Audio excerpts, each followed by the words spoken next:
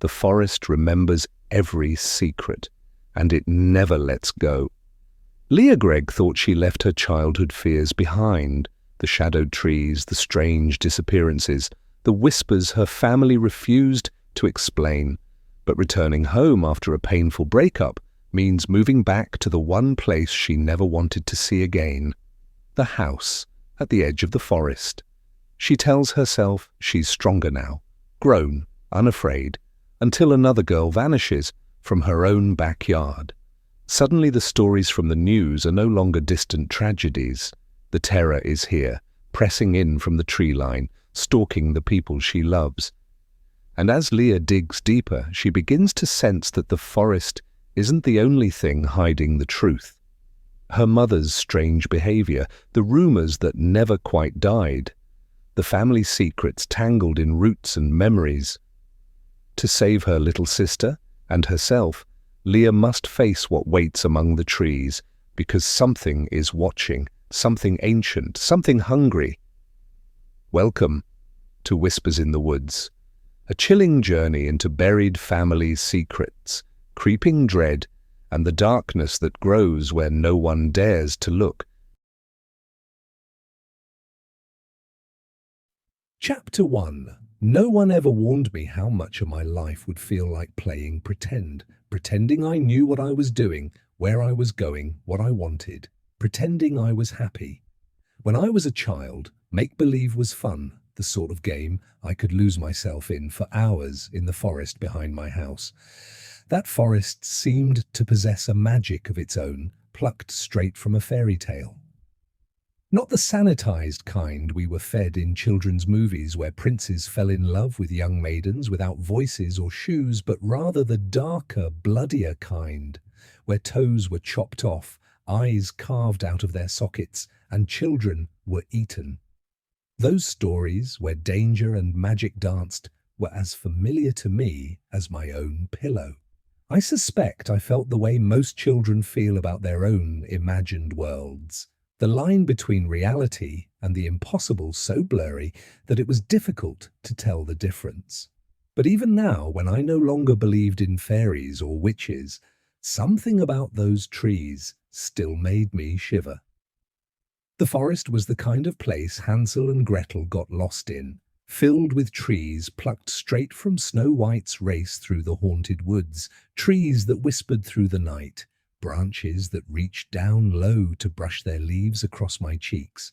The trees that surrounded my childhood home for miles on each side felt alive. It was a place that I played in during the day and refused to turn my back on once it got dark.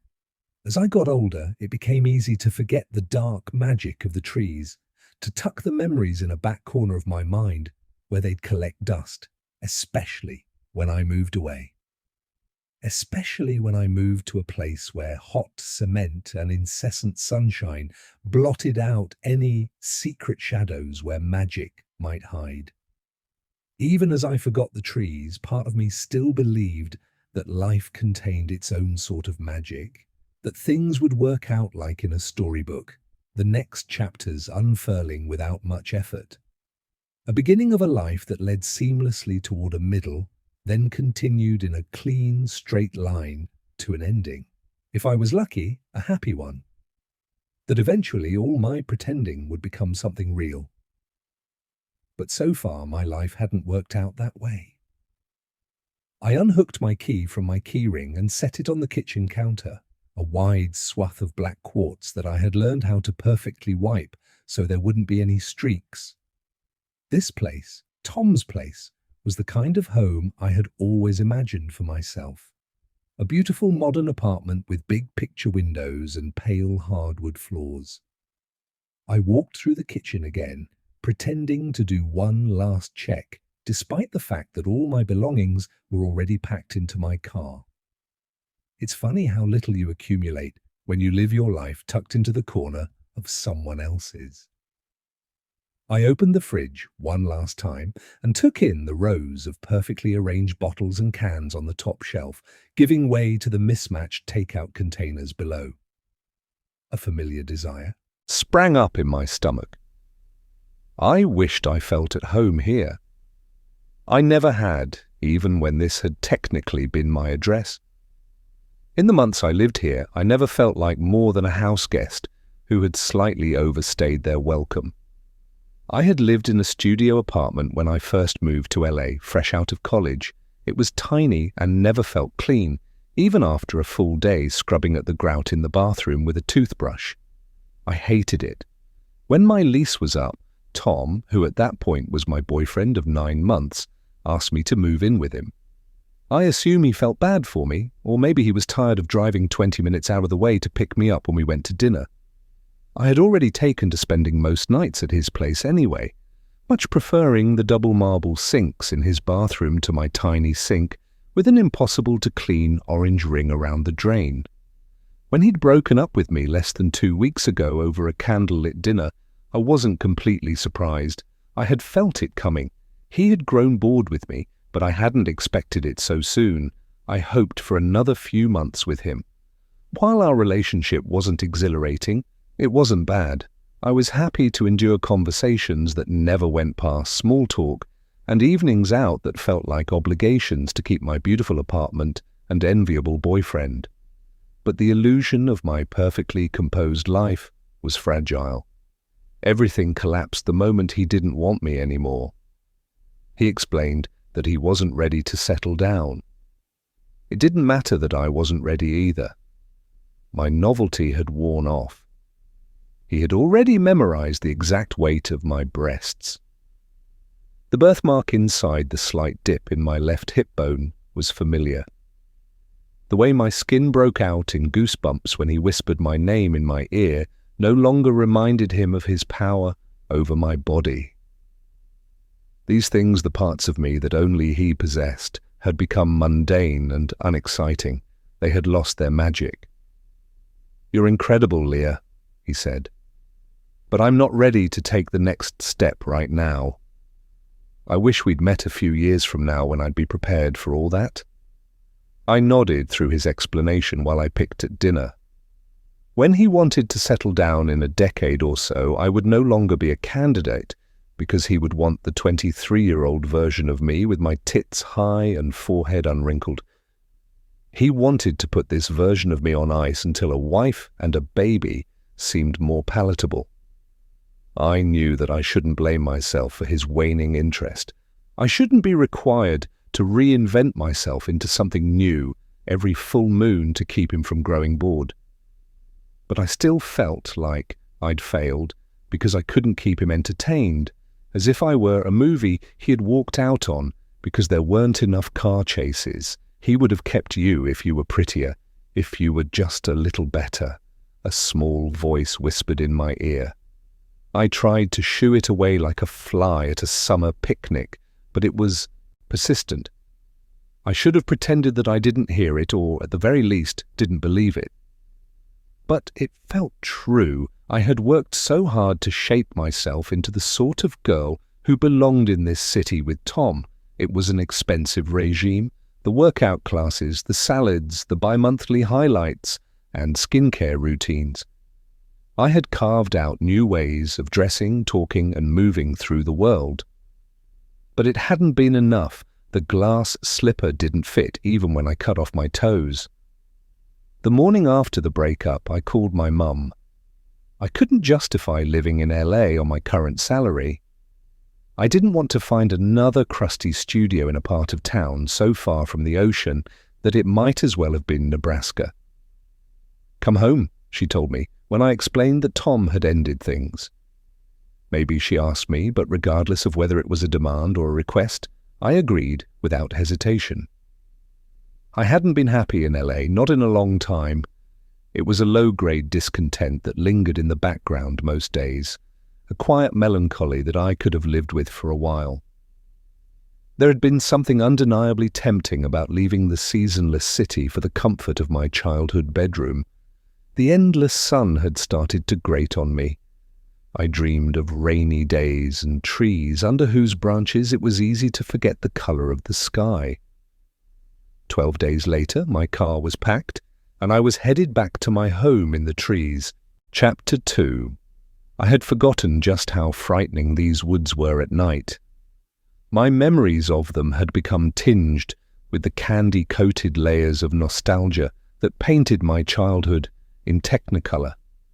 Even during the day, the forest was dangerous. It was deep, stretching for miles and miles on all sides. Trees clustered so tightly together, the house disappeared after just a few steps past the first branches. It was the kind of place it was too easy to get lost in, but at night it was worse. The tree trunks looked white in the glare of car headlights, cutting through the darkness like sharp teeth. The forest, an endless mouth. As I made the familiar turn into the winding driveway, I felt like 1,000 eyes were watching me from the darkness, their stares raising the hair on the back of my neck. The forest felt alive, like a wild animal, unpredictable, uncontrollable, something that could kill me without a second thought, but for the moment was curled up at my feet. Yet even given all that, it still was the place that I felt most at home. We had moved into this house just before my 3rd birthday, a few years before my sister was born. Most of my childhood memories had taken place under these branches. Perhaps it was just the familiarity that felt comforting, even when it was tinged with fear. But there was something more, something that kept pulling me back. This place felt written into my bones. Every time the driveway turned, my headlights illuminated a new section of trees, the bright light making the deep shadows more pronounced. It was only a 2-minute drive. Less than a half-mile separated the house from the main road, but it felt like it took longer, the minutes stretching lifetimes as I recalled every time I had driven down the winding path between tree trunks. My tires crunched against the gravel road, a siren song beckoning me home. The noise always brought me back to my childhood, to the moments during long car rides when I knew that the trip was almost over. I would slow my breath and relax all the muscles in my body so my father would carry me to bed. My mum would carry my sister, who never failed to wake up when the car stopped, her tiny whines and babbles filling the space that the sound of the gravel had left behind. The house wasn't visible until you rounded that last bend in the road. There was nothing but trees and darkness until you made the final turn, and then it appeared all at once. Golden light poured out from the windows, a lighthouse on a stormy night. I pulled my car up against the house, the silence thick, as I turned the key. My car was stuffed with everything I had acquired over the past year: white dresses and cut-off shorts, bikinis and oversized hats, blazers and barely scuffed heels, unlit candles, and books I'd never read. I had gone to college a few states away on a campus with brick buildings and grassy quads, but I still spent my holiday breaks and summers here, each semester just a long trip away from home. The move to LA was different, though. It was supposed to be a clean break, the first chapter in a new part of my life. I hadn't planned on ever coming back. But here I was again, staring at my childhood home and wondering if I'd made a mistake. I told myself I wouldn't stay forever, just a few months, until I figured out what came next. Yet, as I sat with the warm light from the front porch pushing back the darkness of the surrounding forest, I wasn't sure leaving would be so easy. I could see the front room from my car, the lamp on the side table still on, a wedge of light cutting across the floor from the kitchen. At night, the house became a stage, every corner visible from one window or another.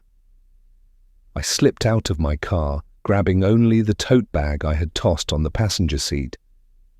The rest of my belongings could wait until the morning. The air outside was cold. Winter was already here. Its icy breath cut right through my sweatshirt. I ran up the porch steps, eager to be locked inside, safe from the cavernous dark. I kept my eyes fixed on that front window, waiting for someone to appear and notice me. It wasn't very late, but maybe everyone had already gone to bed, forgetting that I was arriving tonight. Perhaps I could slip inside without waking anyone, although that seemed unlikely.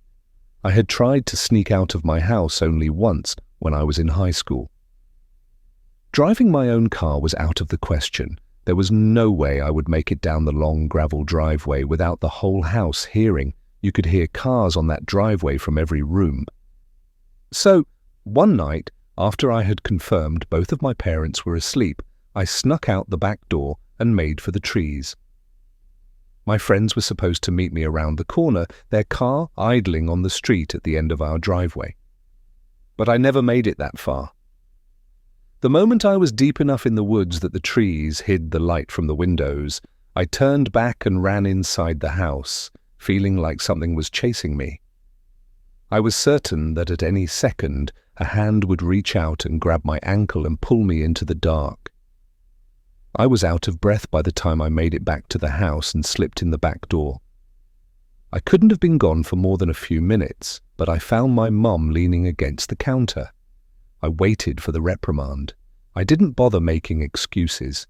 Even in the dim light of the kitchen, she couldn't have missed my outfit: ripped jeans, a too small tank top, and grey eyeshadow smudged halfway to my temples. Even then, I was practiced at pretending, trying on different versions of myself to find which girl would be the most appealing to the people around me. My mother's eyes traced over me while I stood frozen, my hand still on the knob. She barely seemed to register that I was there, and then the slightest smile had lifted the corners of her mouth. "You shouldn't use that shade on your lips. It really washes you out." To this day, I would think about that comment every time I tried on a new lipstick colour. My mother's voice was never far away when I looked in a mirror to assess if my cheeks looked too pink or my skin too pale, always seeking her approval, even when she was hundreds of miles away. The comment had been routine, just one of thousands of unspoken expectations. My mother had rules about everything from skincare to hair colour. There were rules about what I needed to look like. Rules about what were acceptable methods to achieve that. Rules about what I wore. Rules about what I ate. Rules about how loud I laughed or talked. Rules about what I was allowed to talk about. Rules about what I should enjoy. The rules, her rules, were carved into the insides of my eyelids, little reminders every time I blinked. It wasn't like there was a handbook somewhere. Most of the time, the rules went unspoken, governed by disapproving glances and sighs, but still they were always present, like walls moving in closer and closer until it was impossible to breathe, narrowing the acceptable circumstances I needed to exist within. She pushed away from the counter, sparing me one more glance. "Lock the door," she said over her shoulder, then floated up the stairs. I had braced for my punishment to be doled out the following day at the breakfast table, but she'd never mentioned it again. She was waiting for me in the kitchen tonight too. Her long blonde hair was swept back in a twist, her posture perfect as she sat at the table. My mother, Elizabeth, was the kind of woman who would draw attention the moment she walked into a room. It wasn't just that she was beautiful, although that was certainly true, with her perfect blonde waves, pearly white smile, and bright blue eyes. It was something more than that. You didn't want to merely admire her, you wanted to be her. To peel off her skin and slip into it for a while. She exuded an effortlessness that felt possible only on the glossy pages of a magazine. If I had to choose a single word to describe my mom, it would be that one: effortless. I looked nothing like her. At a glance, you might not notice the differences between us. Two women of roughly the same height, both with long blonde hair. We looked the same in the way that a pet might begin to resemble its owner, not a matter of genetics, but of habit and preference. My eyes were smaller than hers, my nose wider, my chin softer, my dark roots clearly peeking out from my scalp, my face greasy after a few too many days spent in the car. It wasn't that I looked ugly like some strange alien creature, but no one would ever call me effortless. Her glasses were low on her nose, An empty wine glass sat to her left, and an artfully disordered stack of paper was on her right. The glasses were a new addition from a few years back, a little reminder that she was getting older too. Her face had softened some over the years, a few new faint lines appearing each time she added a candle to her birthday cake. But she had never so much as considered plastic surgery or any sort of injection. She said there was something unnatural about those sorts of procedures, and she wanted to age gracefully. It was easy to say that when you looked the way she did. She was already an after picture. She looked up at the sound of my footsteps, the light from the laptop screen reflected in her lenses. "How was the drive?" she asked. "Not too bad, but I'm grateful to be home," I said, as if the last 2 years in LA had been nothing but a bad vacation where my luggage had been lost and they had double-booked my hotel room. The dogs heard my voice and their claws clicked against the hardwood as they headed toward us. Poppy and Daisy, a pair of golden doodles my parents had gotten while I was away at college, as soon as they spotted me, they pressed their noses into my palms. I scratched their heads, and their collars jingled in the quiet house. "Are you hungry? I can heat something up for you," my mum offered. The gesture was almost obligatory, but it was comforting all the same. I couldn't remember the last time I'd had a home-cooked meal that I hadn't made myself. The dogs had already grown bored of me, walking away in tandem to their matching beds in the living room. I shook my head. "I'm okay. I think I'll probably just head up to bed. I'm exhausted." It wasn't a lie, but more than that, I was eager to be alone in this space, to recalibrate myself into the version of Leah who would be expected here. "You look tired." The words were innocent enough, but coming from her they felt like judgment. She would have arrived looking perfect, clothes unwrinkled, hair freshly blown out, probably with fresh flowers and a handwritten thank you note. I had been home for 5 minutes and was already falling short of her expectations. Her vague disappointment was familiar as it lingered in the air between us.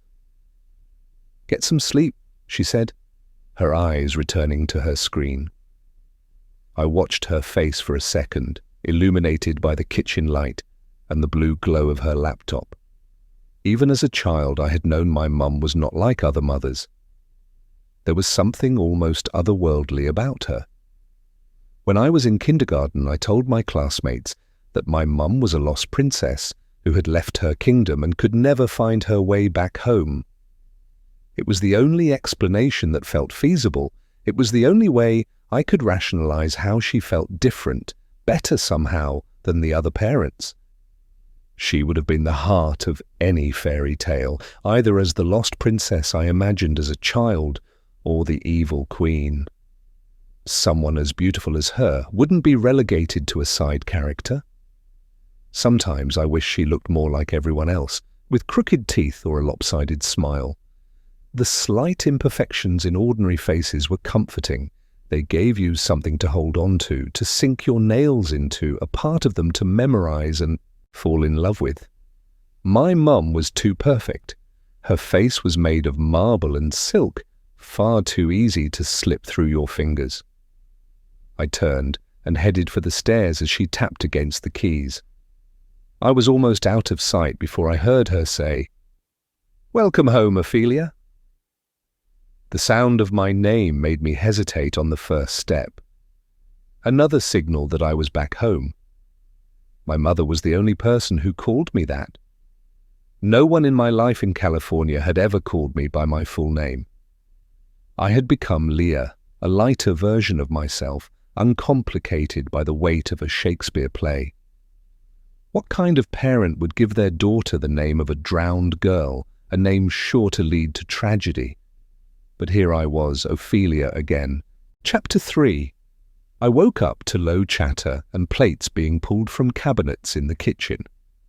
My room was washed in a strange grey as cloudy morning light slipped past my curtains. It had looked practically the same since I went to college.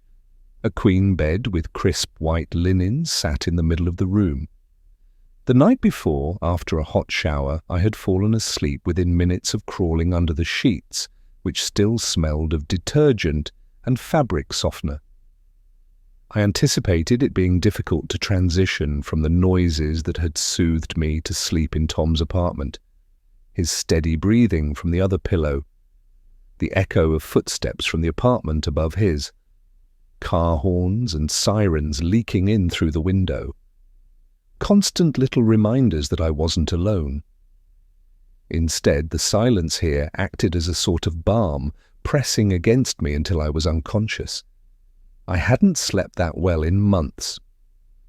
I pulled myself out of bed and headed downstairs where my dad and Evie, my younger sister, were sitting at the kitchen table.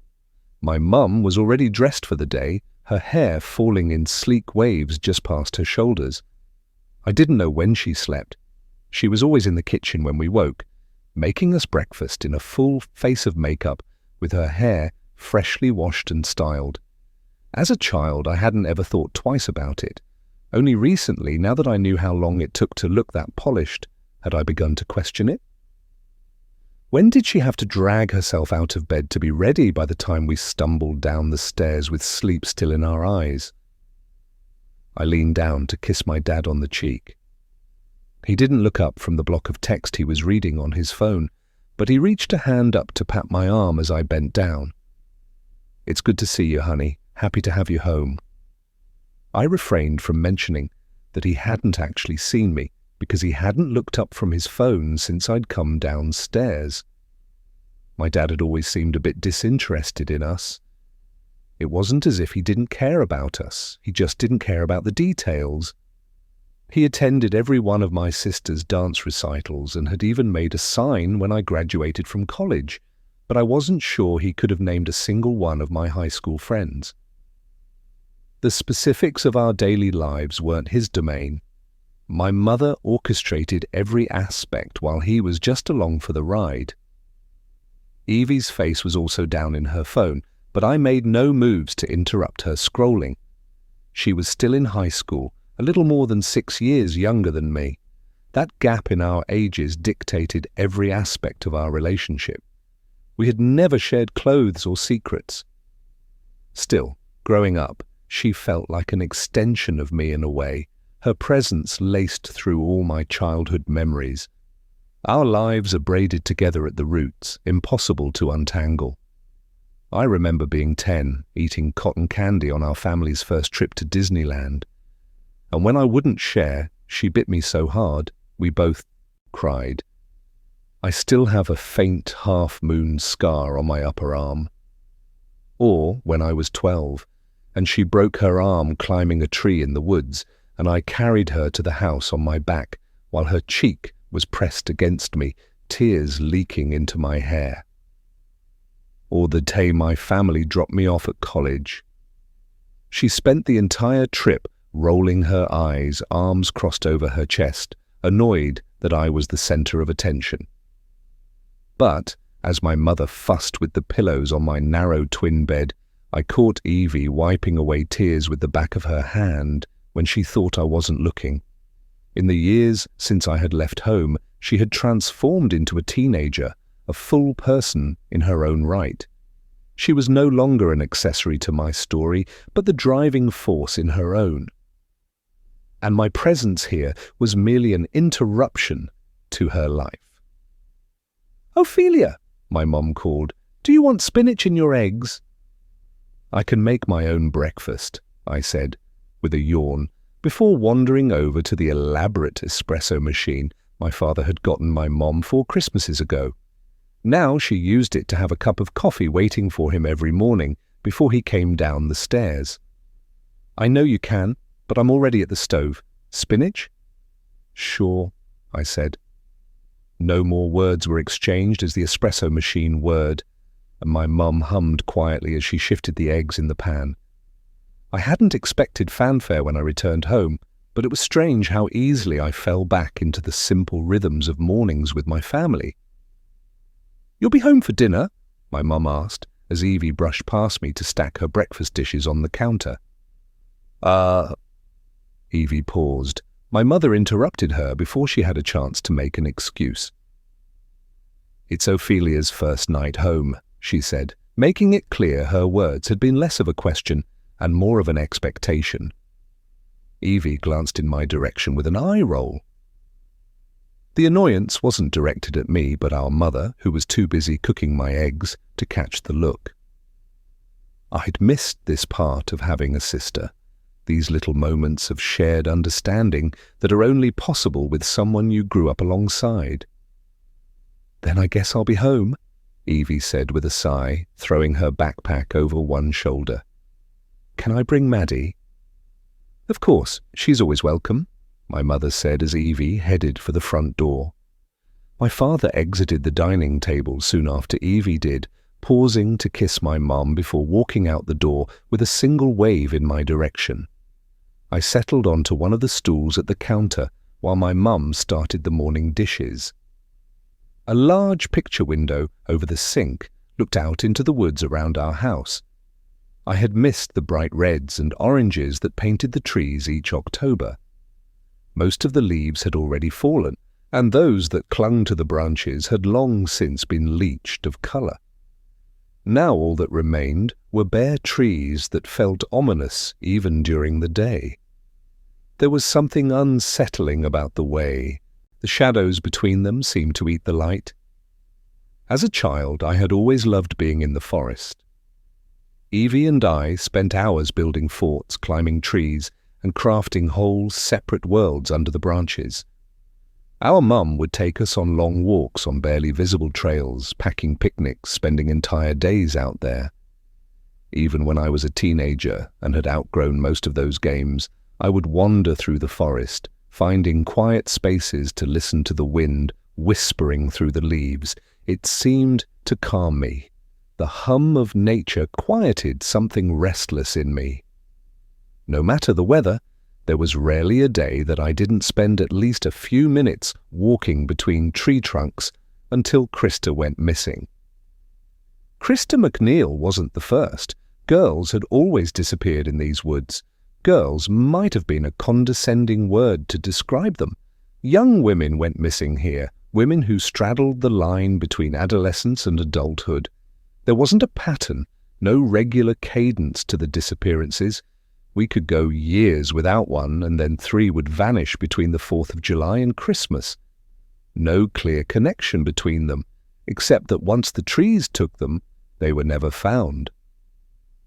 Krista's disappearance hit me harder than the others because she was so young. She was only 15, the same age as me, and a sophomore at St. Catherine's, the Catholic school in the neighbouring town. She vanished while walking home from school, the same short walk she had taken every day for years, usually crowded with other students. I didn't know her. I didn't recognize her in the pictures that populated every corner of our town for weeks with her wide smile and long red hair, but still it felt too close. School buzzed with conversations about what had happened to her. The girls measured which one of them had gotten closest to tragedy and walked away unscathed. I used to go for runs on those trails. I almost went to St. Catherine's. I walked home alone that day too. It could have been me, was an unspoken echo through all their stories. I had stopped spending time in the woods after that. "What are your plans for the day?" My mum had finished the dishes and was drying her hands on a towel. "I've got some writing to do for work, and I've got to catch up on emails." I was currently working as an assistant for a small lifestyle brand. It wasn't exactly what I had dreamed of, but it paid well enough and would be an excellent opportunity to network. Or at least, that was what I told myself as my classmates went off to grad school and started prestigious fellowships while I wrote Instagram captions and blog posts about the next life-changing white t-shirt. When I'd started, the team was still working remotely, a holdover from the pandemic, but as months turned into years and Cerise finally let go of the lease on the office, it became clear that we were never going back to working in person. My inbox was filled with an obscenely high number of unread emails, since I had ignored all but the most urgent over the last few days during my drive out here. What about you? My mum had been a stay-at-home mum since I was born, and I didn't think she was planning on suddenly entering the workforce when Evie went to college, but she kept busy. Her calendar was likely more crowded with events and meetings than my own. I've got Pilates and then lunch with Grace and Jane, and this afternoon I have a meeting for the Christmas gala. I nodded, taking another sip of my latte. I know it's been busy and you haven't had the time to work out lately, my mum continued after a long pause. From anyone else, I might have accepted it as an off-handed comment about my work schedule picking up over the last several months, but from my mother, it was more than that. But I'd love to have you along for Pilates. Lucy is amazing. I think you'd love her. I didn't miss the way her eyes lingered on my arms, like she could tell I'd been trading my usual morning workouts for an extra hour in bed. They were hidden under my oversized t-shirt, but I knew she'd noticed. She always noticed. That sounds nice, but I don't think I can make it today. If I had my choice, I would avoid the process entirely, but I doubted that would be an option. Later this week then, my mum said, I'll send you her schedule at the studio. I didn't see my mum again for the rest of the day. I spent most of it sitting at the desk in the corner of my room, answering emails and finalizing the next month's editorial calendar.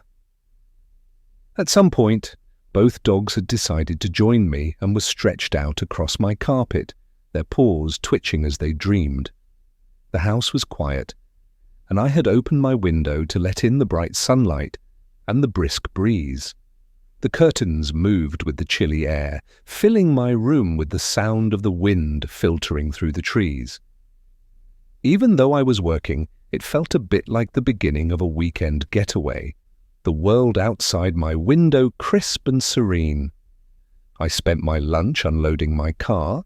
Poppy and Daisy followed me, bounding behind and chasing each other through the short grass between the house and the tree line as I moved boxes into the back corner of the garage. I had several suitcases full of clothes, which I would need to lug up to my bedroom, but the rest of my things could stay tucked in here for a few months.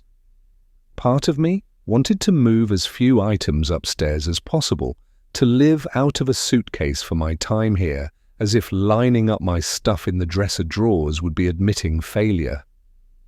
I didn't want to let myself get too comfortable and forget that this was temporary. It would be too easy to settle into the familiar rhythms of this place and forget to leave. When I was here, I was always defined by my relationship to my mother. I was Elizabeth's daughter, Ophelia.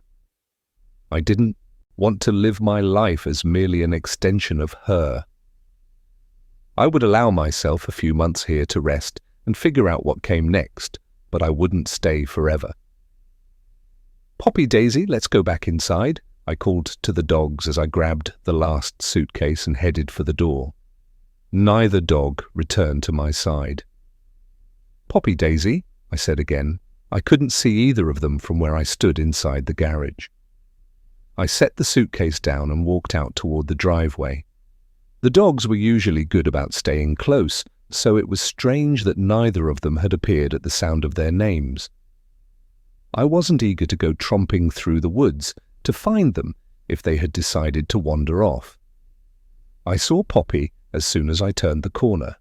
She was standing facing the woods, her ears pinned back against her head, a deep growl rumbling out of her chest. Poppy? I took a couple of steps hesitantly toward her. Where's Daisy? I asked, as if Poppy could have responded to me. Her eyes flicked in my direction before returning to the trees. Daisy, come, I called into the tree line, searching for a glimpse of a blonde tail. Poppy continued to growl, the sound making my arms break out in goosebumps. Daisy! I took another couple of steps forward.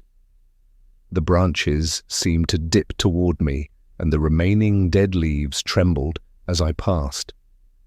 Poppy followed right next to me, still growling. I stood at the edge of the woods and repeated her name. This time, it came out as a whisper instead of a shout. "Daisy!" I said. My voice quivered as I tried to be louder this time. I turned to make sure I could still see the house behind me, even though I'd only taken a few steps into the woods. Poppy and the white pillars of my house were still visible through the branches. Something rustled to my left. I shrieked, then immediately clamped a hand over my mouth, afraid I'd just alerted whatever was in these trees to my presence. "Daisy, come on," I pleaded with the dog I couldn't yet see. "Let's go inside." A glint of something gold shined from a spot near my feet. I reached down toward it, brushing aside a few leaves and dirt that had blown over it. Then I pulled a gold chain from the ground. 4 letters dangled from the bracelet. Jelk. I read them back and forth, trying to make a word, but if they held any sort of meaning, I couldn't decode it. Despite where I'd found it, the metal didn't look tarnished at all. Someone must have lost it recently. I slipped it into my pocket.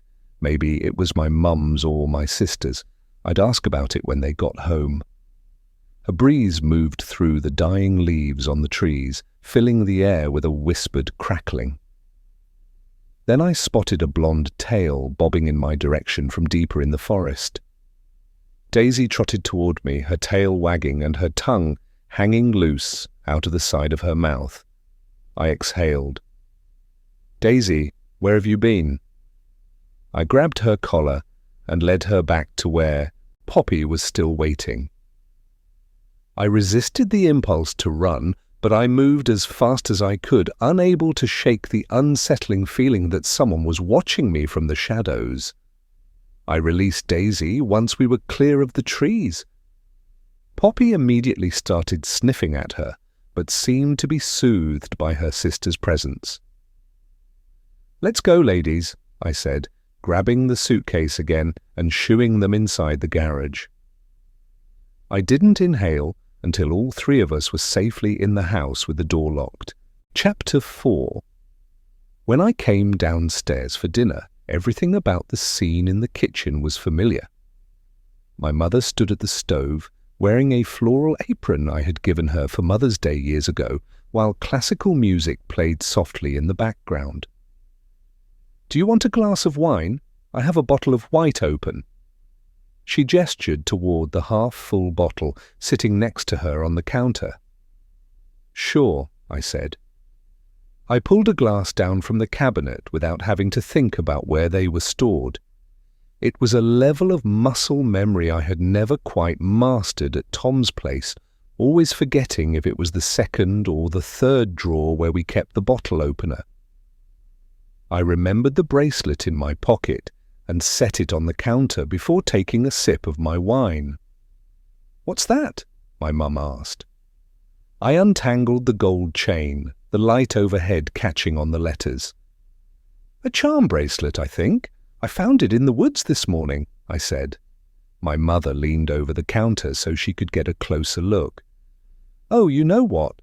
I think that might belong to a friend of mine. We were out on a walk the other day, and it must have fallen off. Thank you. I'm sure she'll be glad you found it." She smiled at me and then returned to her spot at the stove. "Do you need help with anything?" "Thank you, but no, everything's nearly done. Go sit down. Keep your father company." I hadn't even noticed him until my mum pointed him out, but my father was already seated at the head of the table.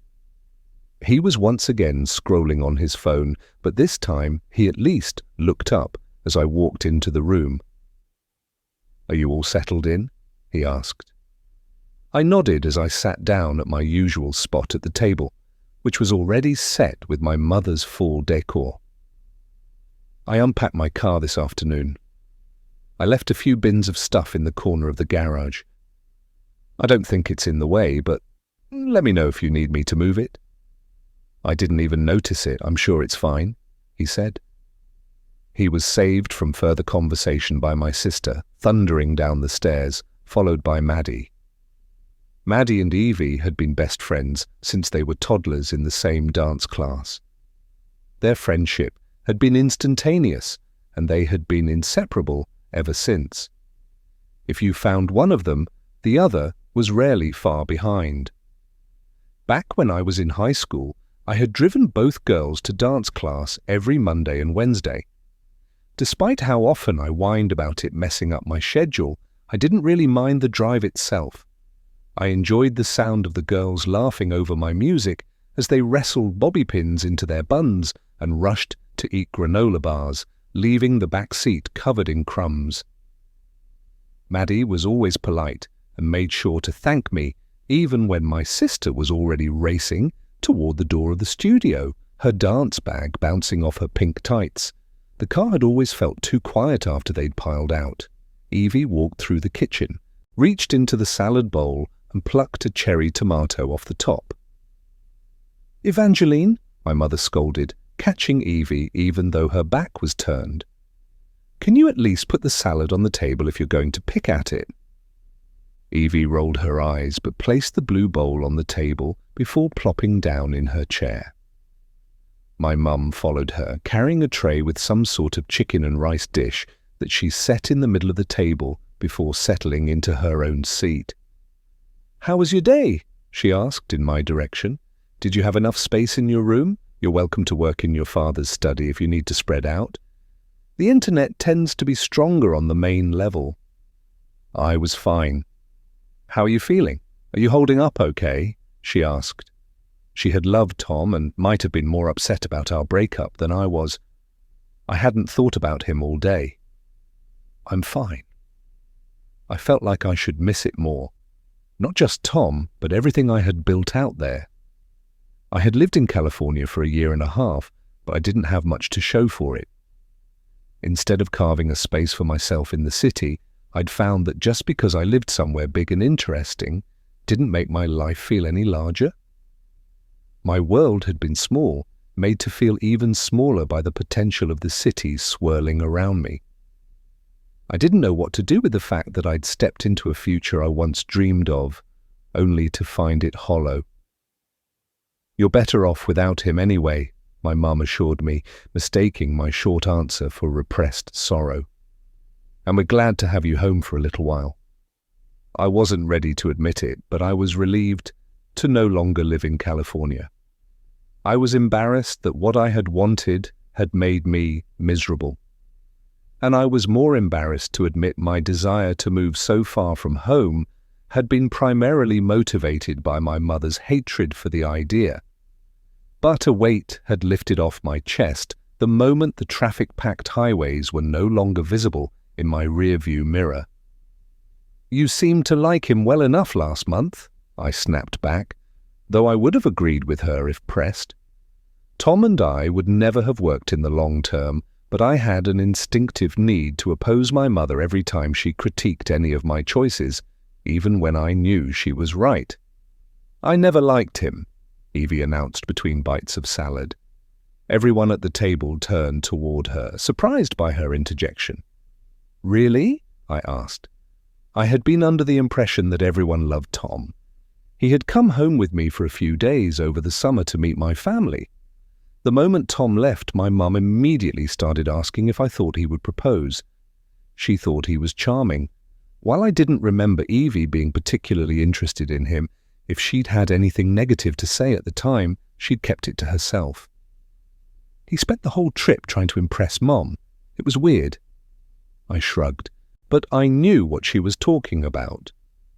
Tom had always been a little more over the top with his compliments and affection when people were around to witness it. But I had found it charming how much he cared about making a good impression. I was a little surprised Evie had picked up on it. "Like I said," my mother added, "for the best." She turned to Evie and Maddie. "How was school today, ladies?" "Fine," Evie said. "Anything exciting happen?" "Nope." My mother let out a sigh and turned to Maddie. "Madison, how is dance team going this semester?" "Pretty good. Things have been stressful with college applications and all the senior year stuff, but it's a good group of girls this year." "Where are you applying?" I asked. Maddie turned toward me. I'd really like to go to Vanderbilt, but my grades aren't quite as good as Evie's, so I'm applying to a couple of other places too. A pink blush stained her cheeks as she smiled nervously. But you have way better extracurriculars than me, Evie cut in.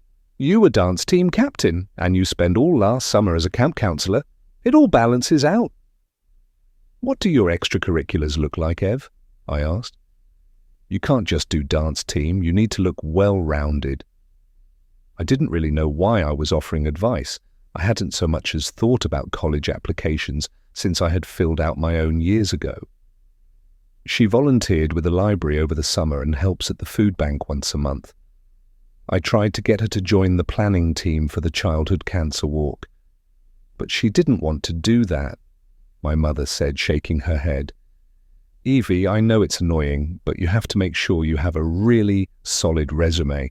Colleges are getting even more competitive these days, I said. Thanks, Mom, Evie said with a pointed glare in my direction, but I think I've got it covered. I didn't respond, instead looking down at a particularly interesting slice of cucumber in my salad. My sister was right. I was overstepping, echoing my mother without even realizing it. I'm sure you'll be fine, Evie, my dad interrupted, in a clear attempt to diffuse the tension between me and my sister. Colleges will be lucky to have you. You too, Maddie. You are both wonderful young women. We let the topic move to something less sensitive. The girls were soon swept up in their conversation, featuring a cast of characters whose names I didn't recognize. It was a whirlwind I couldn't follow, but it was like they were back in my car, laughing before dance class. Are you going to see Kira while you're in town? My mum asked me. She just started teaching at the elementary school. I hadn't heard that name in a while, but Kira Bradford had been one of my friends in high school. We had never been as close as Evie and Maddie, but I had spent many summer weekends hanging out at her pool with the rest of our friend group. Probably not, I haven't talked to her in years. We had made an effort for the first few months of college, texting each other and getting lunch when we were both back in town, but things had quickly fallen off. You should reach out. I'm sure she'd love to catch up and grab a coffee, my mum said, standing and gathering a stack of dishes. I tried to imagine what that might look like, what we would talk about after so long. She was a teacher now. She had wanted to be one for as long as I could remember. She would probably show me pictures of her classroom decorated in some adorable theme. Maybe she'd share a few stories about her students. Then it would be my turn, and what would I tell her? That I'd moved to LA and hated it? That I had a job I liked well enough but wouldn't be anyone's dream job? That I had fallen headfirst into a mediocre relationship and neglected all my friendships along the way? No, thank you. I'd rather skip that conversation if I could help it. As soon as my mum cleared the table, the family dispersed. My father retreated upstairs. Evie and Maddie headed to a friend's house with a reminder from Mum about Evie's curfew. I lingered in the kitchen, helping with dishes as my mum told me about her day and asked me a few more questions about work. I was grateful she didn't bring up Tom again. I was drying the last dish when I turned to find my mom pulling on a pair of tennis shoes. "Where are you going?" I asked, although I could have predicted the answer by the way the dogs danced around her ankles. "I'm going to take the dogs for a walk." "It's dark," I said, pointing toward the window as if she might not have noticed. This wasn't the same as city dark, where the night was warmed by the glow of streetlights and storefronts. Beyond the reach of our porch lights, it was pure black. My mum laughed. "You've been away for too long. I do this all the time. You used to love a nighttime walk in the trees." She walked past me toward the back door. "Be careful," I said, anxiety clawing at me at the thought of her alone out there. The door opened and a cool breeze blew into the kitchen. She paused and looked back at me before she followed the dogs over the threshold. "Don't worry, I know these woods like the back of my hand." As soon as the door clicked closed behind her, the house was quiet. The only noise was the low hum of the evening news from my parents' bedroom. I watched her as she walked down the gentle, grassy slope that led from the back door to the trees until she disappeared, the night swallowing her. Chapter 5. Working from home felt lonelier without the constant noise of a city around me. My mother had disappeared again this morning, not long after Evie and my father leaving me alone in the house. Beyond the sound of my keyboard, I could hear only the occasional birdsong drifting in through my window. I had gotten so used to the quiet that I jumped when I heard a car rumble down the gravel driveway in the late afternoon. The dogs jolted to their feet from where they had been stretched out in a patch of sunlight. "Mom!" Evie shouted into the house a few moments later as the front door swung open. I shoved away from my desk and padded to the top of the stairs. Evie had her head stuck in the fridge and Maddie had pulled up a stool at the counter. "Mum's not home," I said. Both girls jumped as their heads swung in my direction, their ponytails swaying behind them. Evie's hair was a bright blonde nearly identical to mine, and Maddie's hung in glossy brown waves. Neither of them had changed out of her spandex shorts and matching t-shirts from dance practice. "When will she be back?" Evie said. "I don't know. She said she had a meeting for some Christmas thing." I shrugged. "Okay." Evie pulled a pair of water bottles from the fridge and tossed one in Maddie's direction. I wasn't sure what my role in this situation should be. The girls hadn't needed a babysitter for years, but I still felt like I was supposed to be in charge.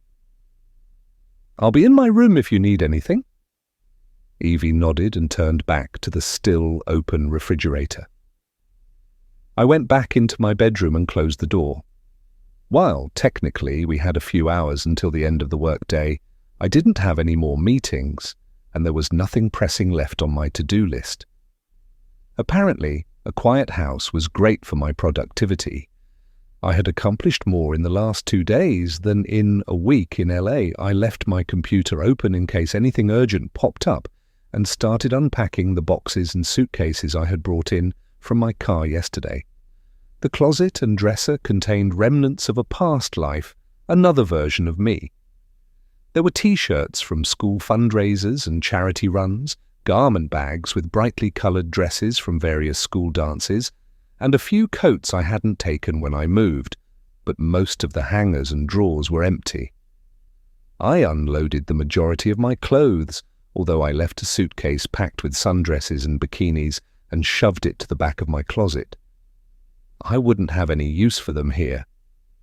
I was going through the handful of books I had brought with me when my phone buzzed from my desk, a text from Mum sent to Evie and me. "I'm meeting up with your dad for dinner in town. Feel free to order in."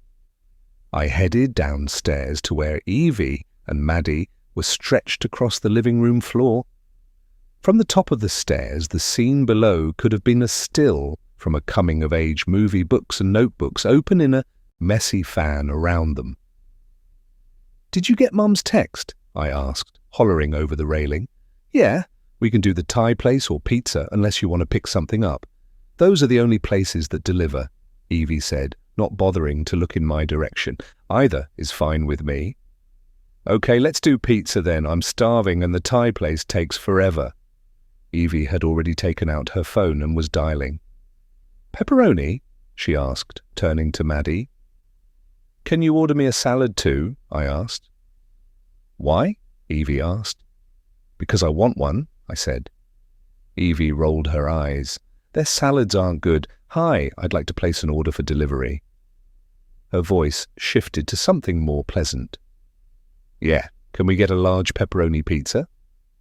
"And a salad?" I whispered at her. I wasn't expecting anything extraordinary. I just wanted something green. "They're gross, Leah," Evie whispered, pulling the phone away from her mouth. I didn't say anything back, just stared at her until she said, "And the house salad," rolling her eyes. "Thank you," I said, after she hung up. She rolled her eyes again, turning back to her homework, without another glance in my direction. I returned to my room, this time leaving my door open.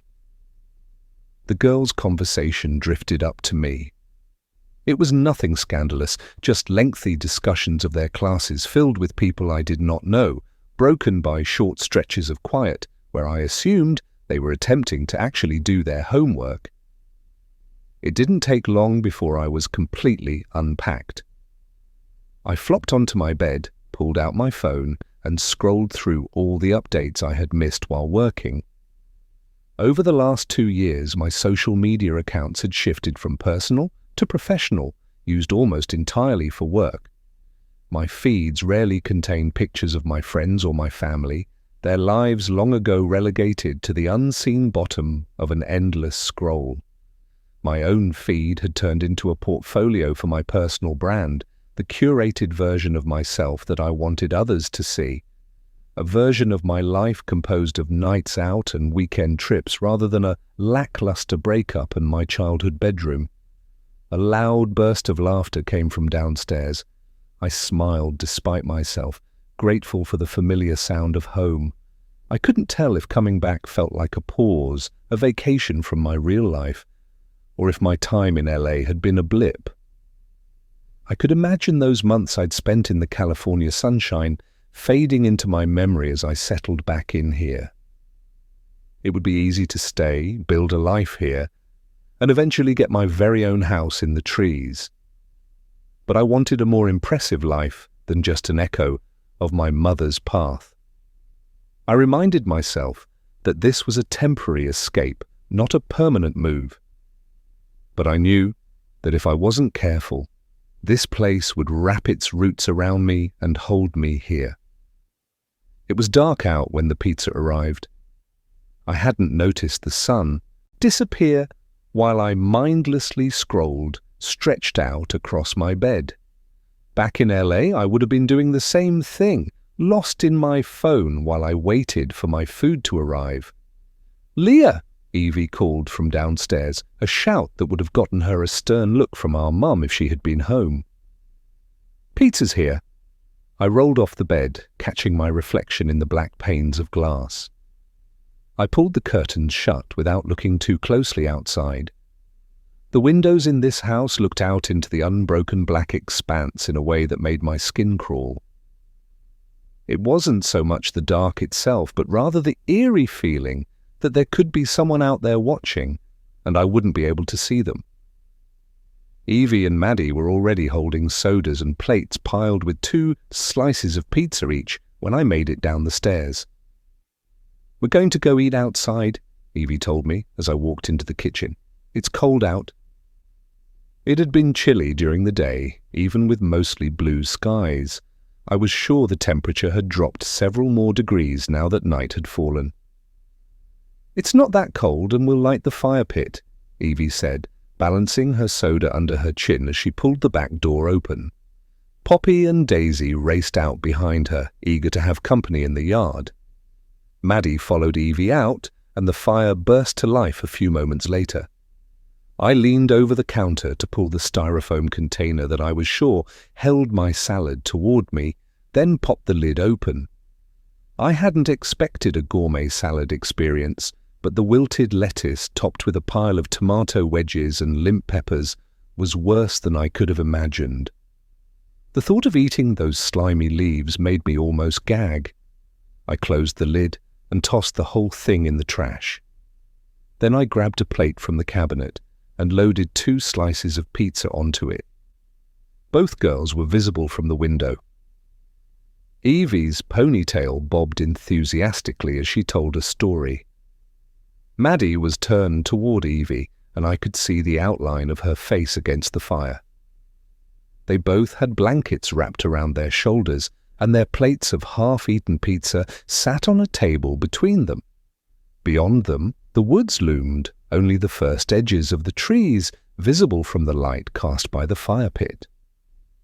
But the dark trees felt less threatening, framed between the girls, as if the forest itself had been made more hospitable by the warm glow of their friendship. A lump formed in my throat. I missed those friendships that could only grow in the pressure tank of high school. I didn't have those sorts of friends anymore. The friendships where we would spend hours talking through every aspect of life had faded slowly in the months after I graduated from college. It was astonishing how the girls I had spent hours with every day were now relegated to a few occasional text messages. They weren't gone entirely. We would grab a coffee if they were in town. Maybe I'd even give them a phone call on their birthday. But I didn't have people who I was living life alongside anymore. I had never really established a new group in Los Angeles either. I started dating Tom within months of moving out there before I had a chance to make any new friends of my own in the city. During our relationship, his friends had, by extension, become mine, but those friendships had been lost in the breakup too. I would have loved to join Maddie and Evie, wrap a blanket around my own shoulders, and tiptoe into their world. I wanted to hear about the people they wanted to go to prom with, the teachers who gave too much homework, and the latest gossip from the dance team. But I knew I wasn't invited, so I took my pizza into the living room and turned on the TV. I finished both slices and was contemplating another one when the door opened and closed behind me. I craned around to see Evie wandering in while carrying empty plates, followed by the dogs. "How was the salad?" Evie called from the kitchen. I was sure she had seen the styrofoam container in the trash. "Disgusting. You were right. I didn't actually eat it," I admitted, scratching Poppy under the chin. Evie walked toward me, glancing up at the TV. "I told you," she said. I rolled my eyes. "What are you watching?" I turned back to the screen where two women in sparkling tops were talking at a rooftop bar. "I'm not totally sure," I said. Based on what I had seen, it mostly involved wealthy women bickering over glasses of wine, although I wasn't sure that description would really help narrow things down. From what I've gathered so far, I think they're all sisters. Or maybe they all married brothers, I don't know. Right now, they're fighting over whether to go to Spain or Greece for vacation. "Sounds enthralling, I'll leave you to it." Evie turned and headed for the back door. The dogs didn't follow her this time, both curling up by my feet. I had barely looked up toward the TV when the door crashed open. I turned around, ready to lecture Evie about slamming doors. The smirk she had been wearing less than a minute ago had vanished. Her face was white and her eyes were wide. She looked a decade younger, the same face I had babysat when I was 13. "Leah, did Maddie come inside?" she asked. Her voice was trembling. I shook my head, even though we both knew there was no way Maddie could have slipped inside without Evie noticing. She had been inside for only a few minutes, and we would have heard the door if Maddie had come in. Evie's arms were crossed over her chest as she stared at me. "She's gone." Chapter 6.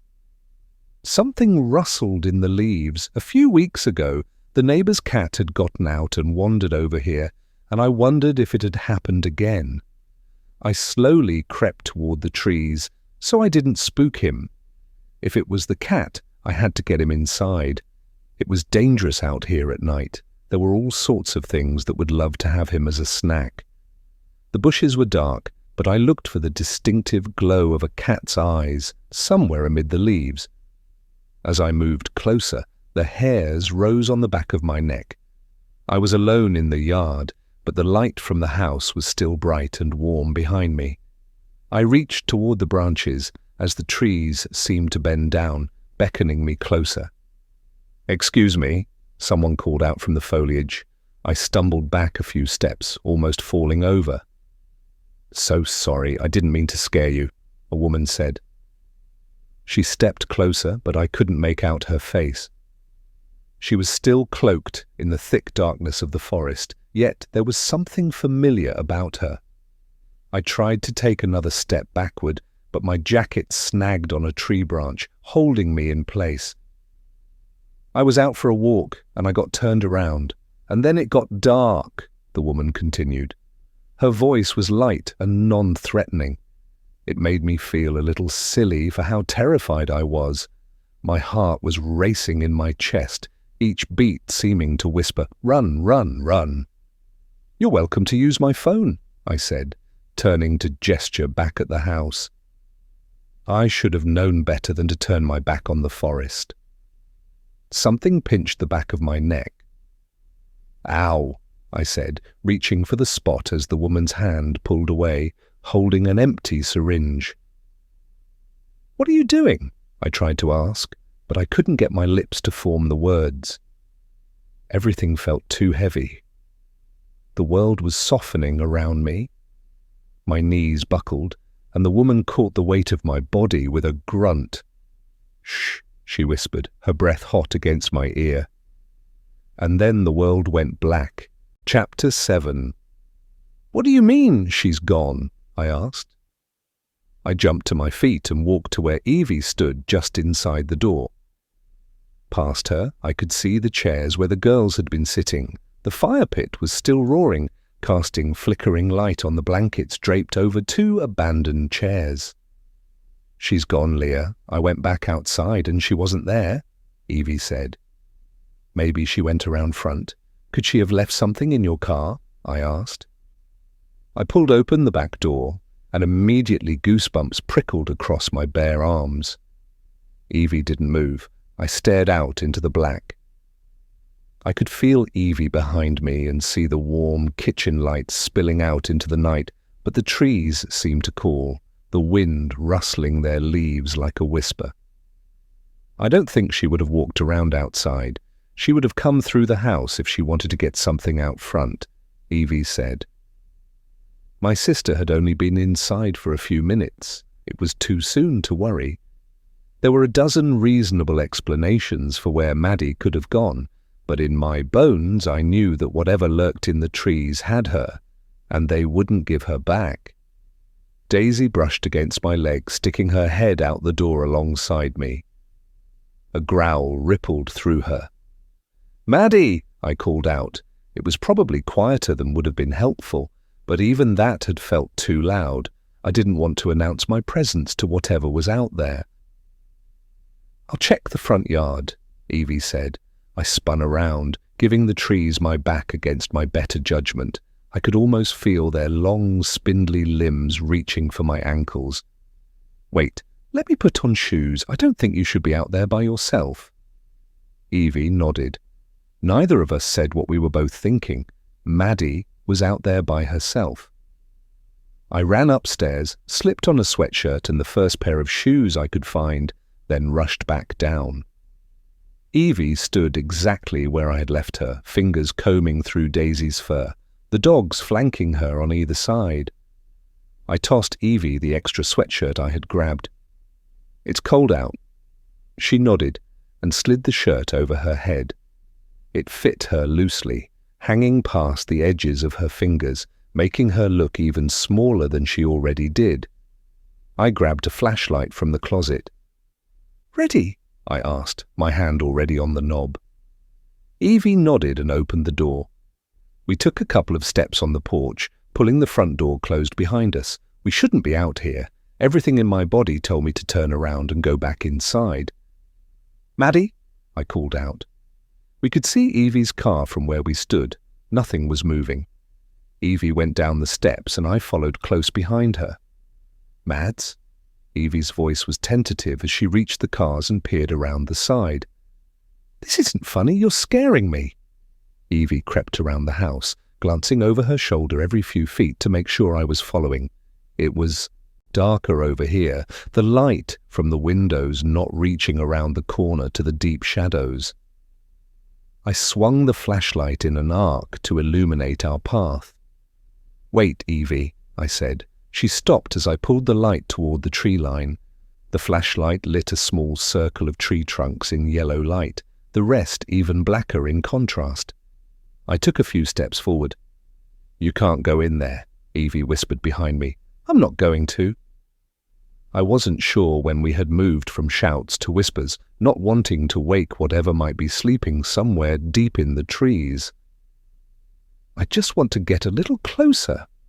Fallen leaves crunched underfoot as I took a few steps toward the trees. Evie followed me, and she curled her fingers into the material of my sweatshirt at my back. I could hear her breathing in short, shallow pants. "Maddie," I called again. The trees seemed to swallow the sound. I swept my flashlight over the branches and low bushes, looking for anything that moved. I took another step along the edge of the forest, Evie's feet shuffling behind me.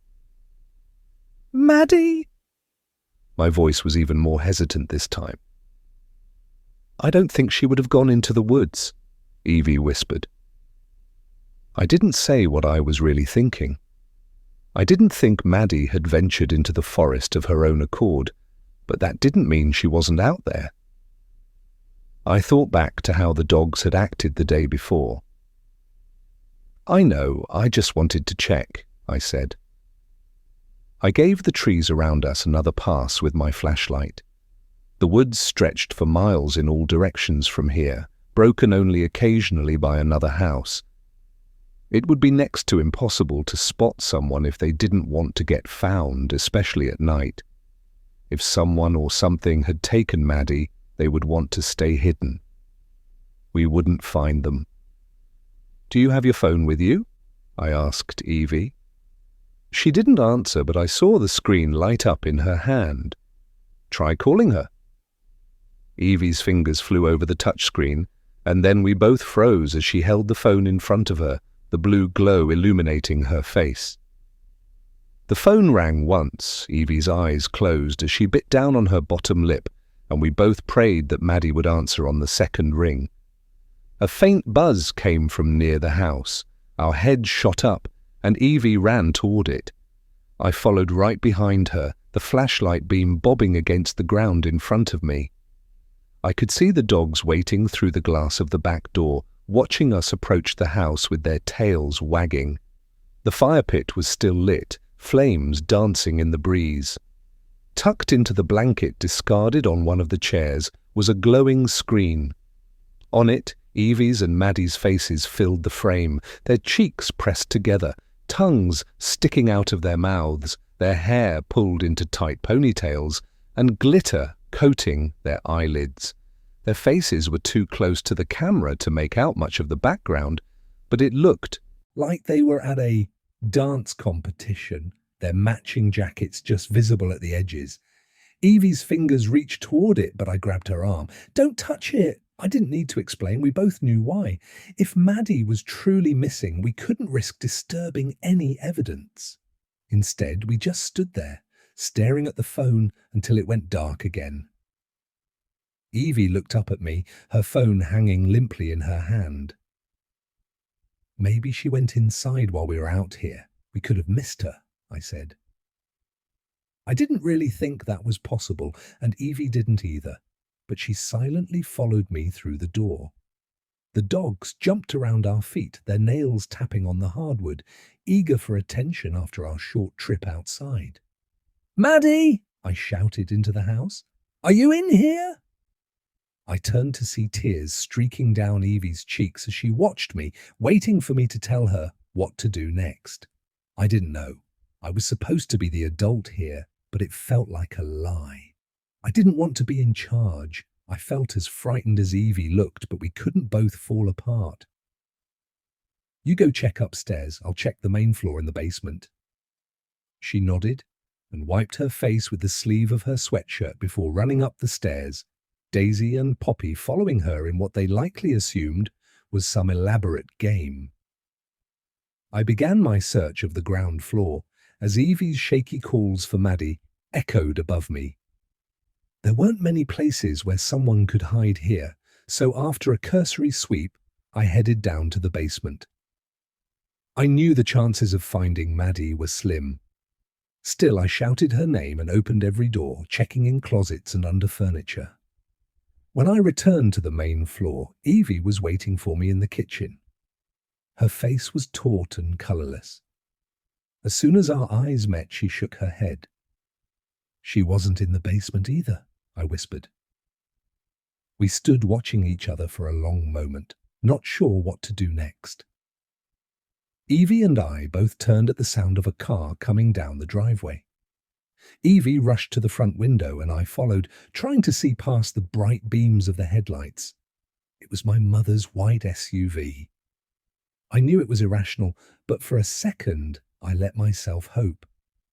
Maybe Maddie would walk through the door with my parents. Maybe she had wandered somewhere down the drive and they'd pulled over to pick her up. The dogs barked and ran to the door. I didn't know what would have possessed Maddie to wander off and not come back as we shouted for her. I had to assume it was some sort of terrible prank.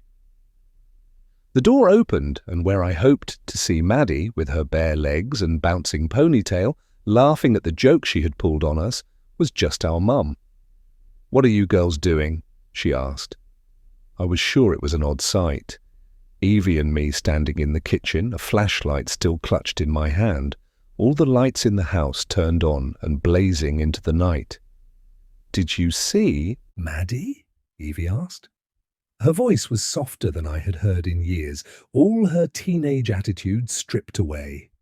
Once again, I felt like I was watching the version of my sister that she had left behind in elementary school. My mother's smile faltered, and she raised her eyebrows, a faint pair of lines appearing between them for a moment. "On the way in?" "No, I thought she was coming with you after practice." "She's missing," I said. The words felt too small for the reality, an annoyance rather than something disastrous. "What do you mean?" "She and Evie were having dinner outside by the fire pit. Evie came in to put their dishes away, and when she went back outside, Maddie was gone. We've looked everywhere," I explained. Evie watched me, her teeth working away at her bottom lip again. "I'm sure she just went home. Maybe she wasn't feeling well," my mom said, offering Evie a little smile. "I drove us both," Evie explained. "Her car's still at school." My mum kept her smile plastered to her face. She had always been able to hide her fear well. "Perhaps her mum," she started with another excuse. Another possible way that this missing girl could be safe out there somewhere. I interrupted. "No, her phone is still sitting outside. Mum, she's gone." We didn't have time to pretend. We should be afraid. The girls who went missing in those woods never made it home again. My mum's teeth closed over her bottom lip in a nervous tick that mirrored Evie's.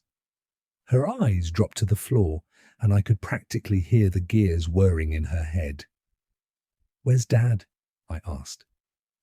She didn't look up when she answered me, her eyes still tracing the swirls of the hardwood.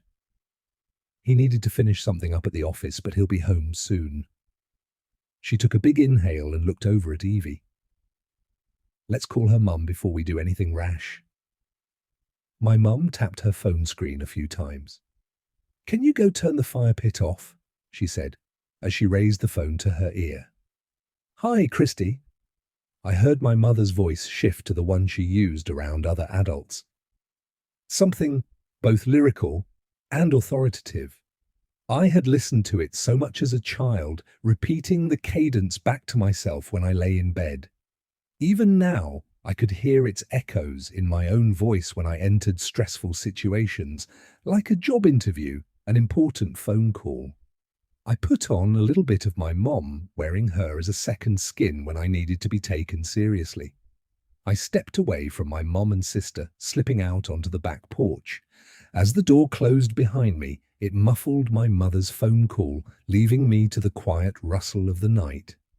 I turned off the fire pit and waited as the flames shrank, then slowly vanished. The back porch light was still on, but it didn't feel like enough to cut through the dark. I stood in the rectangle of light that slipped through the windows, the shadows of Evie and my mum on either side, of me. My earliest memory of my sister was the time when I'd tried to leave her in the woods. Evie couldn't have been more than a few months old at the time. The three of us had just gotten back from a walk.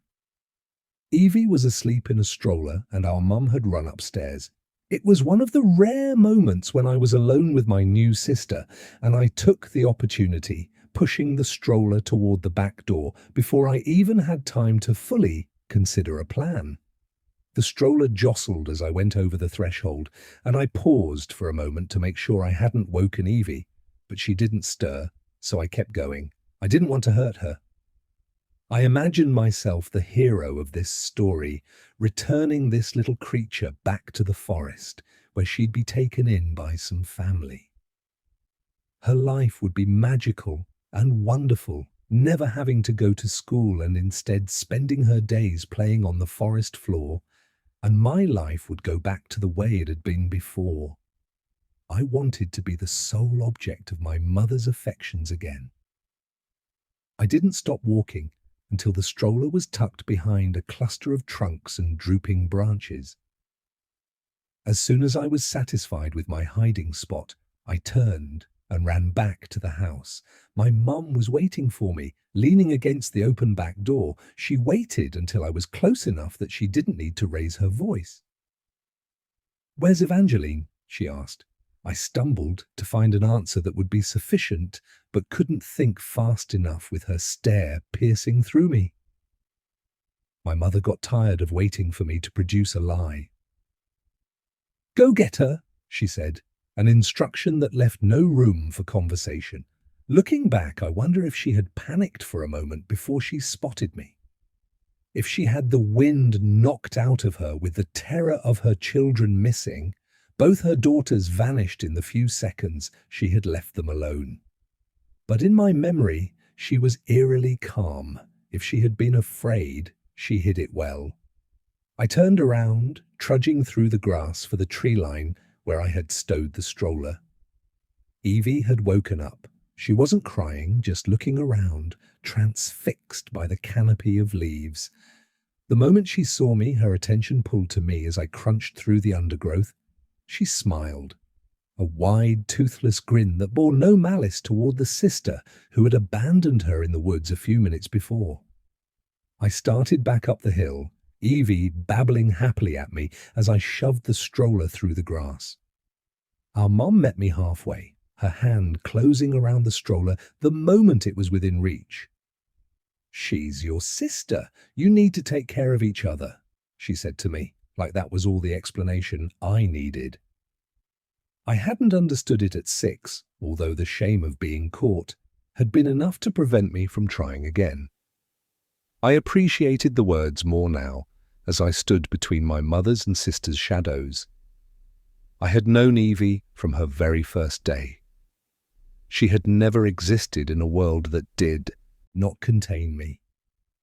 I could barely remember a world that did not contain her, even when our corners of it rarely overlapped. We had been witnesses to each other's lives through every season. We belonged to each other. I wanted to wrap my fingers in the hem of her sweatshirt and hold on to her. She seemed too small, too fragile. It would be too easy for her to vanish into the dark. It could have been her, something inside me whispered as I stared into the trees, my heart clenching. But Evie was safe in the kitchen. That moment of relief was fleeting, replaced almost immediately with guilt, because Maddie was still gone. Chapter 8. The first thing I heard was my heartbeat. The steady pulse echoed in my skull as blood travelled under my skin. My ribcage rose and lowered with every deep inhale and exhale. There was desperation in the way I sucked in each cold, damp breath. The smell of rain lingered in the air. A breeze dusted my cheeks, sharp with cold, and the hair on my arms stood on end as a shiver worked its way up my spine. My palms were pressed flat against the ground.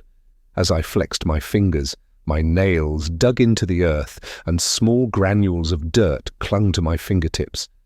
My eyes felt too heavy to open, but I could sense the trees around me. I knew that if I could peel my eyelids open, I'd see their branches blotting out the sky. The hum of the trees moved through me. It was a lullaby in a language I didn't understand but recognized anyway. It was electric and warm in my veins, like sunlight pumping through my body. I heard a distant voice, the words barely distinguishable over my heartbeat. "There she is." I slipped under the surface of sleep. Chapter 9. I don't think anyone slept that night. The rest of the evening had been full of phone calls and conversations with police, where Evie painstakingly combed through every aspect of her day, looking for anything that might have been out of the ordinary. The police officer's resignation grew with every detail that failed to provide any clue about where Maddie could be. Her disappearance followed a pattern they had seen before.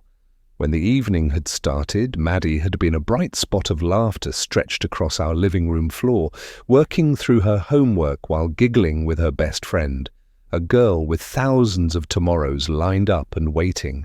But now, only a few hours later, she had become just another name added to the list of missing girls. Our parents sent Evie and me upstairs a few hours after midnight.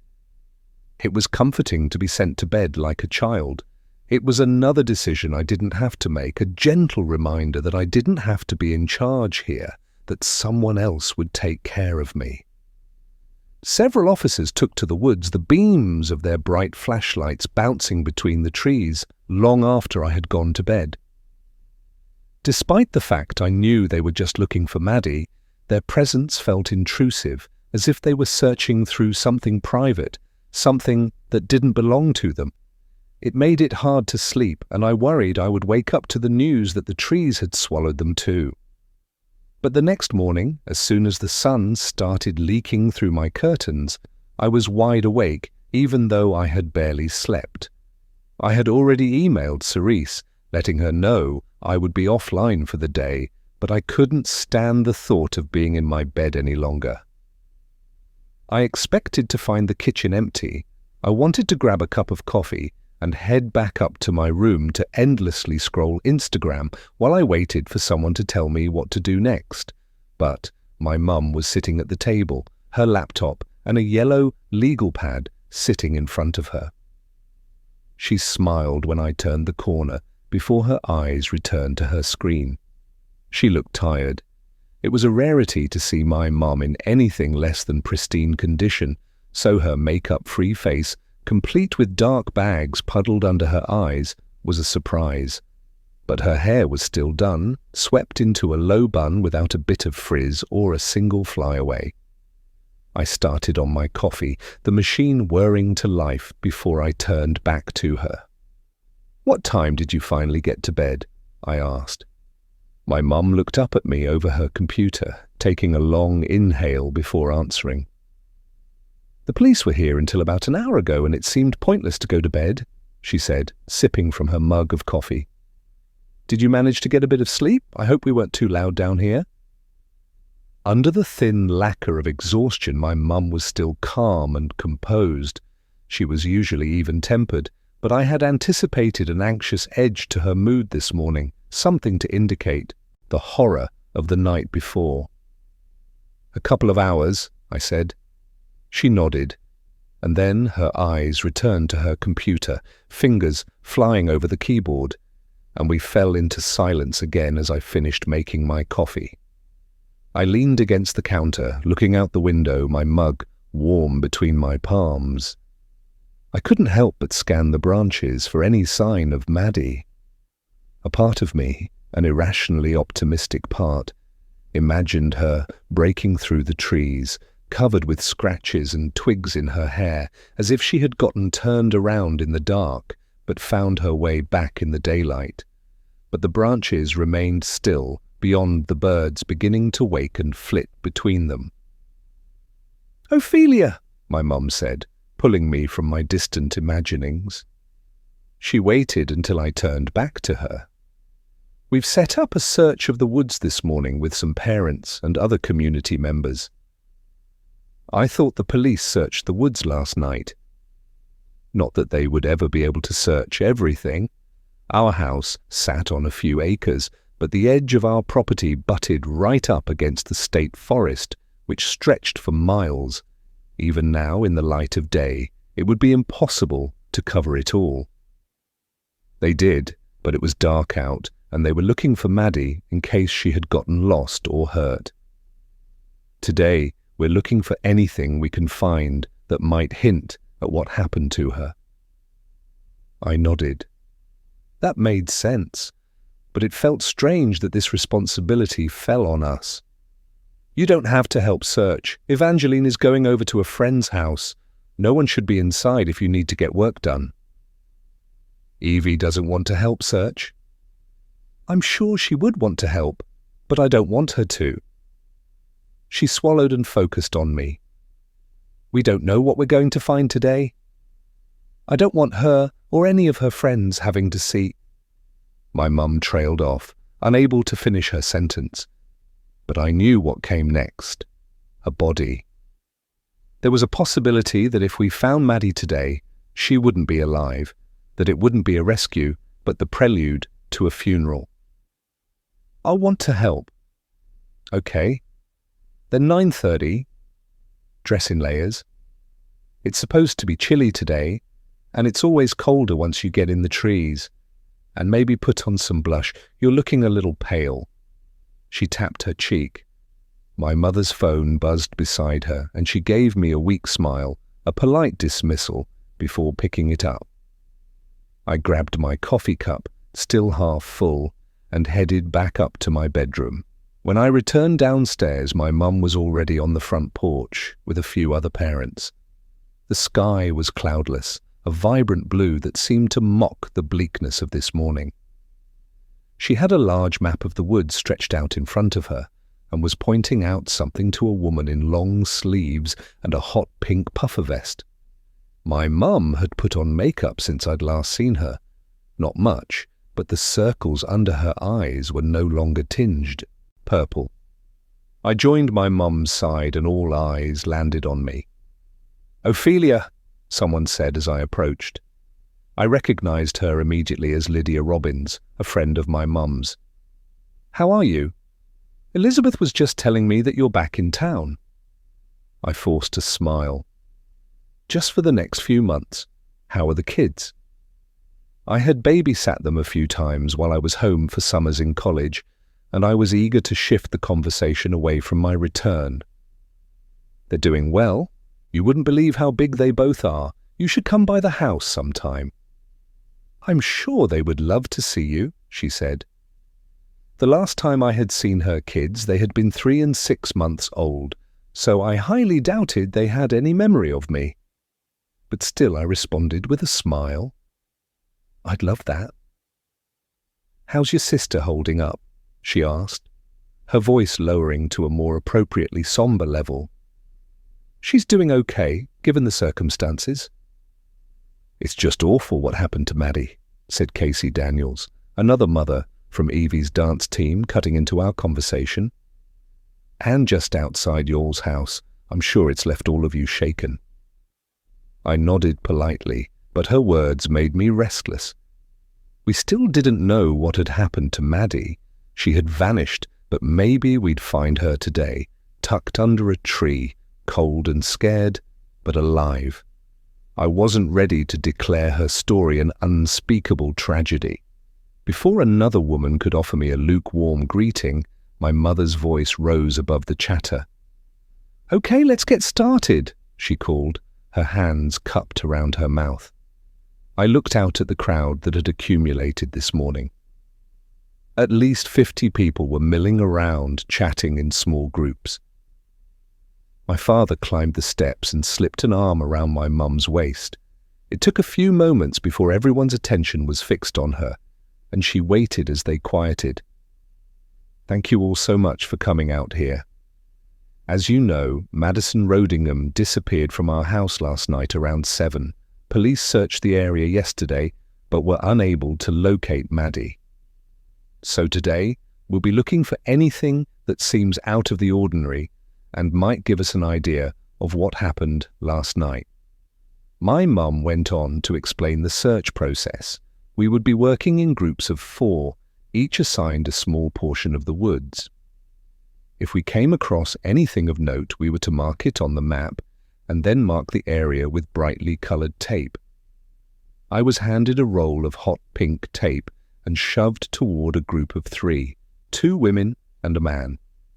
He had an arm draped around the waist of one of the women, clearly his wife, based on their wedding bands.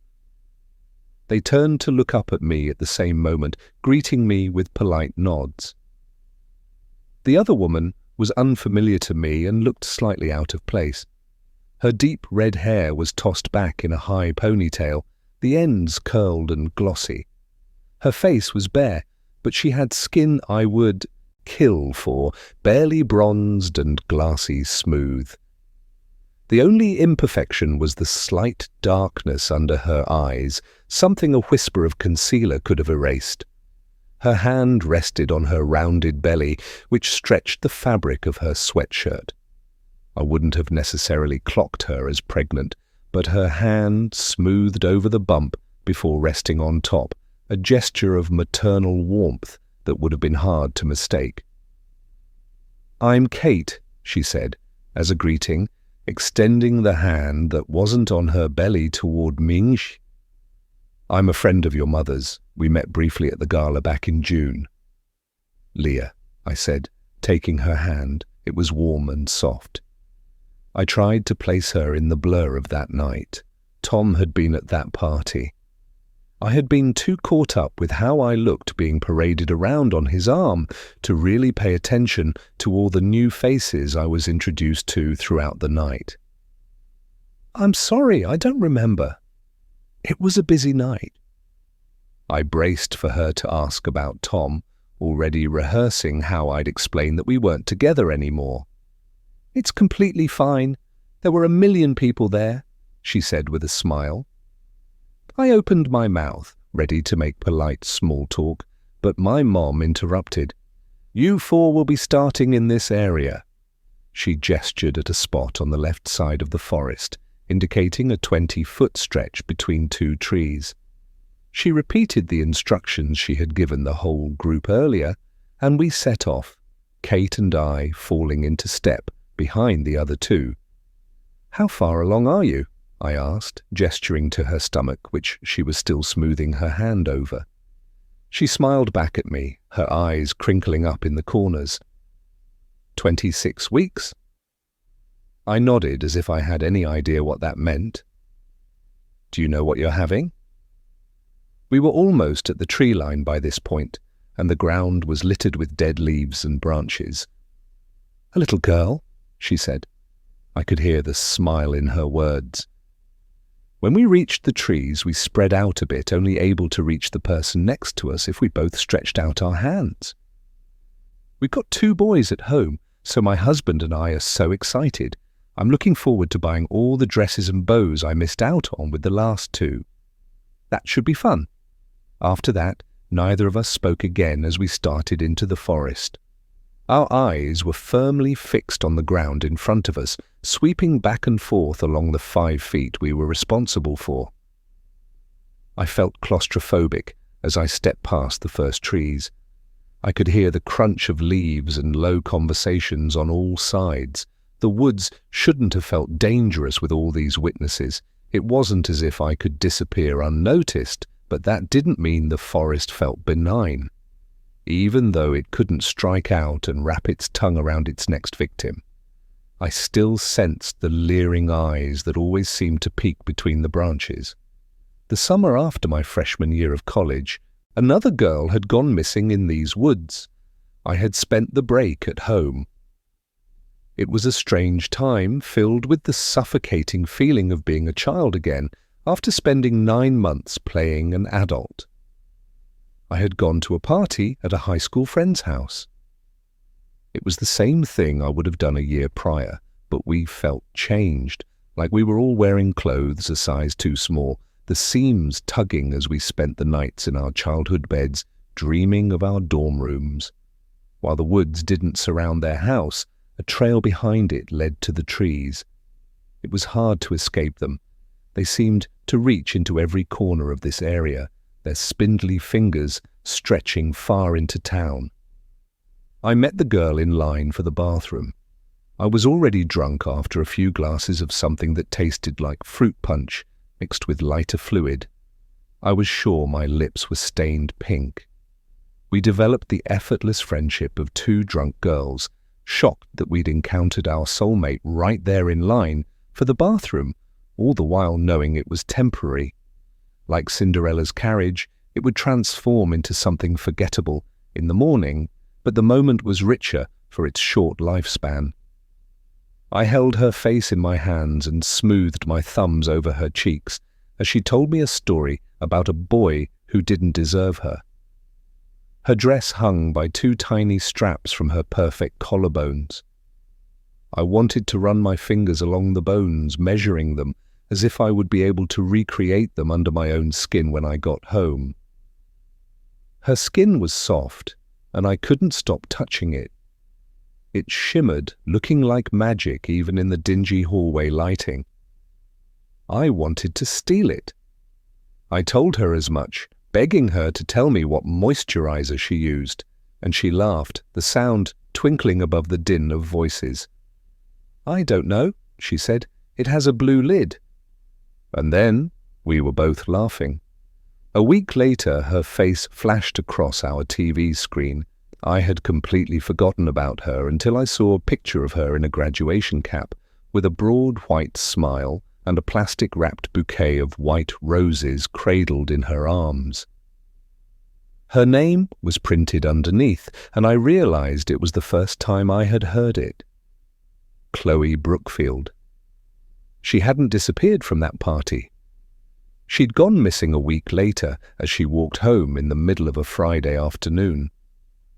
I never told anyone I had met her just a few nights before. What would I tell them? I once saw that girl and held the weight of her skull in my palms. Her skin was soft, and I loved her in the way that is only possible when you're 6 drinks deep. I had shared this sort of experience with dozens of women in dirty bar bathrooms and alleys thick with cigarette smoke. I had forgotten all their faces, even the ones who had confessed their deepest shames while they fixed my smudged lipstick with their thumbs. But I would recall Chloe's face, the shape of her collarbones, and the exact shade of her skin until I died. They never found Chloe.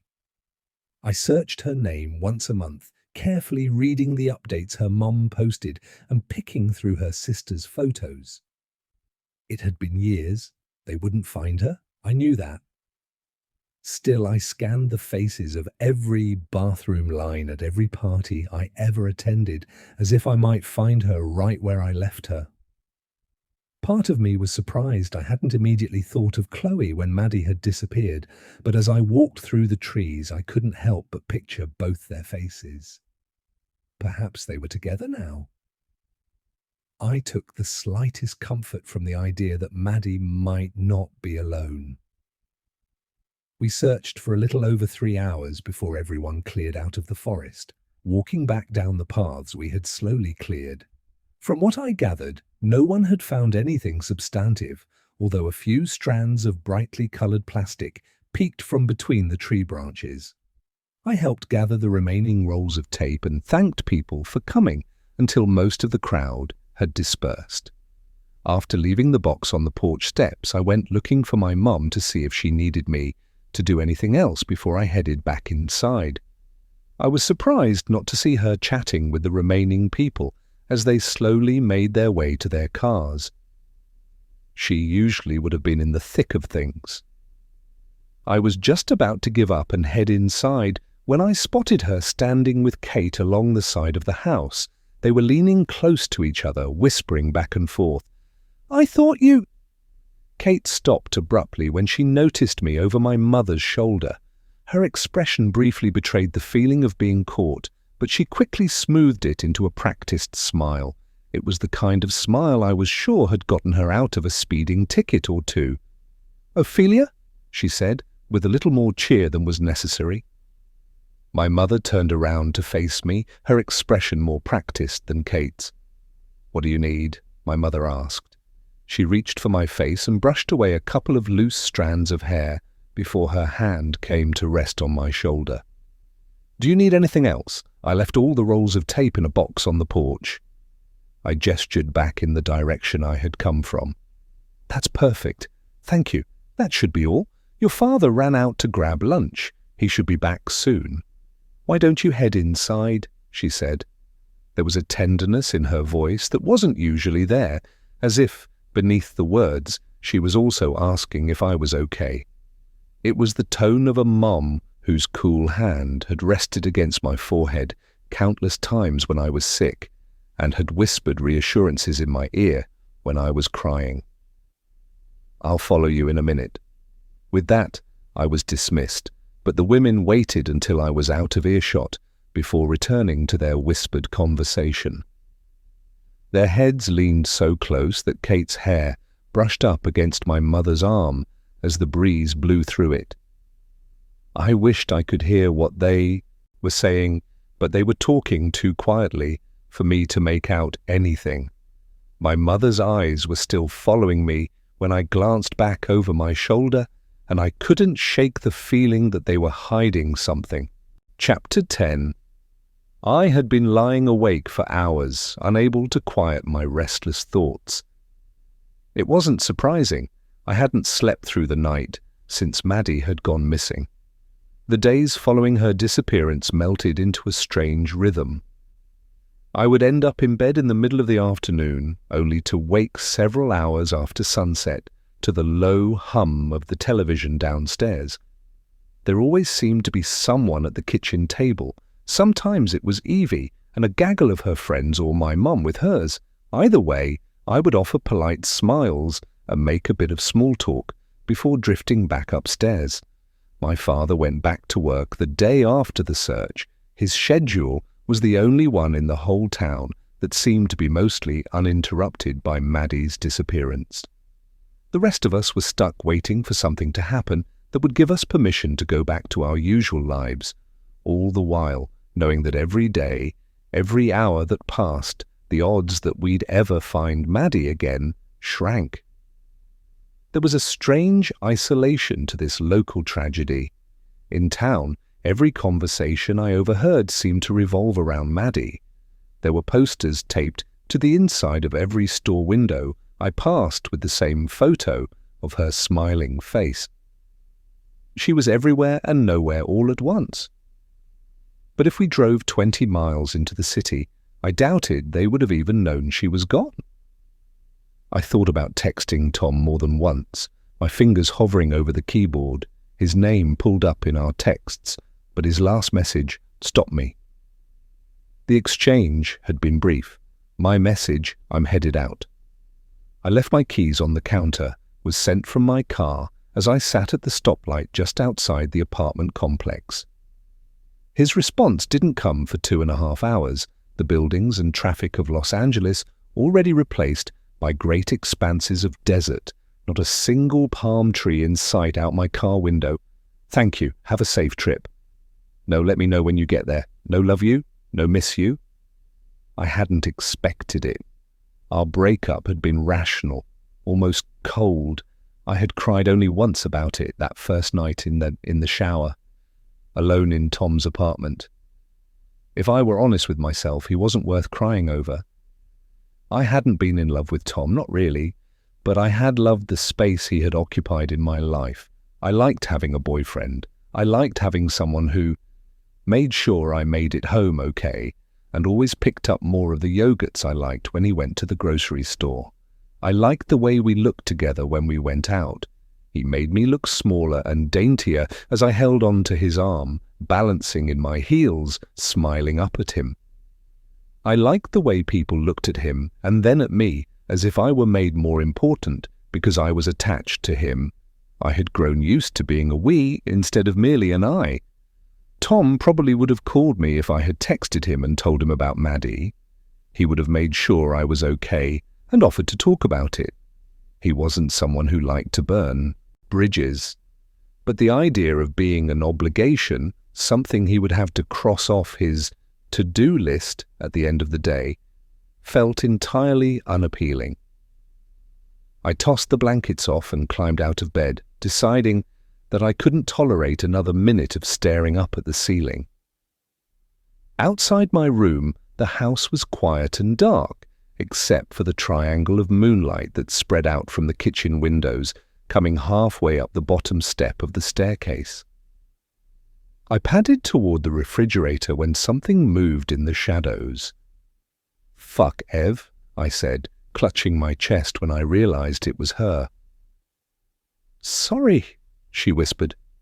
She was standing against the glass doors that led out to the back deck, wearing an oversized Mayfield High School dance team sweatshirt, the sleeves pulled over her hands.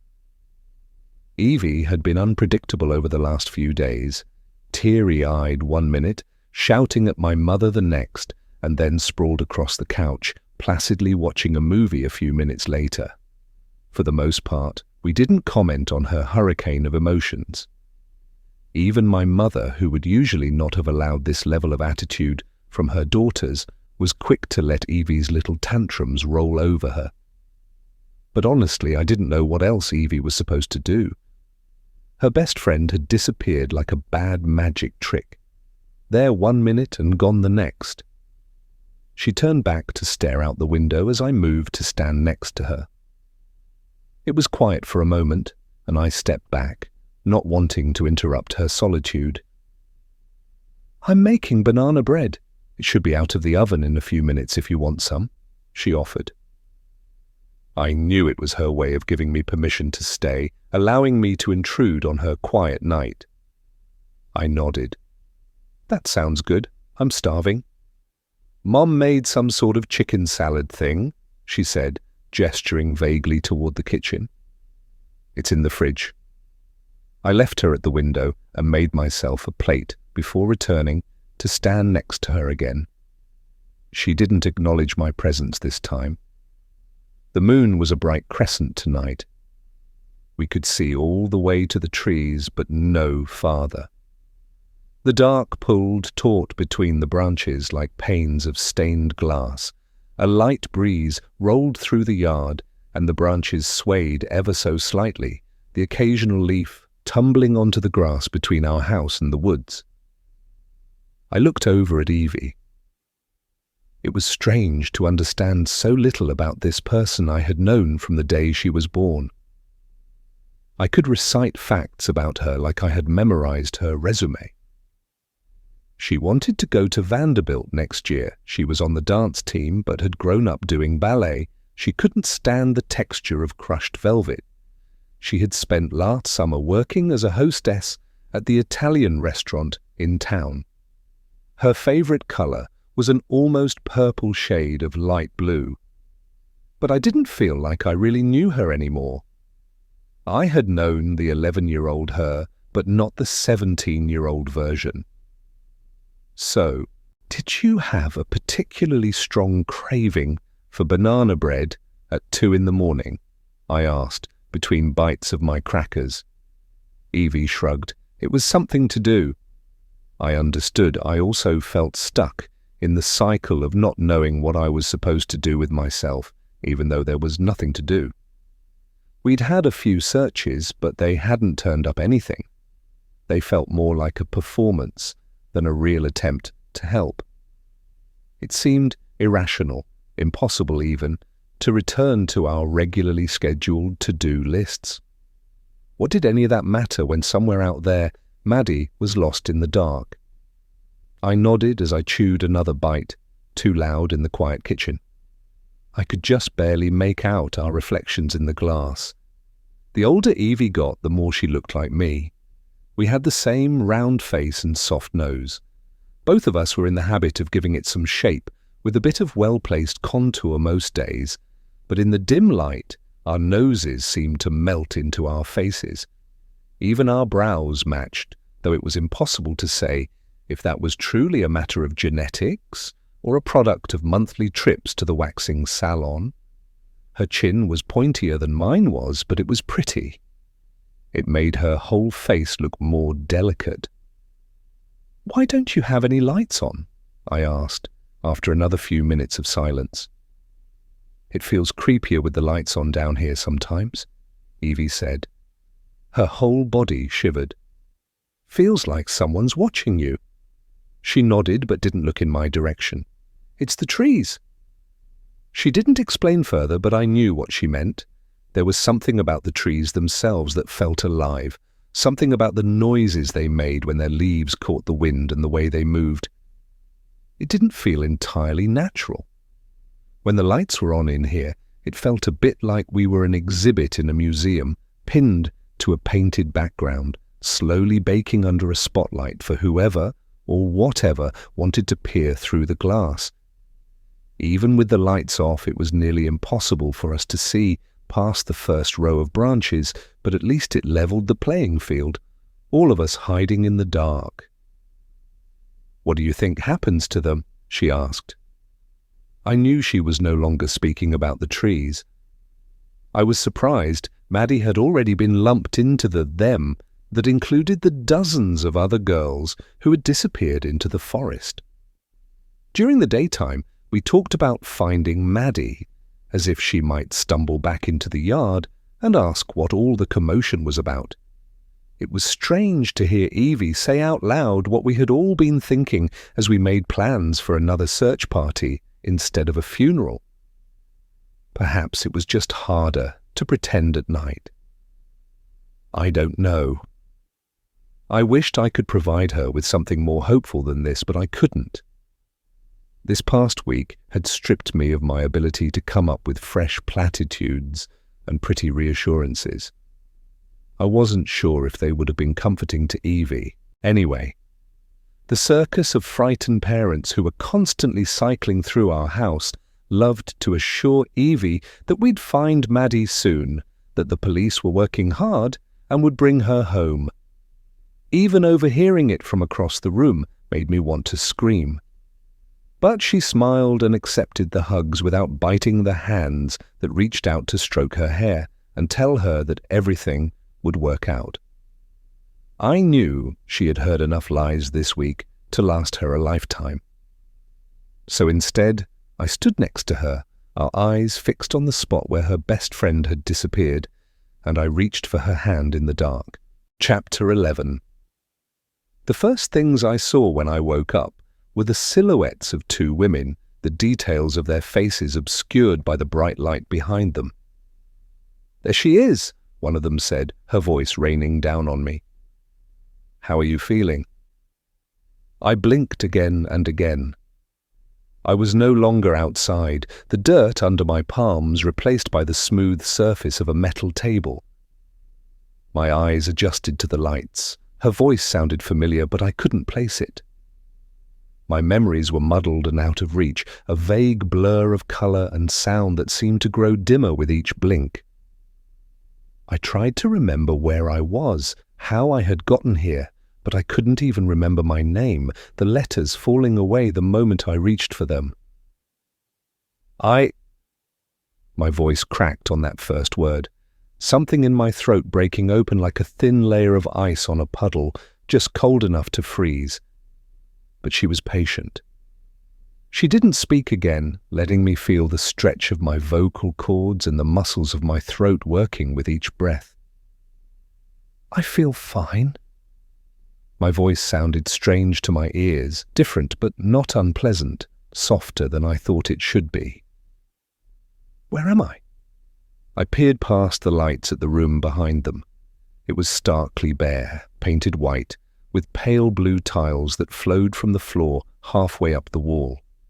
A handful of machines, with screens displaying numbers and graphs that meant nothing to me, were seemingly the only things occupying the space. I shifted, the thin blanket that covered me moving against my skin. It was pulled high up to my collarbones. As my eyes adjusted, I took a better look at the two women.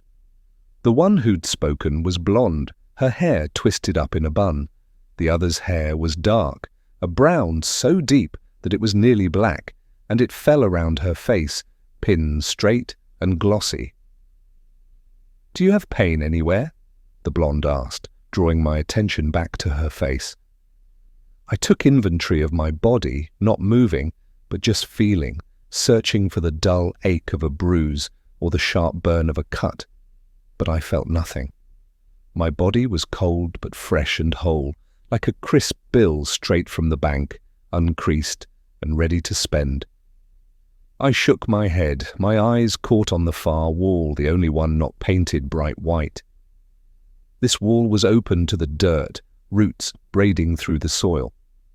It looked entirely out of place against the white sterility of the rest of the room. As I stared, I heard a low hum. I hadn't noticed the sound before, since it had faded into the whirring and beeping of the machines around me, but now I heard it, felt it in my bones. The roots were singing. It was soothing, alleviating any fear that threatened to lick up my neck, whispering a song some part of me recognized, a song that seemed to buzz through my veins. The blonde woman beamed at me with a wide smile. "Wonderful. Isn't that just wonderful, Jane?" she said. The other woman didn't respond. She continued to watch me, her big blue eyes blinking, and then she reached out her hand.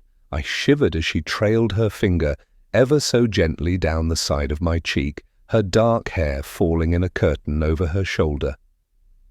"Wonderful," Jane finally murmured. "Who are you?" I asked, my voice again jarringly unfamiliar. I wouldn't have believed I was the one who had spoken the words if I hadn't felt the air moving past my lips. "I'm Mother," the blonde woman told me.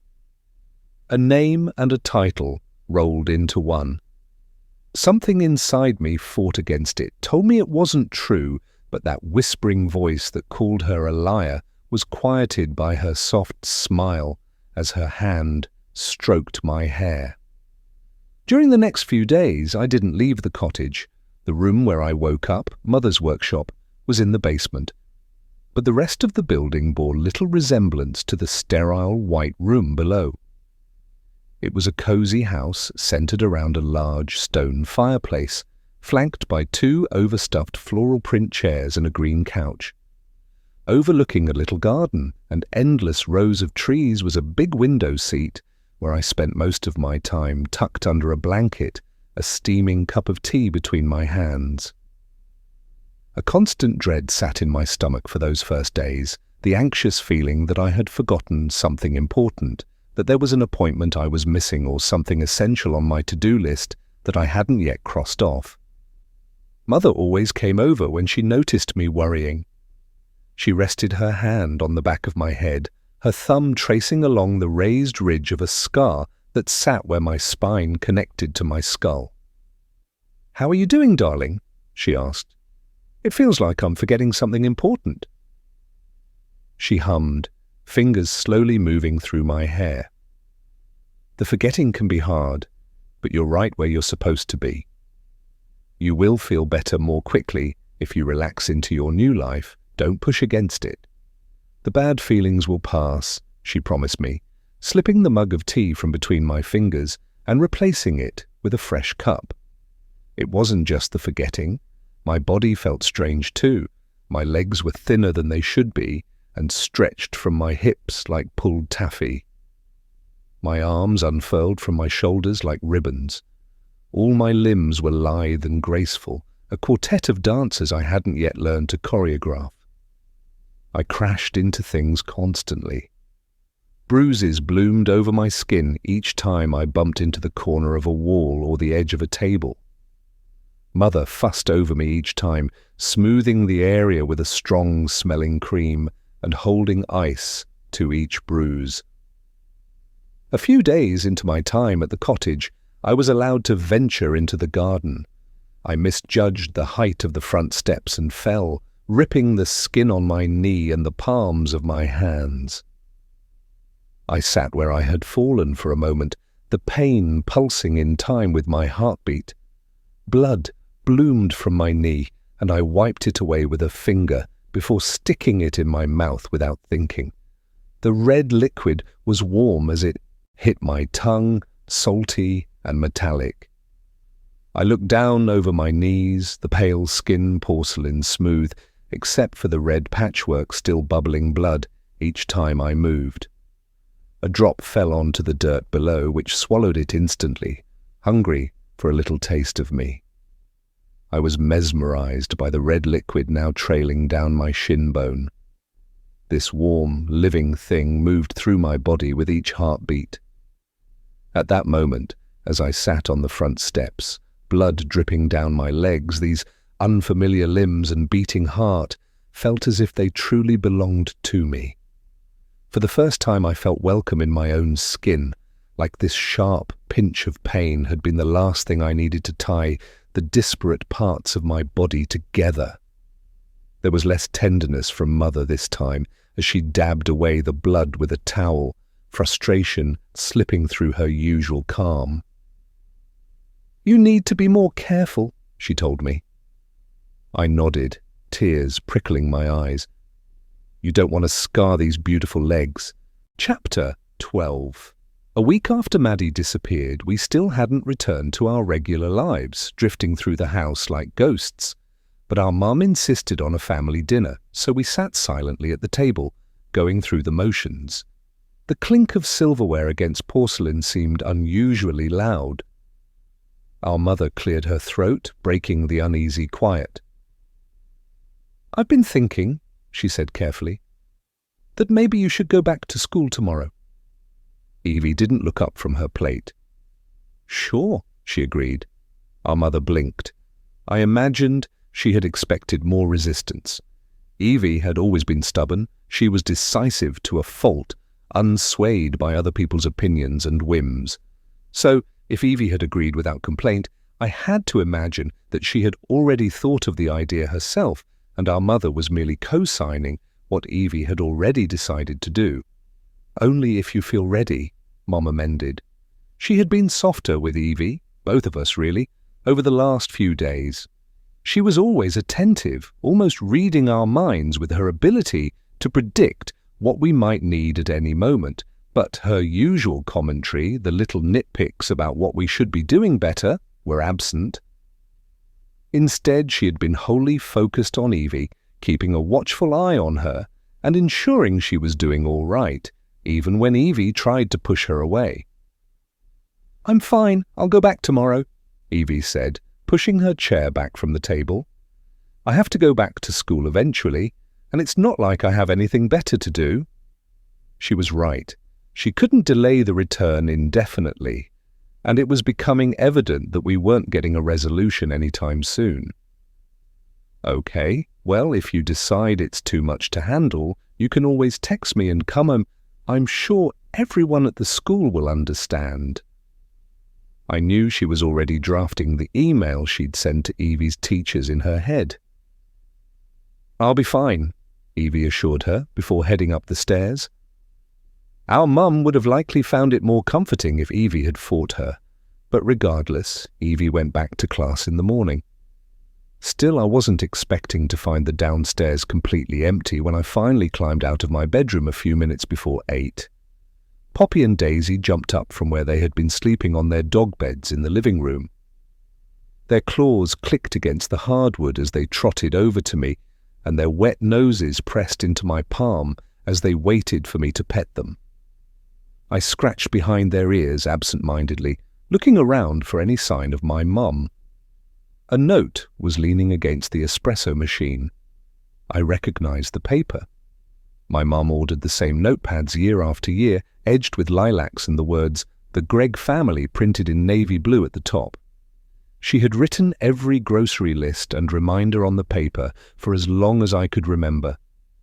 I grabbed the sheet and leaned back against the counter as I read the message written in her precise cursive.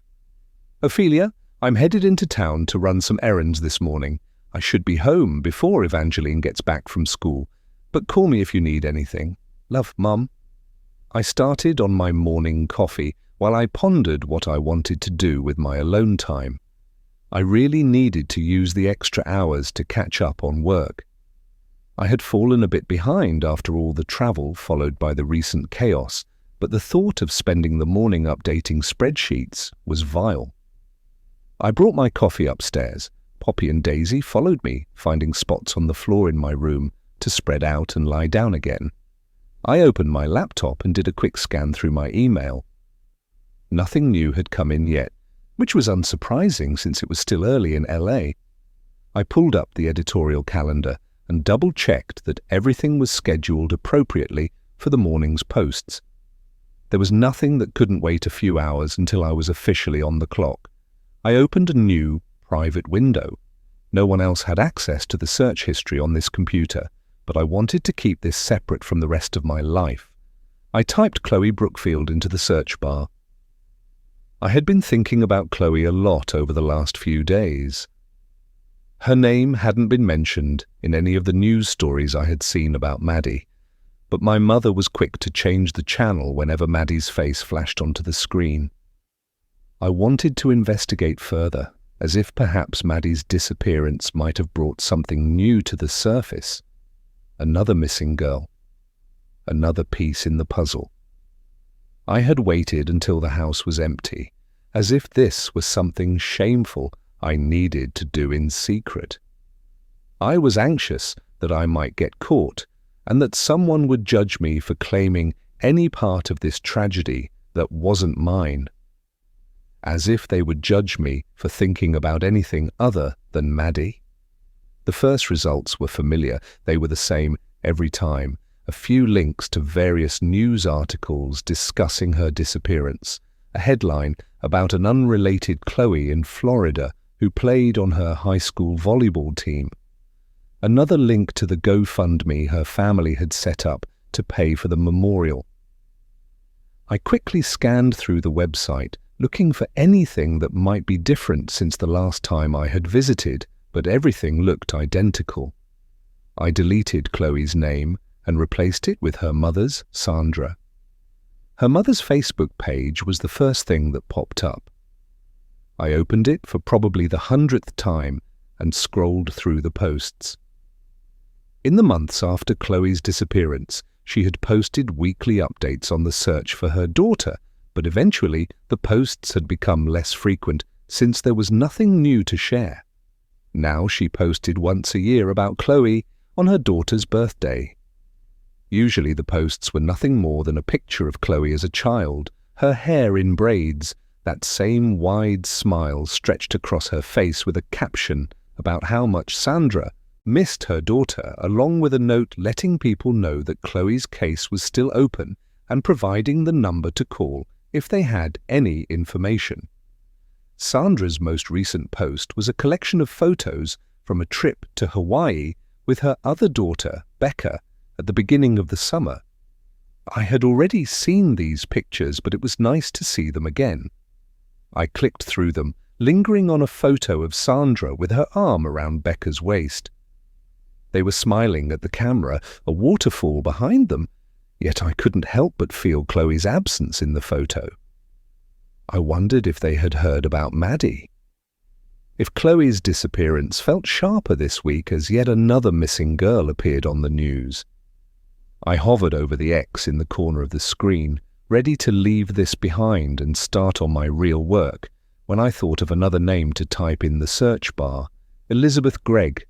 My mother's familiar profile picture was third on the list. I didn't bother going to her posts. I wouldn't have been able to see much without logging in to my own account, and that wasn't what I was looking for anyway.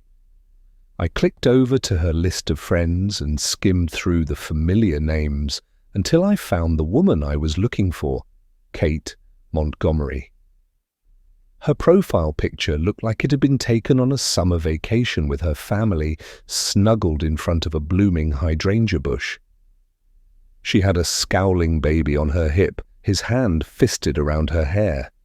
Her other son, a toddler with wispy blonde hair, was holding her hand with a smile, eyes pointed somewhere off camera. Her husband had an arm around her waist, but I read the annoyance behind his eyes. I could almost hear his complaints about having to take this photograph. Even among her perfect little family, Kate stood out. She was wearing a white linen dress with blue embroidery around the collar. Her hair hung in frizz-free waves just past her shoulders. Her lips were a perfect rose pink, split into a smile that looked captured mid-laugh. I clicked through her profile, but most of it was private. There were a couple of tagged photos of her at restaurants with a gaggle of other women and another of her smiling in a baseball cap at a child's soccer game. But I couldn't see much more. I didn't know exactly what I was looking for, only that I wanted to understand her connection to my mother so I could make sense of their whispered conversation. Maybe it was nothing, but I couldn't shake the image of Kate's guilty face. The first few things that popped up were links to her social media pages. I clicked on her Instagram. Unsurprisingly, it was private as well. All I could see was the same profile picture from Facebook. I moved on to the next link.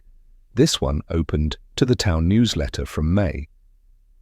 There was a picture of her smiling into the camera, surrounded by a group of preschoolers in a garden. I briefly skimmed through the story about the community garden and the program she co-chaired for getting children under 5 into nature. I scrolled past a few similar search results, clicking into each one and looking for anything out of place. I spent almost half an hour dissecting Kate's internet presence, but found nothing strange. She seemed like a great mother, active in the community with a large group of friends. In fact, she could be a carbon copy of my own mother.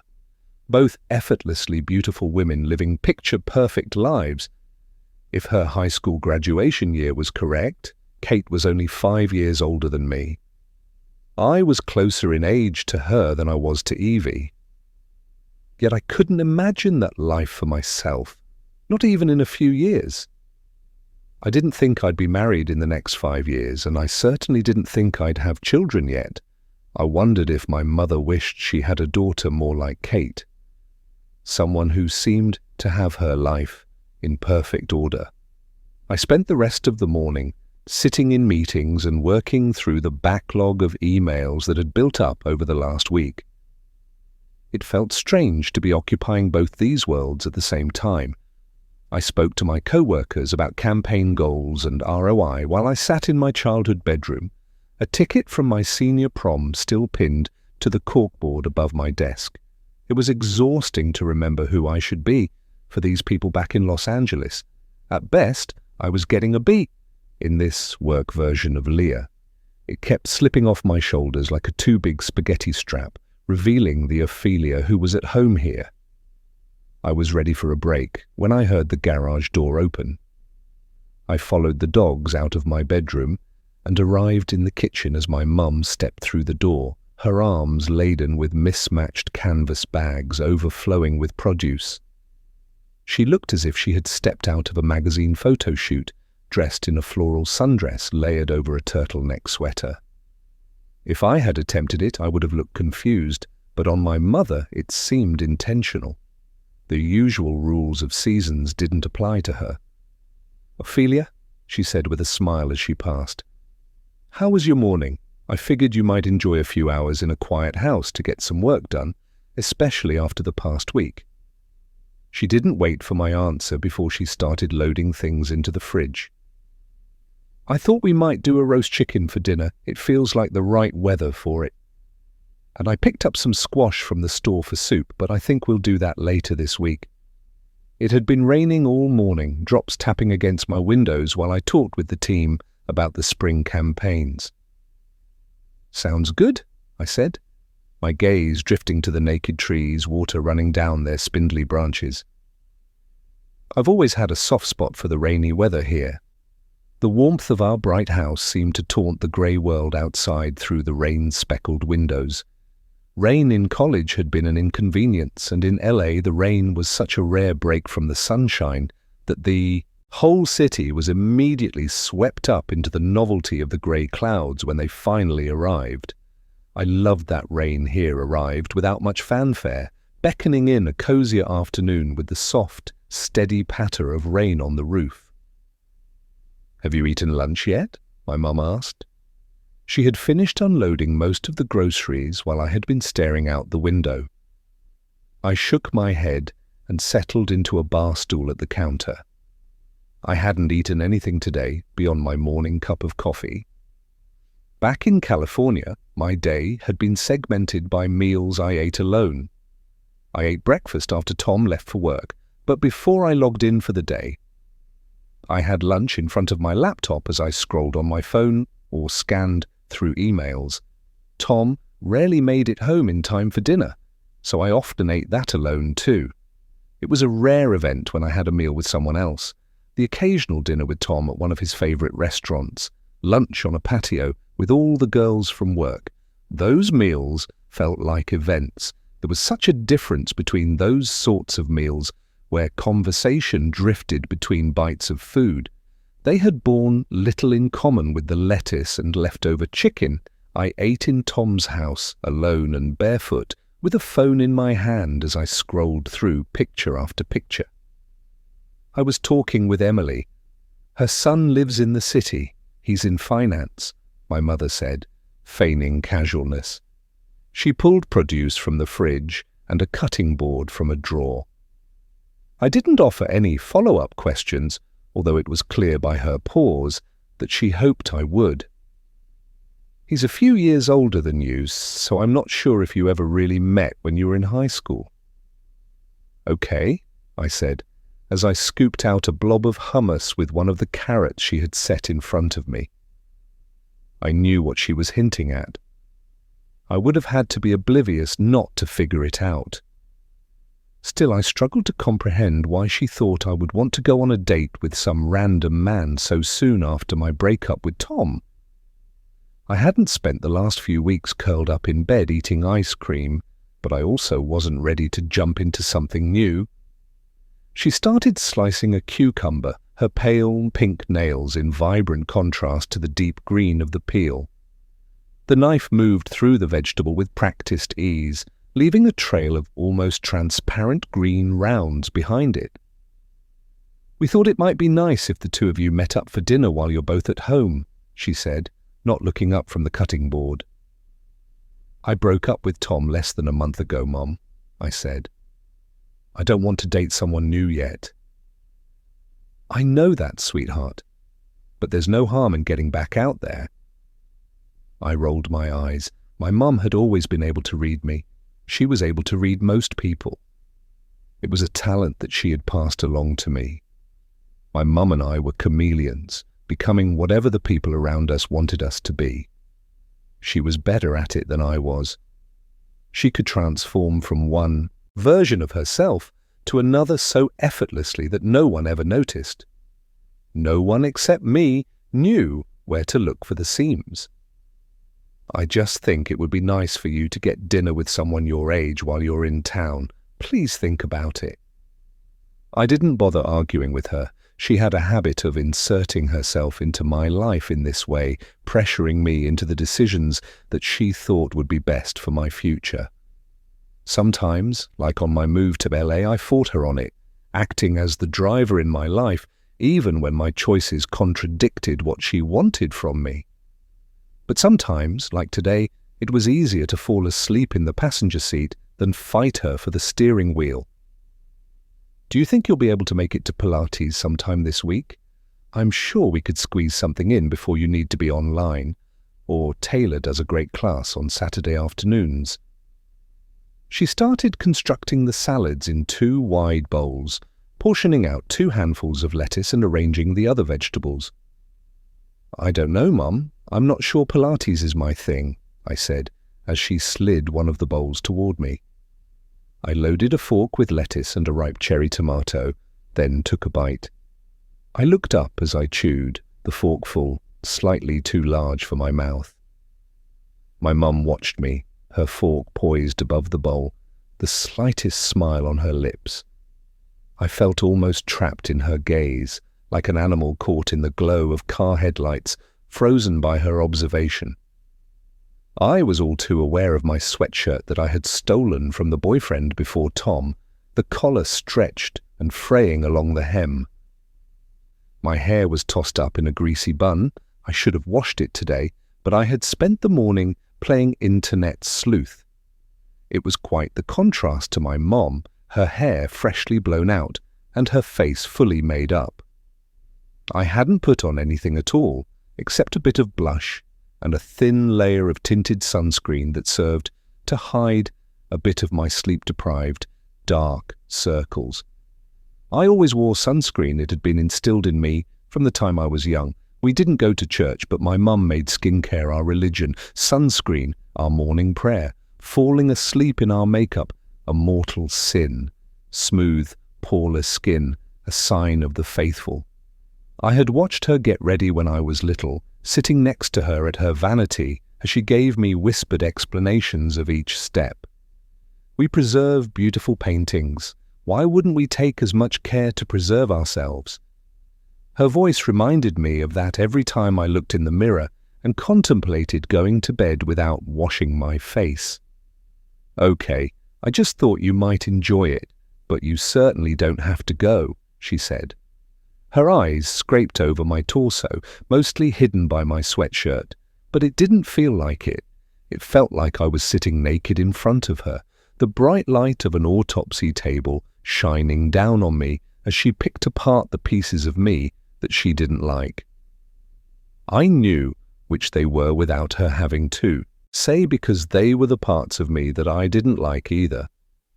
She was the one who had trained every aspect of my self-hatred. The soft place under my chin. The lines between my eyebrows, which I tended to furrow. The bumps on the backs of my arms I got any time I skipped my 3 times a week exfoliation and nightly full-body moisturizing. Her voice was always whispering her disapproval in my head.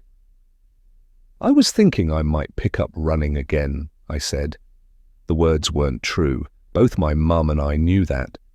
I had run cross-country in high school and hated every minute.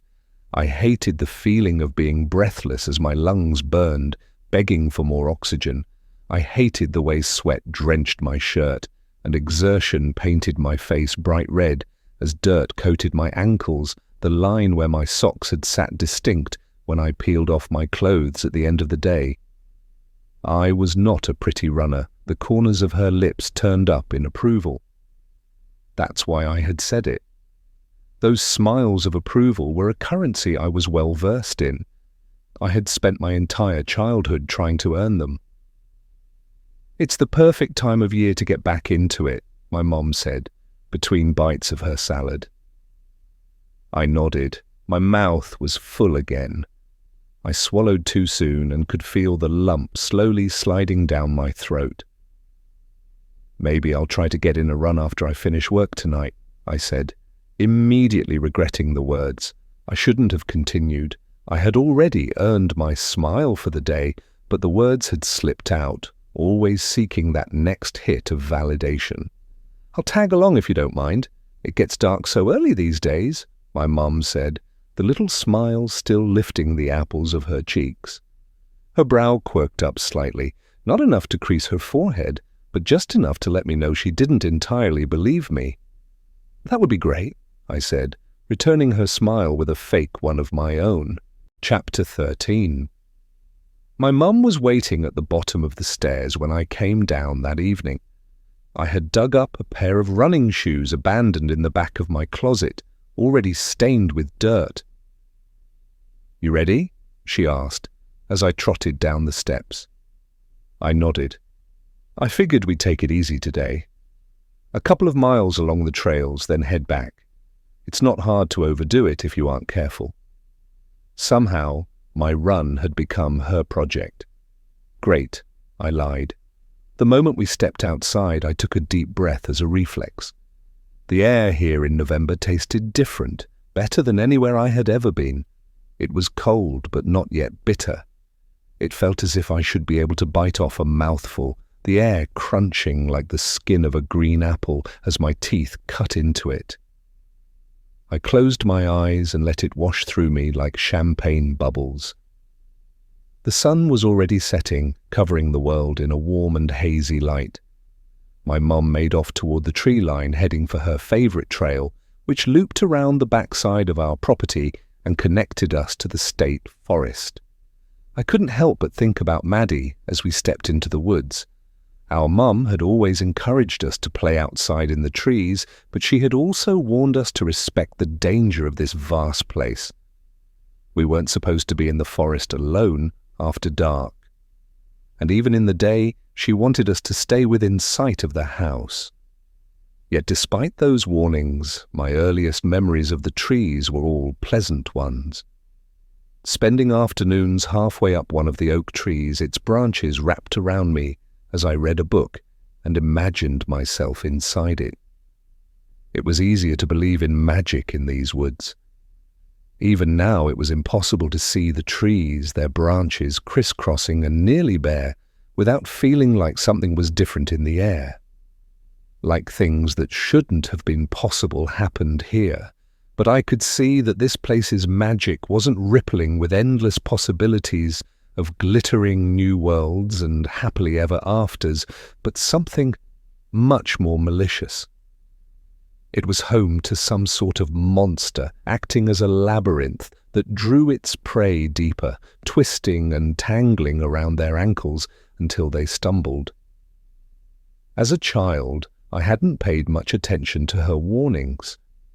It wasn't until I was a teen, old enough to hear stories of the missing girls and the monsters that lurked within the trees, that I had learned the true danger of this place, not to trust the quiet birdsong and the lullaby of the leaves rustling in the wind. Those stories had made me wary, but nothing had ever happened this close to our house. Part of me always believed that there was a covenant between our family and whatever haunted the trees. We had grown up in full sight of their branches. They wouldn't hurt us. But Maddie had disappeared from our back porch. It could have easily been Evie alone out there for a moment while Maddie ran inside. Would the forest have taken her instead? Just considering that question made my chest tight. She still wasn't safe. There would be another girl who would vanish into the branches. It could be next week or it could be 3 years from now, but no rule prevented that girl from being Evie. If I thought about it for more than a moment, I found it difficult to breathe properly, my lungs crushed by the weight of the what-ifs. When the house was too quiet, I imagined branches slipping in through an open bedroom window, tugging her out from under her blankets and pulling her into the dark. My mum broke into a jog that was barely faster than a walk. I settled into a leisurely pace alongside her, the trail wide enough to accommodate both of us. We ran in silence for a few minutes. All I could hear was my laboured breathing and footsteps against the soft earth. "How do you know Kate?" I asked. I had meant to ask her over lunch today, but I had forgotten. My voice startled both of us, breaking the silence of the forest. As I waited for her answer, the quiet seemed to settle back around us. "Kate Montgomery?" she asked. I nodded. "We've known the Montgomerys for years. I met her shortly after she moved to town. Dad and I were the ones who set her up with her husband." "Really?" "I don't remember her," I said. "You were in college when she moved here. We don't spend a lot of time with them these days. We're in very different stages of life. She's got young kids who keep her pretty busy. Why do you ask?"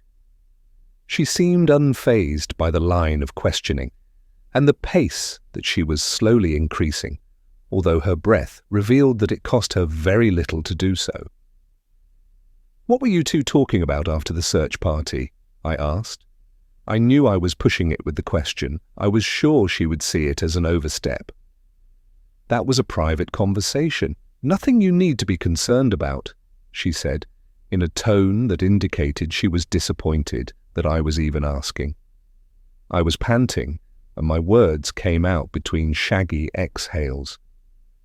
"We worked together during the search. She was acting a little strange. That's why I asked," I said. That wasn't entirely true. Kate had seemed fine, but I was hoping that perhaps this might provide a little nudge for my mother to tell me more. It was a hard day for everyone in the community. I'm sure she was a little on edge. "She's got 2 little boys at home and another baby due in the spring," she said. "Something like this makes you think about your own children." She glanced in my direction, her mouth pressing into a line for a moment. I shrugged. "I know, I just thought I would mention it." "Well, I don't think it's anything you should be worried about," she said, with a squeeze to my shoulder that was meant to be reassuring. "I know this must be hard for you. You did what you could to help by answering the police's questions and by participating in the search, but we've done everything we can, Now it's time to leave. The investigating to the police, Ophelia. My name was a warning not to press further. I laughed, although I was so out of breath that it sounded more like choking. The police hadn't found a single one of the missing girls. There wasn't even a hint of where the women had disappeared to, beyond the rumours whispered around bonfires and in locker rooms. "We'll just do a mile and then head back," she said over her shoulder as she took off. "It's already starting to get dark." We were deeper in the forest now, and the path was becoming more treacherous as rocks and tree roots hid under the layer of leaves. I watched my feet instead of my mum. The trail narrowed the farther you went into the woods, and eventually I slipped behind my mom, no longer able to run side by side. I watched her ponytail swing back and forth in front of me. For all the warnings my mum had given, she walked through the forest without any fear. More than that, she seemed at ease under the branches that perpetually left the forest in shadow. Her head didn't jolt when a twig cracked to the side of us. The sudden burst of noise from an angry bird didn't make her jump. She didn't spare more than a glance at the tree stump that looked like it could almost be a hunched-over figure in the fading twilight. The forest grew darker around me, night quickly swallowing the light within the trees. My eyes were glued to the ground. It was getting harder to see my own feet. My mother's footfalls slowed, and I looked up to find her standing still, facing me. Her mouth was barely open as she breathed slightly harder than usual. I stopped next to her, and the sounds of the forest pressed in against us without the relentless pounding of our footfalls. "You ready to head back?" she asked. I nodded. She reached into her pocket and tossed me a light. She clipped the matching one onto the waistband of her leggings so that it lit a square of forest floor. She took off without another word. I wanted to pause and catch my breath, but I didn't want my mum to notice how much I was struggling. I followed her, my legs burning and my chest tight. My light brightened a swath of the trail in front of me, but more than anything, it made me all too aware of the darkness that surrounded me on all sides. I could feel it behind me, licking up the exposed skin on the back of my neck, its fingers poised and ready to dig into my shoulders and pull me into the trees. I kept my eyes glued to my mother's ponytail. The gap between the two of us was growing. Somehow she kept going faster, and I couldn't force my legs to keep up. Panic clawed at the inside of my chest. It wasn't as if I could get lost. We had followed one clear path into the woods, and we were probably only 5 minutes from the house at this point. But I was still afraid to lose her out here. And then it happened. She turned a curve in the path and disappeared. I couldn't see her light. I couldn't even hear her footsteps over the roaring waves of my own breathing. I was alone and could feel the branches of the trees twisting down toward me, ready to pluck me off the trail and devour me. I forced myself to run a little faster, promising myself my mum was just around the next tree. Part of me wanted to call out to her and urge her to slow down, but it felt embarrassing, childish even, to admit I was scared. I wasn't a little girl who could scream for my mother after a nightmare and ask to sleep with the door cracked and the hall light on. My light bounced on the trail in front of me, revealing a few more feet of the path every time I took a step forward. The feeling of eyes on the back of my neck forced me to move my legs still a bit faster, trying to outrun the trees. The beam fell on a small mound of dirt. In the stark glow, I looked past the mound to a dark smear. I followed the stain into the shadows, twisting so my light could illuminate whatever had caused it. A rabbit lay just off the trail. Its skin was split open in what looked like a perfect line down its back, revealing pink muscle and white ligaments caked in a fine layer of dirt. That wasn't the strangest part. A neat row of what looked like thick black threads lined the flesh, as if it had been sewn together before the stitches had been ripped open again. More dark liquid leaked out of the open slice of its back, still trickling through its fur and onto the ground. But that's not where most of it came from. The head was missing. Its neck was a gaping hole that oozed something so dark it was almost black as it seeped between the leaves and into the dirt below. I stumbled a few steps back. I was more frightened by the macabre horror in front of me than the darkness that lurked behind me. My scream tore through the quiet of the night. Seconds later, my mum appeared, racing back toward me. "Ophelia?" she said. I couldn't see her face, hidden behind her bright light, but I could hear panic in her voice. The anxiety was unfamiliar and acidic as it wrapped around the vowels of my name. "Are you okay?" she said, panting. She took another step toward me. I was still struggling to breathe, so instead of explaining, I pointed at the mangled rabbit. "Oh," she said. A long exhale eased out of her. Her body softened as she recognized that I was not in danger. "Is that all?" "The head's gone," I whispered. Silence had fallen back over the forest in the wake of my scream. I scanned the dark rows of trees, searching them for someone lurking on the other side. "There are animals in the woods, Ophelia," my mum said. The words were a dismissal, as if she stumbled across mutilated animals every day, but there was an undercurrent of something sharper and angrier under them. Shouldn't we tell someone?" I stuttered as she took another step toward the rabbit, looking down at it with her hands on her hips. "Tell them what?" "That a coyote killed a Rabbit?" She glanced back at me over her shoulder, her voice softening at the following words. "I know you're probably a little on edge with everything that's happened, but animals kill other animals all the time. It looks gruesome, but it's how things work out here." "But it doesn't look like an animal did that," I said. Another whispered confession. For how brutal the dead rabbit looked, the cuts weren't the ragged tears I'd expect from an animal ripping up a kill, but instead the clean edges I'd expect from a knife. "Rabbit skin is really thin. It rips like tissue paper at the slightest tug." "But someone tried to bury it," I whispered. I didn't know much about animals, but I knew they didn't usually bury their dead. Something was digging a hole, and the rabbit ended up in it. Honestly, Ophelia, it could have even been one of our dogs. "I walk the two of them out here all the time," she said. She paused for a moment, then reached out her hand to me like a mother guiding a child across a busy intersection. The gesture was familiar and reassuring, a silent promise that we could avoid any danger as long as we were connected. "Come on, we're almost back to the house." I didn't take her hand, but I moved a little closer, feeling safer standing beside her. She started jogging again, slower this time, eyes darting over to me to ensure I was keeping up. We fell into the same cadence, our feet striking the ground simultaneously. Within a few minutes, the glow of the house was visible through the trees. My mum slowed to a walk as we crossed the gap between the trees and the front door.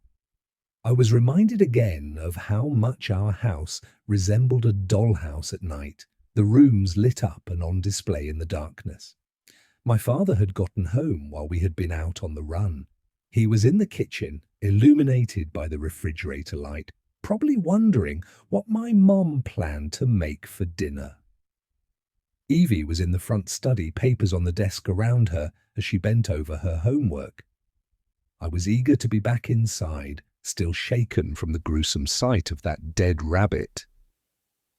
I looked over at my mom, her face visible in the blue twilight, brighter now that we were out from under the trees. As she looked at the house, her face lit with affection, unbothered by the menacing darkness of the woods at her back.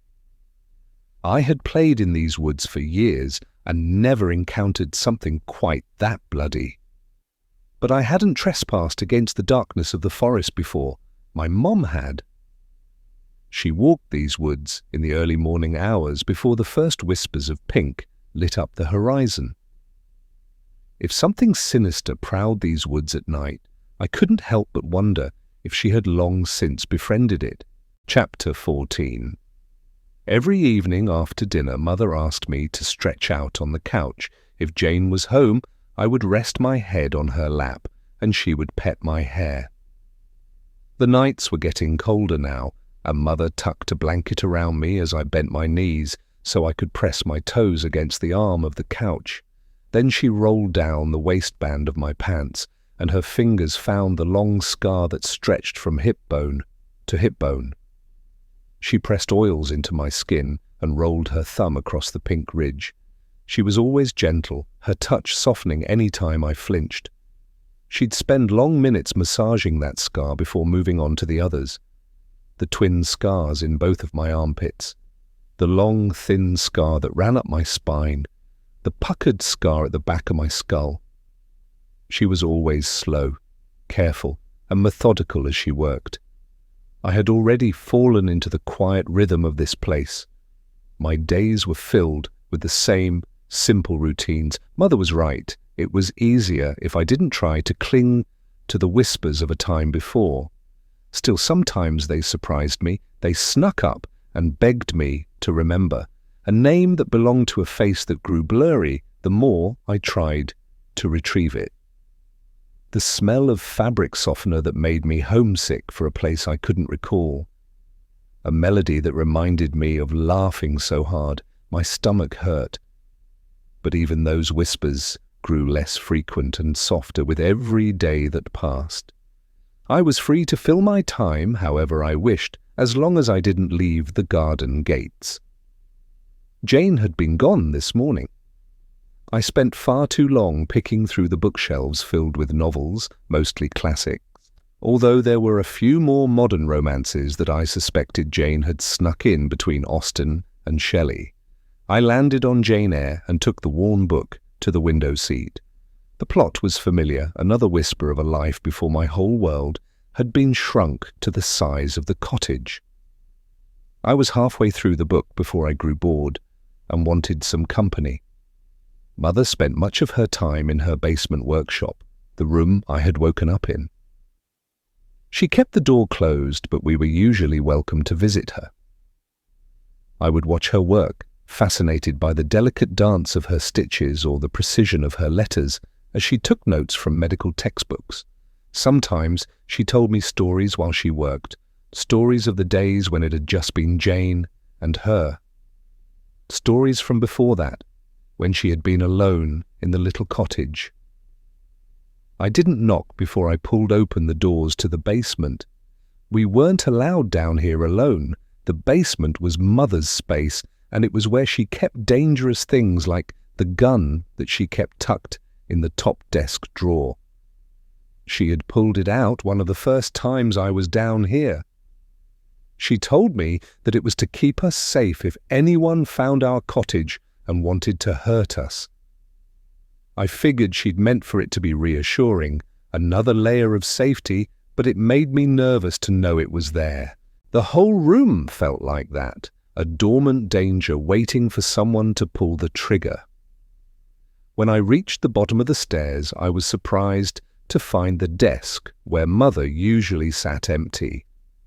All the other times I had been here, she had worked at the desk while I had lounged on the armchair in the corner or sat on the floor, looking through her medical textbooks and her old notebooks filled with beautifully illustrated anatomical drawings labelled in her pristine print. "I'm in here," Mother called out from the tiled room in the back of the basement. I followed her voice through an open metal door. It was strange to be in this little room again. I hadn't been back here since waking up, yet it always loomed in the darkness, the roots humming faintly on the other side of the door. I took in the room, drenched in bright white lights. It looked exactly as I remembered it. A chill ran through me at the sight of the metal table against the back wall, but the fear didn't take hold because the hum of the trees fell on me like a heavy blanket, immediately calming me. Mother was perched on a little stool. A pair of blue gloves were pulled halfway up to her elbows, and a bright lamp shined down on the table she was bent over. I took another step toward her before I realized what was on the table: a rabbit. Its skin was peeled away from its muscles, flayed and naked, as Mother, with metal instruments in both hands, worked in tiny stitches. All 4 of its legs were separated from the rest of the body, sitting in the corner of the tray in a pile. The skin where the legs had once been was now little pockets of grey fur, flat and empty. I took several wavering steps back toward the door, bumping into the counter and knocking down a metal tray which clanged as it hit the floor. Mother glared up at me. "Sorry," I stuttered. "I didn't realize you were—" "For goodness sake, sit down and stop being ridiculous," Mother said, gesturing at a second stool. "You had chicken for dinner last night, and there were no dramatics about that." There was something starkly different, though, about the chicken that had sat on the table, skin golden from its time in the oven, smelling like garlic and butter, and this rabbit, who only this morning would have been hopping with her sisters in our garden. I sat on the stool as far from the little table as I could manage, but she gestured for me to come a bit closer. "Watch," she told me. I obeyed, palms pressed tight to my thighs, as she started on a new stitch. I was surprised by how quickly I grew used to watching the needle pierce through the rabbit, pulling until the skin was taut. It wasn't bloody, it was tidy and precise. The work was detailed and almost beautiful in a strange sort of way.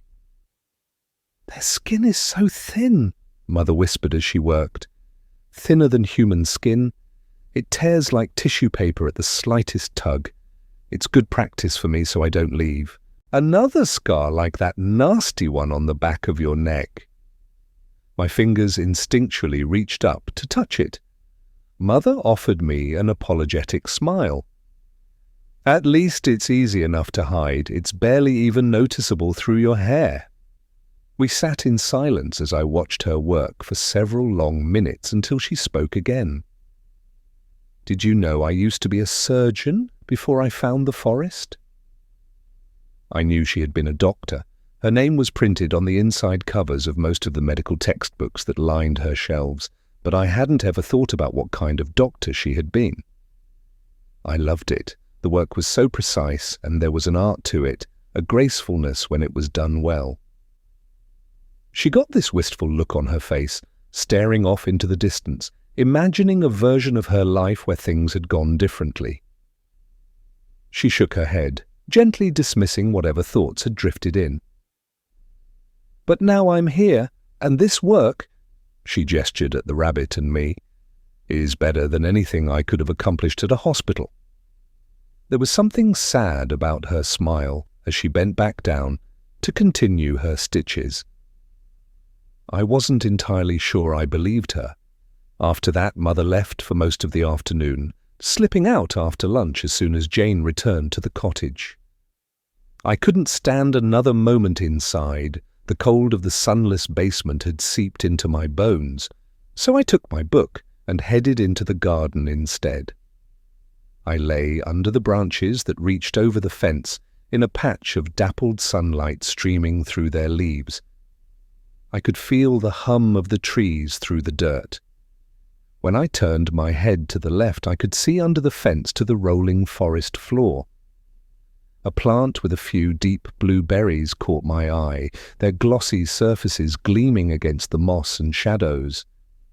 Last week, on a walk with Mother, we had gathered wild blueberries and fat sun-ripened blackberries. But when we came across a plant like this one, she crouched beside it, beckoning me to kneel. "You should never eat these berries," she said, pointing to the deep blue globes, each suspended on its own star-shaped flower.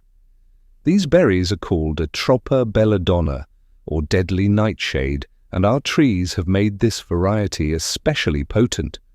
Just 1 or 2 could be enough to kill you before you made it home to me. Even touching the leaves with your bare hands could make you sick." She held a blueberry and a blackberry in her palm, lifting them close to the nightshade to point out their differences, obvious when all three were in front of me. They served as a little reminder that the forest was not to be underestimated. We belonged to the trees, but the forest was a vast, wild, unpredictable place. The deep blueberries, with their deadly beauty, seemed to whisper a warning. The same force that gave life here could just as easily take it away. I dozed between chapters until the sun began to set and the warmth from the day was sucked out of the air. I could see Jane through the front window, working on dinner at the kitchen counter. My eyes lingered on the garden gate. I could easily get up and walk through it. Jane wasn't paying attention to me. The urge to leave pressed against my ribs. I was a prisoner after all, no matter how comfortable my prison cell was.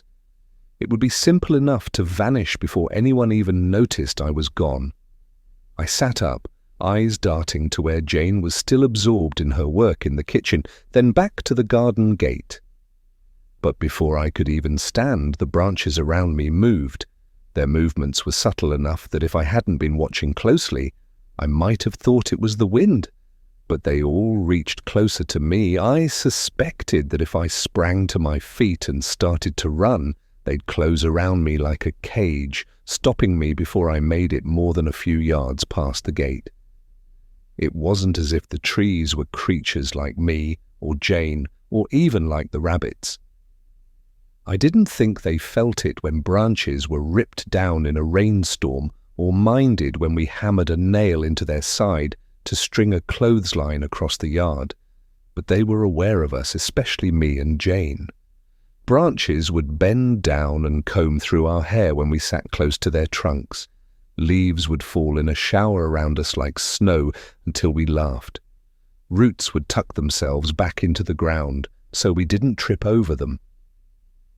They had a level of fondness for me and Jane, in whatever capacity trees had for that sort of tenderness. And they wanted us to stay here. Now on the couch, I let my eyes drift closed as Mother's hands kneaded into my skin. The fire was warm against my face. Jane's fingers passively combed through my hair. It was lovely, and I couldn't quite remember why I had wanted to leave. "Mother?" I asked. She hummed an affirmation. "Why am I here?" Jane settled into the couch, satisfied that Mother's mood wasn't about to take one of its turns towards something angrier. "I made you as a gift. I picked out every inch of you, from your perfect little nose to those bright blue eyes. I stitched you together, all the best pieces, into one beautiful girl as a gift not only to the trees, but to you. I wanted to give you everything I didn't have. So one day, when you're ready, you'll go out into the world and live your own beautiful life." I was surprised at this answer. Even though Jane often spent long swaths of time away from the cottage, I couldn't imagine Mother letting us leave her. Mother kept us close, her worry over us a cloying and constant presence. "Won't you miss us too much?" I asked. Mother smiled, her fingers pausing for a second. "You won't go too far. This place will always be your home, but I can't keep you all to myself. That would be wasteful. I made you so you could have the lives I wasn't allowed to live, perfect lives, for my perfect girls." Chapter 15. I sat at my mum's vanity, the bathroom door hanging open and Evie lying across the foot of my parents' bed, her phone in her hand. I was surprised she was here, spending her evening with her mother and older sister, rather than out with friends or locked away in her room. But since Maddie's disappearance, she'd been sticking closer to home. I wasn't sure if it was because she was still mourning, not ready to join the usual antics of a high school social life, or if she felt like she should be close to home in case Maddie reappeared, wandering out from the trees and returning to her chair on the back patio. My mum had spent the rest of the week wearing me down, and at some point I had agreed to go on a date with her friend's son Matthew. I didn't know much about Matthew, just the basics my mum had conveyed to me. He worked in finance. He had graduated from the same high school 3 years before me. I tried to comb through my memories, hoping to find him somewhere among the rest of freshman year, but I couldn't conjure his face. In college, first dates had been preceded by an event where half a dozen girls would pack themselves into one dorm room for at least an hour to get ready. That process was undoubtedly more hallowed than the date itself. Someone would sit with a laptop and meticulously pick through the internet for any mention of our dates, finding out how long they'd been at their current place of employment and which sports teams they'd been on in high school. We drank pink wine from a box and created a character out of the tidbits of internet fact, passing the laptop around the room if there were any pictures. I remember feeling drunker off the giggles and air of belonging than the wine we'd sipped on. I continued the tradition on the first dates I had gone on before I met Tom, but there was something less appealing about sharing those moments via text message. And then I had settled into a long-term relationship, and those messages had stopped. I didn't know who I would text now. I hadn't even told my college roommates that Tom and I had broken up. We rarely texted these days, and the conversations that did start on occasion quickly dissolved into silence again. I hadn't needed them while I was with Tom. I told him my stories from work, and he spent Saturday nights with me, either snuggled up on the couch or out at our favorite bars. Letting those friendships fade had been simpler than working to maintain them. My friends were behind a screen in different time zones where schedules never seemed to align. Tom was right in front of me, but that wasn't the entirety of the problem. The bigger reason I let most of my friendships fade was embarrassment. I wasn't nearly as happy in LA as I pretended to be. I felt like I was constantly failing at my new life and wasn't ready to admit it. It was hard to keep my friends close when I was always lying, curating a picture-perfect version of myself. Keeping up that illusion meant keeping my distance, otherwise they might have started to see the cracks. "Your 20s will go by faster than you think, Ophelia," my mom said, shielding my face with her hand as she sprayed the crown of my head with hairspray. "What?" I asked. I hadn't been paying attention to her, lost in thoughts about how quickly I had let all my friendships dissolve. She didn't repeat herself, instead continuing her spiel. "If you want to be married in your 30s, you need to take dating seriously in your 20s. Evie giggled from the bed, as if the years wouldn't soon touch her and drag her unwillingly into adulthood, toward the guillotine of 30, when her desirability would be sliced cleanly away. "I'm 23, I said. That number had to be small enough to keep me on the right side of the line between desirable and discarded. "I know, Ophelia, but you'll be 30 before you know it. I'm not saying you need to be engaged by the end of the week, just that you can't put your life on hold." "Jesus, Mom, I'm going on the damn date," I said, rolling my eyes and pulling my phone out. "Language," my mum said, without looking up from the curling iron. I scrolled through my Instagram feed, bestowing hearts on photos whose nearly identical compositions I didn't even slow down to take in. I'm nearly 30. I feel like I should be able to curse. Another round of giggles came from Evie, but my mum didn't dignify my comment with a response, tilting my chin up toward her. While I had relented and let my mum fix my hair, I had drawn the line at my makeup. I had already painted my face before I appeared in the bathroom. I had perfected the art of creating a new, better layer of skin that rested just on top of my own. My mom nodded her approval. "You look nice," she said. Her fingers were still hugging the curve of my cheek. "What is this lipstick?" She tapped the center of my lower lip. "Tom Ford, Sable Smoke," I told her, as she tilted my face back and forth under the bathroom lights. It was the perfect nude. I hadn't found it by using any strange trick, but by trying hundreds of lipsticks, swiping stick after stick of nearly identical neutral pinks along the fair skin of my forearm before selecting the top few contenders to try against my lips. This one was too dark. This one washed me out. Sable smoke was too expensive for what it was, a coloured tube of wax, but I hadn't been able to replicate the perfect shade of barely noticeable pink. My mum's shade was Chanel's cashmere, just a hair darker than mine. For years, all through college, I had worn that exact shade, my mother's shade, even as it washed me out in every photograph I had ever taken. I should have known better. My mum could pull off almost any colour. She wore brick reds at Christmas, deep, almost purple berry tones for evenings out, and slipped into something peachier for summer cocktails. I was stuck in sable smoke, no matter the season. I looked garish in more colourful shades, like a little kid who had snuck into my mother's makeup bag and was playing pretend. "How does it wear?" my mum asked. She had dropped my face and turned away from me, fingers running along the glass bottles lining her vanity. "It'll smudge a bit if I'm not careful, but I'll bring the tube," I said. My mum nodded her approval. She would have started the lecture about making sure I didn't get any on my teeth while I was eating, but suddenly Evie's face was above mine in the mirror. I was struck by how similar we looked. We had always resembled each other, but the 6-year age difference had prevented us from being mistaken for each other too often. But as Evie got older, we started to look more and more like each other.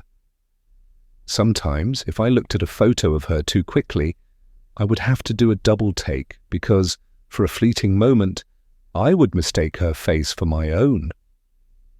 My mum was a few inches taller than my sister's petite frame, and both had their heads tilted in the same direction as they appraised me. The evening cast the bedroom behind us in shadows while we were lit by the vanity, our skin bright against the surrounding darkness. We looked almost like a Baroque portrait, our faces framed in the mirror. 3 women getting ready, lipstick on canvas. "Pretty," Evie said, her eyes still making their way along my features. "Thank you." Her approval lit the same place in my chest that my mother's had minutes earlier. I wondered when I had started to care what my little sister thought of me.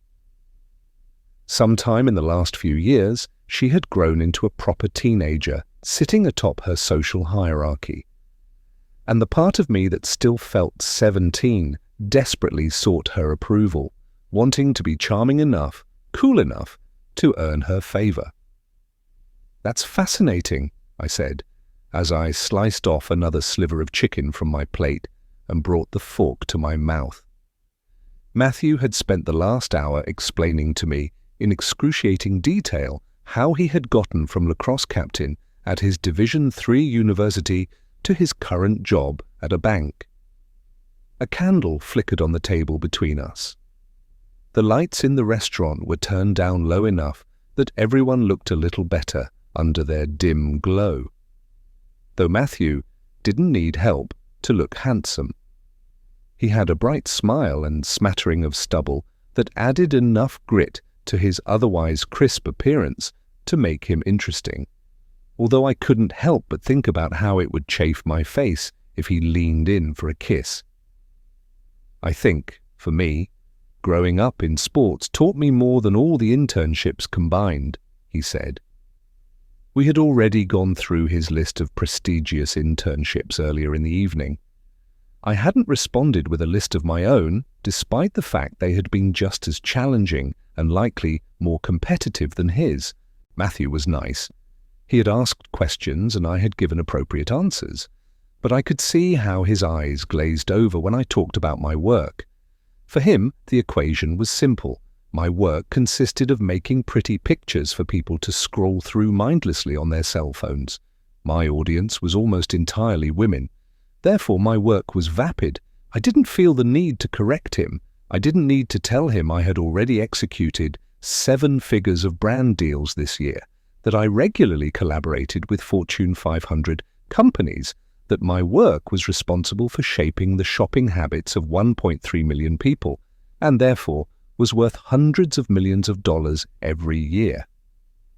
I knew he would understand that, After all, he was a self-proclaimed numbers guy. But I felt no need to impress him. Relationships felt easier when men dismissed the nuances of my life as uninteresting, rather than make room for the complexities of my personality, my thoughts, and my beliefs. We would pretend they didn't exist, that I was a blank slate from which they could craft whatever version of a woman they needed. Tonight, I was an impressed audience, a stand-in for the academic validation he had clearly been desperate for in the years since he had graduated. I found it incredibly easy to remake myself for each person I met. I'd never understood the advice to be yourself. Who was I? Where did I look to find it? How could I peel away the expectations and priorities of the people around me to discover who I was underneath it all? It was a fool's mission, the idea of this immutable individual self, a lie. I was a product of everyone around me. It was impossible to be myself because there was no such thing. Matthew launched into another long story, this time about how he'd spent a week in Ibiza last summer with a gaggle of his lacrosse friends for a bachelor party. I half listened, waiting for the moment to murmur my admiration and ask follow-up questions. My phone buzzed from where I had tucked it in my bag behind me. "Sorry," I apologized as I stuck my hand in my bag, silencing the buzz without glancing at the screen. "No worries," he said.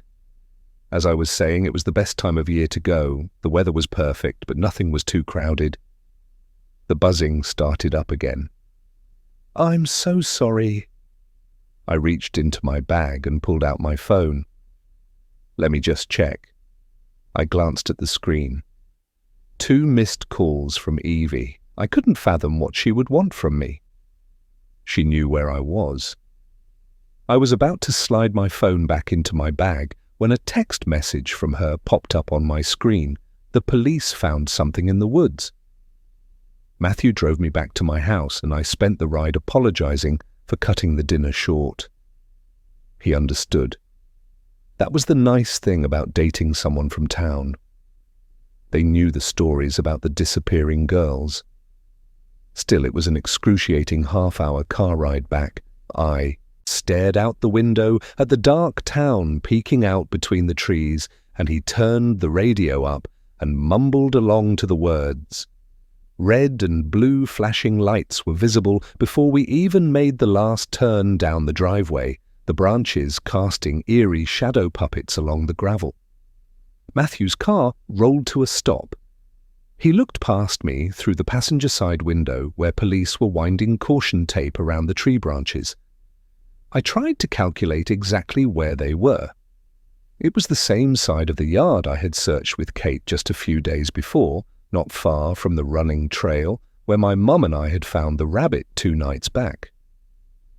"Thank you so much for the ride home," I said. His eyes refocused on me. "I'm sorry that we had to cut dinner short. I had a really nice time." He smiled, the vague compliment enough to assuage any doubts about how tonight had gone. "Of course," he said. I unbuckled my seatbelt and reached for the door, but he grabbed my arm, his fingers wrapping most of the way around my bicep. The gesture was gentle, but something was still threatening about how easily he could have bruised the thin skin. "I want to take you out again some other time, since we didn't get to enjoy dinner." I nodded, pasting on the smile I knew he would be expecting. I'd love that. I was mostly indifferent to the idea of seeing him again. I hadn't had a terrible time.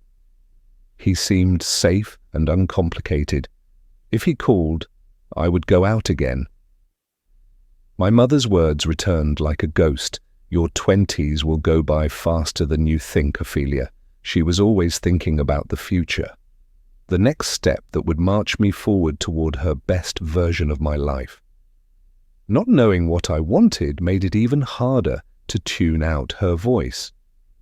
Los Angeles had been my attempt at forging my own path, but it had failed, and I was back at square one. It was impossible to plan ahead when I had no idea what I wanted that future to look like.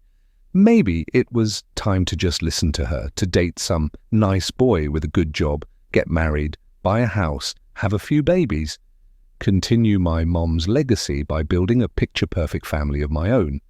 But a part of me worried that in a few decades, I'd turn around and see a life shaped only by what my mother desired for me.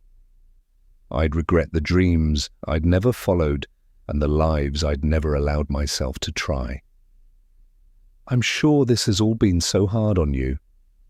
Call me if you need anything, Matthew said. He reached over and cupped my cheek in his palm, his thumb stroking along my skin, jolting me out of my spiraling thoughts. He was thinking about kissing me. I could see it in his eyes as he weighed it against the flashing lights behind me. I would have let him. "Thank you," I said. His hand dropped and I stepped out of the car. We were supposed to get the first snow of the season tonight, and the cold air hit me immediately. Matthew's car continued idling behind me until I was on the first step and waved goodbye. My mum was on the porch, arms crossed over her chest, looking out into the forest, into those flashing lights. I waited until the sound of Matthew's tires crunching on the gravel faded before I spoke. "What did they find?" I asked. My mum startled at the sound of my voice, as if she hadn't realized I was there. She took a moment to answer, her eyes darting back to the tree line. "A shoe. How was your date with Matthew?" I ignored the question. I didn't think she expected an answer, but felt compelled to ask anyway. I would tell her about it tomorrow, dissect the layers of conversation for her so she could judge how it went, but tonight Matthew seemed unimportant. "Are they sure it's hers?" I asked. I couldn't bring myself to use Maddie's name, but we both knew who I was talking about. Of course, they were sure. There wouldn't have been half a dozen police officers in our yard if they weren't sure. Evie wouldn't have interrupted my date if they weren't sure. "It has her name on it." I could picture it now, the shoe. Evie had the same ones, all the girls on the dance team did. It was what they wore for practices and competitions.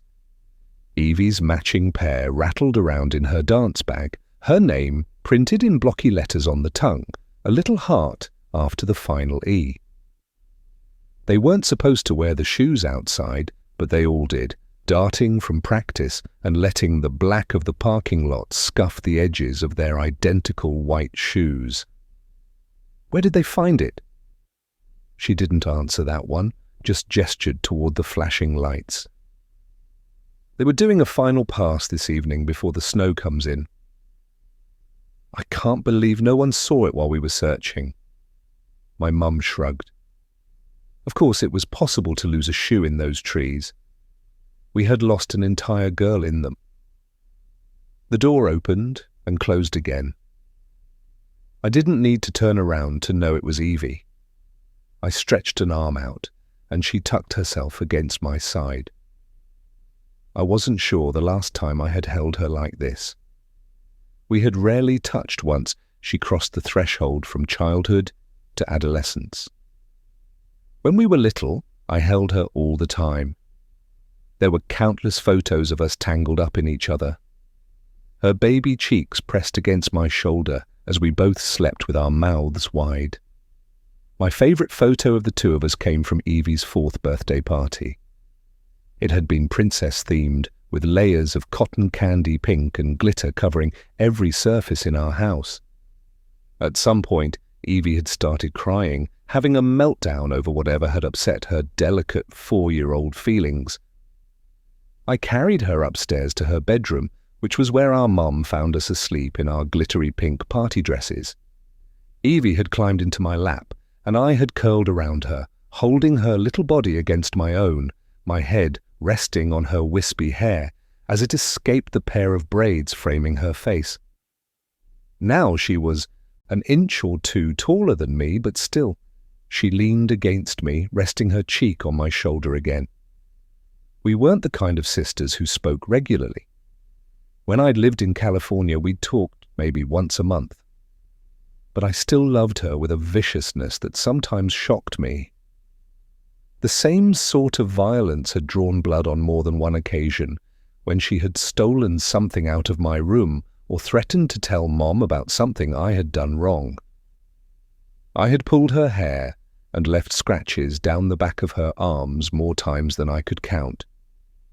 But now, as she was huddled against me, I wanted to keep her here, to become a protective shell around her, to keep the world from causing her any more hurt. "How are you doing?" I asked. She shrugged. I squeezed her in a little closer, pressing my cheek against the top of her head. I looked out into the forest, not toward the edge where the officers' flashlights bobbed between the trees, but toward the dark moor that lurked on the other side of the yard. I glared into the branches, refusing to look away from the black emptiness between trees, daring it to try to take her from me. Chapter 16. Tonight was the new moon, and Jane and I were in the garden that morning, gathering the last of the vegetables she needed for dinner. It would be my first new moon, well, at least the first new moon that I would experience fully awake. I was currently peppering Jane with questions about what to expect tonight, but her answers hadn't illuminated much. "It's impossible to explain, there's nothing like it," Jane said as we walked through the gardens together. She inhaled deeply, her eyes closing, as she tilted her face up toward the branches above us. It was quiet for a long moment as she soaked in the sunlight that filtered through the leaves, and I thought that was the only answer I would get. But then she opened her eyes and looked at me. "You know how in the basement you can hear the roots humming? How you can almost feel?" I nodded. "It feels like that, but times 10, she explained with a smile. I tried to imagine that the buzz under my skin amplified, but I still couldn't really picture it. I must have looked nervous because Jane reached over and squeezed my hand. "You'll love it. It's wonderful." We spent the afternoon in the kitchen, working on dinner. It was more elaborate than usual, a celebration of tonight's sanctity. Jane had several dishes bubbling on the stove, the whole house smelling warm and delicious.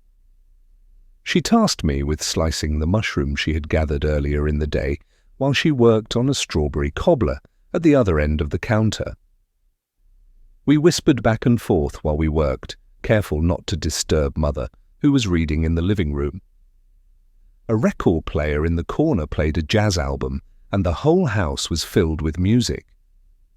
Mother had a book open in her lap, her reading glasses sitting low on her nose, a pencil tracing along the words as she read them.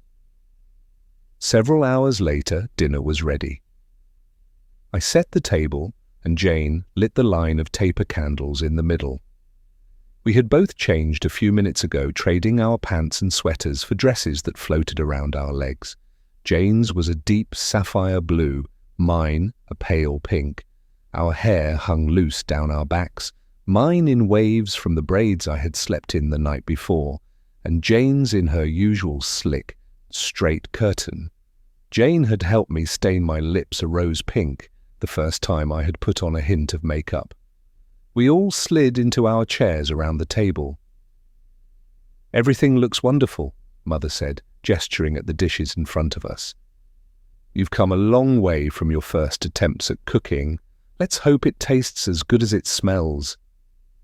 We passed around the dishes until we all had full plates. And then Jane pulled out 2 bottles of wine, a red for Mother and a white for Jane and me. We weren't allowed the red because it would stain our teeth, but Mother preferred the deep reds over the light, crisp whites. If I had been given the choice, perhaps I would have chosen the red, though I didn't know if that was because I would have genuinely preferred it, or simply because it was something I wasn't allowed to have. I must have looked for too long at the bottle of red, because Mother caught my longing glance. "Would you rather have the red tonight?" she said. I turned pink, embarrassed at being caught wanting something more than what I had been given. That was the biggest crime here, not being satisfied with what Mother had provided us. No, I shook my head. The white is perfect. Thank you. It's all right. It's a special occasion. Have a glass of the red, Mother continued. You'll just need to be careful to brush thoroughly tonight before you go to bed. I glanced at Jane, trying to get some insight from her on which answer was the right one. It was impossible to tell whether I should stick with the usual rules and deny Mother's request or accept this gift. I wasn't sure which would earn her approval.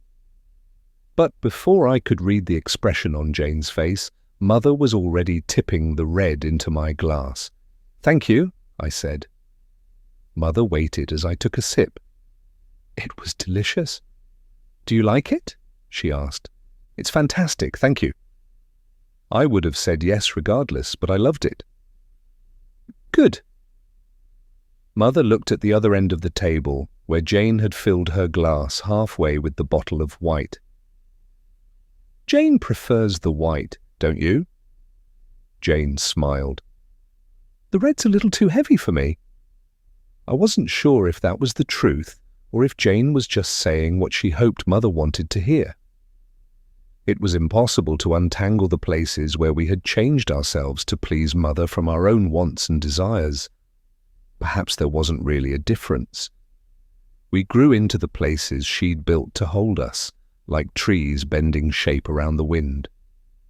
The conversation over dinner was hushed and unhurried, and we all pretended that we weren't bursting with anticipation for what would happen later that night. My leg was bouncing under the table until Mother reached over and gripped my knee, a silent admonishment. After that, I was careful not to let my body betray my impatience. Still, the minutes seemed to tick by painfully slowly.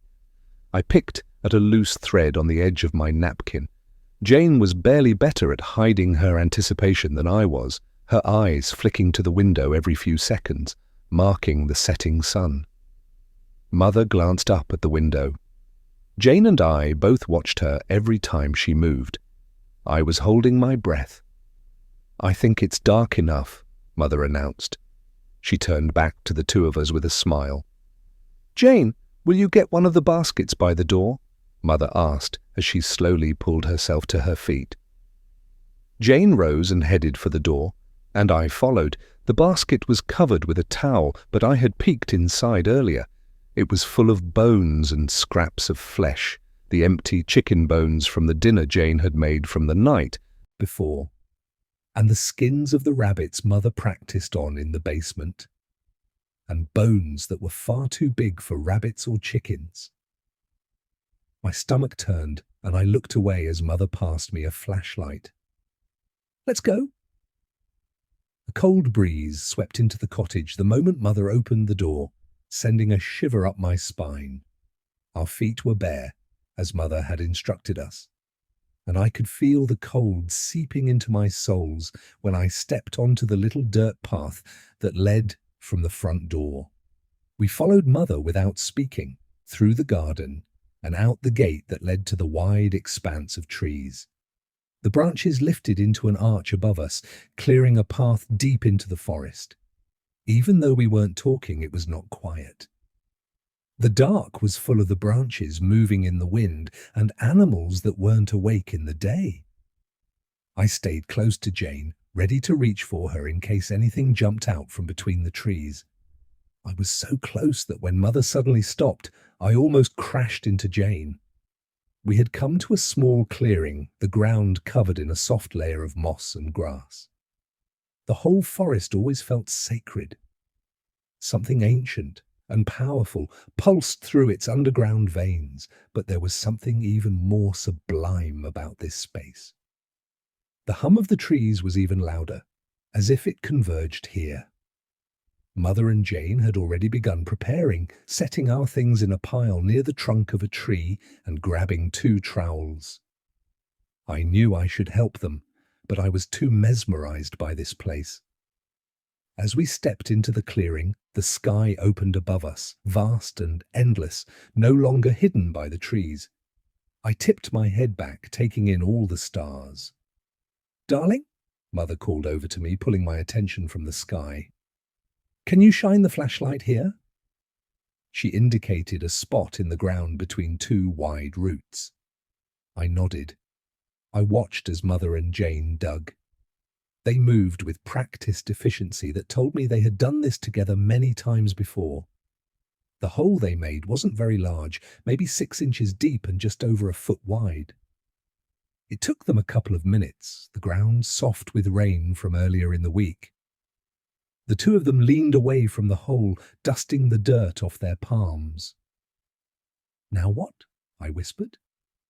Now, Mother said, sitting back on her heels. We return what was taken from the forest. We complete the circle of life and death and life again. Jane stood, without being asked, and grabbed both baskets, then brought them toward where Mother knelt over the hole in the ground. Together they dumped the bones and flesh into the earth. I tried not to look too closely at all those mangled pieces. Once both baskets were empty, Jane stood and took my hand. She pulled me closer to Mother until my bare toes were almost at the edge of the hole. My feet had gone numb a long time ago and felt heavy against the ground. Jane stood close to me, her thigh almost touching mine, as Mother covered the hole where the side discarded pieces now rested. A hush fell over the forest, everything going still as Mother finished and rose, wiping her hands against her pants. The trees leaned in toward us, branches sweeping down to almost brush against our cheeks. Jane gripped my hand tighter as we both felt it begin. There was no speech or spell. There didn't need to be.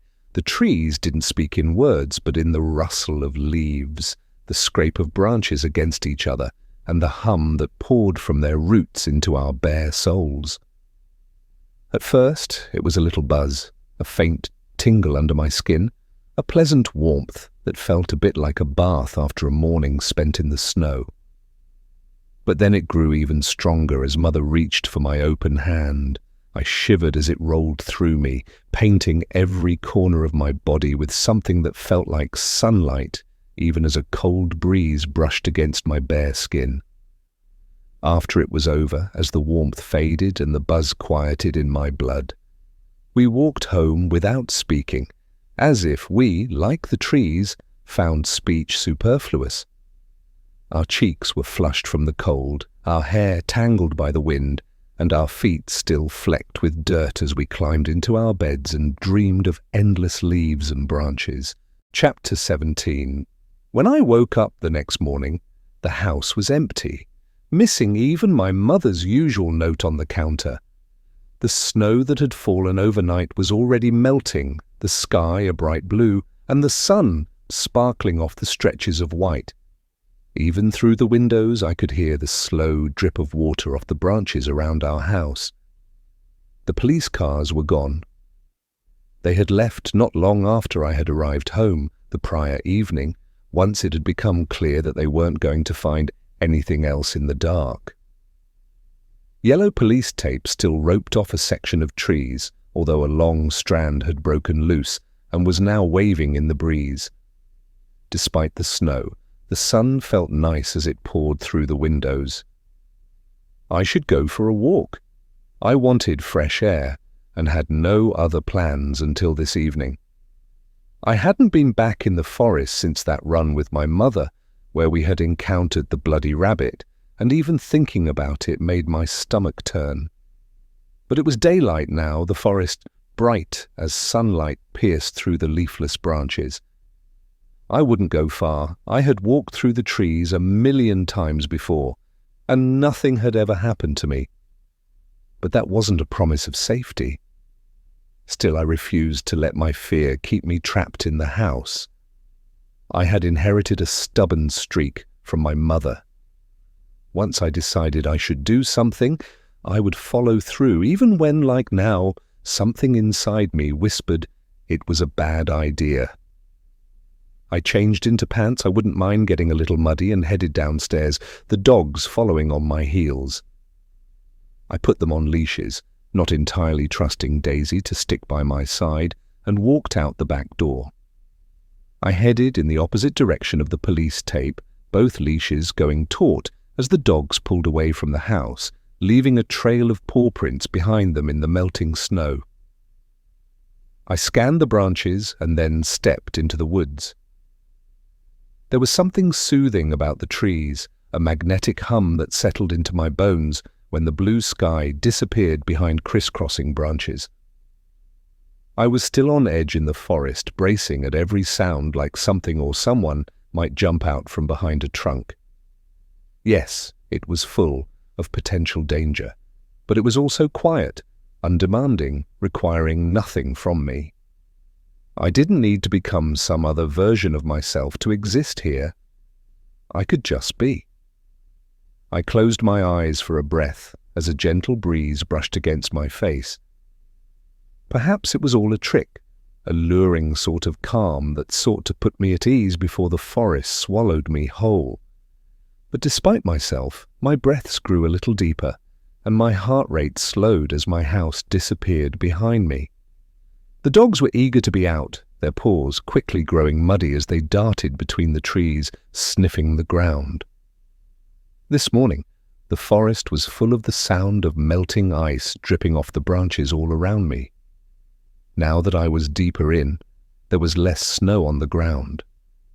I followed a narrow trail through the forest, letting the dogs wander as far as the leashes would go, untangling them as they wrapped themselves around tree trunks. The soft sounds of the woods fell over me like a blanket as we walked. I let my mind wander, picking through thoughts about Tom, about my job, about what I wanted to do next. I didn't want to stay with Cerise's company forever. It was small, there weren't really many positions for me to grow into, and I wanted something more challenging or at least new. I had been playing with the idea for at least a year now, but since I was no longer in the city, maybe it made sense to try to make the jump somewhere else. I didn't think I wanted to live in another big city again. There were too many people packed too tightly. It was easier to breathe out here, where there was space to exist without any eyes on me. I took a deep breath, the air cold and a little damp. I had missed this place, the quiet, the fresh air. It almost seemed to sing, settling in my bones. I had missed my sister. I wasn't sure I'd want to be so far from her again, seeing her for only a few days once or twice a year. After a while, the cold morning air that at first felt invigorating slipped past my jacket and started to make my fingers ache. It was time to head home and eat something warm for breakfast. "Come on, ladies," I called to the dogs. They both immediately returned to my side, tails wagging and tongues hanging out of their mouths. I turned around and started back the way I had come, leashes loose in my hand.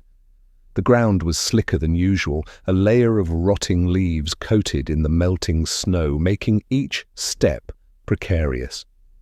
Mud caked the bottom of my shoes. I was so focused on not slipping that it took me longer than it should have to notice that the trail was gone. I stopped, expecting to find the trail a few feet away, thinking I might have taken a couple of steps off course to avoid a tree root. But there was no path, just a densely wooded patch of the forest, surrounded by branches. A bit of snow and mud shouldn't have been enough to camouflage the trail completely. And even if the snow had covered the path here, I should have been able to see my footsteps in the mud. I made a slow circle, the dogs' leashes tangling around me. Daisy, deciding this was some new game, barked at me, wagging her tail excitedly. "Shh!" I tugged her a little closer to my side. My heart was in my throat. The woods sounded as they should. Birds chirped. The wind rattled through tree branches, and melted ice dripped onto the forest floor. But I listened for anything out of place, suddenly feeling like I wasn't entirely alone out here. I took a tentative step in the direction I thought the house might be, eyes glued to the ground, looking for any sign of where we had come from. We hadn't walked that far. I should have been able to see some recognizable landmarks. A cloud rolled in front of the sun, making the whole place fall into shadows. I shouldn't have been able to get too lost. I would stumble across another house or a trail soon enough, but even as I thought the words, I knew they weren't entirely true. The forest was huge. It could so easily make me disappear. The dogs didn't seem to realize anything was wrong, still bopping alongside me happily. I pulled them to a stop. "Go home," I told them, voice shaking, as if they were bloodhounds instead of golden doodles, and could lead me back to our house by scent. Poppy stared at me, her tongue lolling out of her mouth, and Daisy nudged my hands, asking to be pet. "Go!" I encouraged them again, but they continued to stare at me, neither wanting to lead us anywhere. A twig cracked somewhere in the forest and I shrieked. All three of us whipped our heads toward the noise. Daisy's ears flattened and a low growl started in her chest. My breaths came faster as I scanned the forest, looking for the source of the sound. Everything looked the same, but it felt different, like the trees had shifted closer, slowly moving to cage me in. I pulled my phone out of my pocket. It didn't have a signal. Even back at the house, service was spotty, and it completely vanished at the tree line. Regardless, I tried pulling up the map, hoping my phone might figure out where I was, but it wouldn't load. It stayed zoomed out, showing a wide swathe of green forest, my house in the middle of the screen. I knew I should stay in one place if I was lost, so it was easier for people to find me, but I couldn't help but continue forward. The forest seemed to lean in toward me. I stumbled a few times as the ground became more uneven. I needed to get out of here to reach the safety of the house. I was running at this point, the dogs keeping pace alongside me. The trees around me didn't look familiar, but I wasn't sure if I would have recognized them. Everything looked the same. I nearly crashed into a fallen tree. I hadn't noticed it until I was on top of it, but I wasn't sure how I had missed something so big. The trunk was massive, almost reaching my hip, even though it lay horizontally across the forest floor.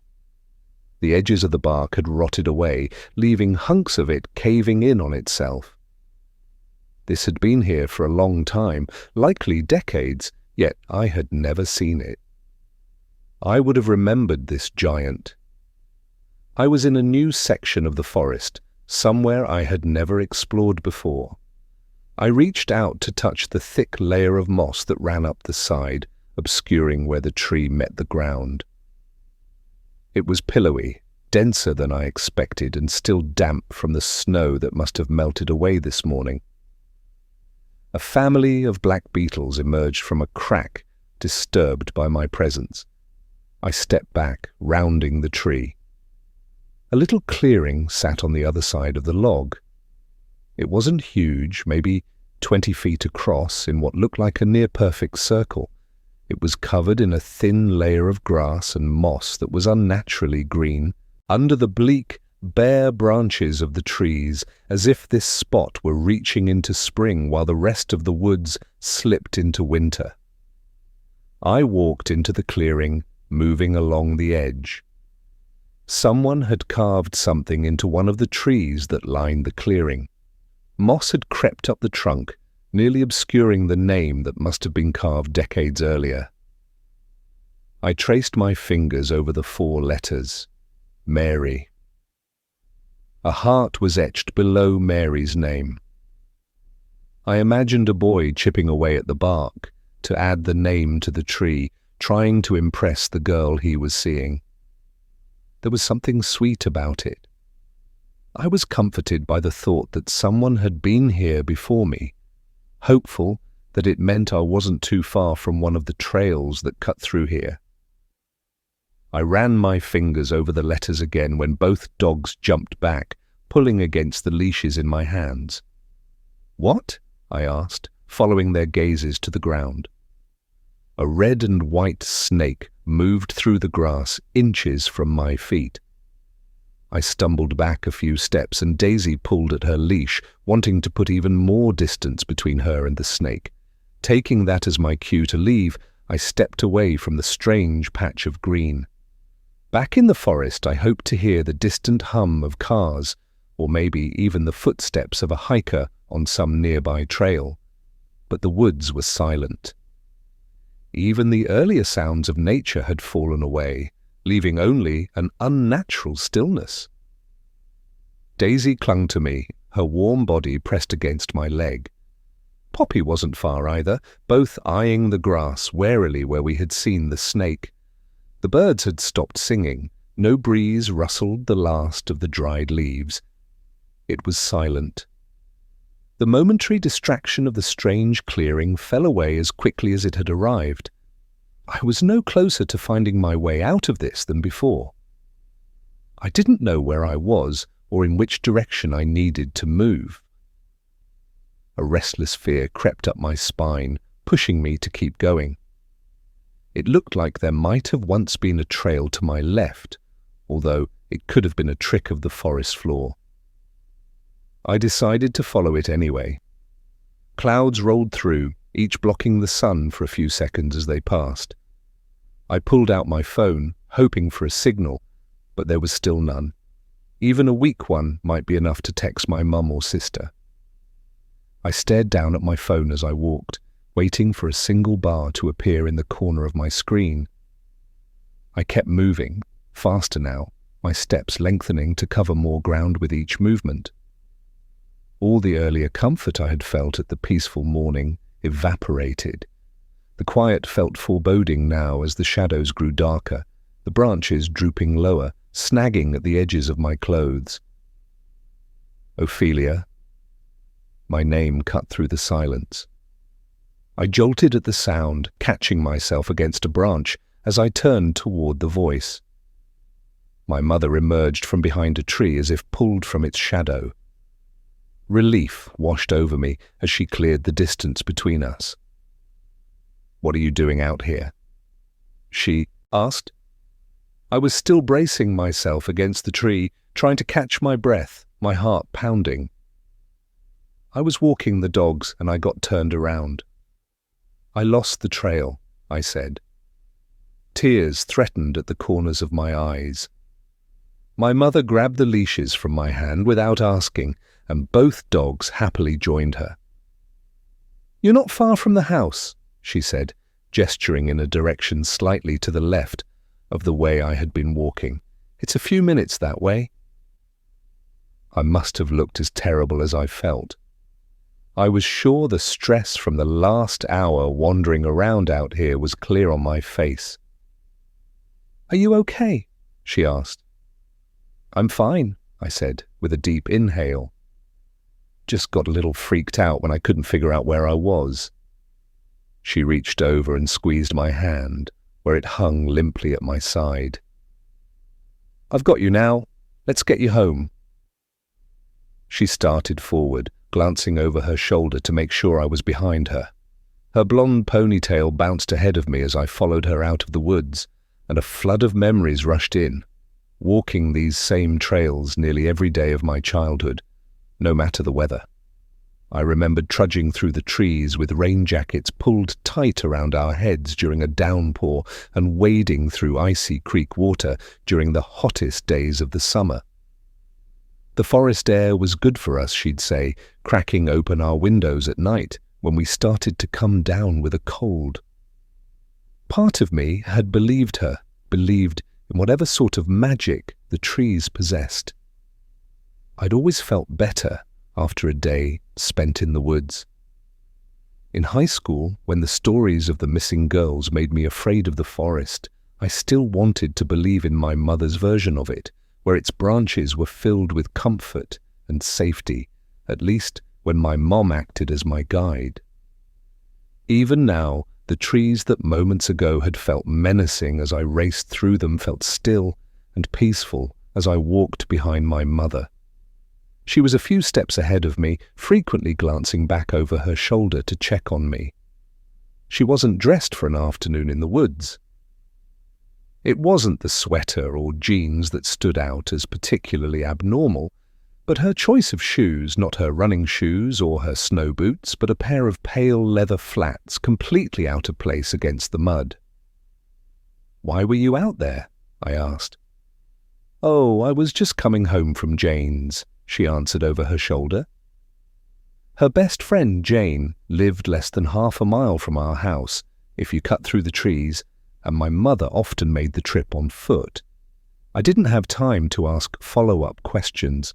The trees suddenly thinned, and the blue sky was bright on the other side of the branches, dotted with a few fluffy white clouds. Gravel crunched under my feet as I stepped into the driveway. I had never been so excited to see the white columns of our front porch. I stood there for a moment, catching my breath. A flash of bright yellow stood out, waving gently in the wind next to me. The police tape. Somehow I had ended up on the complete opposite side of the yard from where I had started.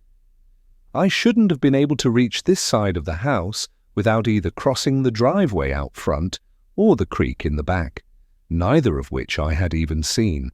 I turned back as I reached the porch steps, studying the trees behind me, looking for something that could explain how I'd ended up so lost.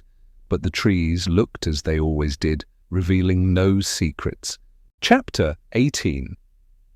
I spent the rest of the day replaying the morning in my mind, trying to find some rational explanation for what had happened. I even went so far as to pull up a map to recreate my route, although I didn't have much to go on and abandoned the project soon after I started it. It was possible that I had gotten turned around or wandered off the trail, but it seemed impossible that I would have gotten so lost, so completely disorientated by the forest that I would have crossed the creek or even another trail without noticing. Yet I had no other explanation for where my mother had found me. I was still thinking about the impossibility of the situation when my mother emerged from upstairs, sliding an earring into her ear as she walked toward me. "Are you ready?" she asked. I nodded and stood, pressing the non-existent wrinkles out of my pants with my hands. After trying and discarding most of the items in my closet, I landed on something simple, a sweater and black pants. I was comforted to see that my mom had picked something similar, although I couldn't help but notice hers was just slightly better, her pants obviously more expensive, her sweater the perfect shade of emerald. I stood still as her eyes skimmed over me. She reached out and tugged at the hem of my sweater, fingers rubbing over the fabric. "This is pilling a bit," she said. "Should I change?" I asked. Just then, Evie's footsteps started down the stairs. She entered the living room, sparing us a quick glance before continuing to the garage door. "We don't have time, but leave it out for me when we get back. I'll take care of it," my mum said, as she followed Evie. Now that my mother had pointed it out, all I could see was her disappointed expression at the speckles that dotted the entire sweater. I thought about dashing upstairs to switch into something else, but my mother looked back at me as her hand landed on the doorknob. "Let's go," she said. When we arrived at the high school, the parking lot was already full of cars. The drive had been quiet except for the low hum of the radio, none of us in the mood for polite conversation. But as soon as we stepped out of the car, we were swarmed by other parents eager to speak with our mother. They whispered as they talked to her, trying to shield us from whatever new bits of information they had learned about Maddie's case. "Elizabeth, have you heard anything else? I know the police were at your house again last night," someone said in a low voice, with a darting glance in our direction. "I heard they found evidence that there was a struggle," someone else said, before my mother could answer. "Police did another search yesterday. They just wanted to make sure they didn't miss anything with the snow we got last night," my mother said, completely ignoring the comment from the second woman. "Did they find anything?" "The police are still investigating," my mother Betty said, with an apologetic smile. I don't feel comfortable discussing anything that isn't publicly available information. We don't want to do anything that could disrupt their work." Her eyes darted over to Evie, an unspoken second reason hidden in the glance. "I'm not going to discuss anything more in front of my daughter." The other mothers reluctantly nodded. Even in this brief interaction, it was clear that my mother was the one in control, everyone else following her lead. "How are you all holding up?" another woman asked. A small cluster of parents had formed an audience for my mother at this point. "We are just doing everything we can to support the Rodinghams right now.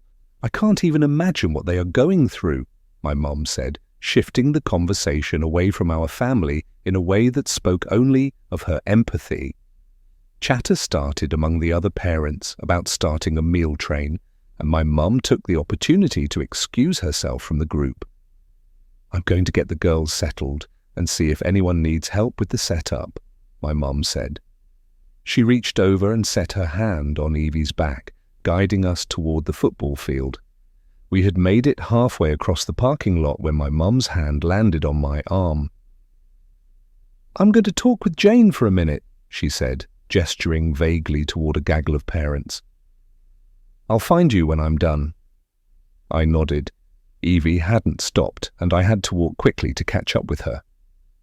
A few girls came up and hugged her, their eyes already leaking tears, as soon as our mum was no longer at our side.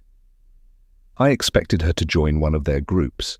If anything, she moved another inch toward me every time she stepped out of the embrace of another classmate, answering their questions in as few words as possible. It was such a contrast from the way our mother had just played the whole crowd, treating the other parents like they were reporters at her press conference. Evie had her shields up and wasn't interested in performing for anyone. By the time we reached the field, her shoulder was bumping into mine as we walked. The sun had almost disappeared below the horizon, the last streaks of golden color fading from the sky. We found a spot near the front where someone had rolled a makeshift stage onto the track. It was only a few feet high, the sort of thing used for graduations. Maddie wouldn't get to walk across the stage at graduation. That realization was enough to make my throat tighten. Evie pulled her phone out of her pocket and started scrolling, while I searched the crowd at the edge of the field for my mother. She was now standing off to the side of things, leaning in close to talk with Jane. Evie and I were way too far away to hear what they were talking about, but even from this distance I could tell my mother was upset, all her composure from a few minutes before gone. She spoke forcefully, her words punctuated with sharp hand movements, and her face was an unmistakable scowl. I watched her for a long moment as Jane spoke, her head ducked low, speaking rapidly in what looked like an attempt to calm my mother. Mom looked up and found me watching her. Her face immediately softened into her usual practiced smile as she caught my eyes, holding up a finger and mouthing that she needed another minute. A microphone squealed to life, pulling my attention back to the front of the field. The principal took the stage. "Thank you, everyone, for coming tonight. Before we get started, we will hear from Officer Bedell." A uniformed brunette officer in her mid-30s took the microphone from the principal. She had been one of the officers asking questions the night Maddie disappeared. I wondered if she had daughters, if she lost sleep at the thought of them going missing. She repeated the exact words I'd heard at least a dozen times at this point, promising that they were doing everything they could to bring Maddie home and urging anyone with information to come forward. They didn't say what I knew to be true. They weren't going to bring her home. They didn't have any idea where she was. They had nothing. The update, if you could call it that, lasted less than a minute before she passed the microphone back. The principal gave instructions from the podium, gesturing at the boxes of candles being distributed through the crowd. I grabbed 2 white candles, then silently gave one to Evie. The principal waited until it seemed like most people had gotten one before speaking again. Madison Rodingham was a friend to so many of you, and I know she's deeply missed, but tonight we come together as a community to support each other, not in grief, but in hope. We light these candles to illuminate Maddie's way home. Flames slowly twinkled to life as the crowd lit their candles, until half the field was golden with flickering light. A stranger lit my candle, and I turned to pass the flame to Evie, her hand coming up to shield our candles until hers caught. The gesture felt painfully hollow. What was a field full of candlelight supposed to do for Maddie? For all the missing girls who had gone before her? For the girls who might go after her? I was angry. I could feel the rage bubbling in every corner of my body, pushing against my skin, fighting to break free. I wanted to scream. I didn't want to be here, pretending this mattered. We should have turned our candles into torches, marched to the forest, and burned the trees to the ground. Instead, we'd stand out here for an hour while the marching band played a sad song. And by this time next week, half the town would have forgotten all about Maddie. I watched Evie, the light catching her expression as she sucked her bottom lip into her mouth. Her eyes were glassy as she held back tears, the flame dancing on the candle in her hands. As I watched her, I had a hard time distinguishing where my fear ended and my anger began. They bled into each other. I was angry that these girls kept disappearing and no one seemed to be able to do anything to stop it. We cared for a few weeks, the girls' faces and names impossible to escape, but then a month or two would pass. We'd let the girls vanish from our collective consciousness, another drop in a bucket. We let these memories of the missing girls fade because remembering was too frightening. How were we supposed to live in a world where girls disappeared from backyards and on walks home from school? So it would happen again. Maddie would not be the last. The forest would swallow another and another, its appetite never satisfied. On the stage, Maddie's mother had replaced the principal at the microphone. "Maddie!" Mrs. Rodingham's voice was shaky as she almost whispered her daughter's name. She cleared her throat and started again. "Maddie, if you are watching somewhere." Her words were directed entirely to the news cameras. "We love you and will do anything we can to get you home safe." The audience members held their breath, waiting for her to continue. But what else could she say? Her daughter was missing, and she wanted her home. Nothing else really mattered. She stepped back from the microphone, and a rickety projector started playing a slideshow of pictures of Maddie as the marching band played a somber melody. Hot wax dripped onto my fingers as the candle burned down, and an image of Maddie as a little girl at the beach faded into one with her face painted at a football game, surrounded by a group of other girls, Evie right next to her. Evie didn't move, staring straight ahead at the screen. She wasn't crying, but I saw the way her breath hitched, a quiet stutter that didn't quite make a sound, but seemed to echo in the space around us. It was like the air thickened with her sorrow, taking on weight, wrapping itself around her. Mom chose that moment to reappear. I wanted to ask what she had been talking about, but she took one look at Evie and passed me her candle. She wrapped her arms around my sister from behind, resting her cheek against the back of Evie's head. Mum started to sway, rocking gently back and forth, her arms crossed over Evie's chest. They moved together like branches catching a breeze, bending and swaying to the rhythm of Evie's grief. My sister curled one hand around our mom's forearm, holding her there. The rest of the vigil continued in much the same way. A few more people spoke. Evie had been asked, but she had refused, saying she didn't think she could do it. More photos, more music. My mom didn't move from her position wrapped around Evie until the last song finished and the crowd dispersed back to the parking lot. "Leah!"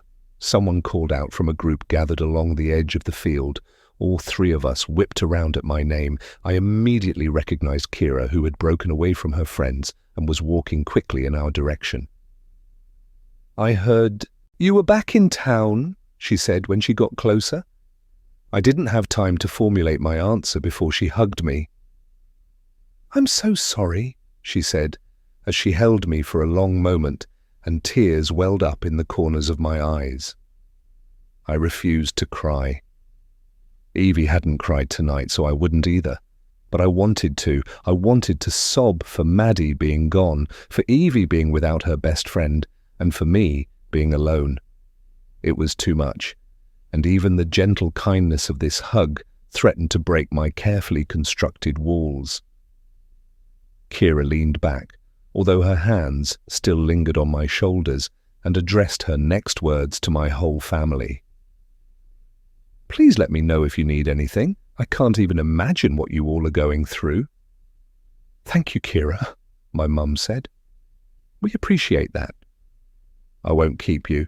I just wanted to say hello." She took a step back, but paused before turning to leave. "You should come over sometime. I'd love to catch up." I was ready to thank her for her offer, without meaning it when Evie spoke for the first time since the vigil had started. "You should do that," she said in my direction, although it was clear that the words were for both me and Kira. "Leah was just talking about how she wanted to catch up with you now that she's back in town." Kira broke into a smile. "Perfect. Do you have my number? It's the same as it was in high school." I nodded and looked back at Evie, who had already pulled her phone out of her pocket, acting like this was nothing. I recognized Evie's comment as a sign of her care, a small gift. Even tonight, on what had to be one of the worst nights of her life, she was thinking of me, somehow knowing I might need a friend. "Please text me and we'll do something. I mean, if you want to," Kira said. "I will." And I was a bit surprised to realize I meant it. After everything that had happened over the last few days, the idea of restarting our friendship was surprisingly alluring. Chapter 19. Evenings together were my favorite part of this new life in the cottage. Jane twisted my hair back into a pair of French braids while we talked. I would tell her about whatever book I was currently reading, and she would tell me stories about her boyfriend Frank. All the while, Mother worked, shaking her head at our giggles, her legs stretched out in front of her, a notebook in her lap as she sketched her next project. If someone had glanced through our windows, it would have looked like a scene from a fairy tale, the cottage filled with laughter and happiness under the glow of a roaring fire. Tonight, Jane and I headed to bed like usual, while Mother, who always stayed up a few hours later than us, continued to work in the corner. My bed had quickly become one of my favorite spaces in the cottage. Recently, Jane had replaced the old quilt with a duvet in my favorite color, a sky blue, and had even embroidered my name onto the pillowcase in a matching thread. I slipped under the covers and quickly fell asleep.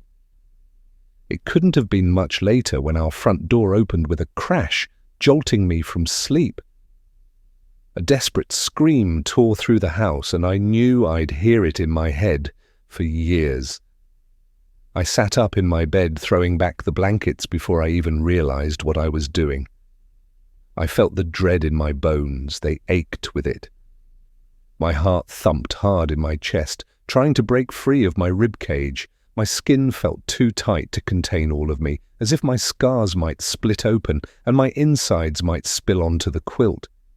I screamed too, our voices braiding together into a pained melody.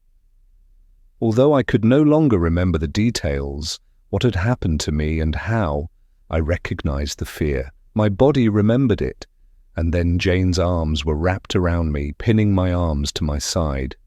"Shh," she hushed in my ear. "It's okay."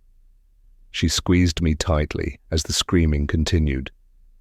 Something was knocked over in the main room, glass shattering across the wood floors, and the screaming went quiet. I tried to break out of Jane's grip to help whoever's screams still echoed through my mind. Tears streaked my cheeks and my chest heaved with sobs, but she wouldn't let me go. "We're okay," she promised me, her voice softer than I had ever heard it. There were tears in her voice, and I knew if I turned around her cheeks would be wet. Her arms loosened, but she didn't let go of me. "What was that?" I asked, although I suspected I knew the answer. "It's over now," she said with an exhale. I tried to believe her as my fingers went to the scar along the back of my neck, tracing along my seams. Chapter 20. I woke up in the middle of the night to find my room lit by a glow leaking past my curtains. I slipped out of bed and padded to the window. Snow was falling in a slow trickle from the sky, not yet coating the ground in white. I reached for my phone in the dark. The impulse to share a photo of this strange and magical thing grabbed me even through my sleep-addled brain, but my charger was empty. My bag still sat on the chair where I had tossed it last night, but my phone wasn't inside. I grimaced, realizing I must have left it downstairs. I considered leaving it until the morning, but now that I knew it was missing, I wouldn't be able to sleep until I found it. I threw on a sweatshirt and my slippers before slowly peeling open my door. The house was quiet. I moved through it carefully, not wanting to wake anyone. My mum was a notoriously light sleeper and would check the house at the slightest noise. The main floor glowed with falling snow, the soft light pouring in from all the windows, making our house look like something from a dream. I watched the snow fall through the glass as I tiptoed across the main floor. It was stunning, the way the snow drifted down through the air, slowly starting to cling to the naked branches at the edge of the forest. It was unfair how some place so dangerous could look so beautiful. My phone was sitting in the middle of the kitchen island, but before I could reach for it, a slow click sounded from upstairs, a door opening so quietly that I almost missed it. I tucked myself into the corner, hoping it was dark enough that my mum wouldn't notice me. But to my surprise, it wasn't my mum who came down the stairs a minute later, but Evie. She was dressed for the weather, with a puffer jacket pulled on over her pajama pants and snow boots in her hand, as she tiptoed across the room, following the same path I had. She barely even looked in my direction as she entered the kitchen. Her eyes darted back up toward the stairs, listening intently for anyone following her. Then she slid her feet into her boots and opened the back door. I reached out and grabbed her wrist. She let out a gasping inhale before covering her mouth with her hand, as if to quiet her own scream, eyes wide. "What the fuck?" she whispered, slapping my arm with her other hand. "Why are you hiding down here?" "Ow," I whispered. It hadn't really hurt, the sting barely noticeable through my sweatshirt, but I dropped her wrist anyway. "I left this in the kitchen." I grabbed my phone off the counter and waved it in front of her. "What are you doing?" I asked, keeping my voice as quiet as I possibly could. "There's someone out there," she whispered. I looked past her toward the trees. Even though it was bright out tonight, thanks to the falling snow, it was still impossible to see past the first few rows of branches. "Where?" I whispered back. Snow was blowing in the open door, my bare ankles already freezing. "There are people walking in the trees. I saw them out my window." "And you're just planning to go out there by yourself?" She shrugged, stepping out the open door. "Are you stupid?" I asked, leaning over the threshold. The snow melted as soon as it hit the kitchen floor, already creating a little puddle at the edge of the doorframe. "What if Maddie's out there?" Evie asked. She watched me in silence for a moment, daring me to stop her before she started into the yard. I hesitated for only a second before following her. Unlike Evie, I hadn't dressed for a walk in the snow. The moment I was outside, the wind cut through my sweatshirt, sending shivers up my spine. I was grateful for my rubber-soled slippers, despite the fact snow was already sliding in the sides. Evie tiptoed to the spot where her bedroom window looked out over the trees, clinging tight to the house, and I walked close behind her. We both paused when we reached the corner. Evie peered around it and then turned to nod at me. "Right over here," she mouthed. The night was eerily silent. I could hear my breath in my ears as we tried to move without making a sound. Evie stayed within arm's reach of me, her head whipping around every few feet to make sure I was still with her. When we reached the next corner, right under Evie's bedroom window, she pointed out at the trees. "I thought I saw someone here," she whispered, leaning in so her mouth was almost touching my ear. We both stared into the darkness between the trees, trying to make something appear between branches. As we waited, I reached up and wrapped my hand around Evie's elbow, worried that if we weren't physically anchored to each other, one of us could just disappear. "I don't see anything," I whispered, after what felt like several minutes of waiting, neither of us moving or making a sound. Evie nodded. I thought she might ask to go into the forest. Watching from the safety of the yard felt like one thing, but wandering through the dark would have been too dangerous. I would have dragged her back into the house, kicking and screaming if necessary. But she didn't ask to go into the trees. "I must have been imagining things," she whispered. Her voice wavered, with barely restrained tears. For a few minutes, she had been able to hope that Maddie might come stumbling out of the woods, or at the very least, we'd find a clue about where she might be. Instead, Evie was right back where she'd started her evening, steeped in grief and despair. "Or it's already gone," I offered. I didn't know if it was true. I hadn't seen anything, but there was something about the way Evie spoke that made me want to leave her with a little hope. She just shrugged in response. "Ready to go back inside?" I asked. I was frozen at this point, eager to dash up the stairs, peel off my wet clothes and climb back into my bed. Evie nodded. We started back along the house, still careful not to make too much noise. The snow muffled our footsteps, and all I could really hear was the shallow sound of my breath, each exhale creating a little cloud that caught the light. We were about to round the corner that would land us at the back door when I heard voices from across the snow-covered yard. She promised she would be done after Kate. I would have recognized my mother's voice anywhere. I turned to look at Evie, a finger pressed against my lips.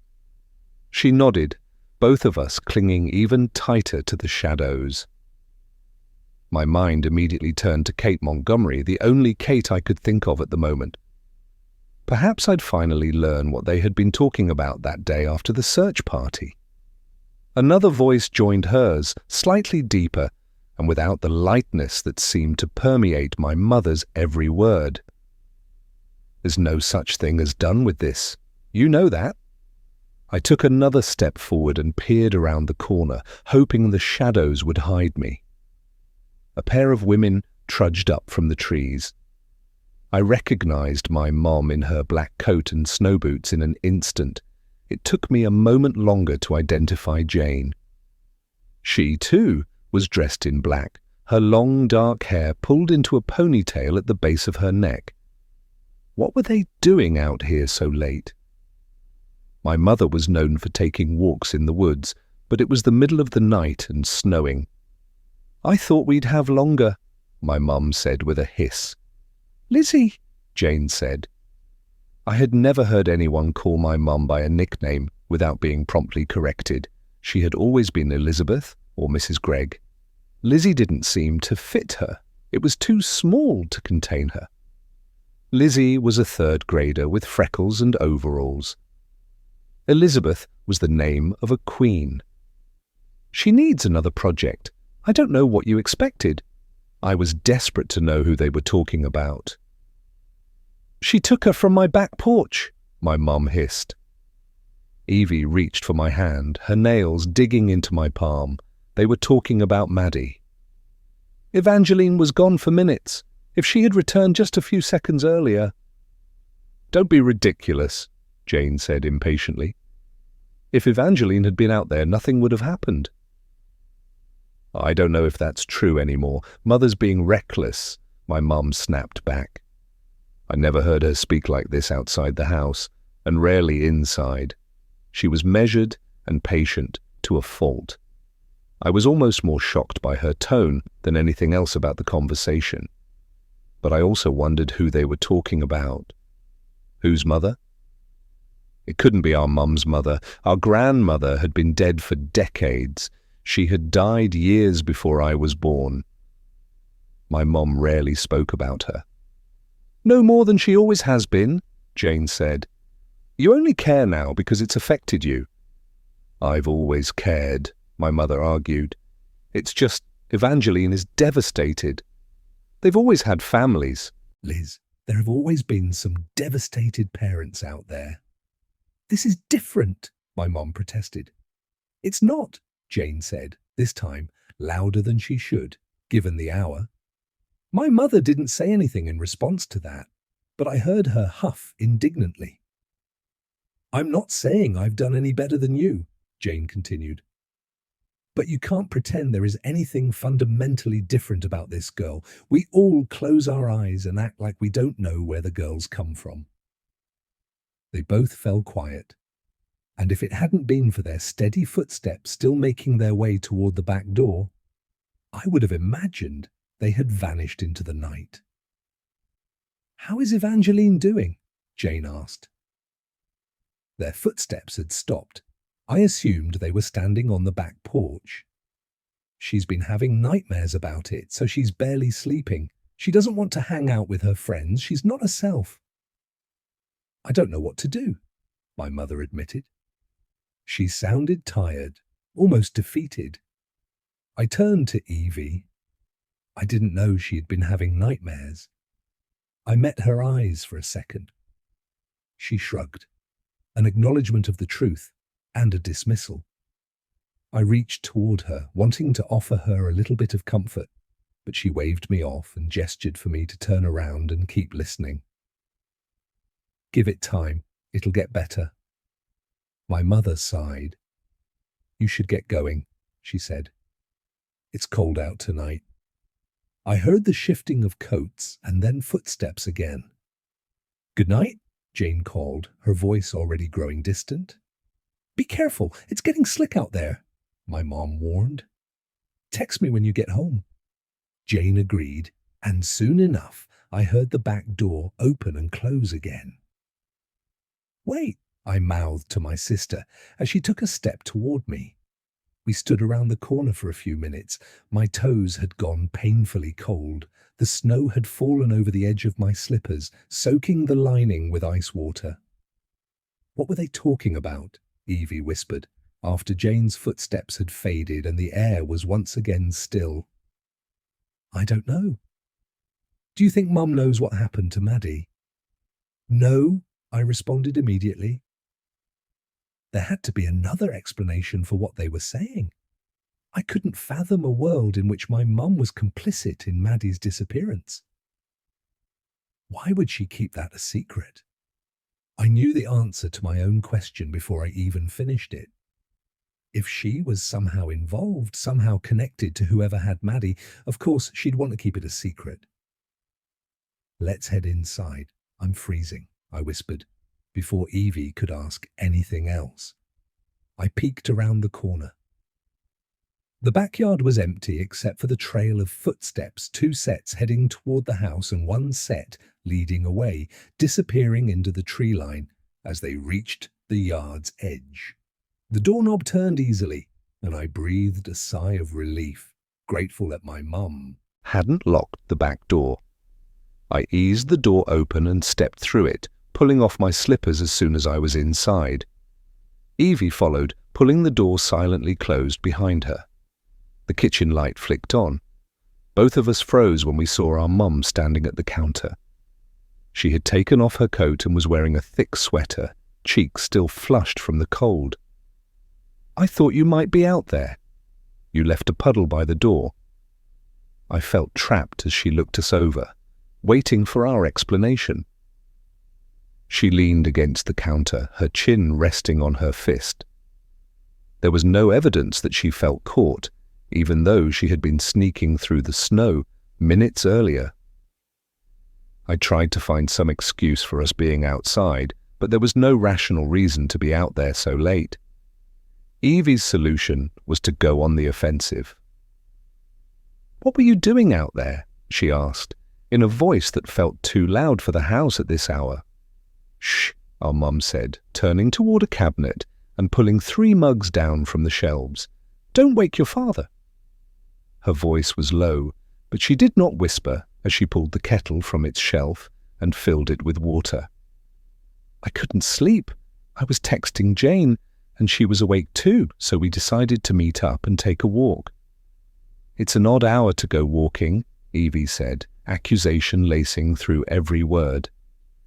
"I could say the same thing to you. I think all our schedules have been a little strange these last few weeks." Something was off about her cool responses to our questions. I looked for any crack in her armor, some clue that she was nervous about what we might have overheard, but she was icily calm. "Who were you talking about?" Evie asked, interrupting my mother's fixed gaze on me. "We were talking about Maddie." My mother softened substantially as she talked to my sister, speaking with the careful tenderness of someone cleaning a wound. I wish I had done something sooner. Jane and I were just saying we should have done everything differently. We could have been more involved in the search when the other girls went missing. Maybe then... I finished her sentence for her in my head. Maybe then Maddie would still be here? She shook her head. "Anyway, do you both want a cup of tea? I need one to warm up before I go to bed." Evie nodded and pulled out a stool. I did the same, happy to follow her lead. Our mum's story didn't quite make sense, didn't entirely fit the words we had overheard in the yard. I turned to look at Evie to see if she was still unconvinced, but her grief had swallowed her again, smothering any suspicions. She looked exhausted. I didn't know how I had missed the dark circles under her eyes, but now that I was paying attention, she seemed frail. We fell into silence as our mum put a tea bag in each mug.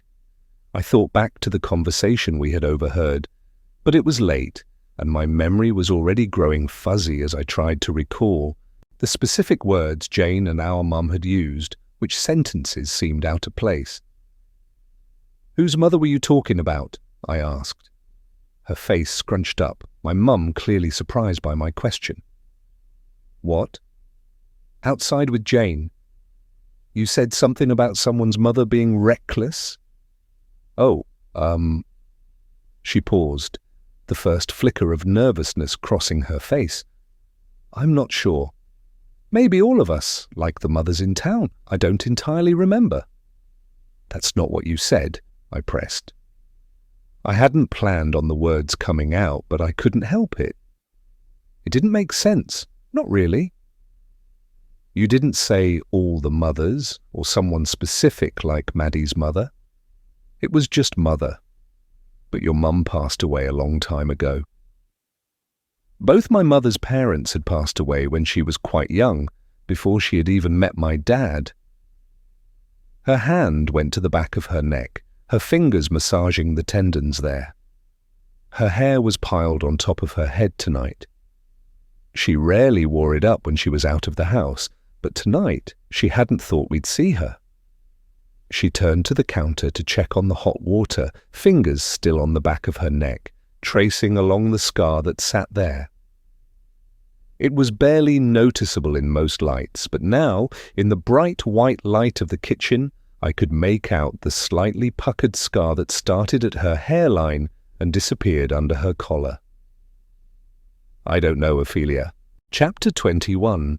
"Good morning, Jane. Good morning, Elizabeth," Mother greeted us, as if nothing had happened the night before, as if the vase that had held a bouquet of wildflowers I'd picked yesterday weren't missing from the center of the table, as if last night, after the screams, I hadn't heard something heavy being dragged down the stairs to the basement. We ate in silence, a few pleasantries exchanged, but mostly the air was filled with spoons clinking against the sides of our bowls, or the thump of Mother setting her mug back onto the wooden table. I had lived here in the cottage with Jane and Mother for 9 months. Now I moved with a lithe grace that made Mother smile as the last of my bruises and whispers of my old life faded. My world had grown a little bigger. I was allowed to leave the garden gates now. I could spend the afternoon walking through the trails that seemed to loop endlessly around us, though the trees would never let me get too far without delivering me back to the cottage door. Sometimes Jane even took me on short trips into town to the grocery store or the coffee shop, driving me in her little red car. At night, when we were all curled up in front of the fire, Jane would tell stories about her day. While I got only a small taste of the world beyond the trees, she had friends, a boyfriend, and a whole other life in town. This information was doled out slowly, little crumbs sprinkled into stories. Sometimes I asked questions, hungry for more details about what Jane was doing in the world away from this forest. Often, Jane wouldn't answer, her eyes flashing to Mother for a moment before she shook her head at me. But despite my world getting larger by inches, no one, except Mother, Jane and I, had ever come to the cottage until the girl who'd screamed last night. "Did you girls sleep well?" Mother asked. I didn't miss the slight smile she tried to hide behind her mug of Earl Grey. Jane was opening her mouth to answer with what I was sure would be some polite agreement, the response that had been trained into us. Mother never touched us, although sometimes I could almost taste her desire for violence, her hand clenched tight against the impulse to hit us. I didn't think it was for our benefit, but hers. She'd spent too long working on us to damage our perfect bodies. Instead, her favorite punishment was simply not allowing us to eat. Meals were a privilege we earned when we behaved, but sometimes, she deemed, a few skipped meals weren't enough. Last week, I had been locked in the hall closet overnight when I had laughed after she had tripped over the doorframe, spilling a whole basket of cherries. The tiny space was pitch dark, and I was sure it was home to several families of spiders. When she let me out, my eyes were puffy and red from a sleepless night of crying. I spent the morning getting lectured on not being careful, as Mother tended to my bruises from slamming my shoulder against the doorframe and my broken nails from when I had tried to pry open the edges of the door. So I should have known better, but the words tumbled out of me regardless. "What was that last night?" I asked, even though my 2 long limbs already knew the answer. I knew the rabbits were only practice. The screams were what came after the rabbits. Jane flashed a warning glance in my direction, but Mother was already smiling down at me. "I'm starting work on making you a sister." "I don't want a sister," I said, my voice even and level. "I have Jane. I have you. I don't need anyone else." "Jane's getting married soon. The house will be too quiet without her," Mother said with a soft smile in Jane's direction. "I'll still be here," I said, as if I could convince her to unwind time and take back last night. "Well, I've already started. I've mastered some new techniques to help with the scarring." Mother's eyes flicked to my throat as if she could see through me to where the scar sat at the base of my neck. "I think she'll be perfect this time." I looked down into my yogurt, stirring it without taking a bite, as Mother stood, pressing a kiss to the top of my head. "Maybe your new sister won't be so self-centered. Clearly I've gone wrong somewhere since you are so ungrateful for everything I've given you," she said, in a teasing voice. She was in a good mood this morning, but the words were a warning. I couldn't help the tears that pooled in the corners of my eyes as the screams from the night before replayed in my head. I know last night was unexpected, perhaps even frightening, but it was necessary, Mother said, noticing my tears and smoothing a hand over my hair. I wasn't sure I would have called the previous evening frightening. That didn't seem to be quite the right word. Frightening implied that I had been afraid for myself. But I knew nothing was going to happen to me. I was safe in my bed. But that girl's screams had ripped at the places in me where I could still feel the seams. Mother must have decided that my silence meant I needed more convincing. She ran her fingers through my hair, which had fallen into soft waves overnight thanks to the braids Jane had given me the evening before. "You're happy, right?" I nodded. I enjoyed our lives in the cottage for the most part. I enjoyed the company of Jane and Mother. I liked having the time to read books and wander through the gardens. "I'm giving that girl a gift," Mother said. She reached down and tilted my chin up, so I was forced to look her in the eyes. "She gets to be part of something beautiful." She smiled at me, and I knew she wouldn't release my face until I returned the gesture, so I smiled back.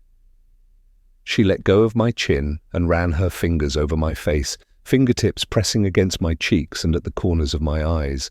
We were her perfect dolls, Jane and I, and she was already worried about what we'd look like in a decade or two. She often smoothed over my skin in the moments after I had wrinkled up my face, as if she could convince my skin to remain pristine, unmarred by the creases that told the story of a life. She kissed the top of my head and disappeared down into the basement.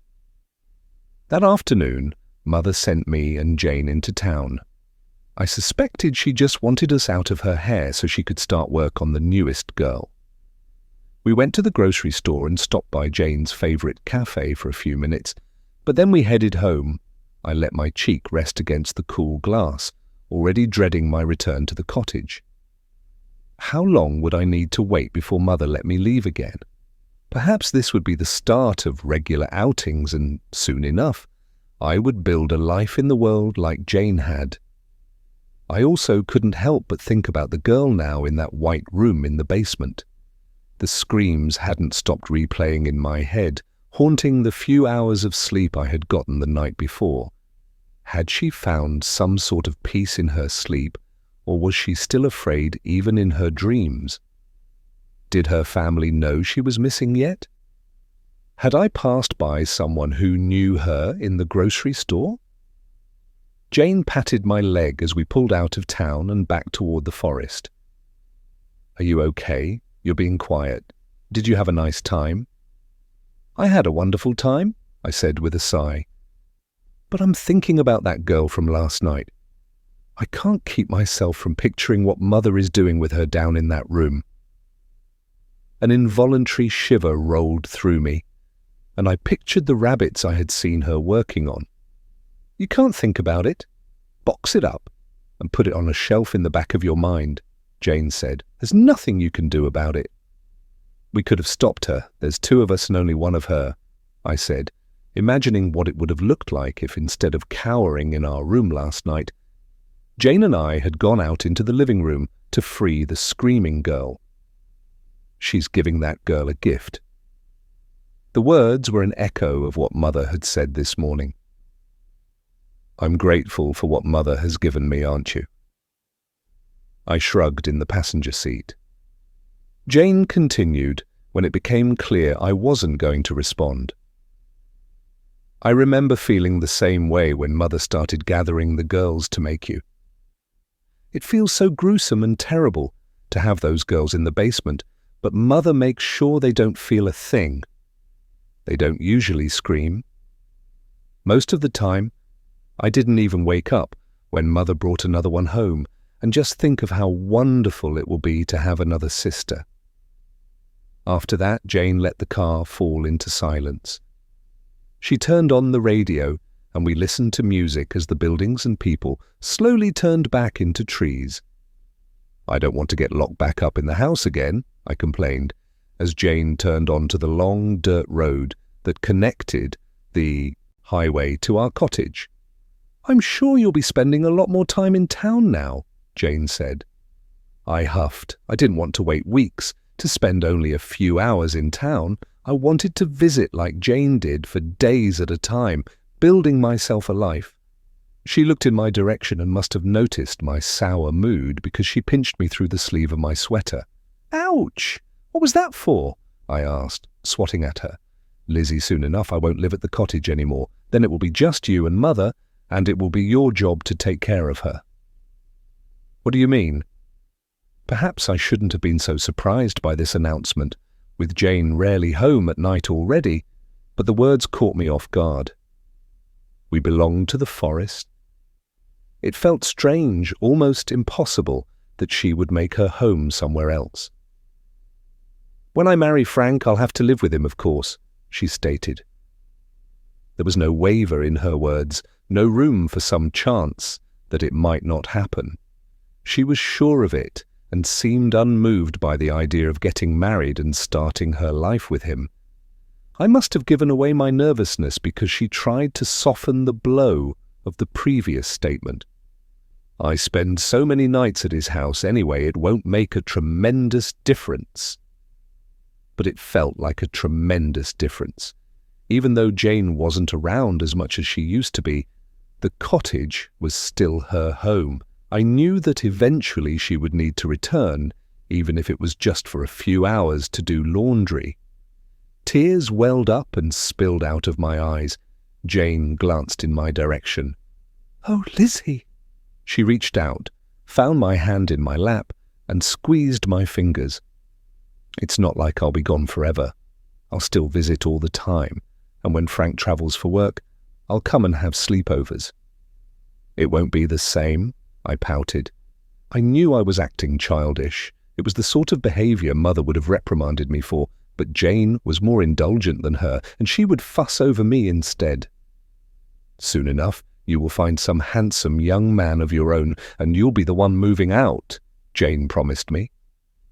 I glared out the window, letting angry tears streak down my cheeks as we drove in silence for a while. Can I meet him? I finally asked. I don't know. Probably not. Not yet, at least, Jane hedged. I had suspected that would be the answer. She didn't have to explain further. I knew our lives were strange, a secret we shared among the three of us. Then tell me about him. It wasn't as if Jane hadn't shared stories of Frank over the months, telling me and Mother about their dinners out and the brief weekend trip they'd taken to the coast, but she'd rarely talked about Frank himself. Jane painted him with broad strokes, talking about his smile and his laugh, how he'd taken her to a movie and brought her flowers. I had expected more emotion as she spoke about the handsome, kind man with whom she spent most of her time when she wasn't with me, but she spoke evenly. I gathered myself, wiping away any traces of my tears as we drove down the narrow dirt road to our cottage. I held it together when Mother helped us carry groceries and asked how the trip went.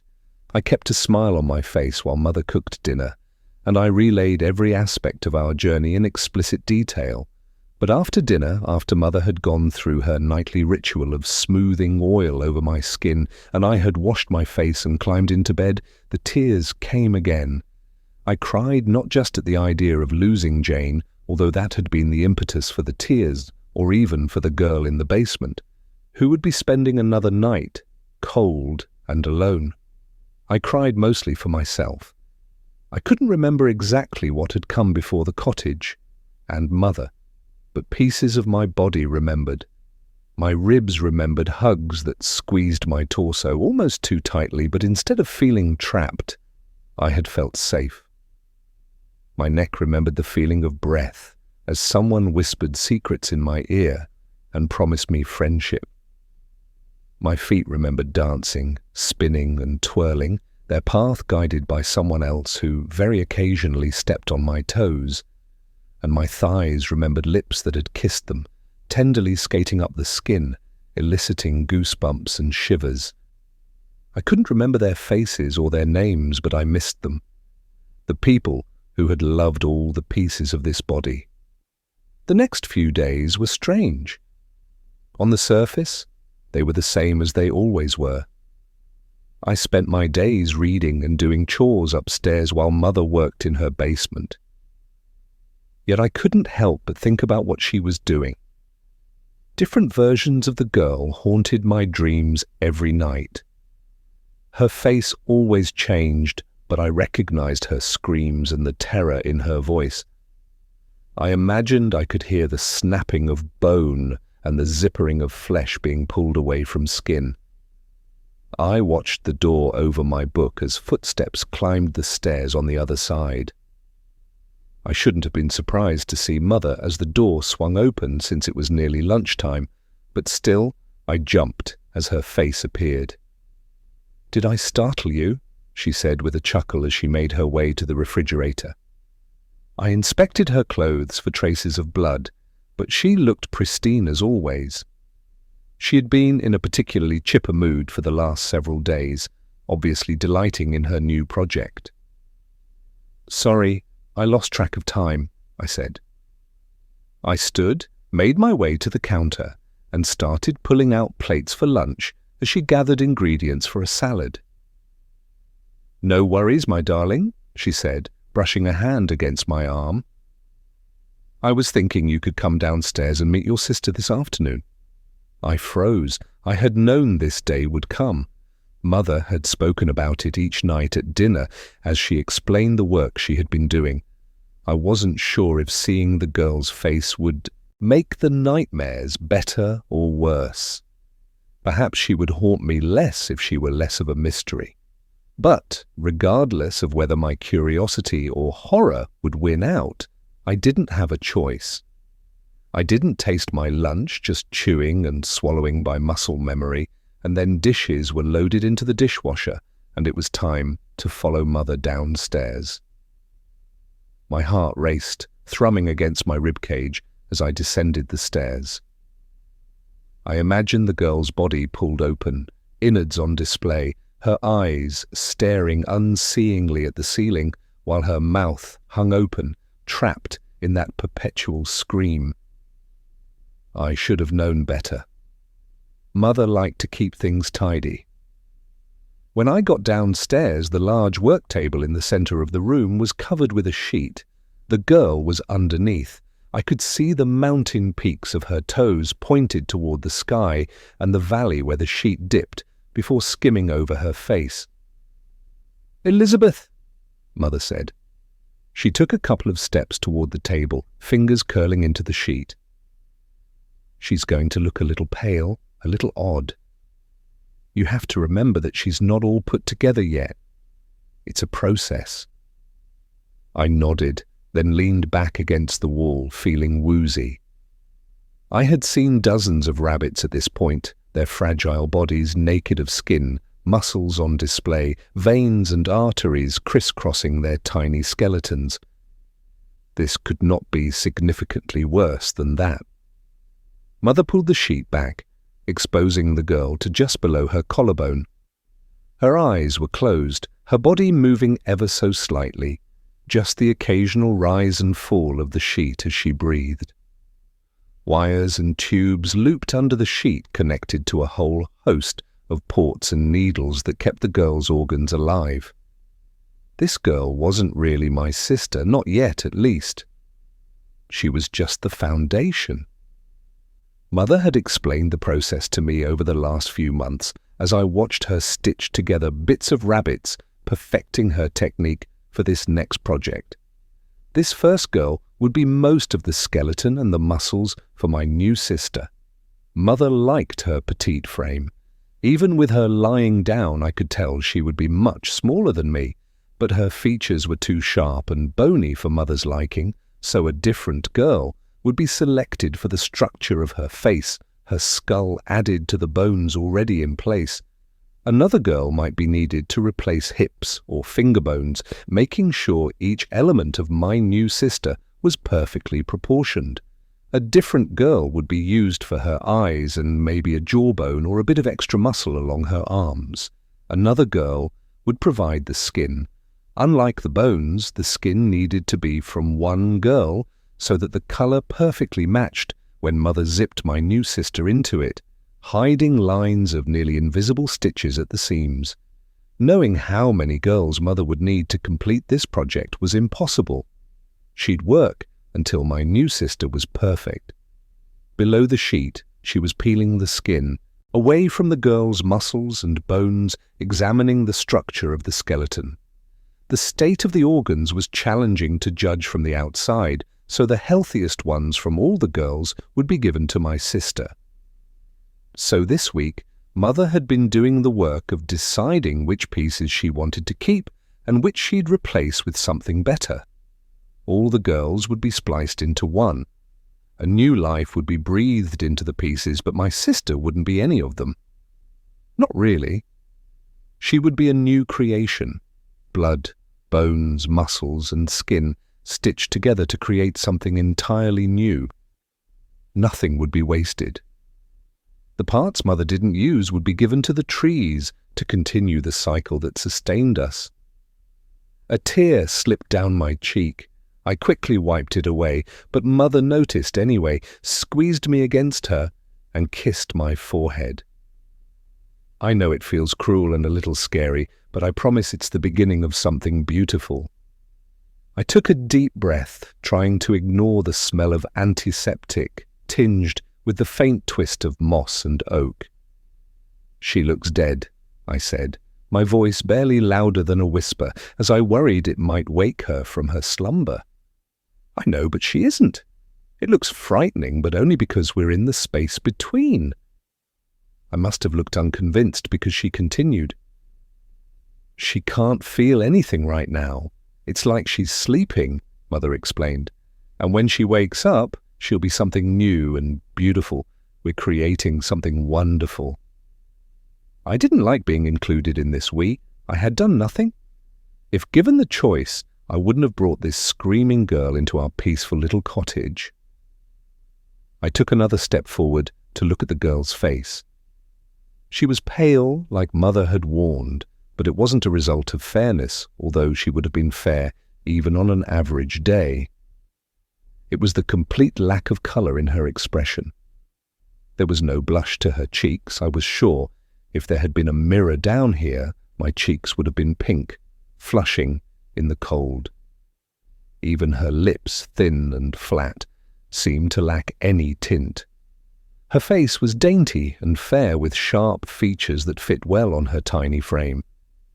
She was pretty at first glance, but as I looked a little longer, it was easy enough to pick out flaws. Her cheeks were covered in a thin layer of freckles. I knew Mother would hate that, eventually peeling that skin away and replacing it with something new. Her nose was too pointy, the left nostril slightly larger than the right.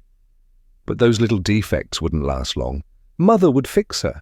She would smooth over every imperfection like a sculptor with wet clay. I couldn't help but compare the girl's face to my own, to measuring each feature to those of mine that Mother praised. I found no category in which she bested me. I took a malicious sort of delight in that.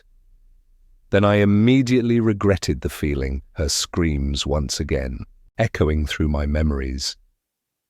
She looked peaceful now as she lay there, and I hoped she wasn't afraid. That perhaps she was dreaming of somewhere warm and safe, far away from this white room. "Look at those clavicles, great musculature. There's too much fat on her arms, but that's easy enough to fix. She's a little shorter than you." Mother took a step back and compared me to the girl lying on the table. "But I think that's for the best. It took you so long to adjust to those long limbs.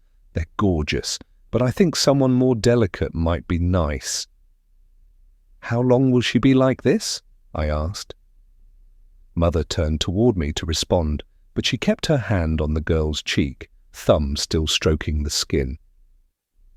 "It'll be a long time until Mary wakes up, as I still have much to do. But it will go by faster than you think. Soon enough, you'll have another sister." Chapter 22. I had slept in far later than usual. Evie was already at school and I expected the house to be quiet, but my mum was still here, her laptop open and her reading glasses on. Given the strangeness of the night before, I wasn't sure how this morning would unfold.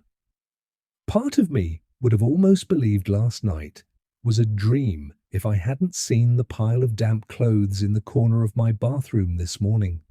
But my mother seemed unbothered by it, happy to pretend whatever had happened under the falling snow last night had vanished, melting away in the morning light. "Good morning. How did you sleep?" she asked, not looking up from her computer as I fumbled with the coffee machine. "Fine. How about you?" Surprisingly, that part wasn't a lie. I had showered after we had come inside, slowly letting the water warm my half-frozen skin. But I was fast asleep as soon as I hit the pillow, as if the night air had been drugged with something. "I slept wonderfully, thank you. A late night walk always makes me sleep a little deeper. There's something about the cold, I think. It clears the mind," she said. I nodded as I went through the motions of making a cup of coffee. "Your father and I are supposed to be gone this weekend.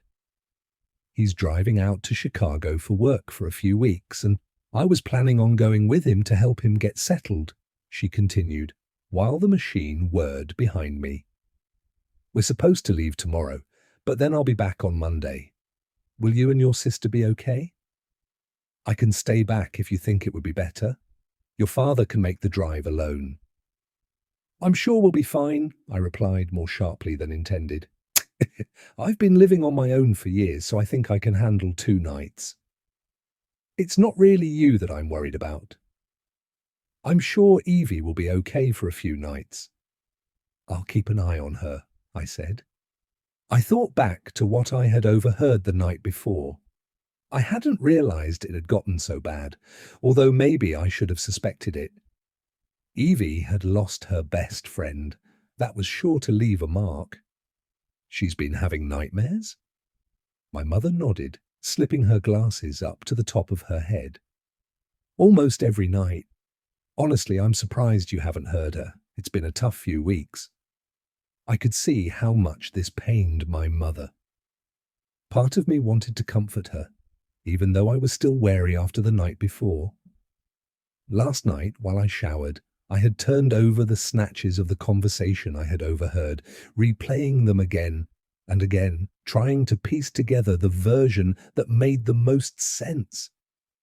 I spun wilder possibilities every time I tried to rearrange the facts. The only thing I was sure of was that my mother knew far more about the missing girls than she was letting on. Before I could find a tactful way to bring up what I had heard the previous night, my mother spoke. "You can ask me," she said. She's had always been so easily able to read my face. I swallowed.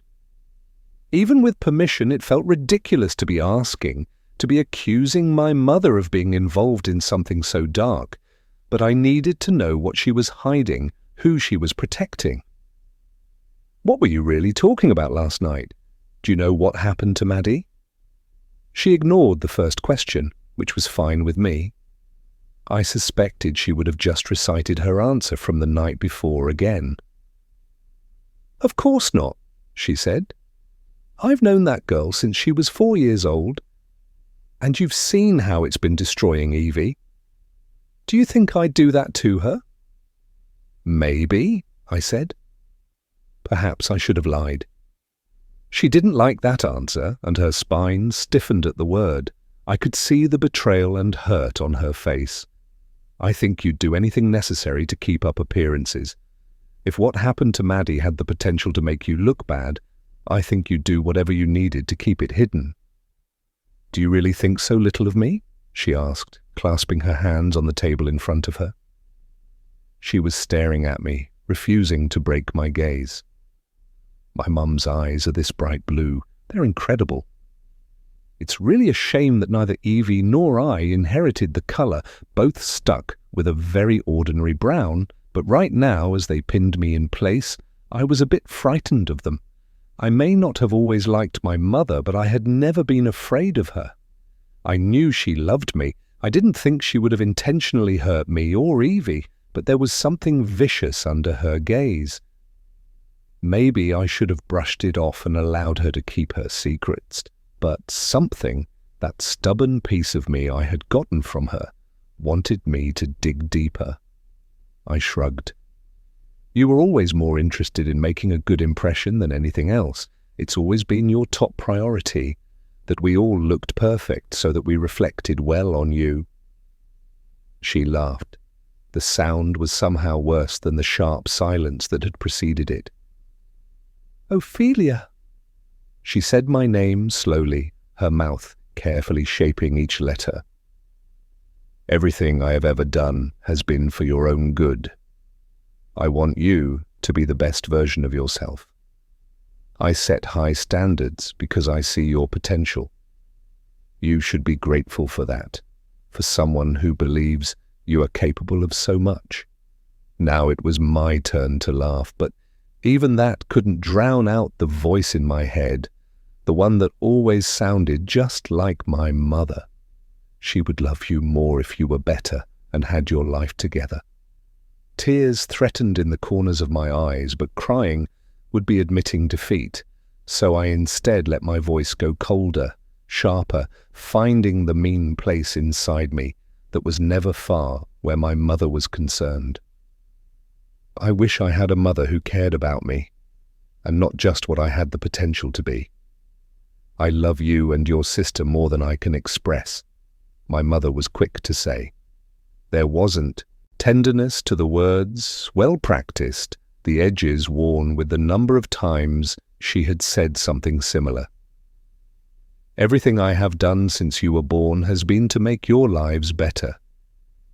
I've given you so much. I don't know what else you want from me, Ophelia.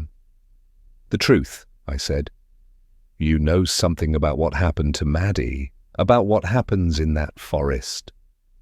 There was a long silence. For a moment, I thought she might actually confess everything she knew to me and invite me into whatever mess she was trying to hide.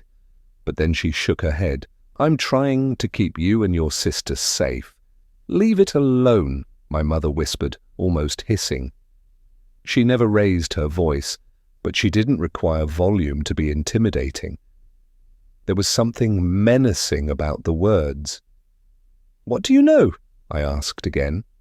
I leaned closer to her. Nothing, she lied. Please leave it alone. She straightened, and her voice leveled out. Anyway, she said, spinning on her heel and turning to unload the dishwasher.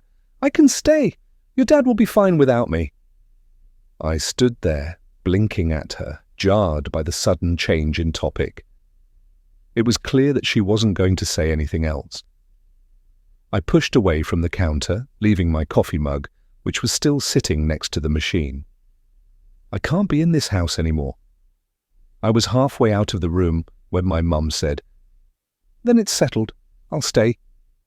I spun back around to glare at her. Go. I'll take care of my sister.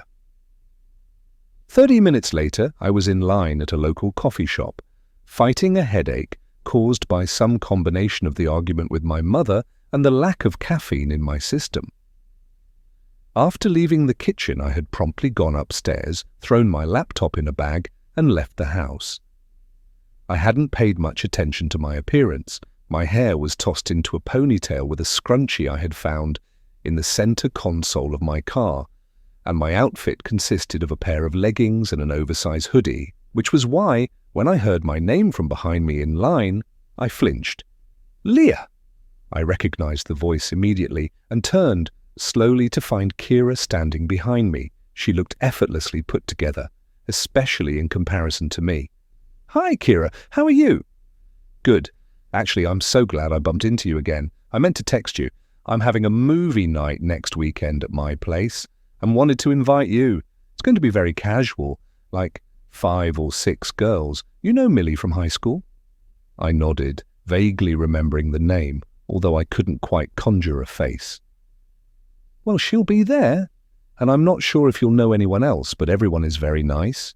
You should come. I paused, thinking of a way to decline the invite without seeming rude.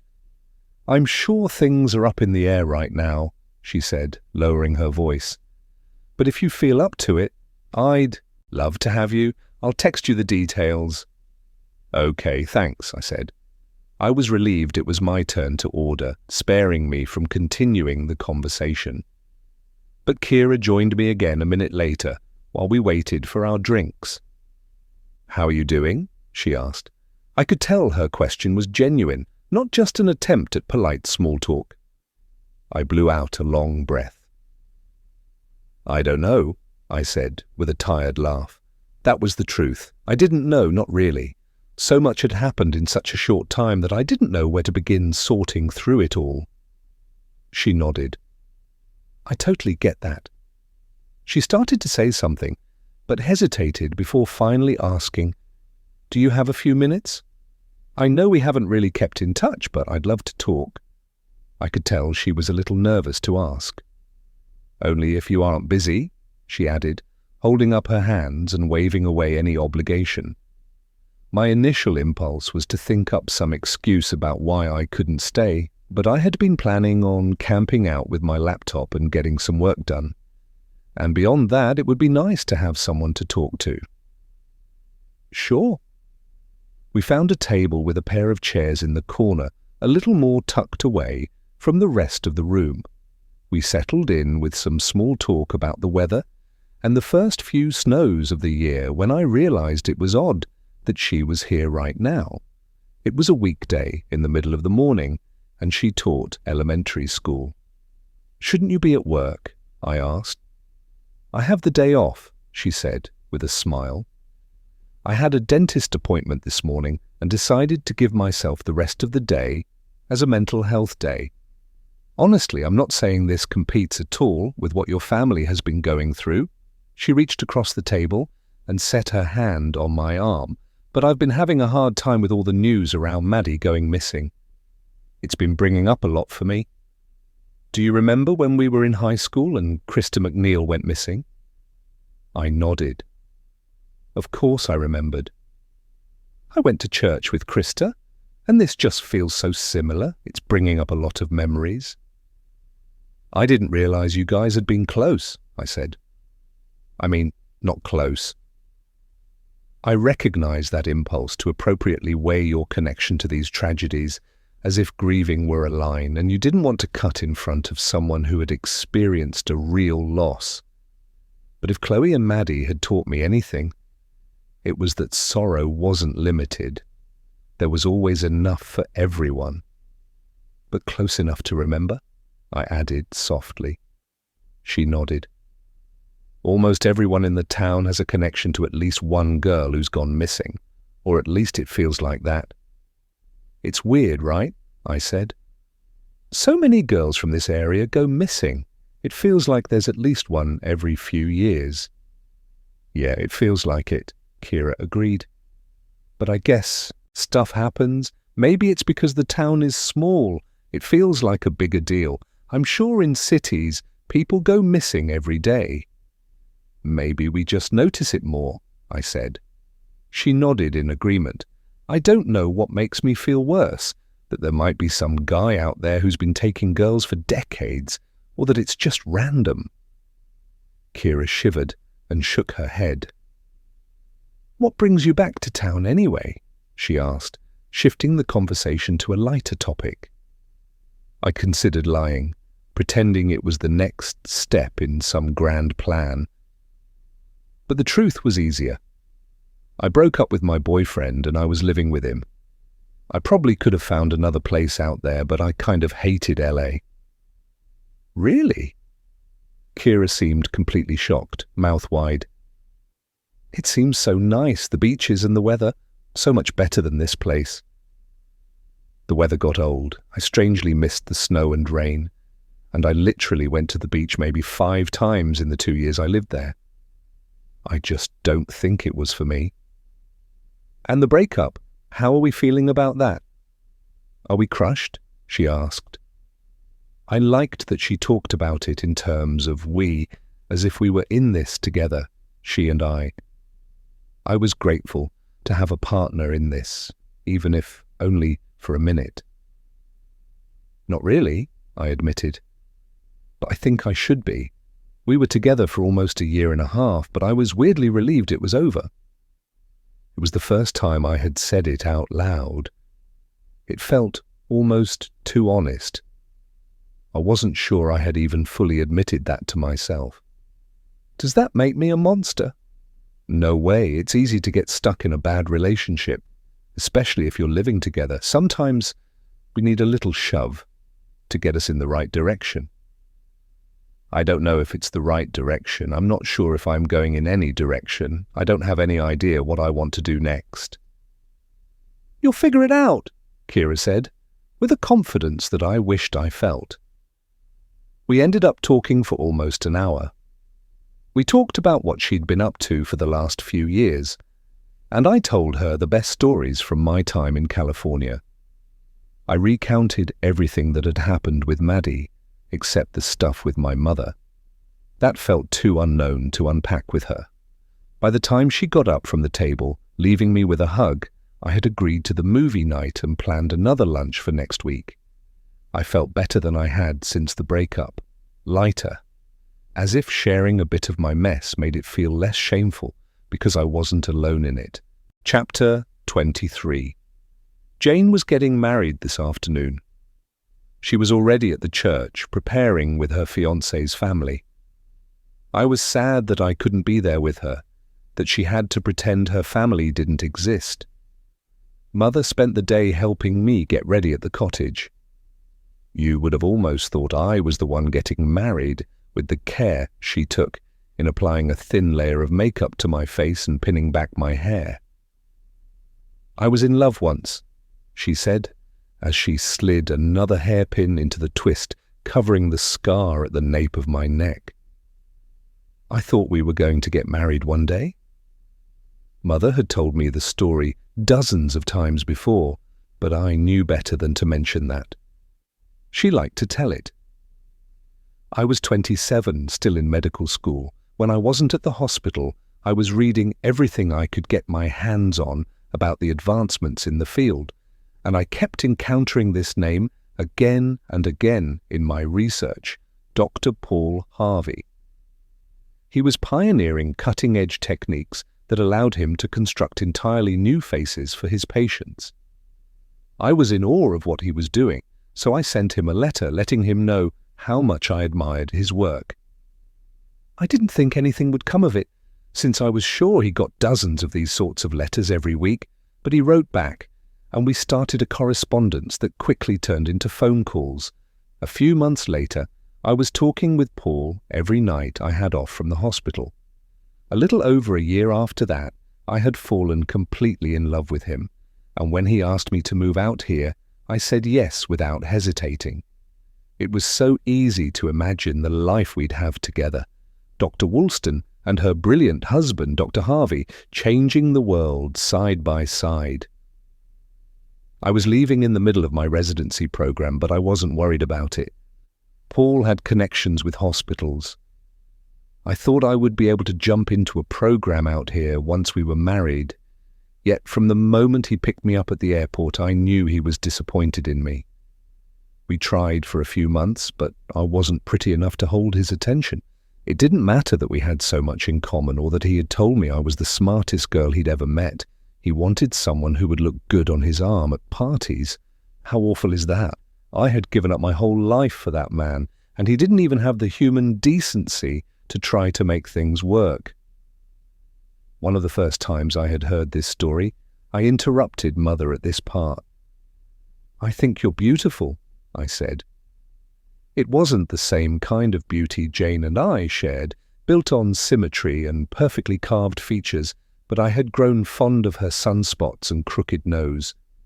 I found Mother beautiful in the same way as the smell of lilacs in the summer and tulips peeking out from the last snowfall of spring, a reminder of the passage of time and the familiar comforts of home.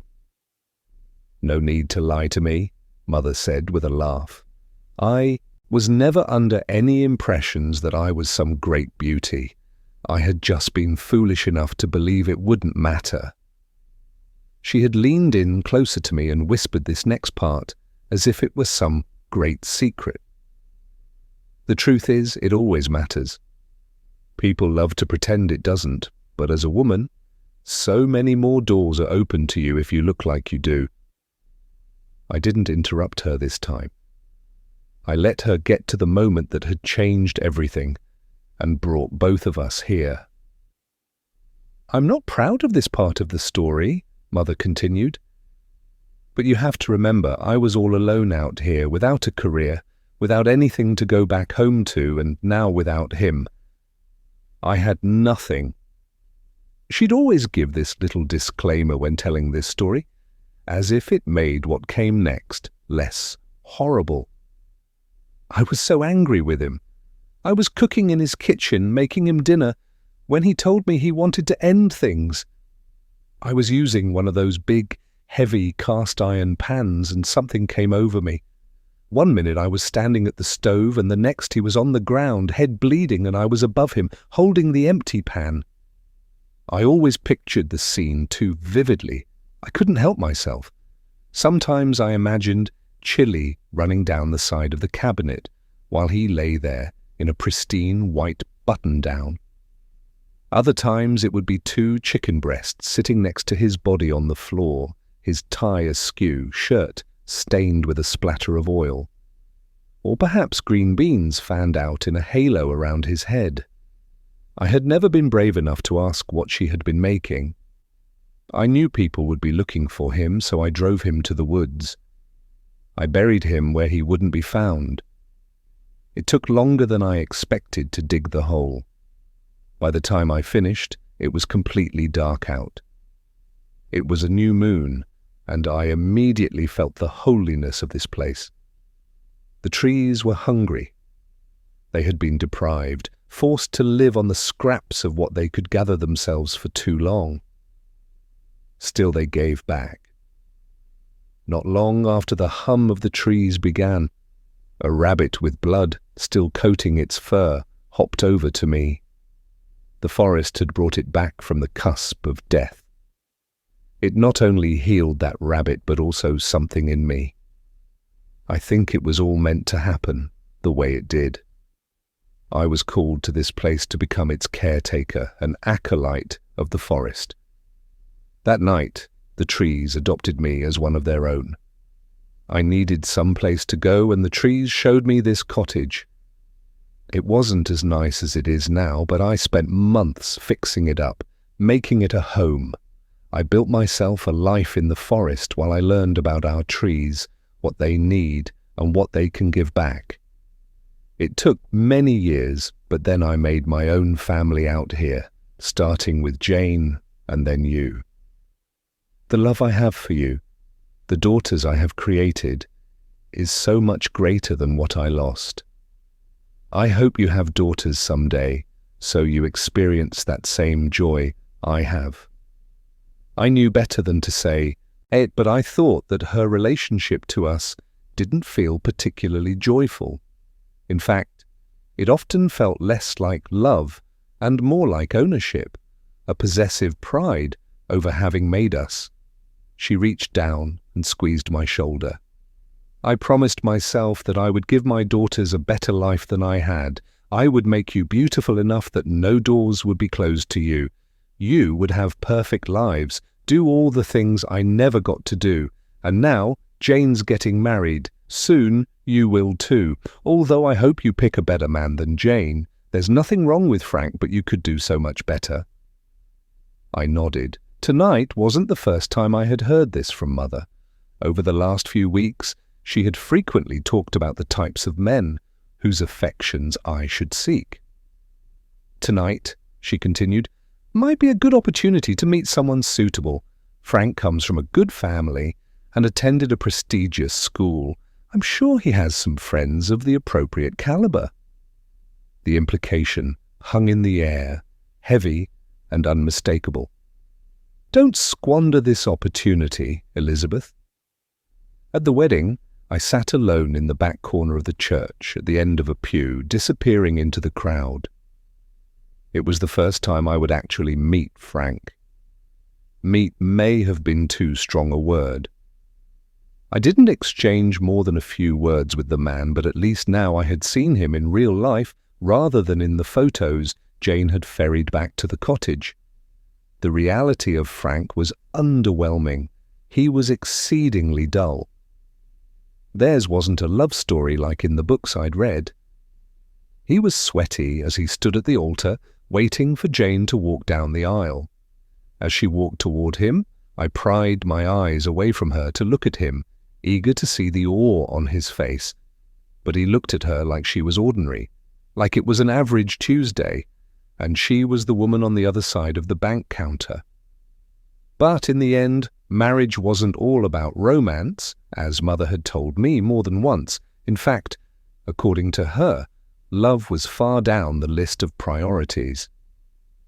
We should select men who promised stability, a solid foundation from which we could build a life. Frank would do that for Jane. Jane was always beautiful. For the wedding, she had swept her hair back into a low twist that showcased the long lines of her neck. Pearl earrings hung from her ears, a gift from Mother. Her dress was simple, a bright white silk with clean lines that nipped in at the waist. Mother had steered her away from anything too gaudy or trendy. She wanted Jane to look classic, timeless. Jane pulled me into the bathroom a few hours into the reception. "How are you doing?" she asked. "I'm fine. It's been a beautiful wedding so far," I said, trying not to betray my nervousness at the crowds and making sure I made a good impression on every person I encountered. Jane smiled softly at me as I stood there chewing on my cheek. "Ignore Mother. I'm sure. She told you that you need to use tonight to snag some rich man. You don't, Lizzie. Go have fun." I stared at her, wide-eyed, surprised at the suggestion that I should abandon my goal for the night. "Have a drink, dance, eat a piece of cake. Don't worry about trying to be perfect tonight. Mother isn't here. Enjoy it."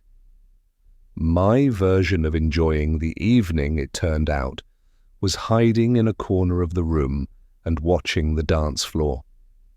I wasn't ready to face the oscillating mass of bodies, so I instead observed from the back, a sweaty glass of champagne in hand. "Are you hiding?" The words made me jump, and I spun to face the voice, which belonged to a man with a mass of curly, light brown hair that he had twisted back into a ponytail. He didn't have a tie or a jacket, and he had unbuttoned the top 3 buttons on his shirt. "No," I answered. He tilted his head and raised his eyebrow as he smiled at me, unbelieving. "Maybe," I admitted. The minute the word was out of my mouth, he laughed. "I'm Josh," he said, his smile still lingering. He stuck his hand out. It was rough, the skin tanned and calloused. "Elizabeth," I offered. He let go of my hand after a moment, but he didn't drop his gaze. "Well, Elizabeth, I can leave you to your hiding spot if you'd like. But I'd love to dance with you if you're willing." He dipped a little at the waist and offered his hand again. I nodded and slipped my hand into his. He led me to the dance floor and spun me toward him as we started to move to the music. His hand slowly moved to my waist. "So, Elizabeth," I liked how he said my name, a smile turning up the corners of his lips. "How did you end up at this wedding alone?" "I'm an old friend of Jane's, from high school." I repeated the answer I had given at least a dozen times over the night. "Sure, and I'm Frank's cousin, but why are you alone?"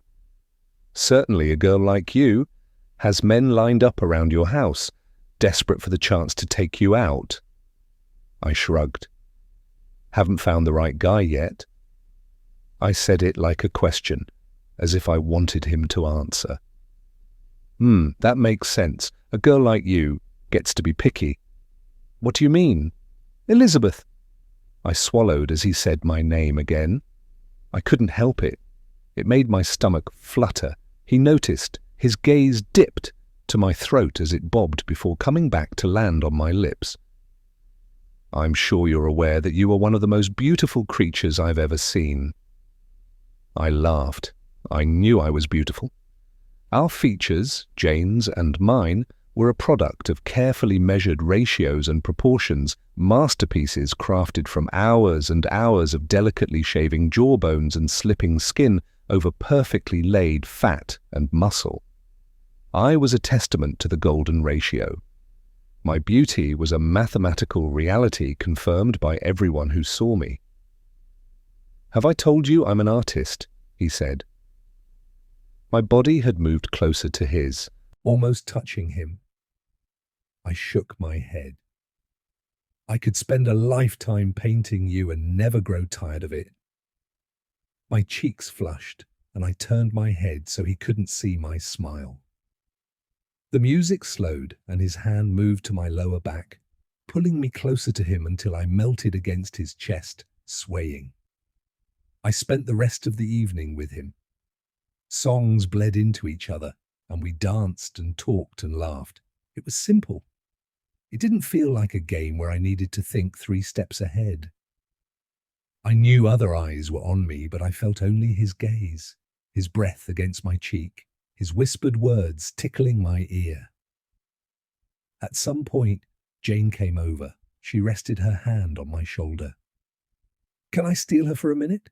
she said, with a smile in Josh's direction. "Be my guest," he said, as he released me, his hand trailing down my arm like he wanted to delay our separation for another moment. I felt colder without his body against me. I missed the heat of him already. Jane ushered me toward the back of the room, guiding me to the door. "Did you have a nice time?" She was smiling like she already knew the answer. "I did," I said. "Thank you." "I'm glad. Mother will be here soon. You should go," she said. I scrunched up my nose. I wasn't ready for the night to be over, but I knew Mother would be upset if I was late. I looked back over my shoulder at Josh, but Jane stopped me with a hand on my wrist. "It might be easier if you just go." Josh had gotten swept up into a conversation with someone else on the dance floor. His head was tossed back as he laughed. The line of his neck was beautiful, though not in the mathematical way someone could measure. I wanted to run my lips over it, to be the reason he was laughing. It was beautiful because it was him, and joy fit him well. I nodded. "Yeah, probably," I said. I turned back to Jane. "Love you. Congratulations. I'll see you next week." I hugged her quickly and left through the back door. The morning after the wedding, I was still yawning at the breakfast table, even though I had slept later than usual. "Did you have a nice time last night?" Mother asked. I nodded. "It was very nice. Jane looked stunning." "Did you talk with anyone interesting?" she asked. I should have expected this question and planned my answer, but I had been so caught up with the buzz of the night before that I hadn't considered it. A few of Frank's cousins, his younger brother, a bunch of his family, really," I mumbled. But nothing came of it. Most people were drinking too much to be interested in a conversation. "So what did you do?"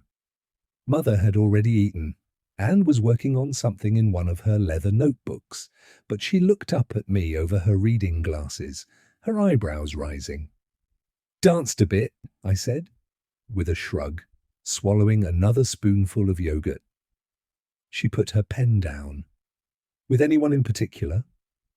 "A man named Josh, one of Frank's cousins." She slid her glasses off her face and set them on the table next to her pen so she could lean toward me as she asked the next question. "What does Josh do?" I knew this was where her interests lay. She wanted to know if the boy I had spent the night dancing with was worth my time. "He's an artist," I said into my yogurt. Her sudden burst of laughter took me by surprise. It was loud, thumping up against me with its cruelty. "An artist? Could you have picked anyone worse?" I had known she would disapprove, but still, It hurt to see her flicking him away like a bug trying to crawl over the threshold. I hadn't seen anything Josh had painted, but I wanted to defend him anyway. Perhaps he was a brilliant artist who sold his paintings for millions of dollars each. She couldn't know anything about his work. And more than that, what if I didn't care if he was good at painting? I liked the way he made me feel. What good is your beauty if you're going to squander it? Her chair scraped against the floor loudly as she stood. I made you beautiful because I want you to have a great life. Not a life where you have to wait to see if you can make rent on your shitty apartment because your artist hasn't sold a painting in months. I know, I mumbled. It's not like I'm trying to marry him. I just wanted to have a fun night. Elizabeth, I have given you everything I can, but even I cannot give you time. Every day you get a little older, and your skin gets a little closer to wrinkling, and your hair gets a little thinner, a little closer to getting grey. Last night was an opportunity to find a man of value, and you squandered it. I rolled my eyes. It's not that serious. Do you think Jane found a suitable husband because she was running around with any man who spared her a glance? Good lives don't happen by accident, Elizabeth. Mother stepped toward me, and I flinched. I could feel the anger rolling off her. I thought of Paul, the man she had killed with a frying pan. It would be easy for her to hurt me. I had seen her brutality, heard it that night when the girl lying in the basement had been screaming in our living room. She held my chin in her fingers and tilted my face up to hers. She didn't pinch or press too firmly. There would be no bruises on my skin tomorrow, no marks to mar my perfectly proportioned face, but the gesture was still mean. What will that artist do for you? In 20 years you will no longer be the most beautiful girl in the room, and he will move on to someone younger and prettier than you, and where will that leave you? Hot tears threatened as she continued. Do you really think he would have been so enamored with you if he knew what you are? You were just the pretty thing he wanted to fuck. She held my face for another long second before dropping it and heading for the door to the basement. I was still sitting at the table when Mother returned upstairs a few minutes later, a file folder in her hand. I need your help. Clean up breakfast, quickly please, she said, in a voice that left no room for negotiation. When I joined her in the living room, she had fanned out 3 photos on the coffee table. I want you to see the process I go through when selecting the girls I use to build you and your sisters. Today, I need to figure out where I'm going to get Mary's skull from. It's probably one of the most important pieces. She gestured toward the 3 faces in the photos in front of us. All these girls are good matches. We just need to make decisions on the bone structure, she said. I looked at the pictures. Mother had zoomed in on their necks and faces, but I could tell the first photo had been a group shot, the shoulder of the man next to her just visible in the frame. Mother pointed to that one first. I like her proportions, but I'm worried her head is too large. Mary is just so much smaller than you or Jane. She's going to have a tiny waist. That's partially due to bone structure, but I will be careful with fat distribution. When you gain a few pounds, you immediately lose your waist, and I'm hoping to spare her that. At that, Mother turned and pinched an inch of skin on my stomach. She didn't squeeze hard. She didn't need to leave a bruise to hurt me. We spent the next 2 hours drawing lines and measuring distances on these girls' faces. Mother did calculations on a sheet of paper explaining the details of the face she could change and those that were harder to alter. She could remake noses and shave down jawbones, but adding to them was much more challenging, so we prioritized cheekbones and head shape. Soon the girls, with their wide smiles and bright eyes, disappeared under notes and calculations until Mother selected the one she wanted, a girl with big doe eyes and a heart-shaped face that looked so delicate I imagined I could crush it between my fingers. I breathed a sigh of relief as Mother tucked away the girls we wouldn't be using to build Mary. I hoped they would stay safe, unaware of how close they had come to vanishing. The screams from the first girl played in my head. "I'll be collecting her sometime this week," Mother said. "I know it was quite upsetting for you last time, so I wanted to warn you." "Jane won't be here," I said. Jane was going to the beach with Frank this week for their honeymoon, but even when she came back, she wouldn't be coming back to the cottage. She didn't live here anymore. The thought made my chest ache. "You'll be okay. You might even sleep through it. They aren't all screamers," she said. "Stay in your room. It will be over before you know it." Chapter 24. All the snow had melted yesterday, and the trees glistened under a blue sky. I remembered how relaxed my mother and Jane had been while walking through those trees in the middle of the night. Yet I had gotten twisted up and lost in them on a bright sunny morning. A chill ran up my spine at the memory of being trapped in the labyrinth of branches, feeling that I might never find my way back home. I blinked away the thought and sat down at the kitchen counter, my laptop open in front of me. I was supposed to be making a list of all the places where I needed to change my address, but I kept getting distracted by the world out the window. Yesterday, I had arrived home, hoping to avoid my mother, but unfortunately, she and Evie had been in the kitchen. Part of me had expected my mother to pick up our argument again, but instead, it seemed she was pretending it hadn't happened. Today, Evie was stretched out across the couch in the living room. A teen drama was playing on the TV while she sat with her math homework in her lap, a pencil in her hand, despite the fact her eyes were firmly glued to the screen. I was grateful for her quiet company, but I couldn't stop thinking about what we had heard the other day with Mom in the snow. I wanted to talk to Evie about it, to understand what she thought, but that wasn't a conversation I wanted to have with our mother lurking around. "Where's Mum?" I asked. "She's upstairs," Evie said without looking up from her show. "I think she's packing." Last night, over dinner, my mother had once again brought up the idea of staying home, but Evie had agreed with me that we would be fine without her, so now she and our dad were planning on leaving sometime this afternoon. As if she had heard us talking about her, Mum appeared on the stairs, followed closely by both dogs. She first went to the living room, scooping up a glass and plate covered in crumbs from the coffee table. "Thanks," Evie mumbled. "Is any actual homework getting done, or is your math book just keeping you company?" she asked Evie, gesturing at the open notebook on my sister's lap. "I'm working," Evie protested, her pencil touching the paper in front of her for the first time since I had been downstairs. "I've already seen this show, it's just background noise." My mum looked unconvinced by this, rolling her eyes over my sister's head, but she didn't press the issue. She moved into the kitchen, adding my sister's dishes to the sink before turning to me. "I wanted to talk to you before your father and I left," she said, waiting until she had my attention before continuing. "I think it might be best if you and your sister both stay out of the woods while we're gone.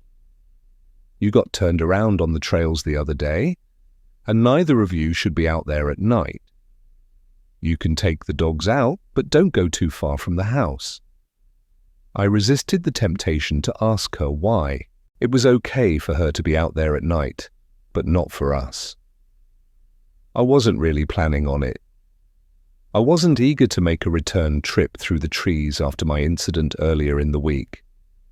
Even the thought of getting lost in those trees again made my stomach turn. "Okay, just be careful." She raised her voice so Evie could hear from the couch. "Evangeline? Did you hear what I just told Ophelia? Stay out of the woods while we're gone." Evie lifted a thumbs up from where she sat on the couch, not even turning in our direction. "We'll stay out of the trees," I assured Mom, although I couldn't help but wonder if it was worry for our safety or worry that we'd find something that prompted her to make that request. A few hours later, I had made a substantial dent in my to-do list, still working at the kitchen counter while the rest of the house buzzed around me. My dad finished packing up the car while my mother darted through the house, trying to make sure everything was in order before she left.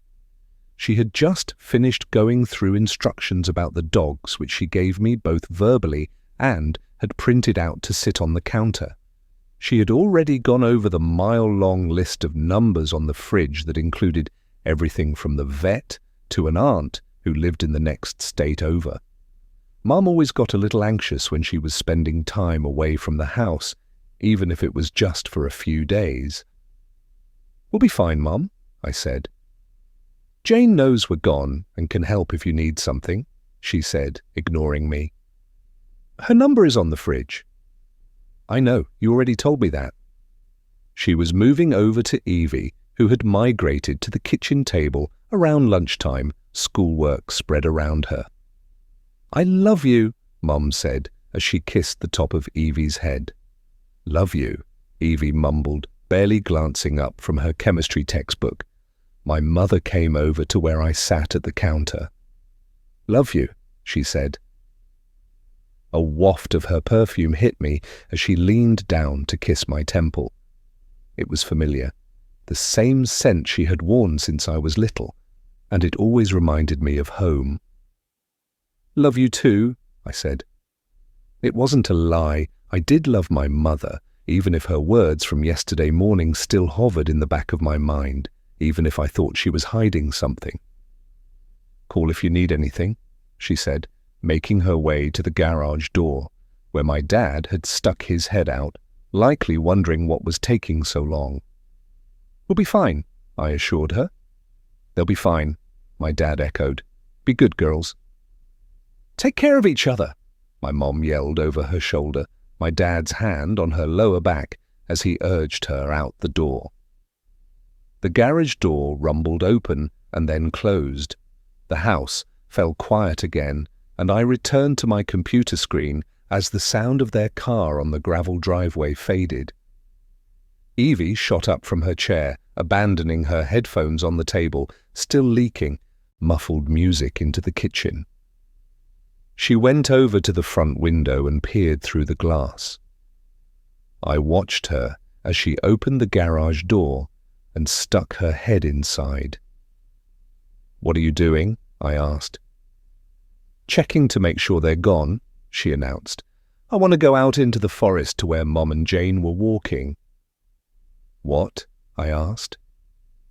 She was back at the kitchen table, closing her books and stacking everything. She had spent the day yawning and languidly moving through her work, but now she moved with purpose. "I want to see what Mum and Jane were doing." She stared at me, her arms crossed over her chest, daring me to challenge her.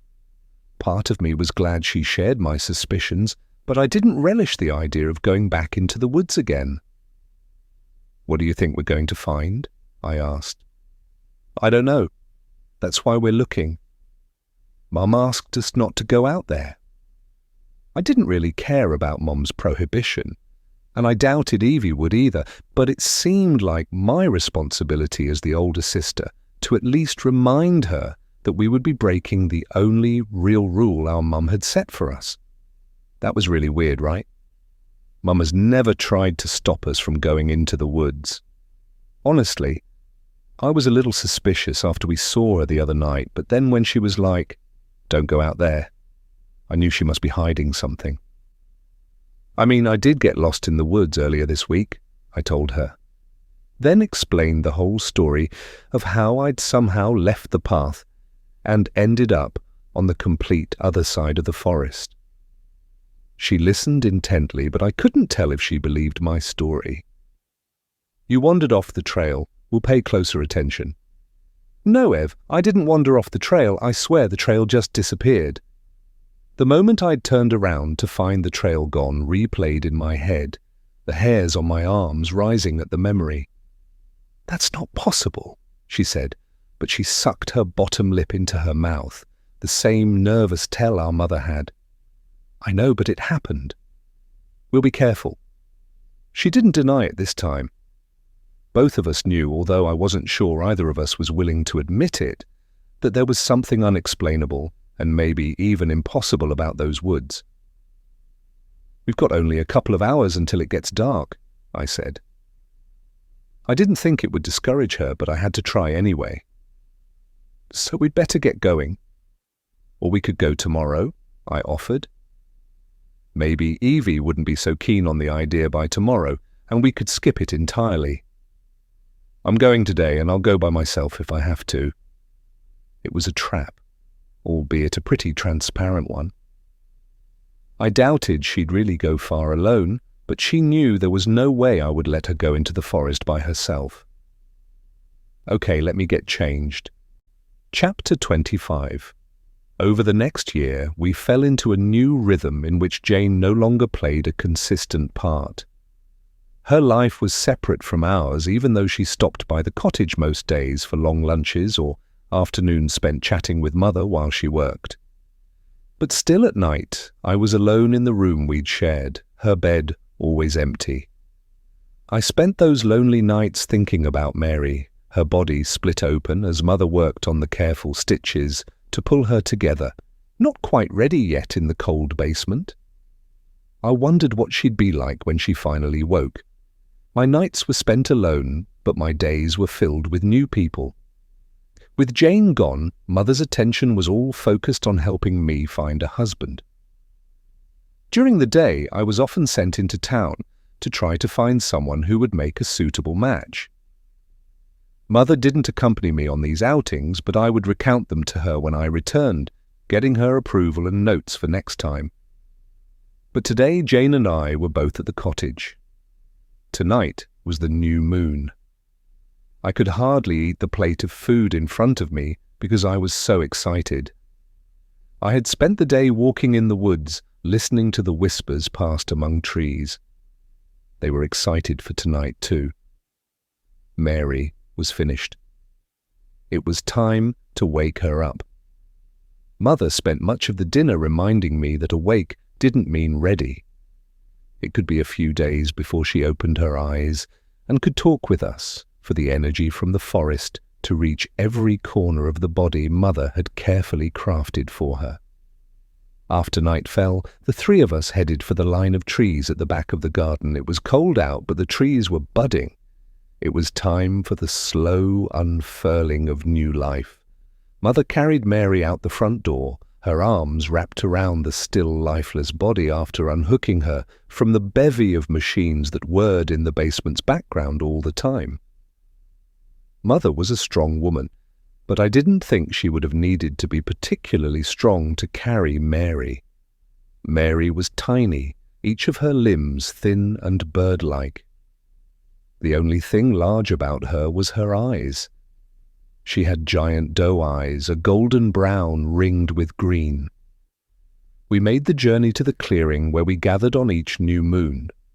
Mother laid Mary on the ground, making sure as much of her naked skin as possible pressed against the earth. I searched her skin for imperfections by the lantern light, for the little pink scars like mine that had faded over the years, but Mother's new techniques must have worked.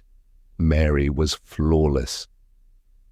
Jane had brought a blanket out with us that night, and as soon as Mary was settled on the ground, Mother spread the blanket over her so that only her face was visible.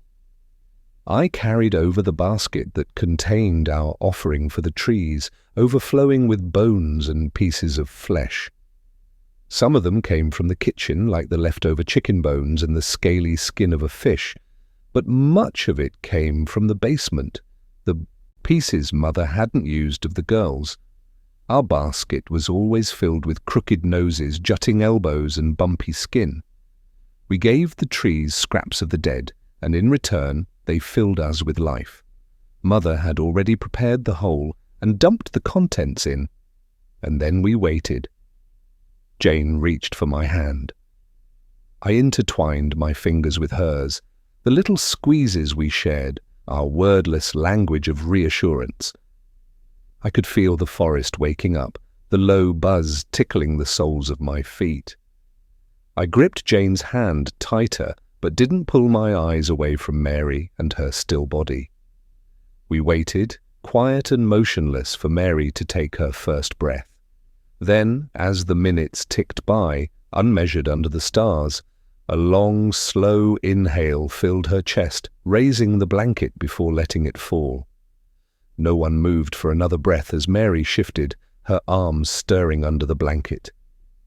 Tears blurred my vision as Mother dropped to her knees and ran her fingers along her newest daughter's face. "Hello, Mary," she whispered, before turning to us. "Come, girls, say hello to your sister." I bent down, close enough so that I could see Mary's lashes fluttering against her cheeks. Her eyes didn't open, but there was life behind them. I couldn't hold my tears anymore, and I let them drip onto this beautiful new girl. In total, 5 girls had gone into making Mary, and as I held my younger sister's hand, their sacrifices felt worth it. The song of the forest thrummed under her skin. The familiar melody echoed in my own blood. I looked up at Jane and found her face lit with the same intoxicating delight as she leaned over Mary. Even Mother, the woman who had created us, who had channeled the energy of this place into us, didn't know what it was like to have the hum of the woods flowing through her veins. She didn't know what it was like to be a creature made of parts. We were death and broken pieces, formed into life again. And Mary was ours, the third in our circle, another sister to share the weight of our secrets, to understand. I had imagined what my first words to my new sister might be for weeks, but none of them felt right. So instead I whispered what I would have wanted to hear when I woke up in darkness. "Don't be afraid. We'll take care of you." Chapter 26. 15 minutes later, both of us were dressed in jackets and standing on the back porch. I had a roll of fluorescent pink tape left over from the search party for Maddie. I figured we could mark some of the trees along the trail so we'd have something to help us if we got turned around. 1 hour, and we head home. That should give us plenty of time to get back to the house before sunset, I said, checking the time and then looking up at Evie. We can always go back out tomorrow, but we do not want to be wandering around out there after dark. Evie nodded. And we stay together, no matter what. Obviously, she said, rolling her eyes. I know that. I knew she was smart enough to know better, but maybe too brave for her own good. I'm serious, Ev. If you so much as think about running off, I will drag you home and call Mom. Got it? The thought of turning around and Evie being gone, like the trail had been a few days before, made my chest ache. I'm not going to run off, Evie said. I don't have a death wish. I just want to find Maddie. Okay, then let's go. We headed for the trees. The other night, Mum and Jane were coming from that direction. Evie pointed toward the trail where we'd seen them. I nodded and gestured for her to lead the way. She hesitated for a moment at the edge of the trees, turning around to make sure I was still with her, even though we had gone only a few steps. The shadows were heavy, the sun already at a lower angle than I would like. This felt like an incredibly bad idea. I didn't know what we would find or what we would face out there, but we owed it to all the girls who had vanished into those branches to try, for Krista, for Chloe, for Maddie, and for the girls whose names we didn't know. A familiar frustration bubbled up under my skin. They were owed answers. They were owed more than a shallow investigation that petered out in a few weeks. If no one else would give them that, we would. Borrowing a bit of my sister's bravery, I followed her into the forest so that maybe we could stop adding names to the list of missing girls. Evie started down the little dirt trail that cut between the trees. It was still damp along the forest floor, though not as muddy as the day before, but the leaves were a bit slippery underfoot. Evie walked slowly, taking in the forest around her, looking for anything out of place. Everything seemed normal, pleasant even. Birds sang, a gentle breeze blew through the branches, and it was chilly but not cold. Familiar comfort slipped over me like a blanket. I knew better than to trust it today. I was wary at every turn. At first, we walked in silence and fell into a comfortable cadence. Evie was the first to speak. "How long do you think you'll stay here?" she asked. "Why, are you sick of me already?" I said, as I followed her around a low-slung tree branch. "No," she said with an eye roll. "I like having you around. It's nice to have someone to split Mom's attention with. It takes some of the pressure off me since she's got you to manage too. Mom has always been a little high-strung. It felt weird to make this joke about our mom when both of us were still so suspicious of her. I had thought I knew my own mother, but she clearly had secrets. And even though we didn't know what those secrets were, their existence was enough to make me question everything. "Do you think she's connected to all this somehow?" Evie asked, as if she could read my mind. "I don't know." She knew more than she was saying. That seemed almost incontrovertible at this point, but her being tangibly tied to the girls' disappearances seemed too horrific to even consider. Evie let my answer hang in the quiet for a moment, our footsteps audible, even against the soft forest floor. "You're probably ready to get out of here," Evie said. I shrugged. "Not really. Despite everything, it's been nice to be home for a bit." "What about you? Is college still the plan? I don't think anyone would blame you if you wanted to take some time off." "I'm positive Mum would murder me if I tried to take a gap year. But no, I'm ready to be away from here for a while. Take some space." "Space is good. But you, how long are you staying?" Evie asked again. I had avoided directly answering because I wasn't entirely sure. "I think I'm going to hang around for a while, maybe a few months, until you go to college." "Then I don't know. I don't think I'm a city person, but I don't want to stay here." "Maybe somewhere closer, though, like driving distance." I missed home more than I realized when I was gone. I missed you. I bumped her with my shoulder, and she rolled her eyes again, but the soft smile that spread across her face told me that she'd missed me too, although she'd never admit it. I didn't really know why I continued, except that I needed her to hear about my mistakes, so hopefully I would save her from making the same ones. I never really stopped to think about what I wanted to do with my life.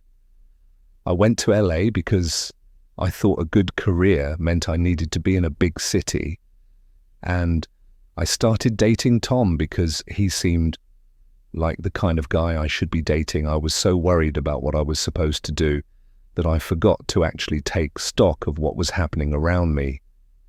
Then when I finally looked up, I realized I was sort of miserable. So I think maybe I'd like to spend some time figuring out what I want my life to look like. Let things be a little messy for a while. I don't know how long I'll stay and what I'll do next, and I'm trying not to let that freak me out. "Well, I like having you around. I'd be happy to have you for a few months," Evie said.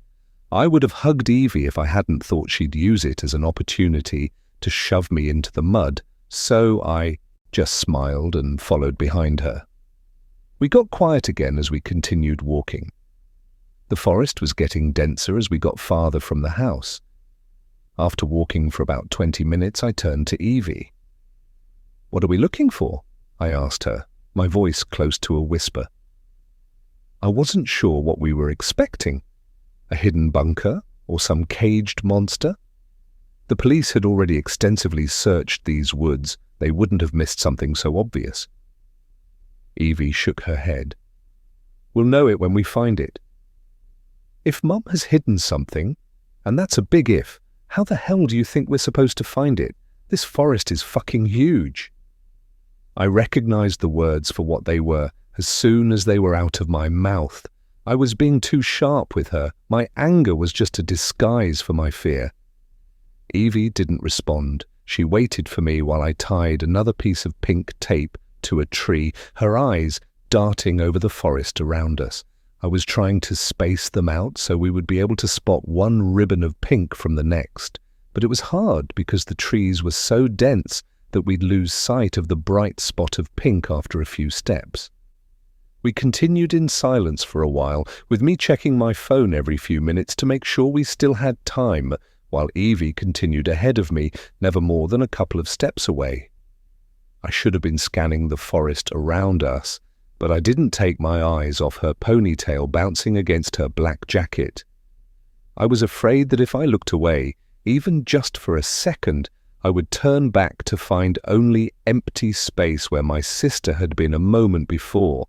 It was already getting dark, and I was about to suggest we head home when Evie stopped suddenly in the middle of the trail. "Leah, look," she said. I followed her finger past the rows of spindly branches toward the sky, where a thin pillar of white smoke rose from the forest. It was difficult to judge the distance, but it seemed to be close. I took another step closer to Evie. "Hey, it could be a campfire or something," I whispered. Evie shook her head. "There's no campground over there or even any houses in that direction," she said, her volume matching my own. Neither of us said anything as we watched the smoke, a white finger reaching into the sky for a long moment. I knew the calculations we were running in our heads. We would need to leave the trail and climb a hill, dense with trees and undergrowth, to reach the smoke. "It's probably nothing," I said, although I didn't believe that. It felt important, the only real clue we'd encountered today about where our mother might have been. "Probably," Evie agreed, "but we've come this far, so we should check." I nodded. "Okay, but we're only looking," I said, suddenly nervous about what we might find. If there was a fire, there was likely someone who'd lit it, and if they had any connection to Maddie's disappearance, we had to stay far away from them. We see what we can see, and then we leave. We're not going to do anything stupid, right? "Yeah." I turned to look at Evie. She looked nervous, her eyes wide as she chewed her bottom lip. I was sure that the fear must have been evident on my face too. I led once we left the path, a bright pink piece of tape tied to a tree at the edge of the trail as we stepped into the tightly packed branches. I moved slowly, making sure Evie was never more than a step behind me. The ground started to get steeper, and our feet threatened to slip out from underneath us on the rotting leaves underfoot. I grabbed thick branches, their bark scraping across my palms as I struggled to stay upright. Neither of us spoke as we climbed. I could smell the smoke now, the warm wood rising above the scent of the damp forest around us. We were nearly to the top when I froze. "What is it?" Evie whispered, slightly out of breath as she stopped next to me. I pointed at the tree a few yards in front of us, and the pink ribbon that stood out so dramatically against the deep browns of the trees around it, flapping in the breeze. "That can't be ours. We were walking in a straight line up that hill," she said, between pants, pointing back at where we'd come from. "It's either ours or someone else has been marking the trees out here with that same pink tape." I wasn't sure which option was more frightening. "Maybe it was from the search party," she offered. We both knew that made little sense. The search hadn't gone this deep into the forest. We must have looped around somehow. I didn't know how it was possible, but I didn't have a better explanation. We climbed the rest of the way up the hill, only a few more steep steps toward the tree, with the tape tied around one of the branches. The pink tape was almost certainly mine. It was an exact match to the roll in my pocket, and clearly hadn't been out here very long, unaffected by the weather. But the area at the top of the hill was unfamiliar, the mud and leaves around the base of the trunk undisturbed, as if the tree had dug its roots out of the earth and replanted itself here. "We haven't been here before," Evie said, looking around. "This place doesn't look familiar." "It's probably just the light. We don't recognize it because it's getting darker," I lied. Evie nodded, although I didn't think she actually believed me. I leaned in to look at the pink tape. It wasn't knotted onto the branch, just tangled around it. Maybe the wind had blown it over here. "Leah!" Evie called.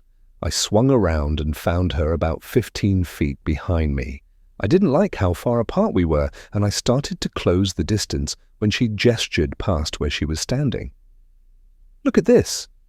There was a perfectly round clearing on the other side of the trees. I recognized it immediately. The large fallen tree would have been hard to miss.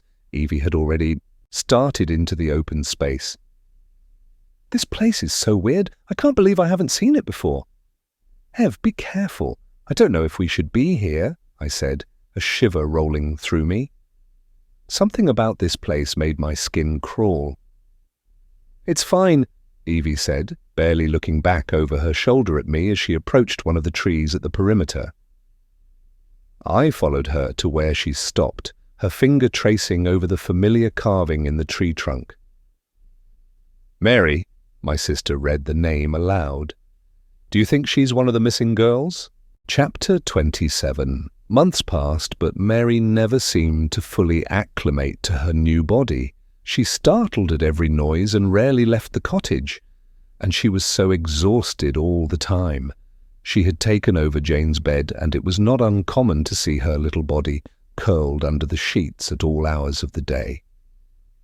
I tried to become what Jane had been to me, an older sister, a mentor, and a guide, someone to help Mary navigate this new world. I'd offer to go on walks together in the garden or sit with her while she gazed out the windows, but she rarely wanted company. Mother was devastated by Mary's inability to adjust, but she tried not to let us see it. She had made 2 nearly perfect girls. It was unclear why Mary was struggling so much more than either of us had.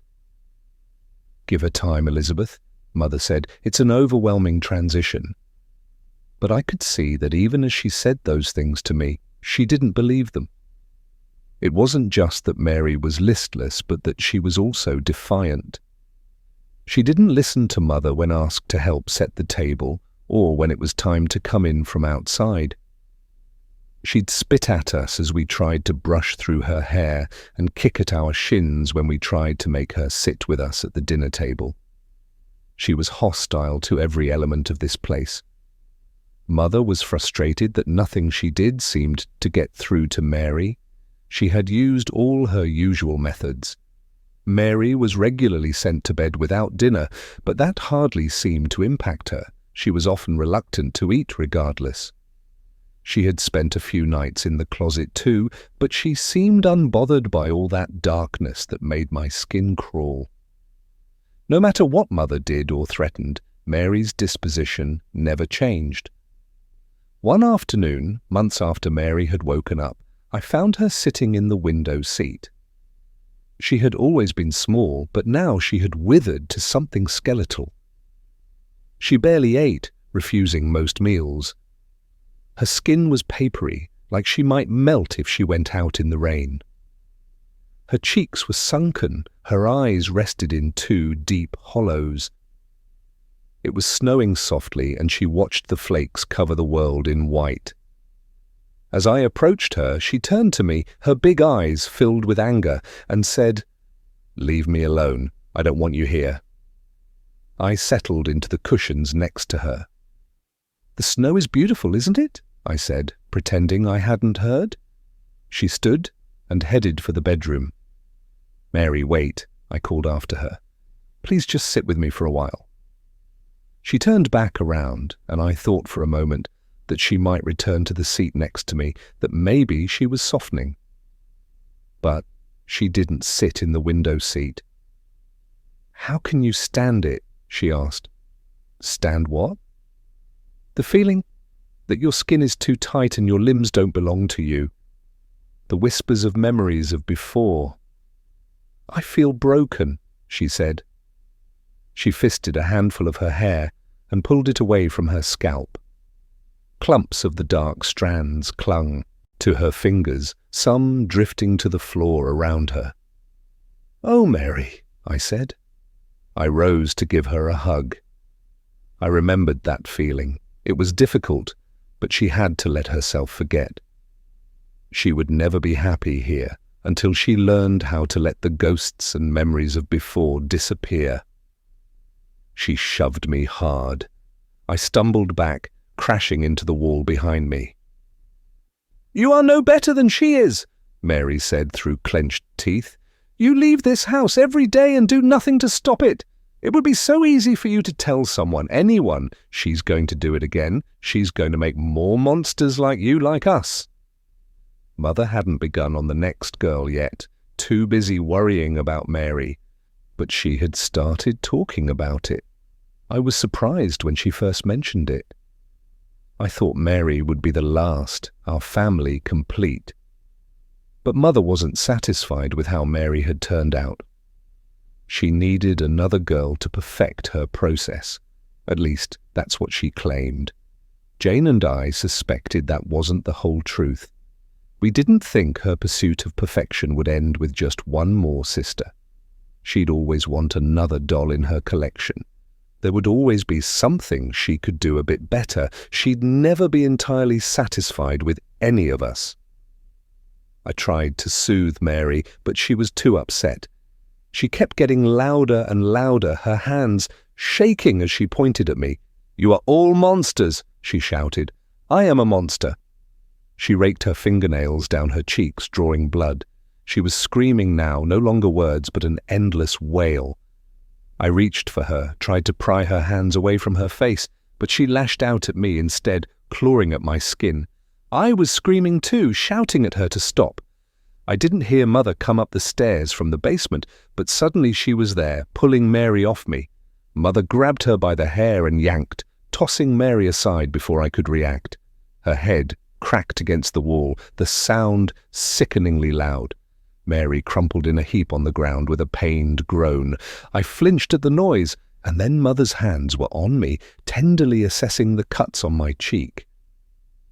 I could only look at Mary's hair splayed around her head in a halo, a bruise already blooming on the side of her face. Hours later, after Mother had spread ointment against my cheek and dosed Mary with a sedative, I tiptoed into our bedroom and found her asleep under the blankets, sunlight streaming through the window. It was difficult to understand how so much fury could live inside her tiny frame.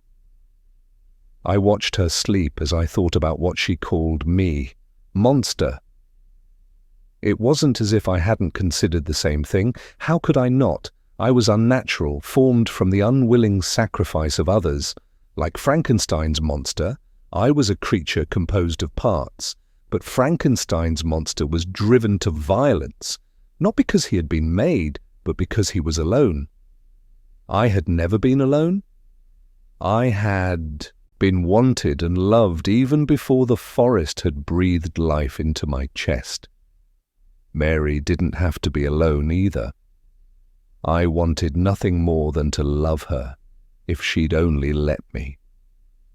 Mary tried to run a few days later, breaking out through the front door while I had my back turned, washing dishes in the sink. Within a few days, she had recovered from our scuffle and got back to staring out the window and glaring at anyone who dared approach her. If anything, she had been a bit quieter in the days after the incident. I didn't expect her to try something so dramatic. I hadn't heard the front door open over the sound of the water, but when I turned around, she was gone from the window seat and the door was open. I raced to the door, but she had already made her way through the garden and was slipping out the gate. By the time I reached the edge of the trees, she was nowhere to be seen, already disappearing into the crisscrossing branches. I tried searching for her, but within a few minutes, I realized the pointlessness of my hunt. She could have gone anywhere. I went downstairs and tearfully told Mother what had happened. She shouted at me, "Elizabeth, do you know what you've done? What if she tells someone about us? What if she makes it to the road and leads people back to us? Everything I've built out here is at risk because you didn't keep an eye on her." She held me by the shoulders and shouted so close to my face that I could feel her hot breath. "The trees will bring her back home," I said. a little confused at her anger. The trees had never failed to return me right back to the cottage's door. Surely they'd do the same for Mary. "You better hope so," she said, looking past me into the forest, an uneasy fury on her face. We spent the afternoon in the garden, waiting, both of us scanning the tree line around the house for Mary. It was cold, and despite my coat and hat, I was still freezing. I hoped Mary, who was out there in just a sweater, was okay. It was almost sunset when Mary stumbled back through the trees. Mother had been anxiously pacing along the perimeter of the garden when I spotted her.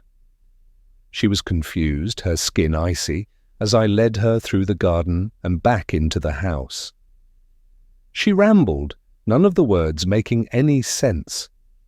I tucked her in front of the fireplace, wrapped a blanket around her shoulders, and went to the kitchen to make her something warm to drink. Mother had followed us inside, but stood against the far wall. "You should check on Mary," I whispered to her. "I think she might be sick, and it looks like she hurt herself." Her palms were scraped up and bloody, but I was mostly worried about how cold she had gotten out there. "I don't know what to do with her," Mother said. "She's becoming a danger to all of us." I wanted to disagree and protest that Mary just needed more time. But we had given her time. Nothing seemed to make her better. If anything, she was getting worse.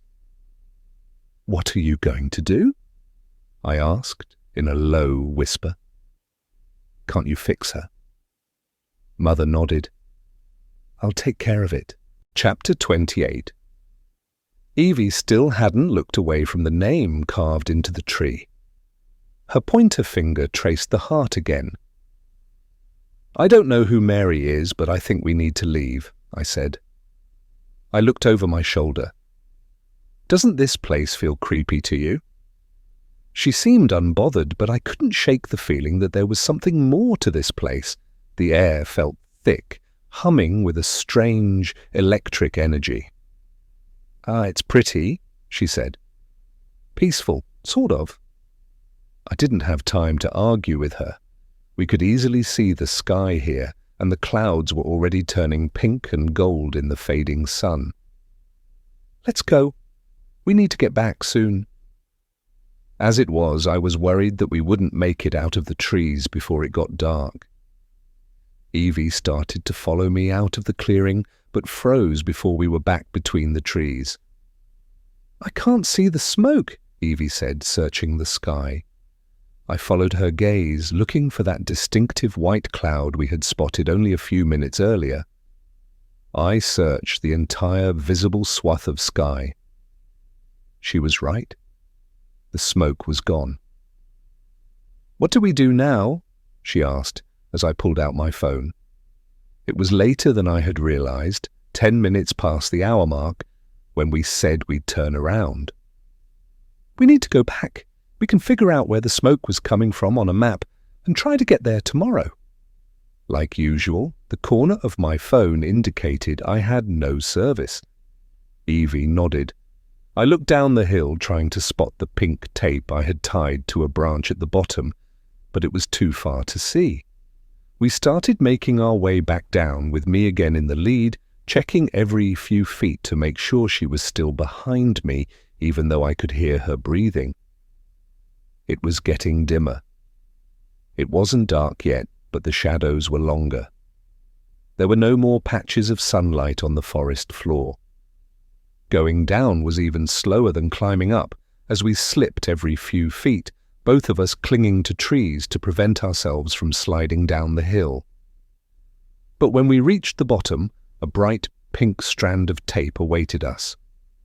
I bent, bracing myself on my knees with a massive exhale of relief. Evie was next to me a minute later. "Where's the trail?" she asked. "What?" I looked up. The trail should have been just on the other side of the tree. It wasn't. There was nothing but tight clusters of trees and undergrowth. "It's fine. It's probably just hard to spot because it's getting darker." "I'm sure it's right up here." I lied. I took a few steps forward, searching for anything that would indicate where we were or which direction we should be going. We had gone only a few steps when it became clear that there was no path to follow, no trail, or any of the pink markers I had diligently left along our journey. "I'm sorry." Evie's voice had lost all its earlier enthusiasm.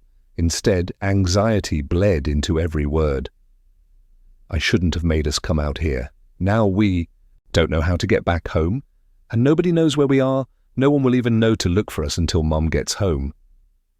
"We're not lost," I lied again. "Then where are we?" she asked, her voice halfway to a sob. "We're a little turned around, but we'll find our way back to the trail soon or end up somewhere along the road. We haven't been out here that long. We couldn't have gone too far." I looked around again, hoping I would spot something that might lead us back home, but the trees around me didn't offer anything helpful. "So the plan is to keep walking?" We could be going in the completely wrong direction. "Do you have a better plan?" I snapped back. I knew we could be going the wrong way, but I didn't think we had much choice. "Maybe we should just stay here?" "You already said it. No one will know we're missing for days. I didn't dress to spend the night out here." It wasn't that cold now, but it would get down to freezing tonight, and I didn't think my coat or Evie's would be enough to keep us warm. Not to mention that these woods were home to many things that might not appreciate overnight guests. "We're just going to wander around and hope we stumble home." Evie's tone was more forceful now, and her frustration was evident in her words. "Again, Ev, I'm happy to do something else if you have a better plan, but the only options I see are to spend the night out here or keep walking, so I think we should keep walking." I tried to keep my tone civil, but I was scared too. "Whatever, let's go." She tried to hide the slight tremor in the last word, but I still heard it, even as she rolled her eyes and stomped off. I turned to follow her and almost ran right into a massive oak tree.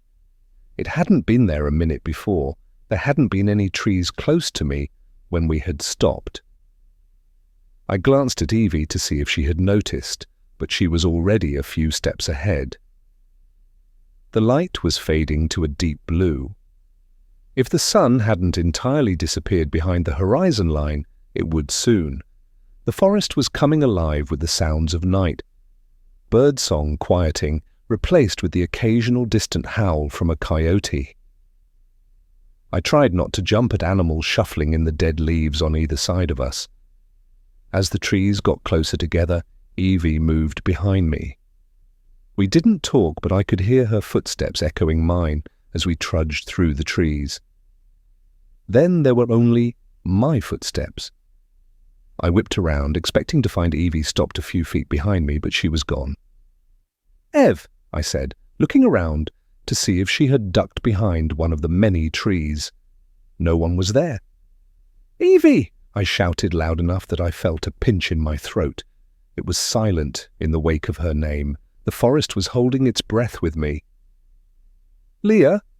Her voice came from somewhere behind me. I spun toward the sound. "Ev, where are you?" She didn't sound close. "Leah," she called again. "Ev," I shouted, my voice echoing around me, before I spotted her pale blue jacket between the branches. She was standing on the other side of a clearing, the same perfectly round clearing we had left 15 minutes before. A chill crept up my spine as I realized we had somehow returned to this place, though we had been walking in the other direction. As soon as Evie saw me, we raced toward each other, then met in the middle of the perfect circle. The trees seemed more sinister now, their shadows stretching long and spindly, as if reaching for us. "What were you doing? How are we back here?" I asked, gripping both her arms, my heartbeat thrumming in my ears. She looked confused and a little frightened. "I was right behind you, and then I looked away, and when I turned back, you were gone." She scanned the forest around me as if it might offer some clue as to how, within a few seconds, We had ended up in entirely different places. "It's okay," I reassured her. I was beginning to think the forest was amorphous, changing around us, shifting the moment our backs were turned. "We're fine." I could see the tree with Mary's name carved into it just over Evie's left shoulder. "How the fuck are we back here?" she asked in a whisper. It seemed impossible that we'd circled back without realizing it. It was even more impossible that Evie and I had gotten separated and ended up on opposite ends of this clearing. "I don't know, but we need to keep moving. I don't think we should stay in this place." I didn't want us to dwell too long on what it meant, how we might not be able to find our way home again. Evie grabbed my hand, squeezing it so tightly that each fingernail left a crescent moon in my skin. We kept walking hand in hand through the forest. Roots seemed to sprout out of the ground to trip us. Branches swung down to catch strands of our hair and to leave scratches along our cheeks. The night was still. It wasn't the wind moving the branches. All the light was nearly gone. It was getting harder to see the ground in front of us. We might need to give up soon and find a place to sleep for the night. I didn't like the idea of sleeping in this forest that didn't seem to follow the rules of the natural world, but I wasn't sure we'd have a choice. I was about to suggest it to Evie when she tugged on my hand, her head jolting to the left. "Do you hear that?" "What?" "Water," she said. She didn't wait for my response, pulling me toward the sound. Then I heard it too, the soft gurgling of a stream. Only one stream ran through the woods here, meandering through the forest and crossing under the road at the North Creek Bridge. Evie and I picked up our pace and then raced to find it. We cut through another row of trees and landed on a well-maintained running trail. A laugh snaked out of my chest, relief bubbling to fill my lungs as Evie dropped my hand.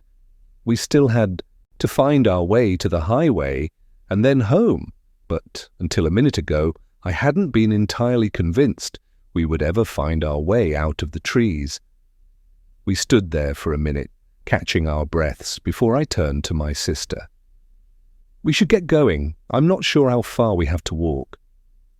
We started down the trail, and I glanced over at Evie. She had twigs and bits of leaves in her hair, and I was sure I wasn't in much better shape. We hadn't been walking long when we noticed we weren't alone on the trail anymore. Footsteps echoed behind us. Evie flashed me a glance, and for a moment I thought about ducking back into the trees, weighing the dangers of an unknown stranger against the forest itself. "Hello," I called out. Evie inched closer to me, and we both tensed and were ready to run if needed. Just then, two women dressed in brightly coloured leggings and sweatshirts rounded the bend. I exhaled, immediately recognizing the pair, Lydia Robbins and Kate Montgomery. Kate had raised her hand to wave at us, but then stopped short, taking in our appearance. "Are you both okay? What happened?" Lydia asked, her face filled with concern. Both women were standing within arm's reach now. Lydia smoothed a hand over Evie's back and picked one of the large leaves from her hair. "We got lost," Evie confessed. "Where were you coming from?" Lydia asked. "We left our house and were planning on taking the North Creek Trail, but somehow we got turned around and ended up off the trail entirely," Evie said. I was glad Evie had left out large chunks of the story. It wasn't that I didn't trust these women, although I wasn't entirely sure I should, but I wanted to avoid the lecture I was sure would come if they knew we were looking into Maddie's disappearance. "Well, you're on North Creek Trail, but you're pretty far from home. I think we're less than a quarter mile from the parking lot off the highway," Lydia said. "Let us drive you home," Kate cut in. "It's getting late, and I don't feel comfortable with you walking alone in the dark." "Thank you," my sister said. They were right. The parking lot was only a few minutes down the trail, and soon enough, Evie and I were both in the back seat of Lydia's minivan. Evie leaned against the window and let her eyes drift closed. As soon as we were back on the road and out from under the dense canopy of trees, my phone buzzed with dozens of messages and missed calls. I bumped Evie with my shoulder and gestured toward her phone. She pulled it out of her pocket, and her eyes went wide.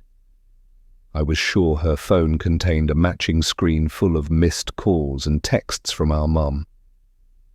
"We'll call her when we get home," I whispered. "Don't text her back until we can talk to her."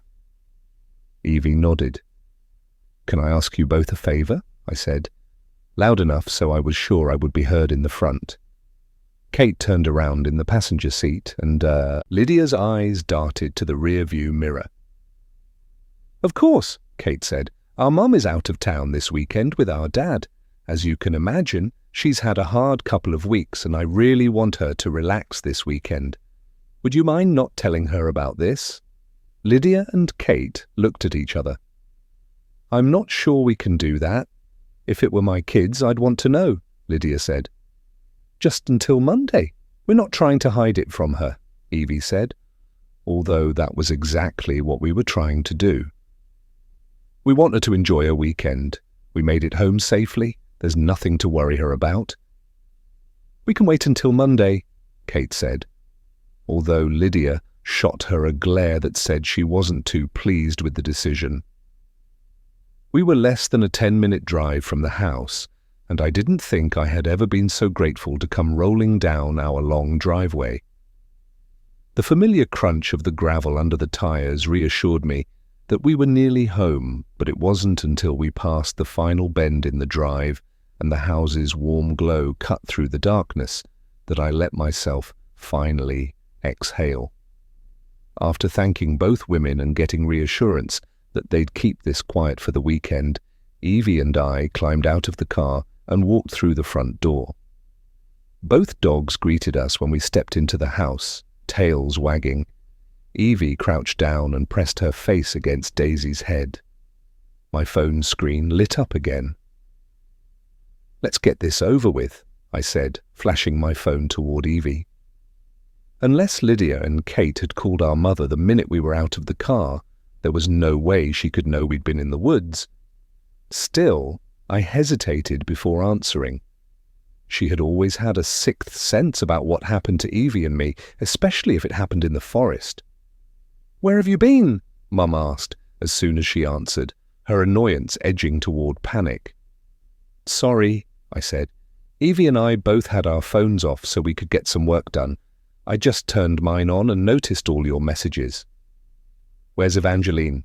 she asked. "I'm here," Evie said. She stood next to me, leaning against the kitchen counter, typing on her phone. "Phones stay on the rest of the weekend," my mum said. The anxious edge hadn't left her voice. "Of course. Sorry," I apologized again. "We didn't mean to scare you. How's the drive been so far?" I glanced up at the clock. It had only been a few hours since they had left. It was fine. We hit some traffic on the highway but made it to the hotel. "That's good."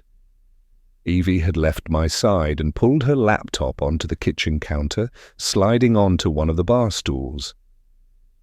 "What are your plans for the night?" our mum asked. "I think a quiet night in, maybe a movie," I said. I looked over at Evie, but she was too absorbed in whatever was on her computer screen to contribute to the conversation. "Do you guys have plans to do anything exciting?" "Probably just dinner once we're settled," she said, before quickly switching topics. "Please be careful this weekend. Don't do anything reckless." It felt strange that she was insistent on this point, almost like she was aware that we had been doing the opposite. "We will, Mum." There was a pause on the other end of the line. "Is there any reason you called?" I was surprised to hear from her so soon after she'd left. I'd expected her to wait until later tonight before checking in. "Oh, She paused. "I just wanted to make sure you knew there's a lasagna in the freezer if you're looking for dinner. I got a little panicked when I couldn't get a hold of either of you." "Okay," Thanks. Love you, Mom. Have fun with Dad this weekend. Love you. Be safe, she said. I waved my arms to get Evie's attention and mouthed, "Say goodbye." Love you. Bye, Evie said, and I hung up the phone. I waited a few seconds after the call ended, then turned toward Evie. What are you doing? I asked. She spun the laptop toward me, a map of the trail system, and the forest pulled up on her screen. I'm trying to figure out where the fuck that clearing was and how the hell we got so lost. She leaned over so she could see around the device. Here's our house, she said, pointing at a spot on the map. This is the trail we were following initially. She traced along a familiar path that led northwest away from our house, slowly curving toward the highway. So I think the smoke was coming from somewhere over here. She pointed out an area of the forest that was blank on the map. There were no campgrounds or roads, not even a hiking trail seemed to cut through that swath of trees. There's nothing there. Right, but that's not the weirdest part. She looked at the map and then pointed out a spot a good distance away from our house and where we'd seen smoke. This is the parking lot where we ended up. How far is that? It was hard to judge distances on the map, a wide swath of green forest, crisscrossed with trails and intersected by the blue ribbon of North Creek. It's about 4 miles west of where we left the trail, but I can't see a way for us to get there from here. She pointed at the spot on the trail near the smoke before moving to the trail directly next to the parking lot. Without us running into the creek or the trail way sooner than we did, it really doesn't make sense. A shiver ran up my spine as I looked over my sister's shoulder at the trees surrounding us. There's a lot that doesn't make sense about that forest. Chapter 29.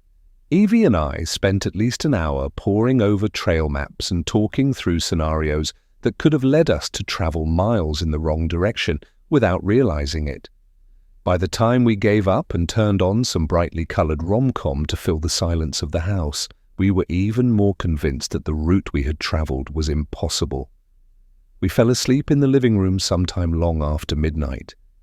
There was something comforting in being able to reach over and touch my sister, her body curled up under a blanket on the other end of the couch. I didn't think either of us wanted to sleep alone, even if sleeping down here meant we were in full sight of the trees peering in the window.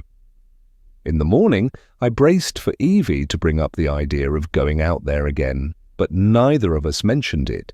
It felt too dangerous. The impossibility of those trees was too big and frightening to tackle even in the daylight.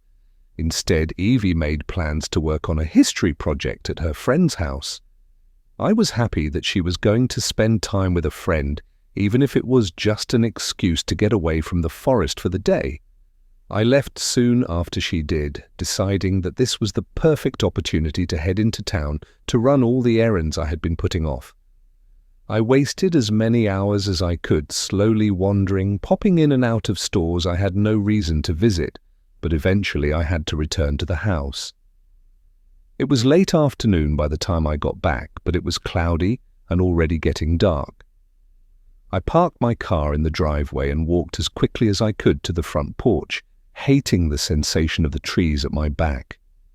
It felt like they were waiting, ready to pull me back into the maze of branches we had been lost in yesterday. I felt nominally better once the front door was closed and locked behind me. I wasn't entirely sure what to do with myself in the quiet emptiness of this big house.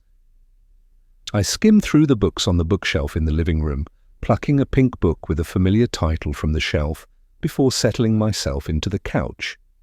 After a bit of prompting, the dogs jumped up to join me. My mother didn't allow them on the furniture, but I found the weight of their warm bodies comforting. We were all breaking the rules this weekend. It took me twice as long as it should have to get through the first chapter. I couldn't focus on any of the pages. It felt like someone was watching me through the window every time I looked down to read the next paragraph. Still, I kept trying, although I barely absorbed any of the words, too busy listening for a twig snapping or a floorboard creaking. My phone buzzed from the coffee table and startled me. The screen lit up with a message from Evie. "I might spend the night at Sarah's. I already texted Mom and she said it's fine." The house felt even darker, the trees on either side pressing in closer.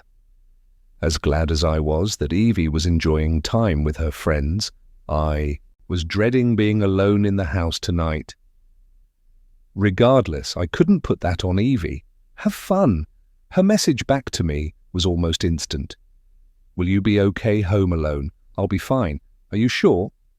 "I can skip it if you'd rather." I appreciated the thought, but I really did want Evie to have fun. I'd stay safely locked inside and nothing would happen. "I'm good. I'm not planning on going on any midnight strolls through the forest. I can handle a night home alone. Text me if you change your mind." "I'll be fine," I sent again, then tossed the phone back on the table when I finished. The house was too quiet. I had been so eager to be rid of my parents for the weekend, to luxuriate in the house without my mum's eyes constantly following me, but now that I was alone, I wished she were here. The forest felt less threatening when she acted as a mediator between us and the trees. An instant later, I decided to leave. A plan formed in my head. I needed the company of strangers. I wanted to put on makeup and nice clothes and slip into the costume of the girl I had pretended to be in LA. I texted Matt before I could think better of it, already starting up the stairs to change. I wanted to let him take me out to dinner, tell me about his life, and shower me with surface-level compliments. "Are you busy tonight?" I'd love to grab dinner again to make up for cutting things short last time. I sent it without the usual number of rereads I would have applied to a text like this. I considered a shower but decided against it, instead plugging in my curling iron and settling for a few waves. I was halfway through my hair when my phone buzzed, the response from Matt. "You were great and I had a nice time, but I'm not feeling a spark. I think we would be better as friends. Hope you and your family are well." I laughed aloud as I read his message. The sharp bite of rejection stung. I wasn't really interested in pursuing something long-term with Matt. Still, it left me without plans for the evening. I thought about texting Kira, but the fear that she might not want to hang out either prevented me from reaching for my phone. I didn't think I could tolerate another rejection, no matter how small, but I didn't need anyone. I could go out by myself. I dug through the makeup bag that had spilled onto the counter over the last several days, going through a quick version of my normal routine. It was messier than I usually would have allowed, but I tried to embrace it. Maybe this would be the start of something bigger. The little rebellion of smudgy black eyeliner felt like colouring outside the lines of how I'd usually present myself. It was uncomfortable because it was unfamiliar, but the girl in the mirror was a fiercer, braver version of me, one who wouldn't still be preoccupied with the reasons behind Matt not wanting a second date. I held my usual nude lipstick up. The shiny black and gold tube stood in stark contrast to my unpainted nails. I capped the tube without applying any and slipped out of my room, then down the hall to my parents'.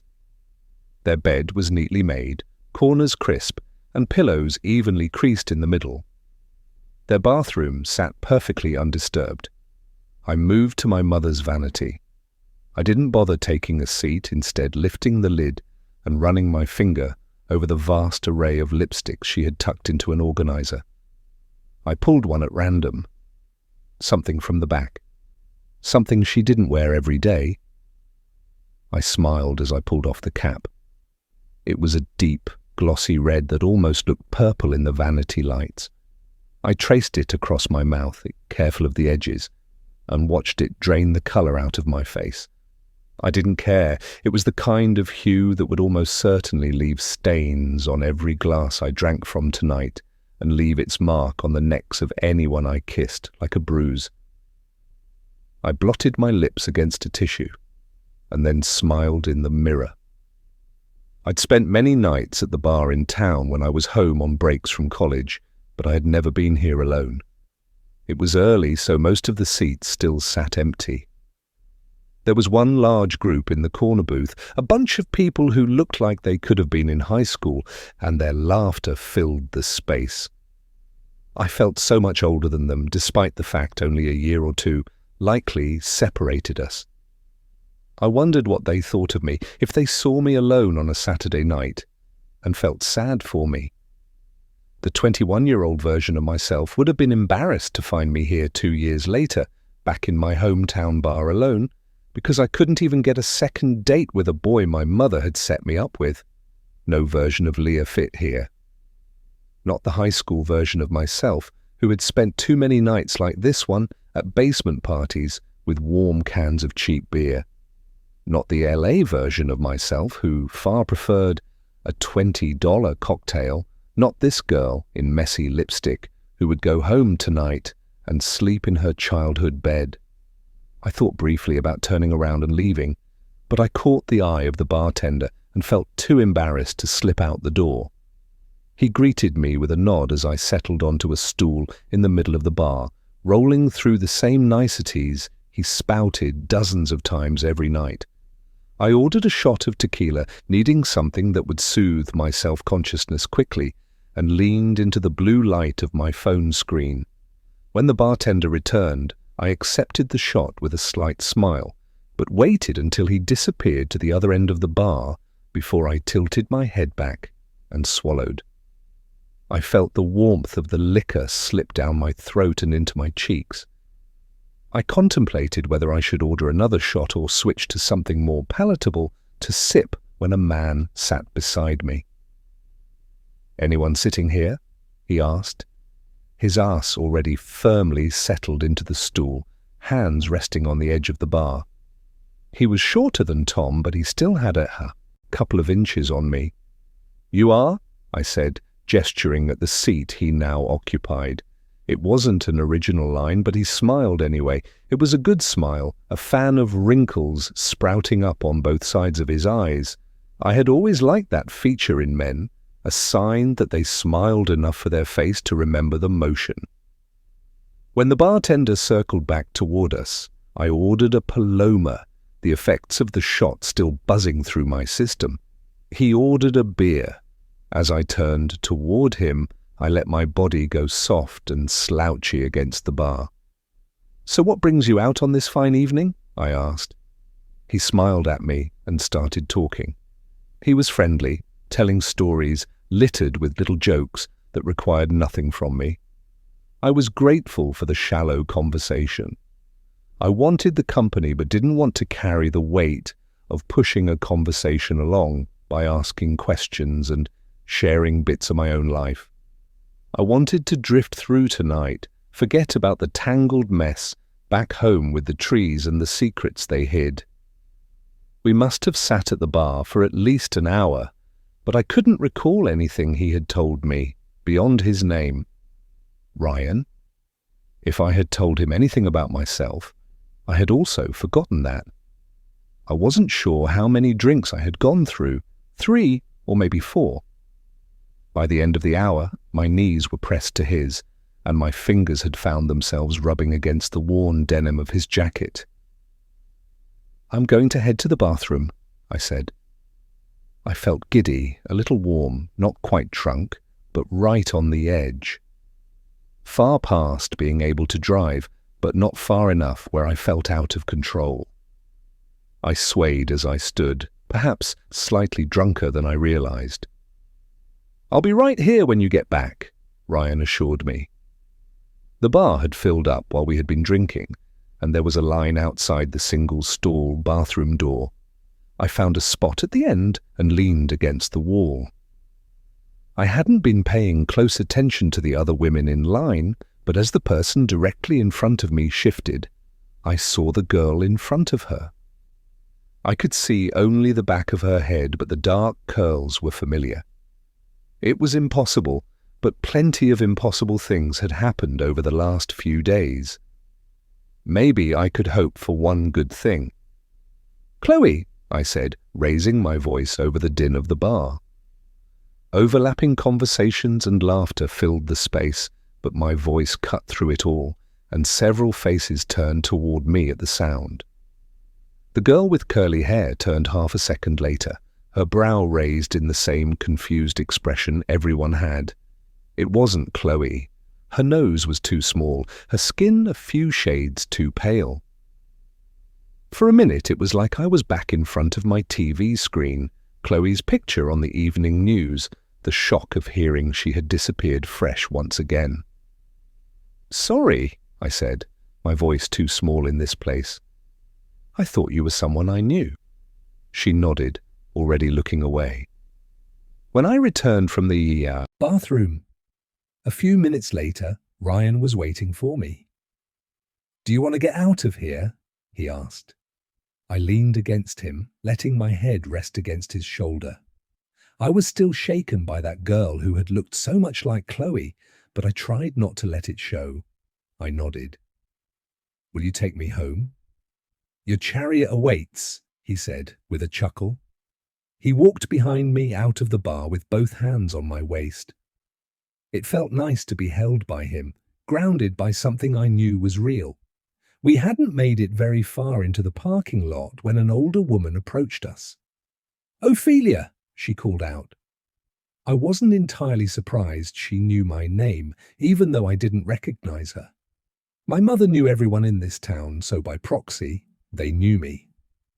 "Who's that?" Ryan whispered to me. I shrugged. Even if I had known, there wouldn't have been much time to explain. She was in front of us in an instant. She was a few inches taller than me and stocky, her grey hair tied back in a tight bun.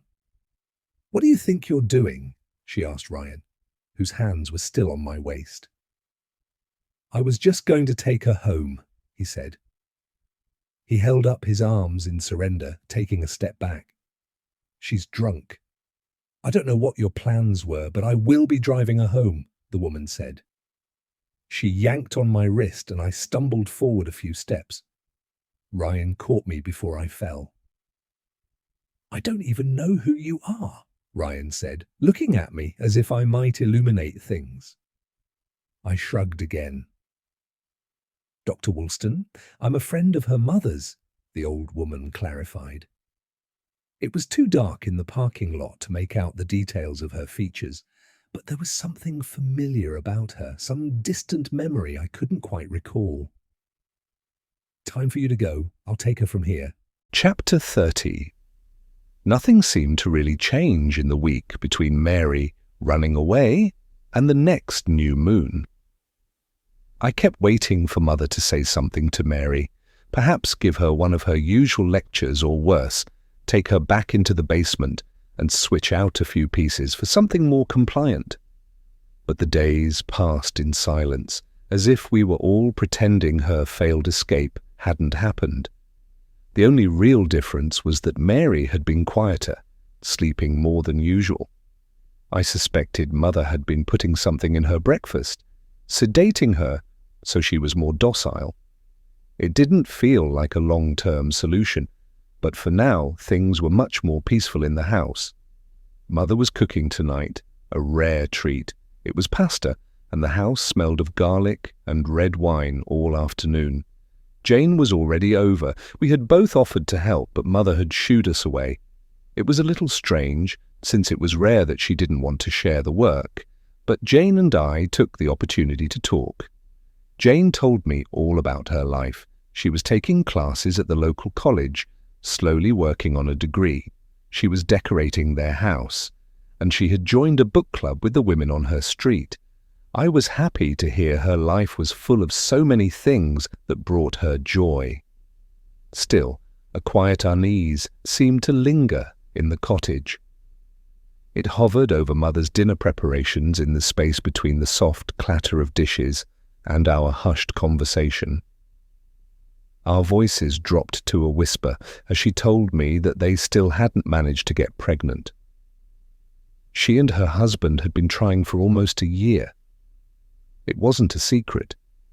Jane had told Mother when the problem initially arose, but any further conversation always descended into an argument. Mother was frustrated that Jane's body wasn't working how it should, and Jane felt it was Mother's fault, that Mother had failed and broken Jane somehow. Regardless of why it was happening, I squeezed Jane's hand and wished I could take away a little of her heartbreak. Mother called us to the round table at the edge of the kitchen, where 4 plates, piled high with steaming red sauce, waited for us. A white tablecloth covered the old, worn table, and a pair of candles sat in the middle, already lit and flickering. Mary had emerged from the bedroom and was perched on her seat. She was yawning despite having woken up only a few minutes before. I took my usual seat between Jane and Mary. The sun was setting outside. We were in the part of late fall that existed in between the bright leaves of October and the first snow. The world outside felt like it was bracing for the cold to take over. Inside it was no different. We were waiting too, steeling ourselves for whatever storm would come next. Mother, Jane and I made polite conversation for a few minutes. Mother's eyes kept darting over to Mary, who was silently picking at her salad. "We're thinking of painting the house white, or maybe a pale grey," Jane said. She'd been updating us all on the renovations they were planning for the following year. "You're going to paint the brick? It will look terrible," Mother said. Her tone was sharp and dismissive, as if Jane, having an opinion about her own home, was frivolous and irritating. Mother hadn't loved the little house Jane and her husband had purchased after their wedding. She thought it was too small and too old, and she seemed to hate everything Jane did to the place, even though I thought it looked quite lovely. "And once you paint brick, it's impossible to undo." "We just thought it might brighten the exterior a bit," Jane said, her shoulders sagging under the weight of Mother's criticisms. Mother shook her head but didn't offer a reply. The table fell into silence. The only sound was our forks clinking against our plates for a moment. "Dinner is delicious," I said, offering Mother a compliment that I hoped would lighten the awkwardness that had fallen. "Thank you, darling," Mother said. She turned to Mary. "Have you tried the pasta yet?" "I think you'll like it." Mary looked up, almost startled at being spoken to. She didn't say anything, but she pinched a strand of spaghetti with her fingers. I winced, waiting for Mother's reproach, but she didn't say anything. The strand waved loosely, leaving a trail of red against Mary's wrist. Then Mary lifted it to her mouth. She slurped it past her lips. The sound was wet and almost vulgar as sauce dripped from Mary's fingers onto her white dress, speckling it with red. Again I waited for Mother to say something, to offer a familiar lecture about manners, but she just sat there watching. Her gaze was steady, unreadable, but the smallest smirk raised the corners of her lips. Mary did it again, taunting Mother by scooping up a cluster of strands. The mushrooms and red sauce clung to the noodles and splattered against the tablecloth as she chewed them with an open mouth. Everyone at the table stared at her in stunned silence as she reached for another handful. Then she started laughing. It was frightening, uncontrolled and too loud coming from her small frame as her hand rose again and again, carrying a mess of long noodles dripping sauce from the plate to her mouth. Her eyes looked strange, the pupils swallowing her irises until only the slimmest ring of green lined the black. I looked to Jane, who just stared back at me. Then I turned to Mother, who was seemingly unbothered by Mary's behavior as she took a slow, deliberate sip of wine. Mary's laughter abruptly stopped, cut off by a jagged cough and then replaced by a desperate wheezing inhale as she struggled for breath. She scrambled for her glass of water. The coughing got more violent, a ragged sound that clawed its way out of her throat. Jane rose. "Sit down," Mother demanded, but Jane didn't listen, walking behind my chair to get to Mary. Panic flickered in Jane's eyes. "I think she's choking on something," Jane said, patting Mary on the back. Mother remained in her chair, wineglass raised to her lips, still wearing that same smirk. In that moment, I knew this was not an accident. "You put something in her food," I whispered, eyes locked with Mother's. My voice was barely audible, and I trembled as the realization settled over me. I had known Mother was dangerous, but there had been some line that I imagined she'd never cross. We were hers, which meant we had to listen to her, but it also meant we were supposed to be safe from her. This, whatever she had done to Mary, was firmly on the other side of the line. She had made each of us, spent months poring over each of our features, carving us from muscle and bone, stitching us together. We were her creations. I hadn't considered she could just as easily unmake us. Mary's coughing had moved to wheezing now, and her hands clawed at her throat as she tried to get air, eyes unfocused as she stared up at the ceiling. Jane stood next to Mary, panicking now, shouting at Mother to do something. But Mother seemed to ignore the chaos at the other end of the table. "I promised to keep you girls safe," she said to me. Then she rose and calmly walked over to Jane, who was kneeling on the floor next to Mary. "She's not breathing." Jane was crying now, tears streaming down both cheeks. Mary had fallen out of her chair and was in a heap on the ground. Jane leaned over her. "She needs help. We need to call someone." Mother knelt next to Jane. "There's nothing you can do. It's too late." "What did you do?" Jane asked, a tearful accusation. It was bolder than Jane usually allowed herself to be, but the shock of the evening had worn away her usual restraint. "The nightshade berries," I said in a whisper.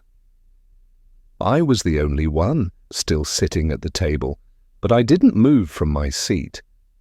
I watched a drip of white wax trail down the candle. The deep blue berries Mother had warned us were too dangerous to even touch.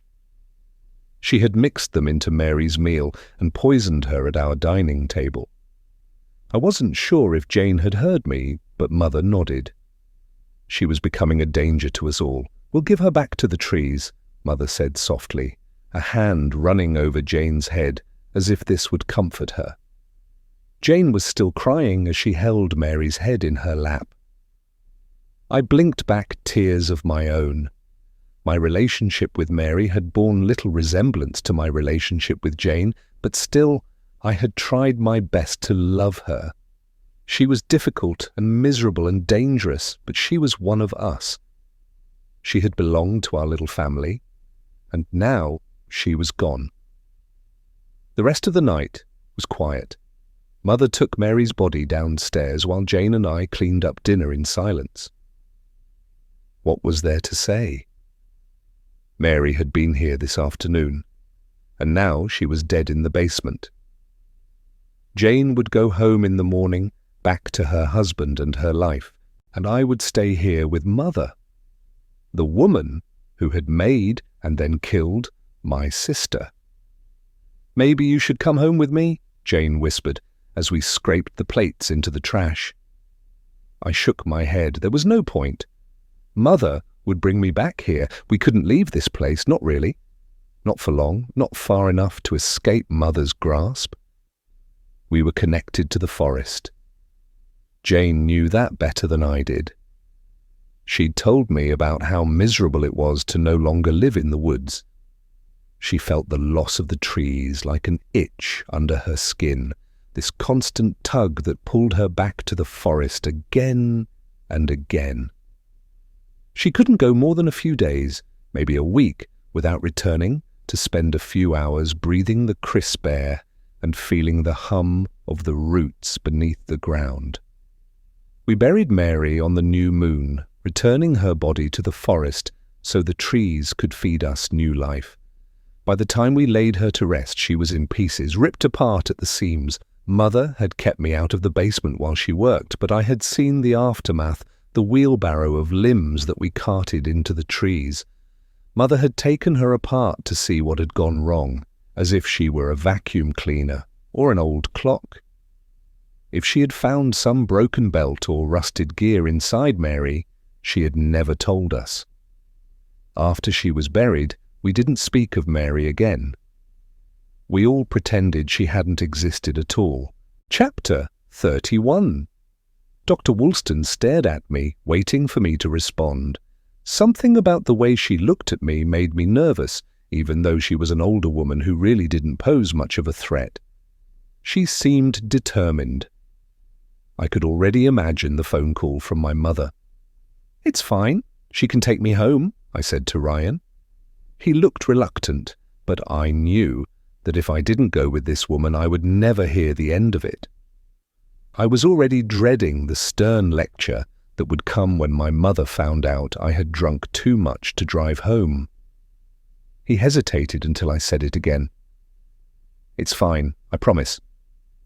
Dr. Woolston waited until he turned and headed for his car before she directed me toward her own. It was an older car, but the inside was tidy. "Watch your head, darling," she said, as she loaded me into the passenger seat. We were pulling out of the bar parking lot when she turned to me and said, "You should be grateful I found you when I did." The implication was clear. Letting a strange man take me home was dangerous, thoughtless, irresponsible. I didn't think Ryan would have hurt me, but he easily could have. He could have done anything he wanted to me. How could you be so reckless? I could almost hear my mother saying. "He was a nice guy," I said. I felt the urge to defend Ryan, despite barely knowing him. I wouldn't admit it out loud, but being in this woman's car, knowing she was a friend of my mother's, felt safer than going home with him. I shouldn't be hopping into strangers' cars when girls are going missing. "A nice boy would have made you switch to water 3 drinks ago," Dr. Woolston said. I rolled my eyes, letting my head rest against the window. "You're one of my mum's friends. I don't recognize you." While I couldn't name all the people in my mother's circles, usually their faces were familiar, but I couldn't place her. "I've known her for a long time, since before you were born," she said. "Do you need directions to my house?" "No, I know the way." I let my eyes close as I leaned against the window, feeling the car move and turn underneath me. I must have drifted off because the next thing I remembered was turning onto the driveway. The familiar sound of gravel woke me. I sat up with a yawn as the car's headlights illuminated the trees in front of us. "Did you have a nice nap?" Dr. Woolston asked. I detected a sneer in her voice, but I deserved it. I shouldn't have drunk as much as I had. "Sorry, it's been a long couple of days," I said. She nodded. I assumed she knew about Maddie's disappearance. The whole town did. "What were you doing out there tonight anyway? Was your plan always to drink too much and then go home with a strange boy?" I didn't want to be home alone. That felt embarrassing to admit, but it was the truth. I hadn't had much more of a plan than that. "Where's your sister tonight?" she asked as the porch lights came into view. "Friend's house." I was confessing too much to this woman, who was essentially a stranger to me, but I was too tipsy to really care. The car rolled to a stop at the end of the driveway. "Well, thank you for the ride. I'll be sure to let my mum know you said hello." I opened my car door and was surprised to see Dr. Woolston also getting out as well. "Thank you," I said again, "but I think I can find my own way to the front door." "Your mother will have my head if I don't make sure you get inside and drink a glass of water," Dr. Woolston said, heading for the porch. I followed her because what else was I supposed to do? She was the kind of woman who spoke with an innate authority that made it difficult to question her instructions. She paused, turning to look at the trees. "I think our forest at night is absolutely beautiful," she said. I walked past her, climbing the porch steps with my keys in my hand. "Don't you?" "I think the forest at night is terrifying. After the last few weeks, I found the woods frightening even in the daytime, but the way the dark clung to the branches, obscuring everything beyond the trees, made me shiver. You're just feeling how powerful it is. Power is scary only if you get on its bad side, she said, while I turned the key in the lock. I wasn't sure what she meant by that, but I nodded as if I did. I guess that's one way to look at it. The dogs ran up to us as soon as we crossed the doorframe. Daisy's usually a little nervous with strangers, I warned as Dr. Woolston reached for her blonde head, but Daisy was already pressed against her, tail wagging. "Daisy and I aren't strangers," she said, with another pat on Daisy's head. I stopped to lean down and scratch behind Poppy's ear, but Dr. Woolston had already walked past me and was halfway to the kitchen. I followed her and flicked on the kitchen light. She paid me no attention, walking over to the window and peering through the dark glass. I grabbed a cup from the cabinet and filled it in the sink. Then I took a large gulp and looked over to the kitchen table where she had already settled herself in a chair. "That lipstick looks terrible on you. It completely washes you out. It's a shame you didn't inherit your mother's colouring," she said. I was caught off guard by the insult and just stared back at her, not sure what I was supposed to say in response. "You should offer me a drink. Has your mother taught you no manners?" I was growing uncomfortable with the way her attitude had shifted into something mean. "I didn't think you'd be staying. You've delivered me home safely and watched me drink a glass of water.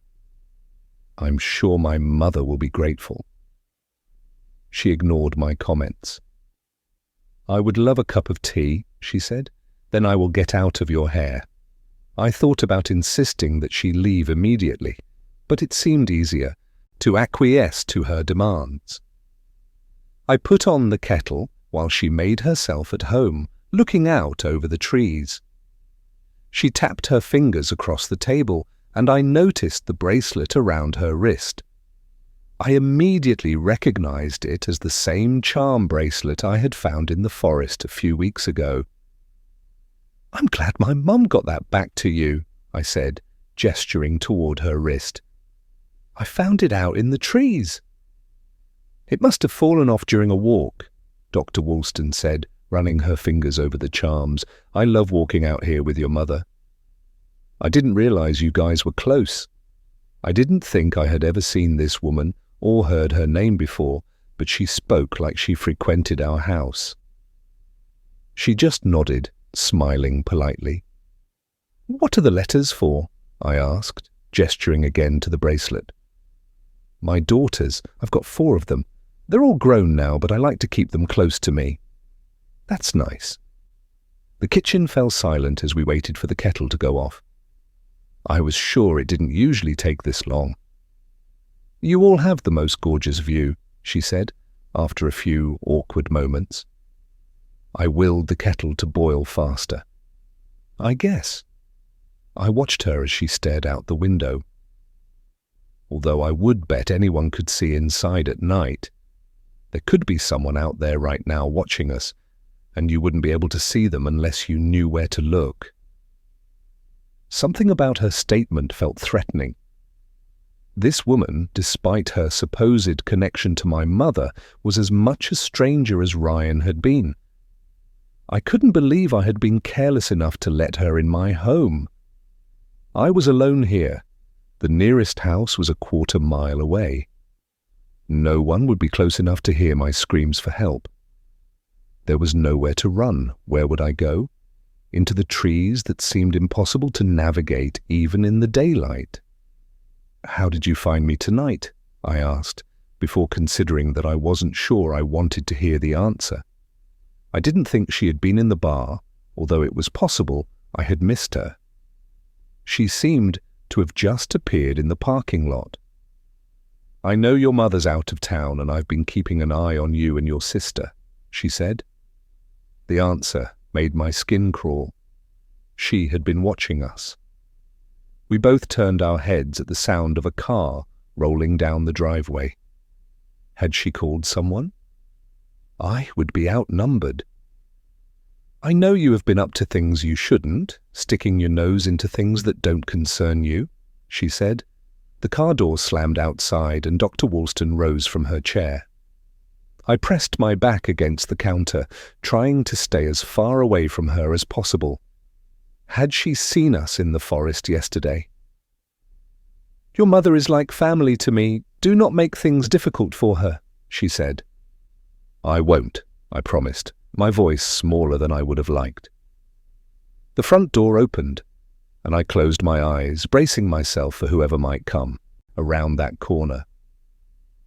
Leah? My sister's voice filled the front hall. Whose car is that? She appeared a minute later, her face immediately betraying her confusion as she took in the sight of Dr. Woolston. Sorry, I didn't realize you had people over. I was just leaving, Dr. Woolston said. She started toward the front door, then paused at the counter across from me. Remember what I said. Powerful things are only scary if provoked. Don't give me a reason to make you an enemy. She didn't wait for a reply before continuing to the front door. You've grown into such a beautiful young lady, Evangeline. Lovely skin, Dr. Woolston said, pausing as she passed Evie. Thank you, Evie said, looking over at me as if I could explain what was going on. I waited until the front door had closed before racing from my spot at the counter to lock it behind Dr. Woolston. Who was that? Evie asked. I stared out the front window and waited for the car to disappear back down the long driveway. Apparently a friend of Mum's, I said, without turning around. She gave me the creeps, Evie said with a dramatic shiver. I didn't love her either. What are you doing home? I thought you were spending the night at Sarah's. I got worried about you being here all by yourself, she admitted. Apparently for good reason, since you were inviting creepy old ladies into our house. Dr. Woolston finally pulled out of our driveway, and I turned back to Evie with an exhale of relief. Phew, you smell like a bad margarita. Evie and I had headed upstairs not long after Dr. Woolston left.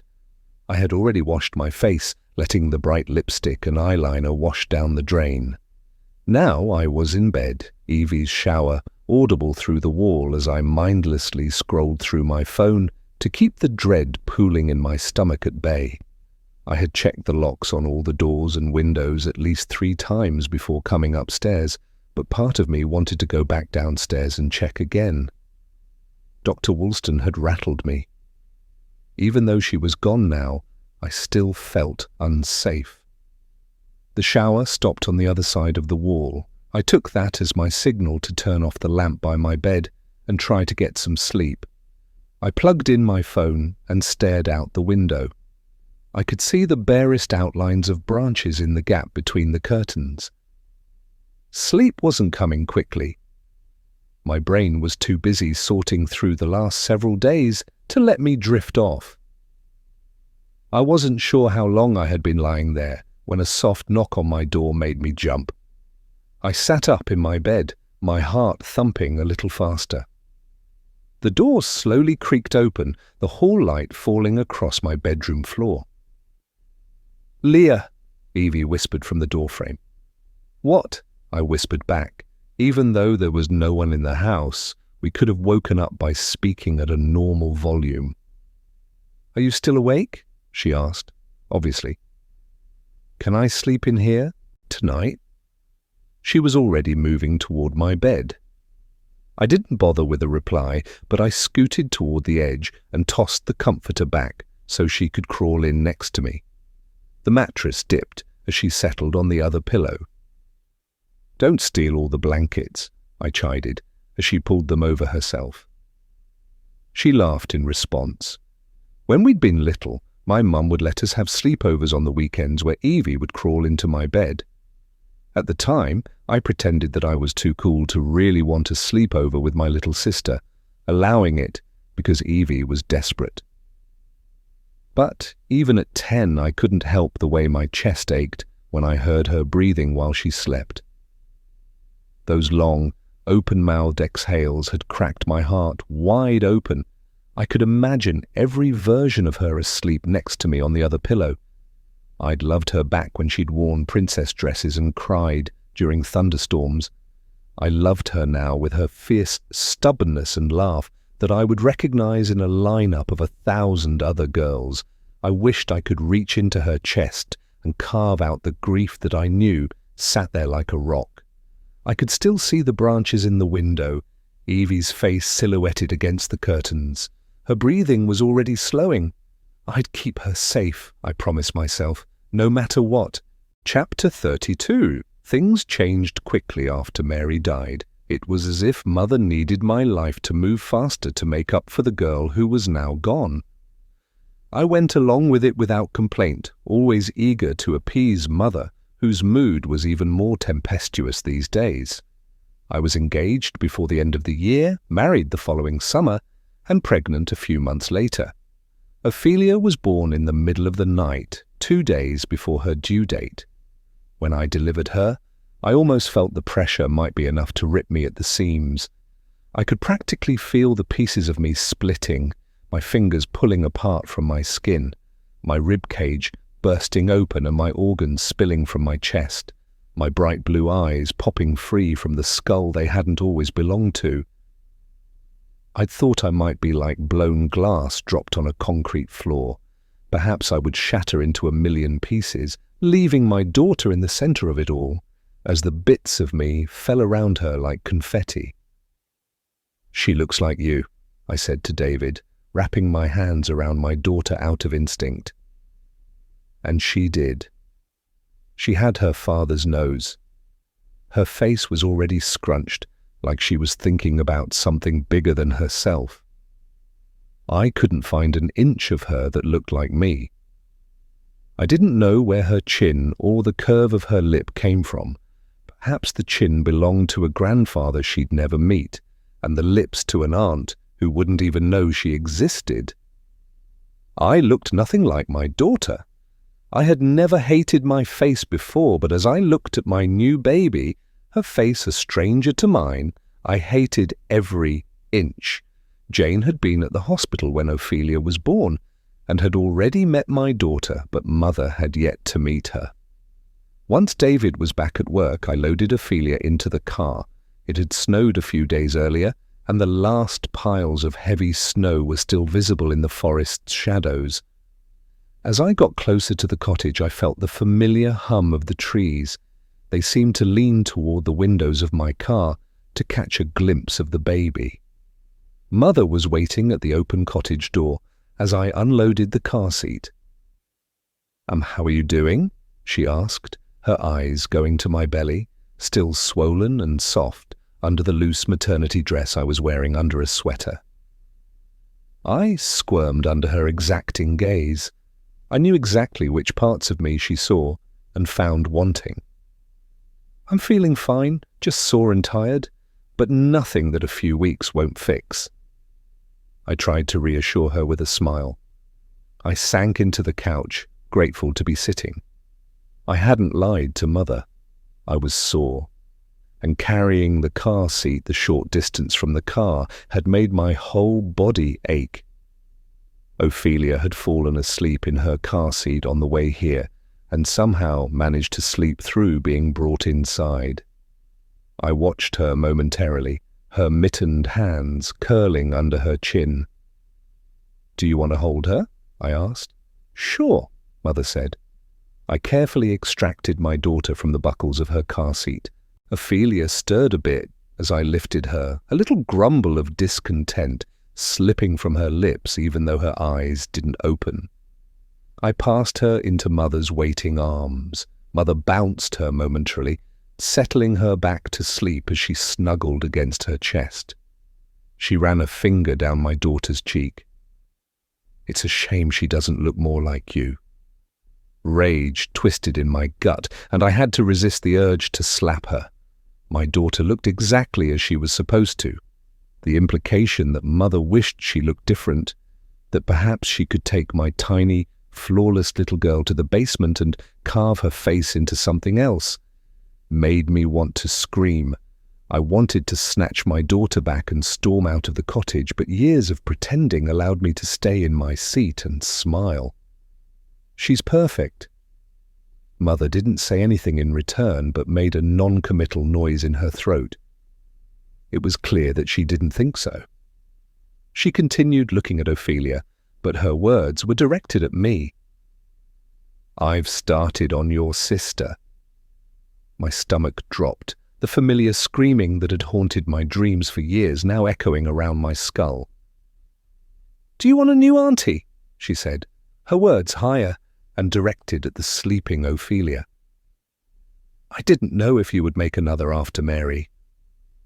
"Of course. I had always planned on it." "You and Jane turned out beautifully. I think some of the girls I used with Mary didn't have a great disposition. I won't make the same mistakes again. Aren't Jane and I enough?" "Elizabeth, just because I'll have another daughter doesn't mean I'll love you any less," she cooed in my direction, as if my complaints were based on jealousy. I stared blankly back at her and could almost feel the blood that must permanently stain the bottom of Mother's fingernails seeping onto my daughter. "We're both mothers now," she said, turning toward me. "I thought you would understand. David and I bought a house in the forest a few years after Ophelia's birth. I had insisted on buying a place in the woods. There was a restlessness that constantly gnawed at me when I wasn't surrounded by the trees. Every time I drove back toward the cottage and the trees began to block out the blue bowl of the sky, it felt like I could finally breathe again. I wanted to fall asleep every night to the whispers of their branches. I wanted my daughter to grow up playing beneath their canopy, bathed in sunlight as it filtered through their leaves. I wanted to be able to slip out my back door on nights when I couldn't sleep and walk until the forest carried me home. Mother was happy to have me back so close to her. The cottage was a little more than a mile if you went straight through the forest. There was no trail, but the trees never let me get lost. By that point, Mother had already started working on Lydia.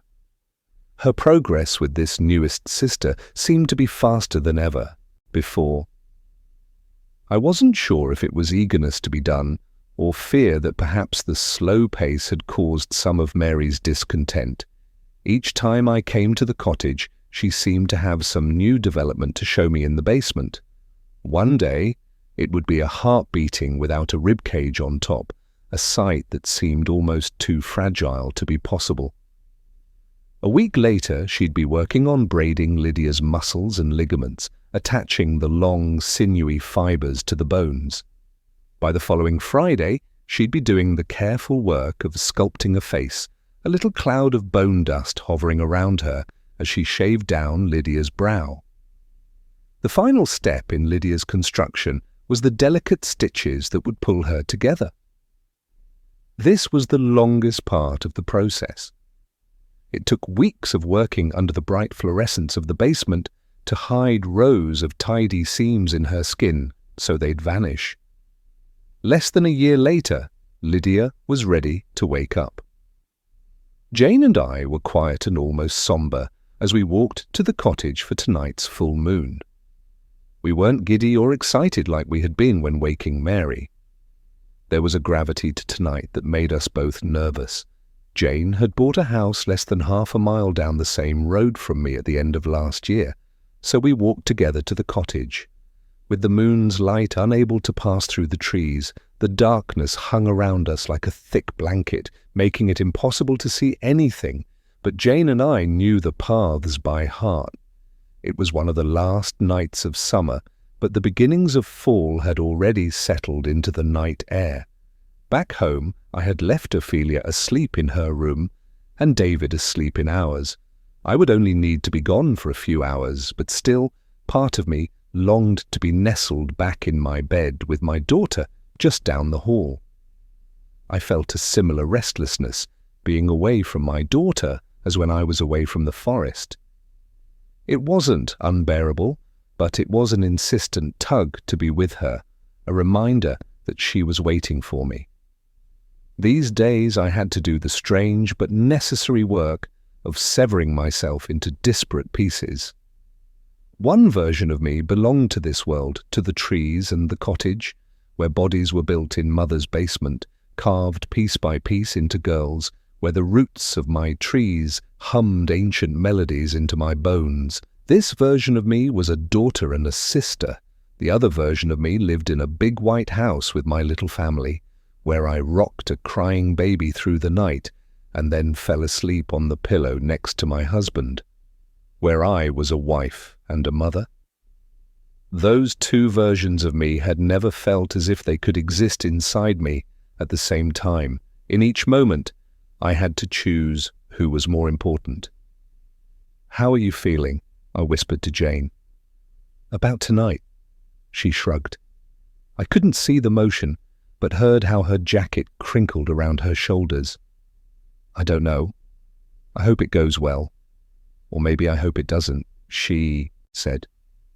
She didn't need to explain the contradiction. We had been discussing Lydia and all the possible outcomes for weeks, spreading the options between us like a deck of cards.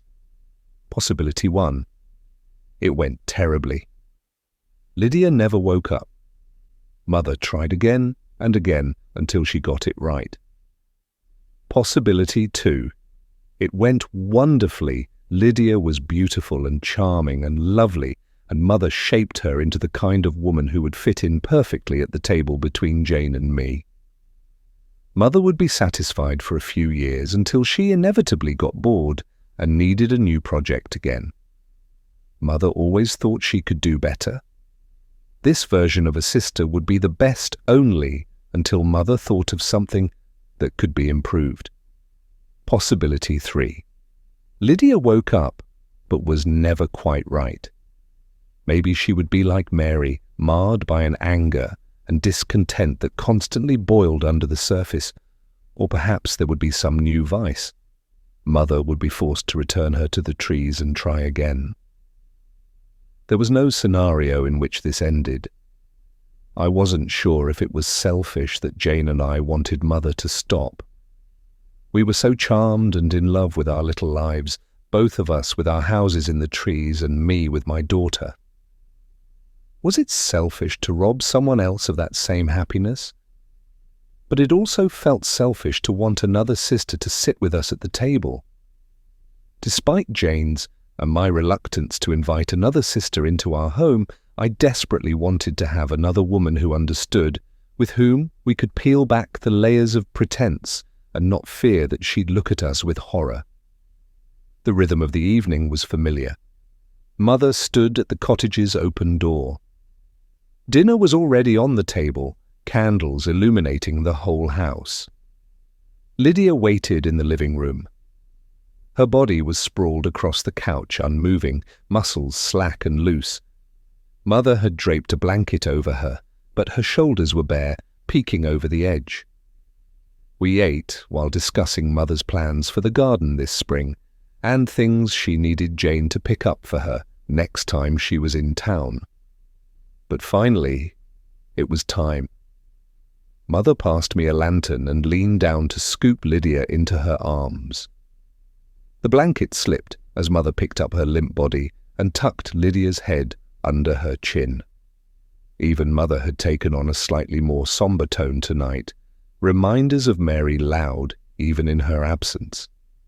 "Let's go," she said as she headed out the open door. Jane picked up the blanket that had fallen to the floor and followed Mother. I held the lantern, its gold glow barely touching the dark, but it was enough to illuminate the path in front of us. We moved slowly, as Mother's pace was tempered by the weight of Lydia's body, but eventually we got to our little clearing. I let my fingers brush against the tree trunk, carved with Mary's name. Mother had never commented on it, but I was sure she had noticed. Jane and I had come out here the morning after we'd buried Mary and carved it. It wasn't anything substantial, but it felt important to make some tangible mark that she had been here. She had existed. Her life, even if it had been short and miserable, had mattered. Mother stopped and settled Lydia on the ground, her naked body nestled in the dirt and fallen leaves. We all formed a half circle around Lydia, Jane's hand instinctively reaching for mine in the dark. I wasn't sure how long we stood out here. The wind kissed my cheeks and caressed my hair as I felt the forest hum through me. We waited, eyes sweeping over her skin in the dim lantern light. We looked at her as if studying a marble statue in a museum, trying to comprehend the magic of creating life from something so cold and still. My eyes darted over the curves of her thighs, the arch of each foot, and her chestnut waves as they curled against the smooth skin of her neck, taking in each perfection. But she was not made of marble. Her chest rose with a little gasp as her eyes fluttered open. Chapter 33. Sunday passed in a quiet blur. We stayed close to home, neither of us acknowledging why we were wary to leave the house. When it was time for bed, Evie followed me into my room again without a word. By the time I woke up the next morning, she was already gone. The other pillow was empty and the blankets folded back into place as if she had never been there. A headache threatened at my temples, so I climbed out of bed, hoping a cup of coffee would stave it off before I needed to start work in a few hours. The house was unsurprisingly empty. Evie would have left for school hours ago. As I came down the stairs, the dogs barely lifted their heads from where they were stretched out in a square of morning sun. The kitchen was a bit of a mess, and I started cleaning it while the coffee machine warmed up. My mum would be back sometime this afternoon. I grabbed Evie's breakfast dishes from where they sat on the kitchen table and went to add them to the small pile that we'd abandoned in the sink over the weekend. I paused, staring at the mug, still waiting on the corner of the counter. I never had gotten Dr. Woolston that cup of tea. Evie had arrived before the water had finished boiling. The reminder of that strange woman's presence made me shiver. Her odd behavior, the things she'd said, the way she'd invited herself into our house, and her insistence that she drive me home now felt even more menacing. I wiped down the counters, still thinking through the events of the weekend. I couldn't find a reasonable explanation for anything, but I had a feeling that if only I could look at things from another angle, I would find something that connected it all. If I laid out the contents of my mind on the kitchen counter in front of me, there would be pictures and maps, gold bracelets and whispered conversations. My mother, somehow, in the middle of it all.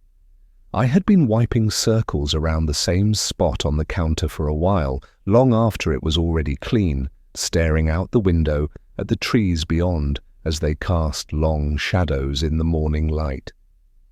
I abandoned the kitchen, taking my coffee up to my desk. I spent the day working until I heard a car driving down the gravel driveway.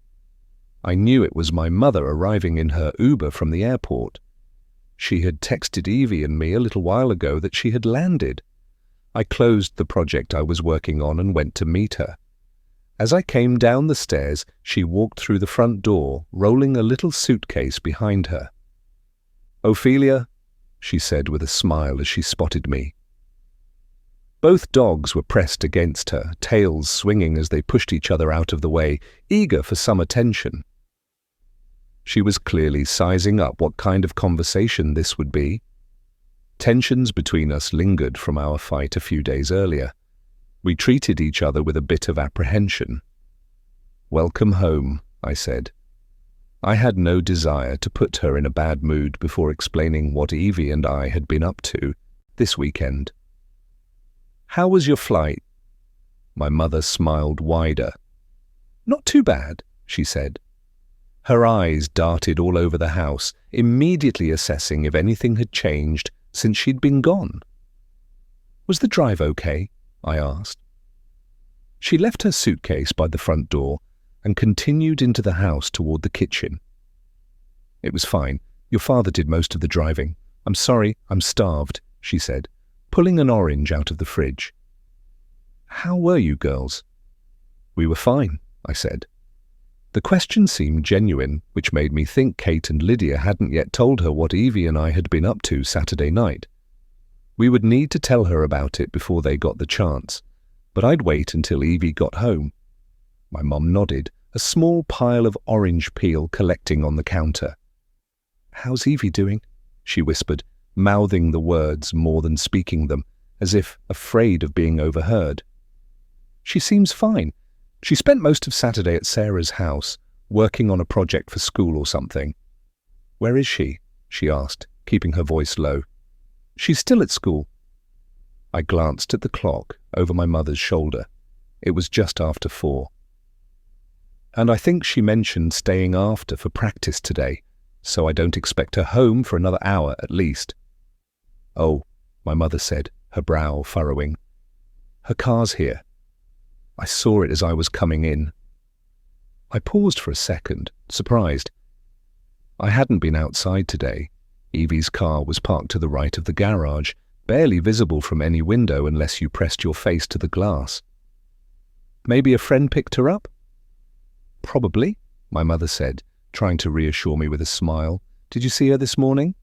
"No, when I woke up she was already gone, but she fed the dogs before she left and her breakfast dishes were on the counter. I'm sure she got picked up by someone. You mentioned she had a project with Sarah. They probably just needed to finish it up before school." "Yeah," I agreed, although I wasn't wholly convinced. "Did you get up to anything else this weekend?" Part of me wondered if Dr. Woolston had already called to tell her about driving me home from the bar. If so, my mother was hiding it well. But even if she hadn't had the chance yet, I was sure my mother would hear about it soon. "I went to a bar in town on Saturday," I confessed. "With who?" my mum asked. I was sure she thought it had been a second date with Matt. She would be disappointed to find out he had turned me down. "Just me. I wanted to get out of the house for a while, but I actually bumped into one of your friends." "Oh, really?" My mother was leaning against the counter, eating a section of orange. "Yeah, she gave me a ride home. I drank a little more than I thought, and obviously I wasn't going to drive. This guy I met was going to give me a ride, but she saw me in the parking lot and offered. Who was it? Rebecca from book club? Dr. Woolston? My mum's eyes went wide, and she inhaled sharply, immediately coughing as she breathed in some of the orange. The shock was evident on her face, and it took her several long seconds to smooth it away as she grabbed a glass and filled it with water. "Are you okay?"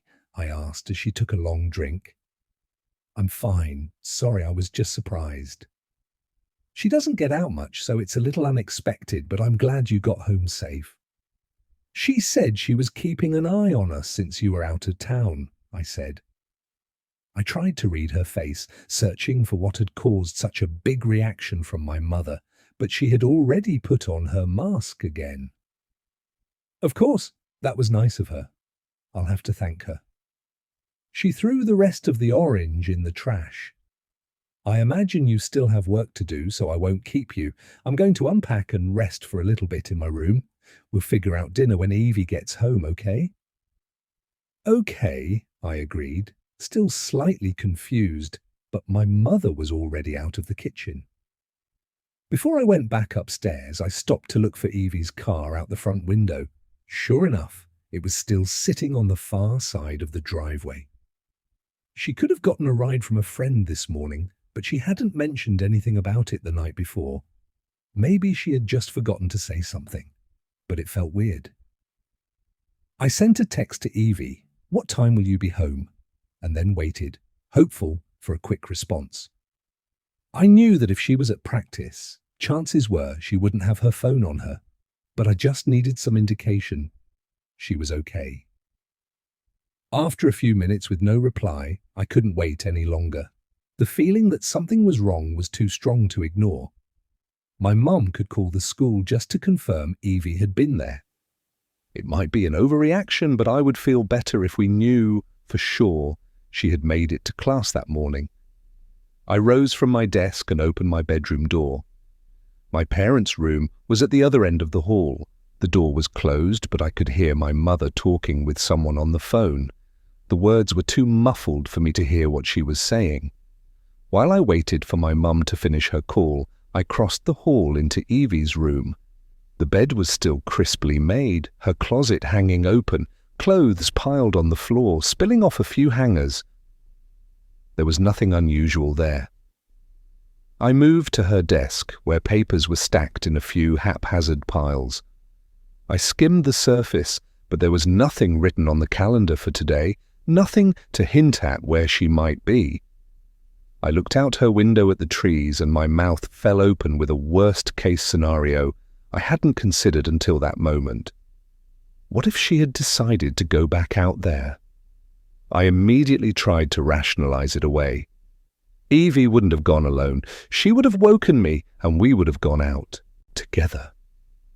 She knew it was too dangerous, unless she was worried that I wouldn't agree to come, unless she saw something and didn't have time to wake me before she ran after it.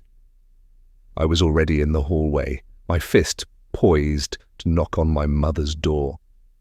If Evie was in the forest alone, I didn't want to contemplate the possibility. My mother opened the door as soon as I knocked, only halfway, keeping the rest of her body hidden behind it. "What do you need?" she asked, her voice edged with something that made me hesitate. "I was thinking that maybe you should call the school to check that Evie was there today. I'm sure it's nothing, but just in case." I didn't want her to think I was overreacting, but a pounding anxiety seemed to demand that I do something. "I think it's fine, Ophelia. I'm sure she'll be home soon.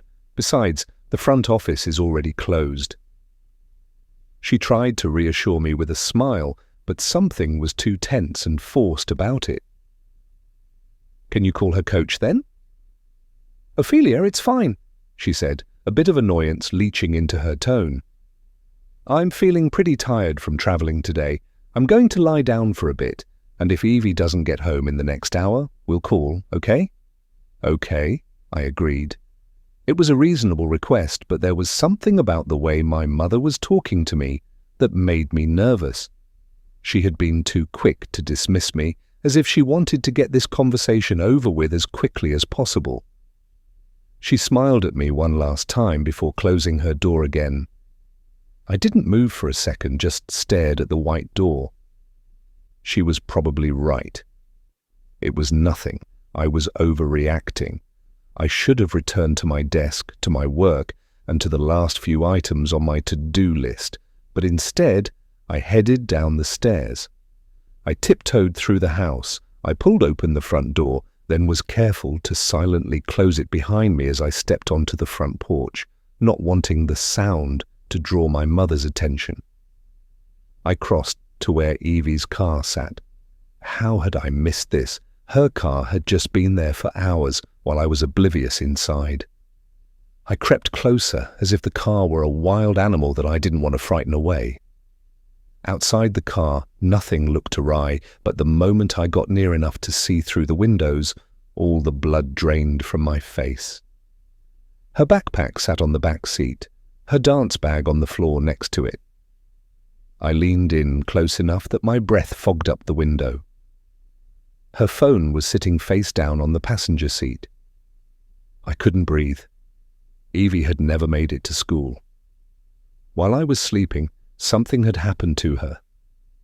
I stood there staring at the car for a second in shock. The night Maddie disappeared replayed in my head, the phone calls, the police, the questions, the reporters. But this time, my sister's face would be the one in the corner of the TV screen. Her name would be the one whispered in the school. Hallways and girls would tell stories of how they'd known her. Then the back door opened on the other side of the house. I could barely hear it from over here, but I recognized the slight creak as the door opened and the subtle sound of it clicking closed. Someone was trying to sneak inside. I crept along the yard, under the living room windows, careful not to make a sound, hoping to catch whoever had slipped through the door. The moment I peeked around the corner, I saw my mother. She was off the porch and nearly to the trees by the time I spotted her. She looked back up at the house over her shoulder, her eyes going first to my window, and then to Evie's, checking to make sure she wasn't being watched. She took a few more steps, and then she was swallowed by the trees. I waited for one breath and then another before I followed her. Chapter 34. After Lydia joined the family, Jane and I developed the habit of journeying to the cottage as often as possible. When Ophelia began kindergarten, we made the trip most mornings. It wasn't a long walk, but I looked forward to the time with Jane. She was the only person in the world who knew the whole me. The monstrous parts butted right up alongside the beautiful ones. My hand strayed to my belly as we walked. My stomach was still flat, but I was pregnant again. Jane knew. She had been with me when I had taken the test, but I had yet to tell Mother. I hadn't told David yet either. He would be glad. He had wanted Ophelia to have a sibling for a while now, reminding me about how close he was with his brother and sister. But I had enjoyed having Ophelia all to myself for those years. I wanted to soak up every minute that she was tiny and perfect without the interruption of another baby. "How are you feeling?" Jane said. Her voice was quiet, not quite a whisper, but close, as if the full volume of our voices would shatter the magic of this place. "Fine. A little more tired than usual, but nothing too terrible."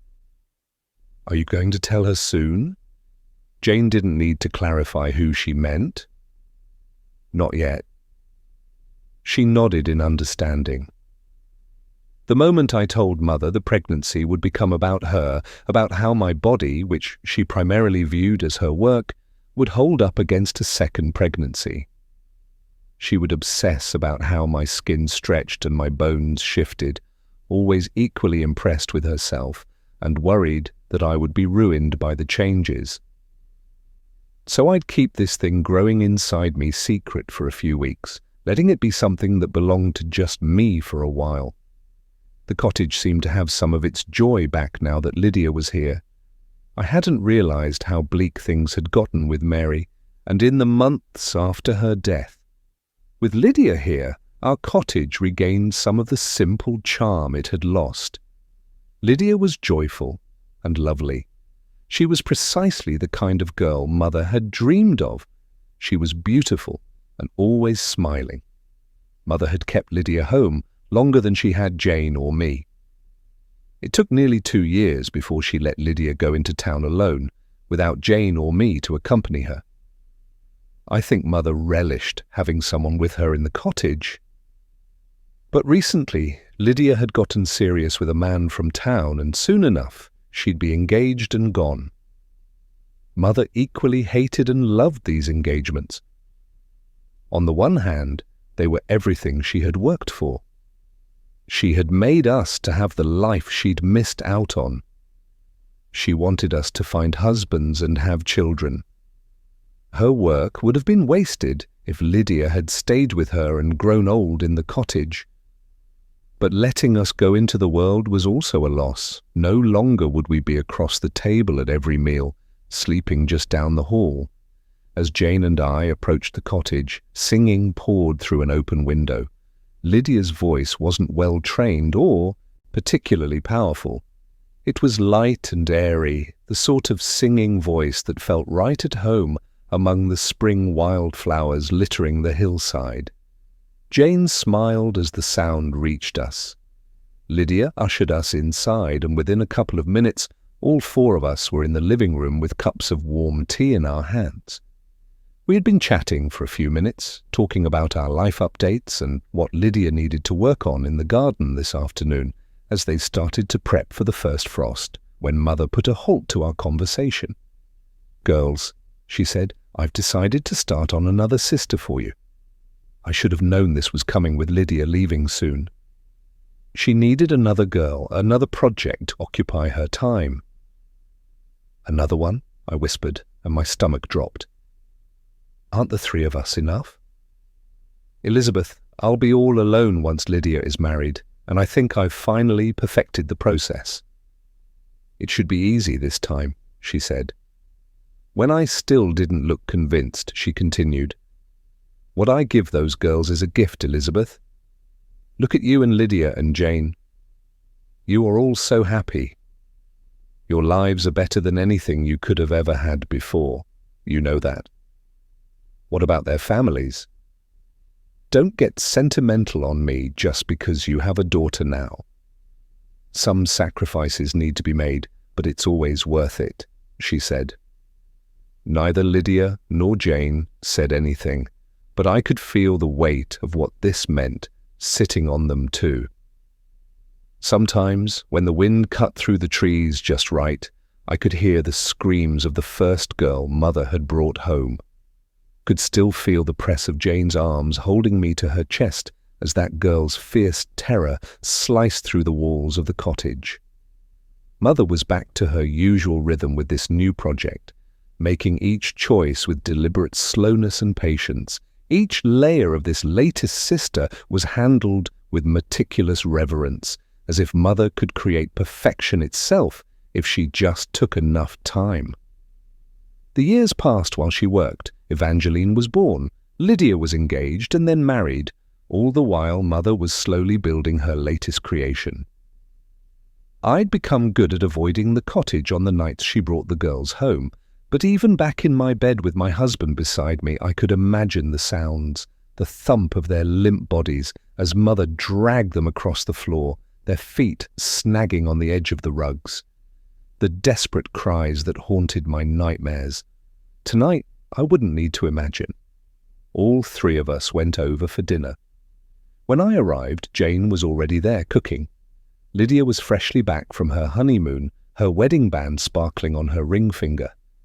Mother had left an hour or so before, out on some sort of errand. We didn't ask questions about where she was going. We were too happy to be together to care. We didn't think much of it, enjoying each other's company and hearing Lydia's updates as the roast finished in the oven. Lydia darted to the front door at the sound of the car. "Oh!" she said, in a little chirp as she stared out the open door.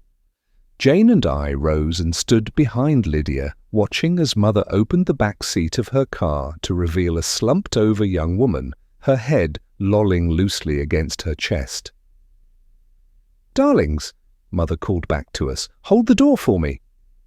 I stepped out of the doorframe and blinked back the tears that threatened to fall. Jane stepped next to me, while Lydia stayed by the door, holding it open as Mother had requested. "Are you okay?" Jane asked. I had never actually witnessed Mother bringing one of the girls home. I had heard, of course, like the first girl with her screams, but I hadn't seen them. More often than not, they just appeared in the basement. It was easier that way. To pretend that they weren't girls Mother snatched out of their lives to serve as pieces and parts for her next project, as if they existed only in that basement, existed only as the next ingredients Mother needed. Watching her pull that limp girl from the back seat shattered that illusion. "I'll be fine, I'm just surprised." I tried to put on a convincing smile, but I knew Jane didn't buy it. Suddenly there was shouting from outside. Jane and I jumped to the door. I wasn't sure what was happening, except Mother was screaming, shouting for me to catch her. Lydia was still holding the door, frozen in place, eyes wide. I followed Mother's finger toward the tree line. I turned just in time to see the girl disappearing into the forest. For another moment, I didn't move. I hoped the trees would send her back to the road, absolve me of my involvement, and allow us to pretend this hadn't happened. "Get her! She can't get away!" Mother shouted at me. I didn't know what the girl had witnessed. Had she seen Mother's face? Could she recount the route she had taken to get to the cottage? Had she seen me standing in the doorway?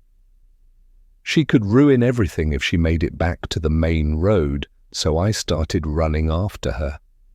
By all metrics, she should have outrun me. Her legs were much longer than mine, and she had a head start. But she didn't know the trees like I did, and more importantly, they didn't know her like they knew me. Roots reached out and grabbed for her ankles while branches swung low, trying to catch her arms, The ground seemed to push into me at every step, lengthening my strides and making me move faster. I was gaining on her. She spun to look at me, and fear was painted across her face. Something about the expression made her look so much like Ophelia, a determination behind her terror that reminded me of my daughter. The resemblance startled me. For a moment I couldn't move. The girl kept running, tearing through the trees. A branch whipped in front of her, and she couldn't slow fast enough. She fell backward, her head striking hard against the ground. I rushed toward her. The girl was so still that for a moment I thought the blow to her head had killed her.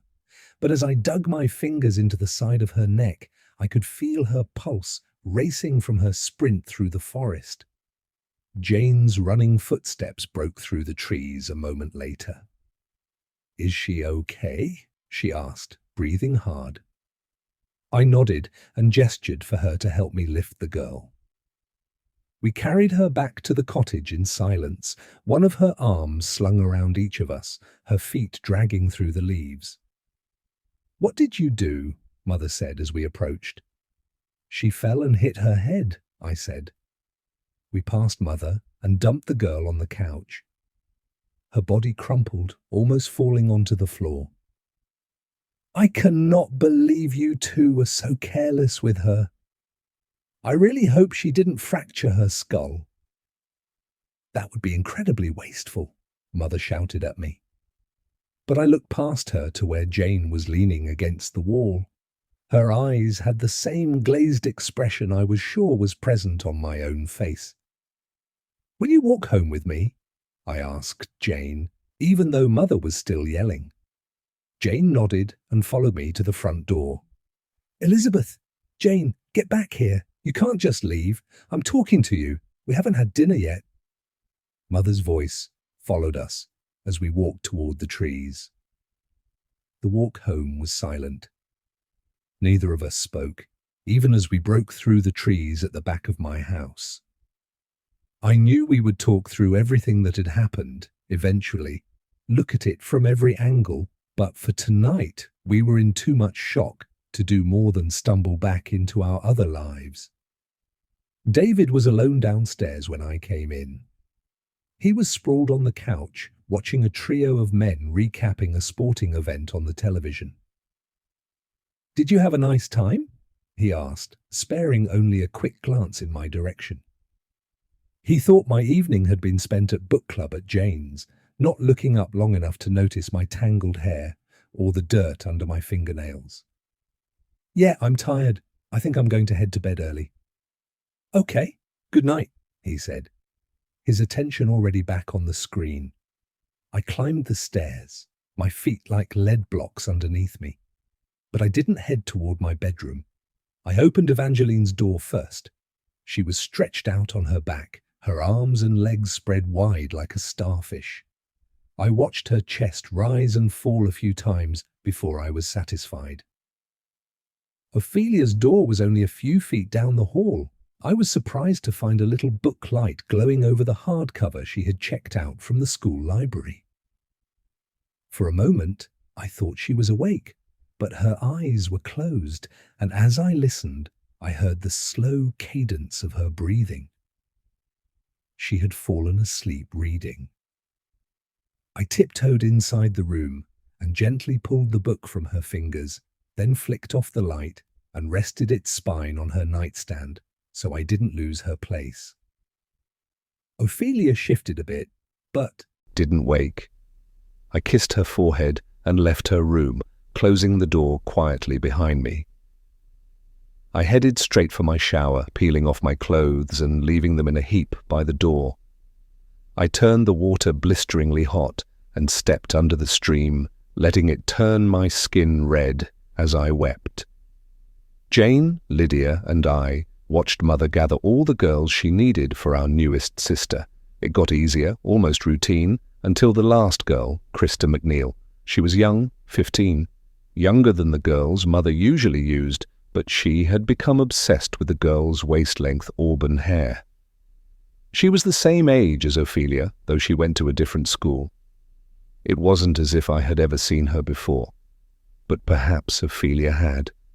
Maybe they had sat across the bleachers from each other at a football game, or they had been shopping in the same store at the mall, hands brushing as they both grabbed for the same pair of jeans.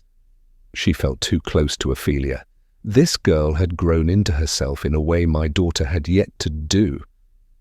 Ophelia was still lingering firmly in the awkwardness of her teenage years, her limbs too long for the rest of her frame, her forehead dotted with acne. This girl had already grown past that, or perhaps she hadn't ever had an awkward phase. But I couldn't help seeing my own daughter's face transposed over Krista's. On my way home, after seeing her body in the basement, I had to yell at Jane to stop the car so I could throw up on the side of the road. "Maybe we should tell someone," I said to Jane as I finished, my hair still held back in her fist. "Who, the police?" Jane asked me. It wasn't the first time we'd had the conversation. We often talked about turning Mother in on nights when the guilt was too immense to bury deep inside ourselves like we usually did. "We can't." She didn't need to explain more. We'd been through it before. If we told the police what we knew, we'd be implicating ourselves too. We'd be revealed as monsters who had been complicit in everything. We would be studied and poked and prodded and pulled apart again. I had nightmares about it, dreams in which the families of the girls who had made me ripped me apart, each taking the pieces of me that were owed to them. We would lose our safe place, the cottage, the forest, and each other. Even barring that, I didn't know if I really could have brought myself to betray Mother. Despite everything she had done, she was nevertheless the person who'd made me and raised me. I felt I owed her something for that, and a part of me still loved her. So we stayed quiet. Now we stood, as we always did, in a little half-moon around the still body that would soon become our newest sister, Kate. I couldn't peel my eyes away from her hair, a bright red streak against the forest floor, as we waited for the trees to give her a first breath. Chapter 35. It didn't take long before I was swallowed up by the trees, the house disappearing behind me. The world sounded different out here. Noises moved strangely, echoing as if someone had cupped their hands over my ears. I listened for any sign of my mum, as if her presence would have left behind ripples in its wake. But the forest seemed unchanged. I slowed, carefully considering each step. I had followed her without a real plan, which wasn't logical. Given that the only thing I knew for sure about the forest was how dangerous it could be, I should have hesitated before coming out here alone. I should have called for my mother, told her about Evie's things left in the back seat of her car, and waited at the kitchen counter while she called the police. But I couldn't trust her. The thought throbbed under my skin like a bruise. The real reason I was out here was my mother and her secrets. I couldn't risk that she was somehow connected to Evie's disappearance. It seemed impossible, but still, the what if had prevented me from yelling for her when I found Evie's things, because I wasn't willing to take the chance. Out here in the trees, the recklessness of my choice was clear. There was no sign of my mother, and I had no idea where to begin my search. I turned and scanned the dense forest all around me, realizing it wasn't just a matter of not knowing where to go. I wasn't sure I could even find my way back home. The same dread filled me as it had just a few days ago when Evie and I had gotten lost out here. But under that feeling was a hum in my bones, a gentle urging to keep moving forward, as if the trees themselves were whispering to me. It felt dangerous to listen, but I wasn't sure I had a choice. I picked up the pace again, my walking turning into jogging, as if I were being pulled on an invisible string. I took the path of least resistance, pretending there was a trail to follow, but branches arched out of my way, bending out of my route. The ground was clear of roots and the way forward was smooth. I looked for any sign that my mum had come this way, but I did not know what to look for. The ground was wet, but too thickly covered by a layer of leaves to make any mud in which I might find footprints. The trees had always been good at hiding things that did not want to be found. The deeper I went, the more my determination overshadowed my fear. Evie was out here. She had been gone for hours without me even knowing. I pushed down the aching guilt that this knowledge stirred in my chest. I couldn't undo it, but I could find her. I would find her. I was so focused that when a hand grabbed my shoulder, I jolted back and let out a little gasp. A second hand clamped over my mouth as I tried to scream. "Ophelia!" My mum's voice was instantly familiar, even as a whisper. "What are you doing out here?" Her blue eyes were wide as they met mine, immediately darting around to search the trees for anyone who might have heard me. She waited, half a breath, eyes meeting mine again, asking silently for me not to be too loud before she removed her hand from my mouth. "I could ask you the same question," I said. My heart pounded against my rib cage, the shock of being grabbed still working its way through my system.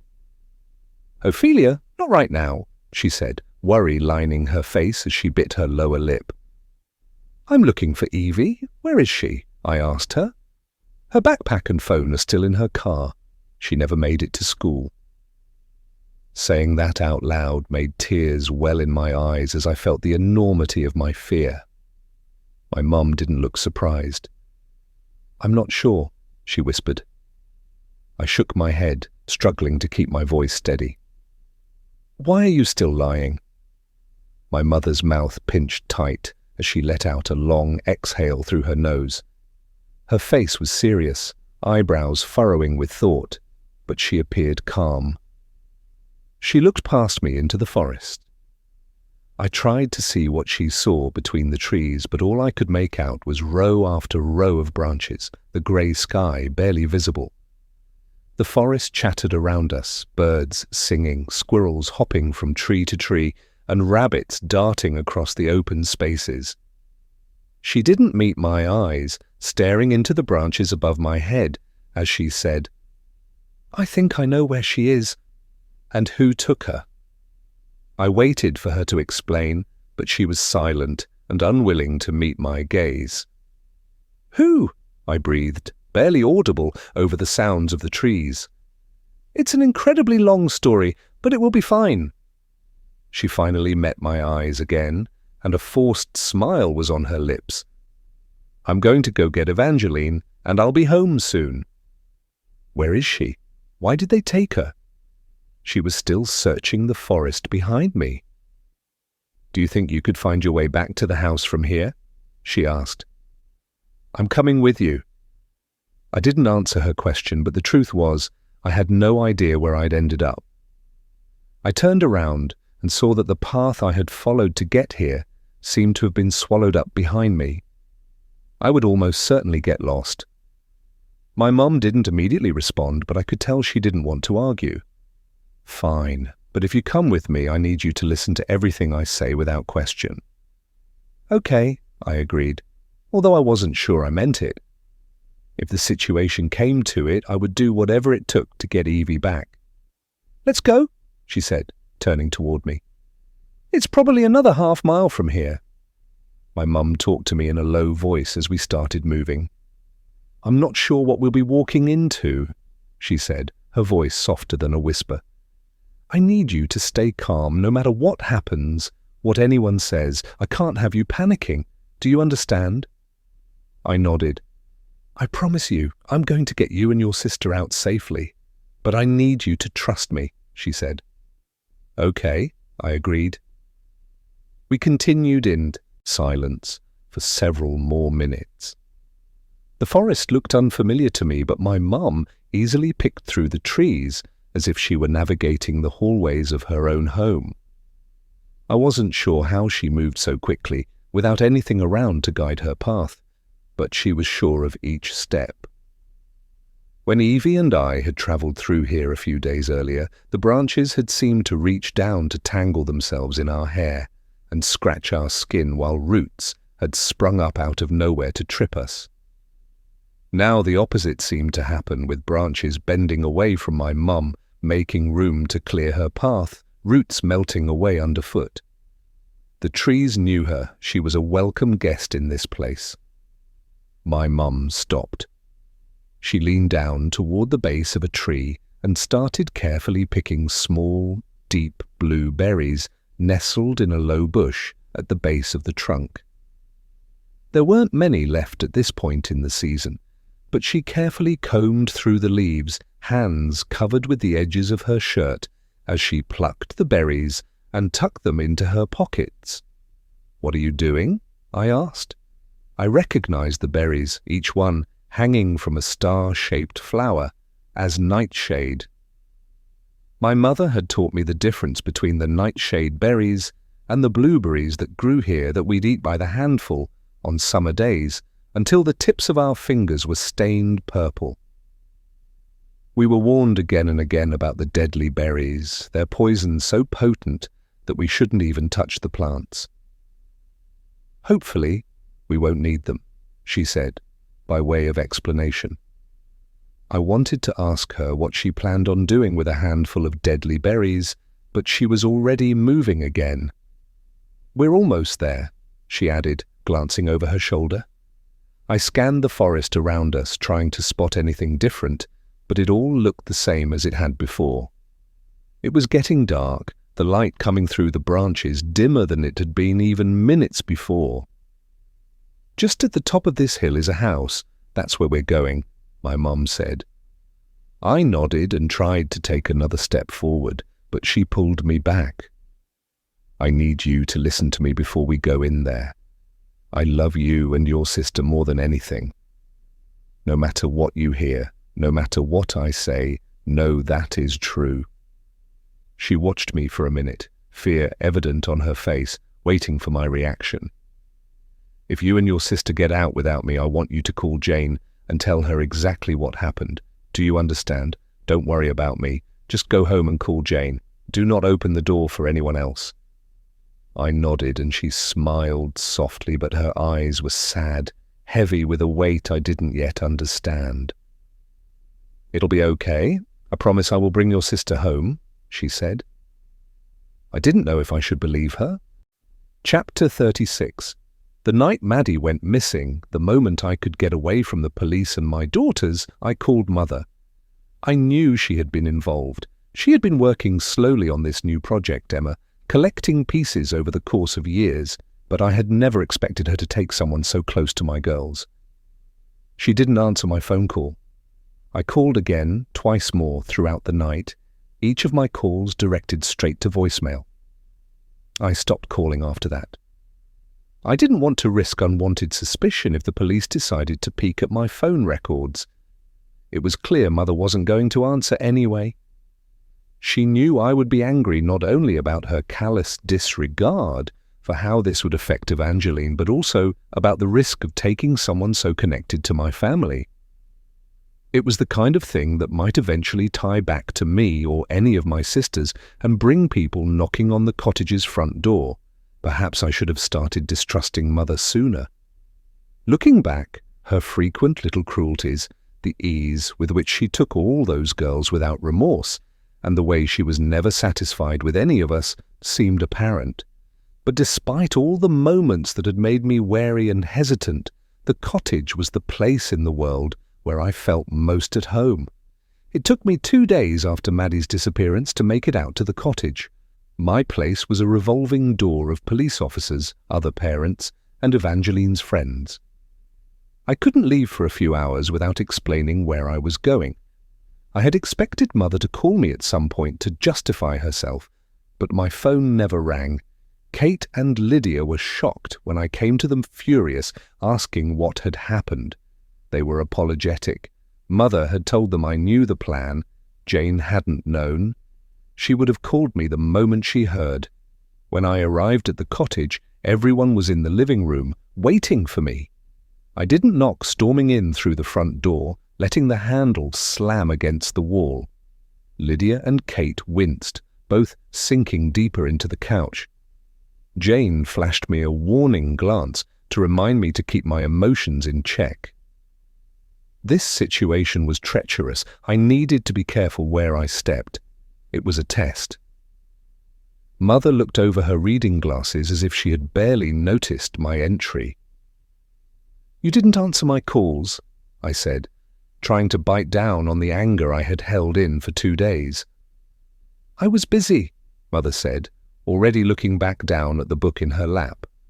Those words confirmed my suspicions. It was too late to stop this. I was sure Maddie was already in parts in the basement. Mother was efficient. "Why, Mother, of all the girls in this town, why my daughter's best friend?" I took a few steps forward until I stood right in front of her. Her posture didn't waver as she turned another page.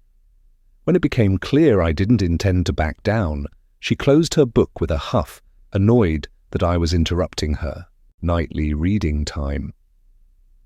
The sound echoed around the room, and Kate flinched in her chair. "Why not?"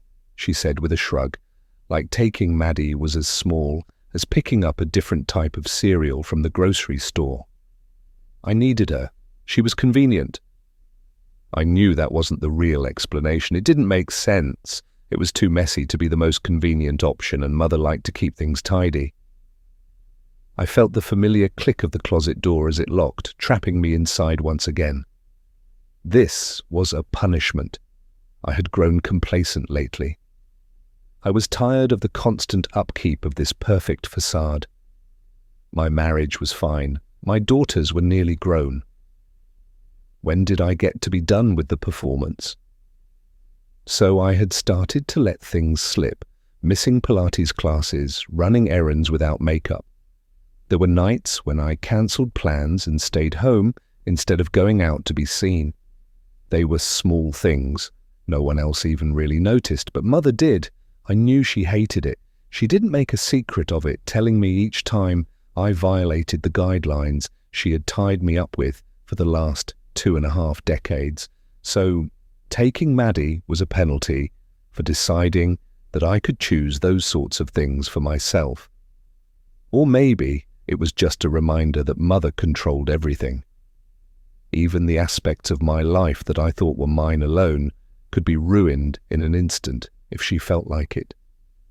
"I should tell the police it was you," I said through my teeth. It was an empty threat, and Mother knew it.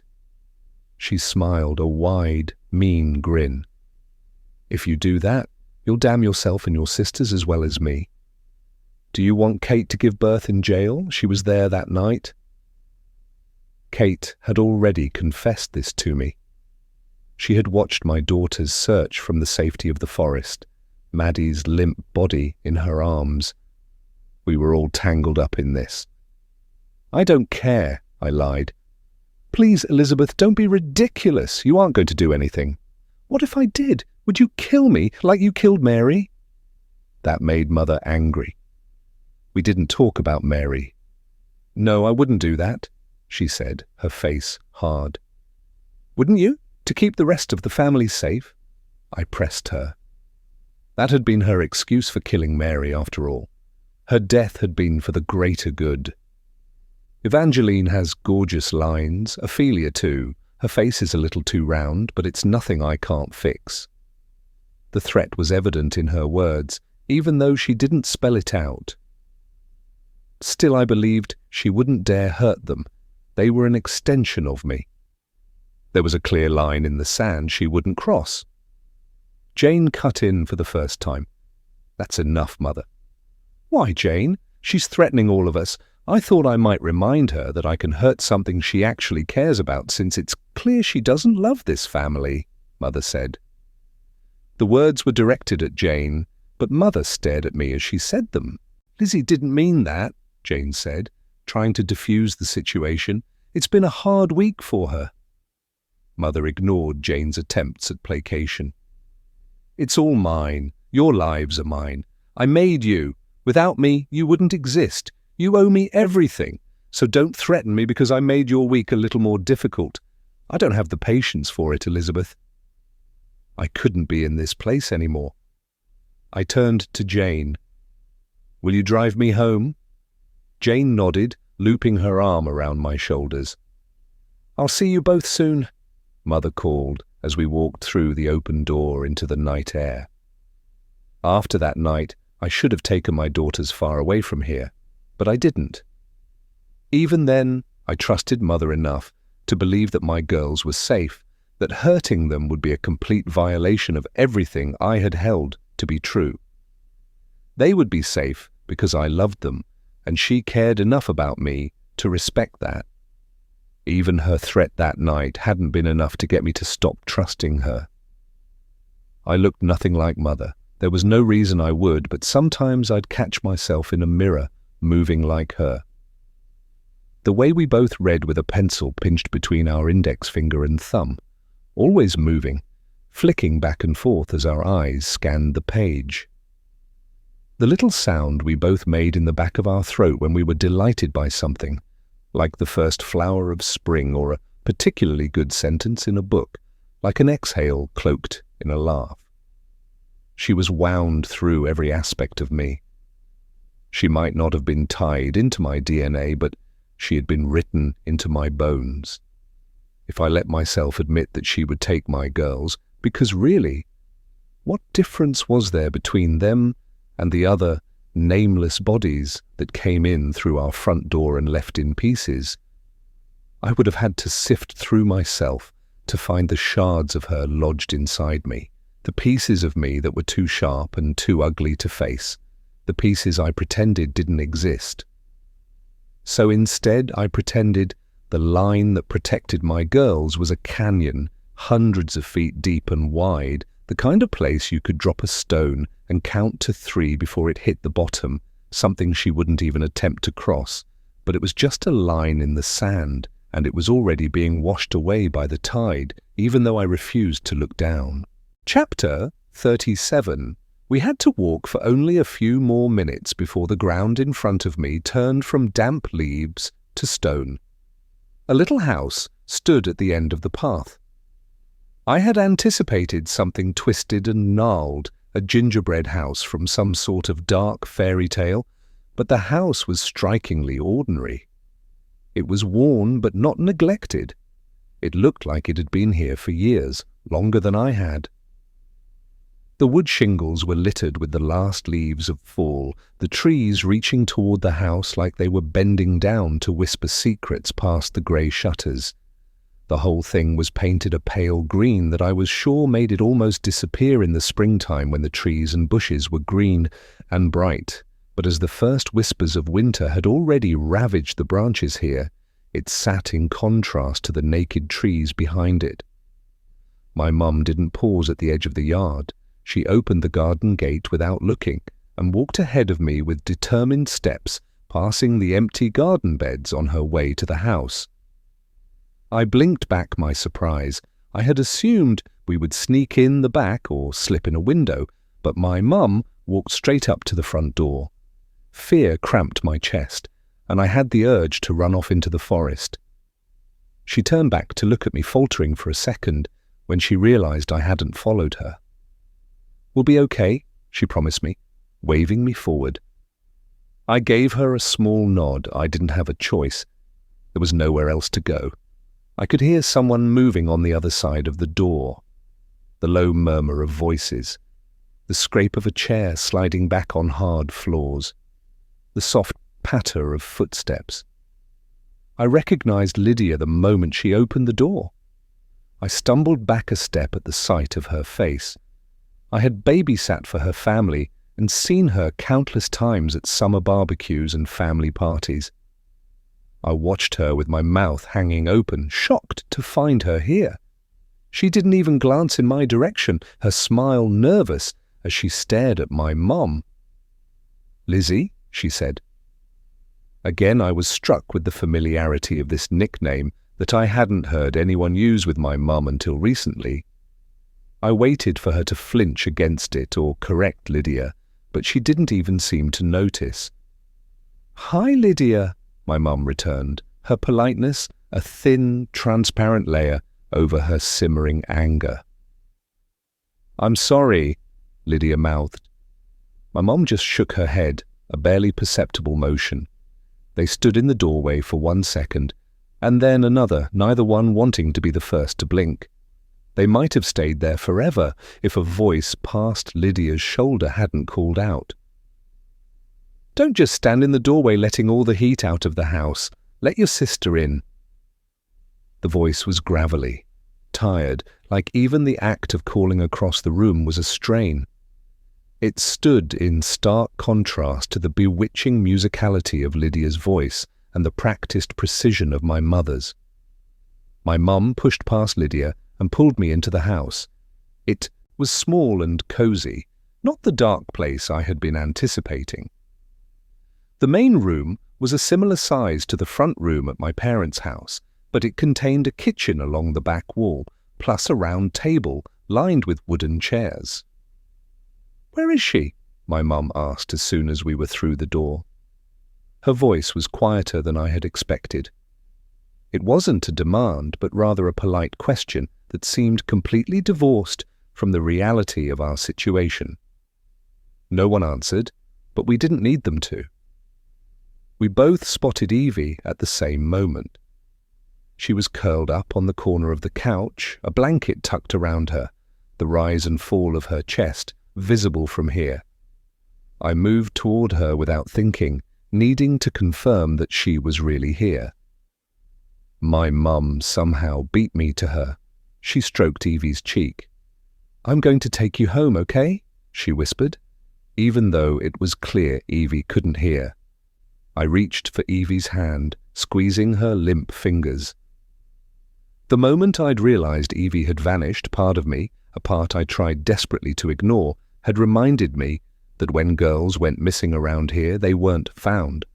But Evie was here, and she was alive. Relief washed through me, even though I knew we weren't safe yet. Tension was palpable in the air, everyone in the room bracing for the next blow. "Is she hurt?" my mum asked. "She's okay. Mother gave her a sedative." "She's just sleeping," someone answered, closer than I expected. My head jolted in that direction.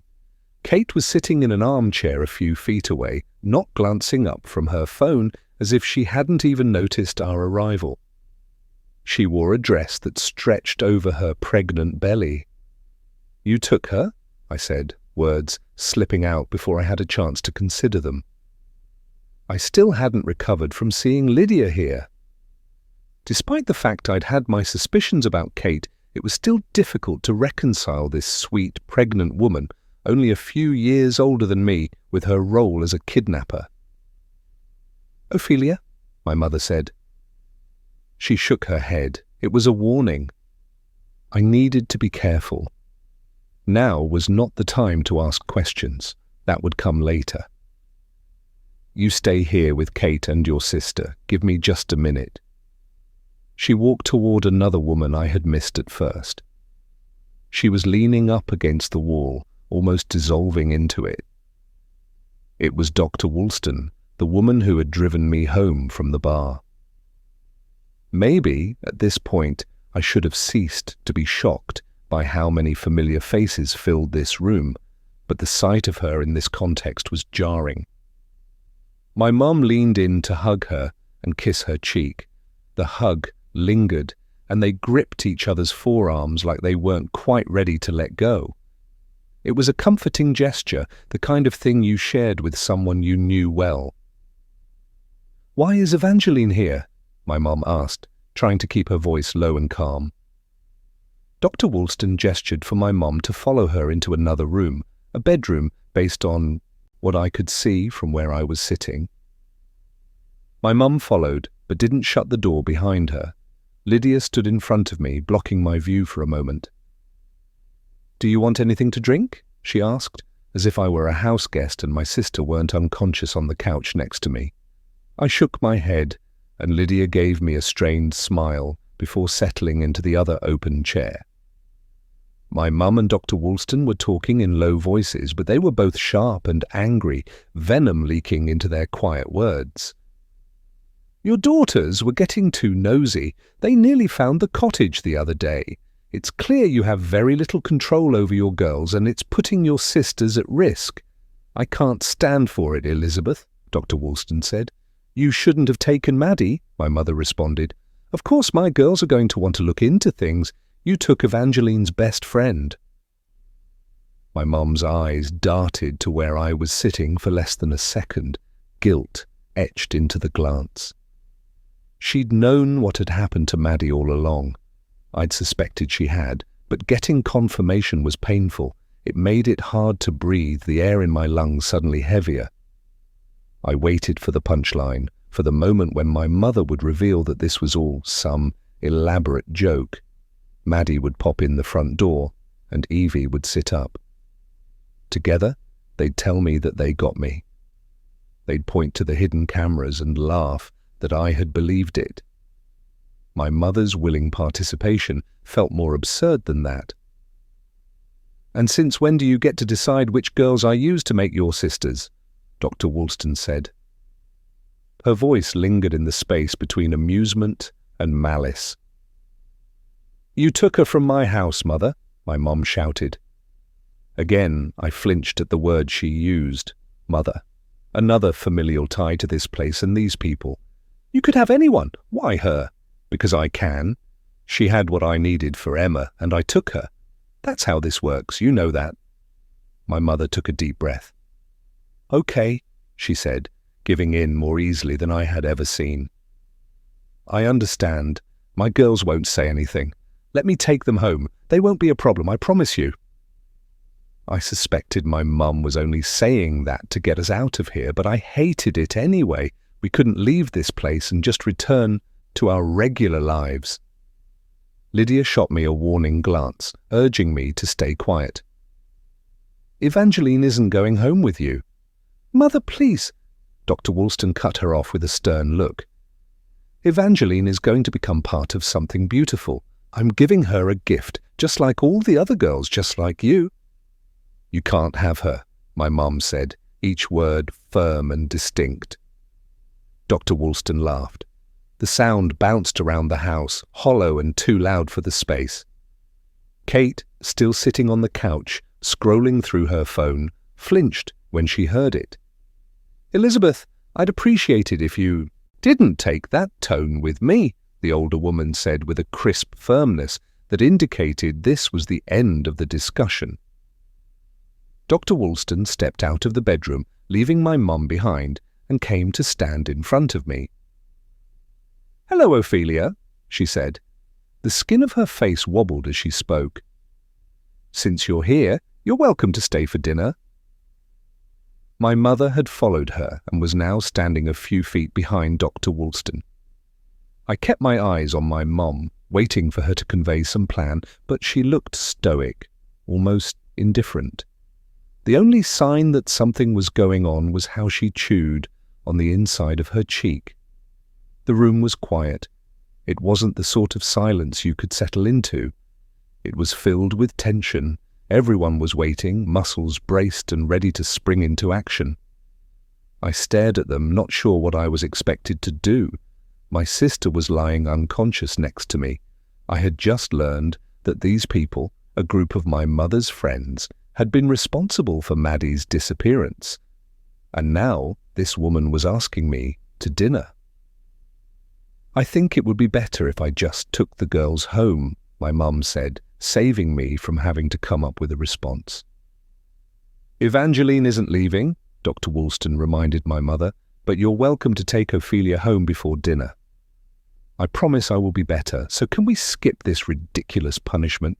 Can I take Evangeline with me? My mum asked, timidly, as if already braced for the slap of an answer. No, there are real consequences to your choices. I hope you reevaluate your actions moving forward and make your sisters and me a priority. From the hook next to the door, Dr. Woolston picked up a car key, jangling with an oversized pink bobble key chain. Do you want to borrow the car? I'm not leaving without both my daughters, my mum said. She turned the full force of her glare on Dr. Woolston, her feet planted firmly, her hands clenched into fists at her sides. There was something almost childish about the way she stood, like a toddler testing the boundaries of her own agency. "How are you going to manage that, Elizabeth?" Dr. Woolston said with a shrug, not fazed by my mother's wordless threat. My mum didn't bother responding, instead turning and moving with deliberateness toward my sister. "Ophelia, let's go," she said. She reached toward Evangeline, trying and struggling to lift her limp body. Evie wasn't particularly heavy, but was only an inch or two shorter than my mother. I tried to help her, jumping to my feet to grab Evie's legs. We'd carry her out of here together. I was so focused on lifting Evie that I didn't notice Kate moving from where she had been sitting. "Mom!" I shouted, trying to warn her, but Kate lodged a needle into my mother's neck. "Sorry, Lizzie," Kate said softly as my mum collapsed in her arms. Evie's body flopped back onto the couch with me holding her ankles. I froze, unsure what to do next. My eyes darted to the door, where Dr. Woolston still stood with a set of car keys in her hand. "Your mother always did have a flair for the dramatic," she said, with a roll of her eyes. Chapter 38. What do you want from us?" I stuttered, still surrounded by monsters dressed as suburban moms. It was cliché, a line probably stolen from some forgettable movie, but I didn't know what else I was supposed to do. I was alone in this house in the middle of the woods, outnumbered, both my sister and Mum unconscious. I waited for the terror to hit me, the heart-racing feeling of adrenaline, but the burst I had gotten while following my mum through the trees had vanished. Kate carefully set my mum on the couch in the spot I had just vacated. Her body curled against Evie's, her head lolled against Evie's shoulder, her arm tossed across Evie's lap as if she were protecting her, even as she slept. Dr. Woolston hesitated momentarily, looking at my mom and sister before her eyes returned to me. "I'll show you," she said. She moved across the room toward a closed door in the corner. "Lydia, you come with us," she said as she breezed past me. Dr. Woolston wasn't careless enough to take me anywhere alone where I might be able to overpower her. "Kate, you stay upstairs with your sister, and please, let me know if the girl starts waking up." Lydia joined us, following a half-step behind me as Dr. Woolston led us to the closed door. "Now, Ophelia, I'm trusting you not to make a fuss. There is very expensive and fragile equipment down here, and I don't want you to break anything. I'd rather not sedate you like I had to with Elizabeth and your sister, but I will if it becomes necessary. Can you manage to control yourself?" I nodded. It wasn't like it would do me much good to start fighting them now. "Wonderful," she said. She pulled open the door and then waited for me and Lydia to walk through before locking us in. A set of stairs led down to what must have been the basement, although anything past the first few steps was in complete darkness. As we descended, I braced myself for a room out of my worst nightmares, some place covered in mold and full of rusted cages housing shivering, grime-covered girls. Dr. Woolston walked a few steps ahead of us, and before we could reach the black hole beneath, she flicked on a light. I was surprised by how bright the room was. There weren't any windows down here, but I hardly noticed. A large overhead fixture lit most of the space, but lamps tucked into corners added a warm glow, softening what would have been long shadows. There were several tall bookcases filled mostly with what looked to be medical textbooks. The room itself wasn't large. A desk stood against the far wall, taking up most of the space. A computer sat on the center, alongside a cupful of pens, pencils, and a handful of pastel sticky notes. A large photograph hung above the desk, in a wooden frame, the kind of photo found on a holiday card. 4 women crouched in front of a Christmas tree, their arms looping around each other, bodies pulled close, smiles on each of their faces. Mom, Jane, Lydia, and Kate. Jane's face in the photo was a bit of a surprise, since she hadn't been present in the room upstairs, but maybe I should have suspected her involvement. It seemed like at least half the women in my mum's life weren't really friends, but rather accomplices to whatever terrible things happened in these woods. Her white picket fence life with her Pilates class and her PTA meetings was merely a thin facade for something far more monstrous. "That was Christmas 2 years ago," Dr. Woolston said, following my gaze. I nodded. Dr. Woolston kept moving toward another door on the far side of the room. I followed close behind her. The moment she opened it, I heard the whirring and humming of machines, nothing obscenely loud. It could have easily been the sound of a dishwasher running, but it contrasted with the quiet of the other room. An overhead light flicked on, flooding the room with a bright white glow. This room was not cozy. It was colder than the rest of the house, and my arms were immediately covered in goosebumps. It looked sterile. Most of the surfaces were white tile or metal, except one wall, where the tile gave way to dirt, as if the space was some sort of dollhouse, the fourth wall missing. The soil wall went from floor to ceiling, broken by roots that peeked through, twisting around themselves. They were throbbing with some sort of energy. I wanted to touch them, to feel the hum against my palm, to sink into them, to let them twist around me and tuck me into the soil. If the trees and their branches whispered, these roots sang. "Can you hear them?" Dr. Woolston asked. "What?"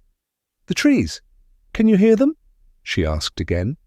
I wasn't sure how to answer her question because I wasn't precisely hearing, but I could feel them. Their song stirred something inside my chest. Dr. Woolston didn't wait for an answer, taking my stunned silence as confirmation. "Fascinating. Although I suppose it makes sense that you inherited a bit of Elizabeth's connection to the forest."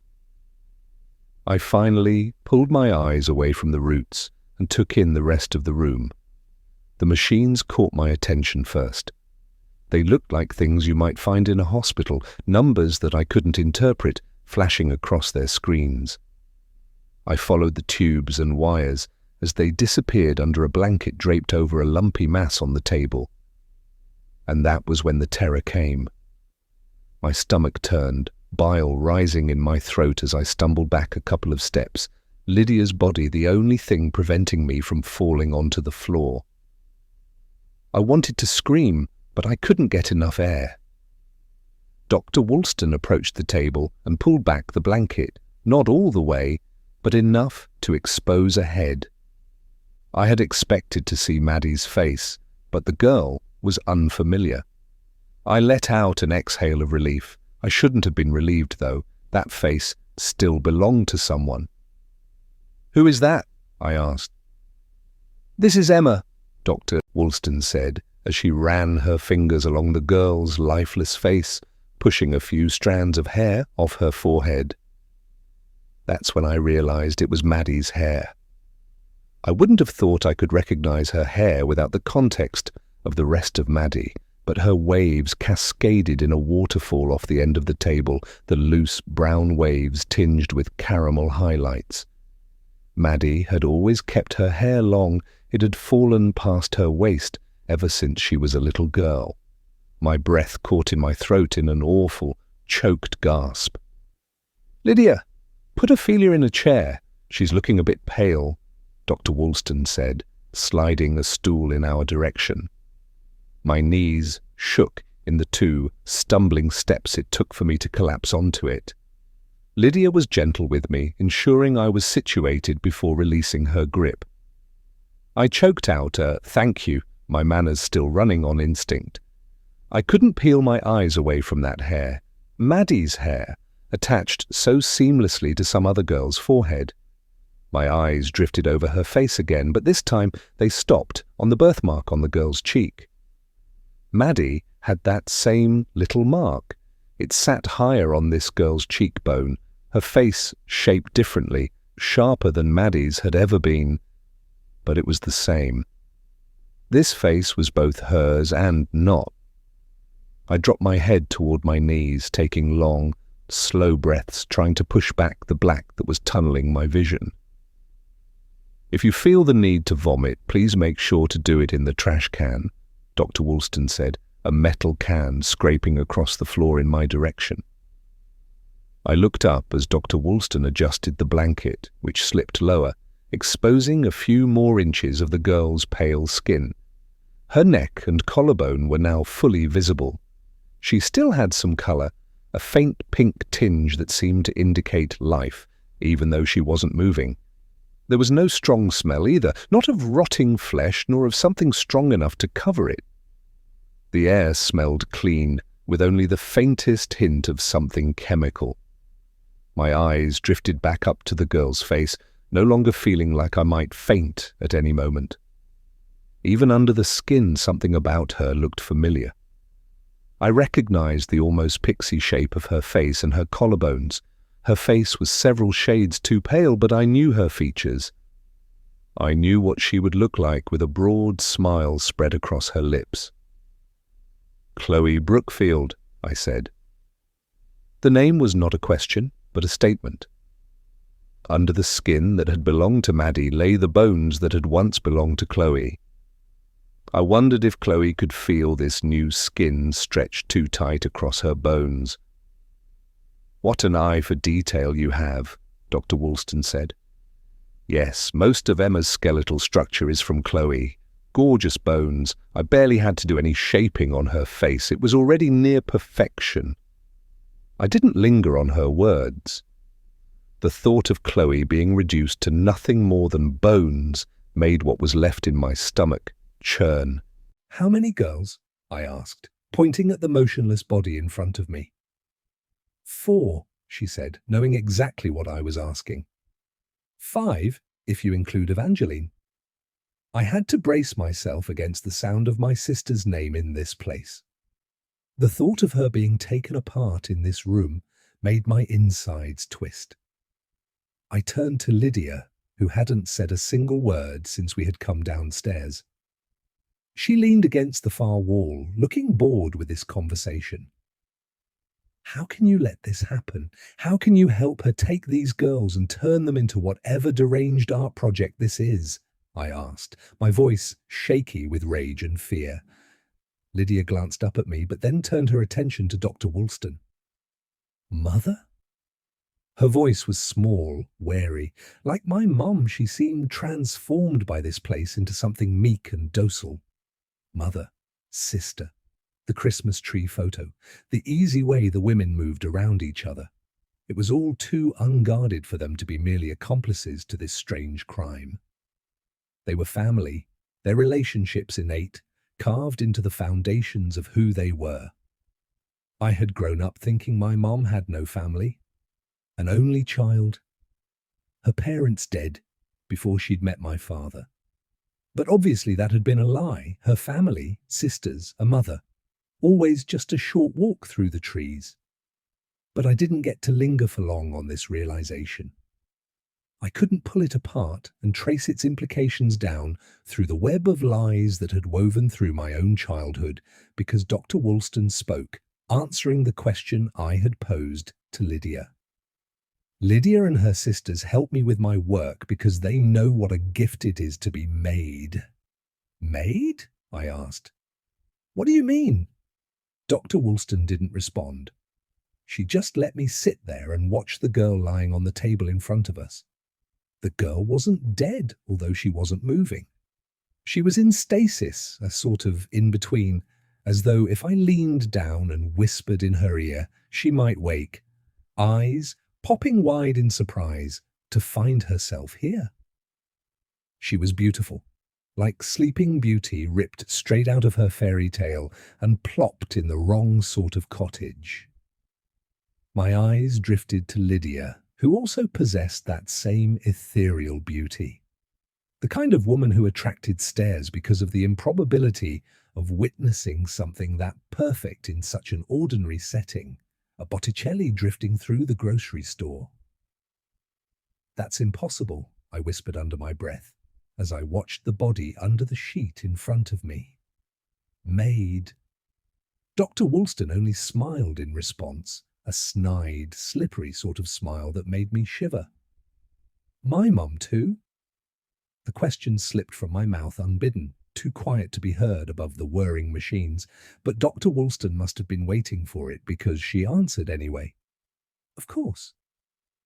Memories of my mom flooded through my brain, moving too fast for me to hold on to any singular moment, each immediately replaced by the next. I thought about all the times her hand had wrapped around mine as we crossed a busy intersection, warm and comforting.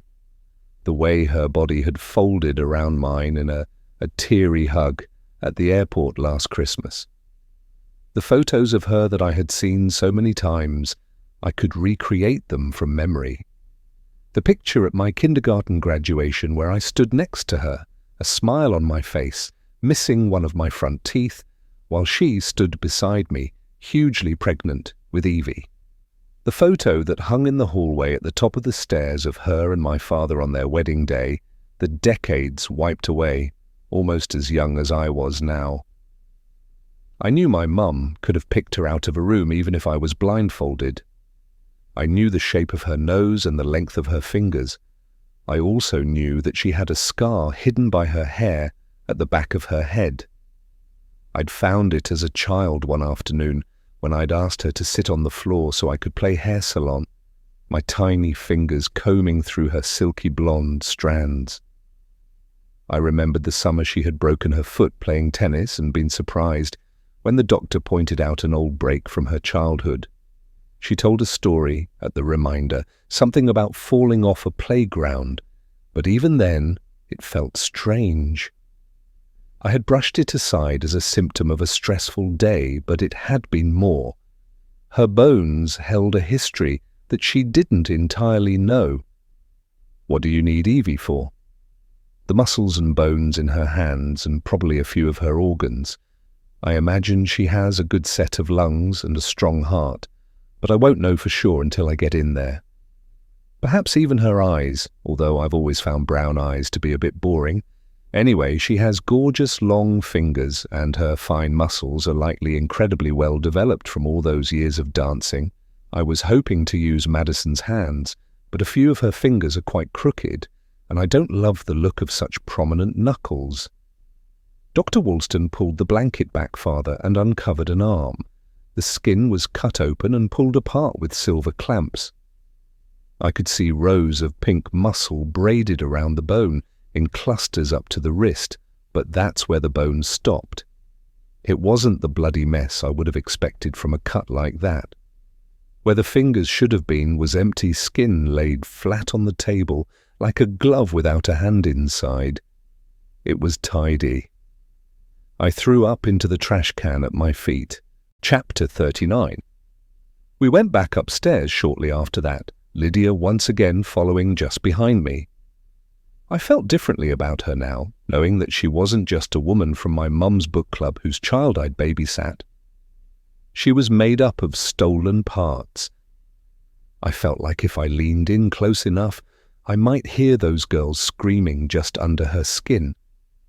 Dr. Woolston followed us, waiting until we were halfway up the stairs before flicking off the light in the lab and dipping the basement back into the dark. I wanted to urge Dr. Woolston to leave the light on or at the very least plug in a nightlight in case the girls were afraid of the dark. But we didn't stop, continuing up the stairs and leaving the girls behind. When we emerged from the basement, my mum and Evangeline were exactly where we had left them, still crumpled into each other. Kate looked up as we entered, but immediately looked back down at her phone, her foot bouncing on the floor in front of her. Jane stood in the middle of the room, her arms crossed over her chest and her face set in an unmistakable scowl, the last of the sisters from the picture downstairs. "Where's Mother?" she asked. Lydia ignored the question, pointing me toward one of the armchairs. My mother had instructed me to call Jane if I got out of here without her, but I wasn't sure if that meant I could trust her. I wasn't sure I could trust anything in this house.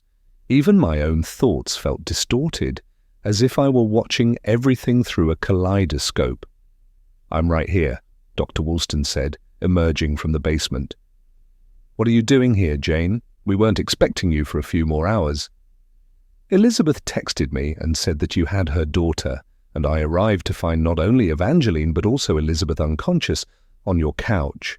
What is going on?" "Jane, dear," Dr. Woolston said, looking entirely unruffled by yet another person entering this situation, "please stop. Elizabeth is already being dramatic enough without adding you into the mix." Jane ignored Dr. Woolston, her voice escalating to a shout. "You took Elizabeth's daughter. Of course she is going to be upset."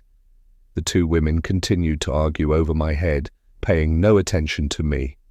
I looked down at my mom and my sister. There was no possible way that I could get them out of here. Even if Jane was willing to help me, and I wasn't entirely sure she was, I would need to get my mum's and my sister's unconscious bodies to Jane's car. And then what? I couldn't take them home. Dr. Woolston knew where we lived.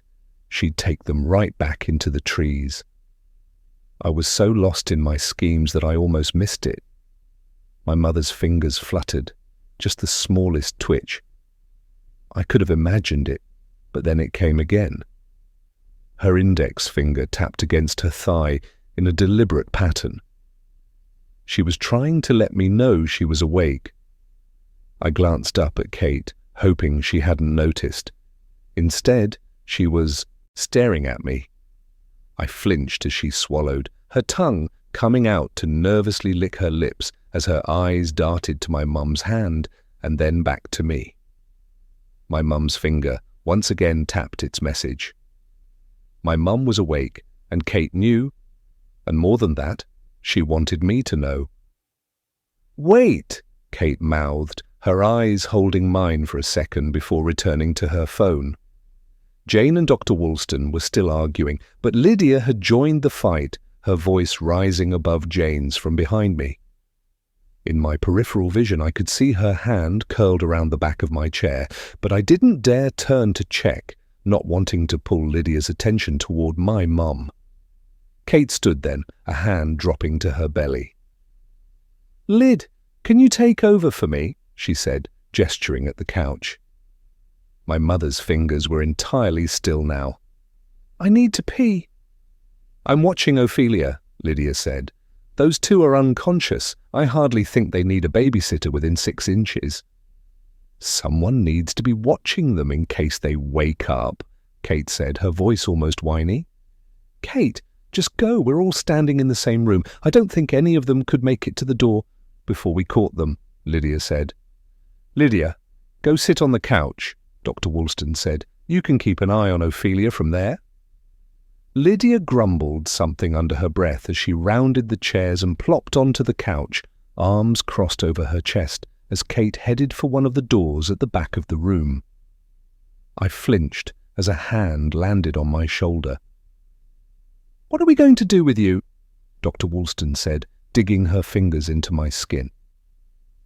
I couldn't help but think she was somehow measuring my bones, trying to feel through the layers of flesh and muscle to see if something underneath was usable.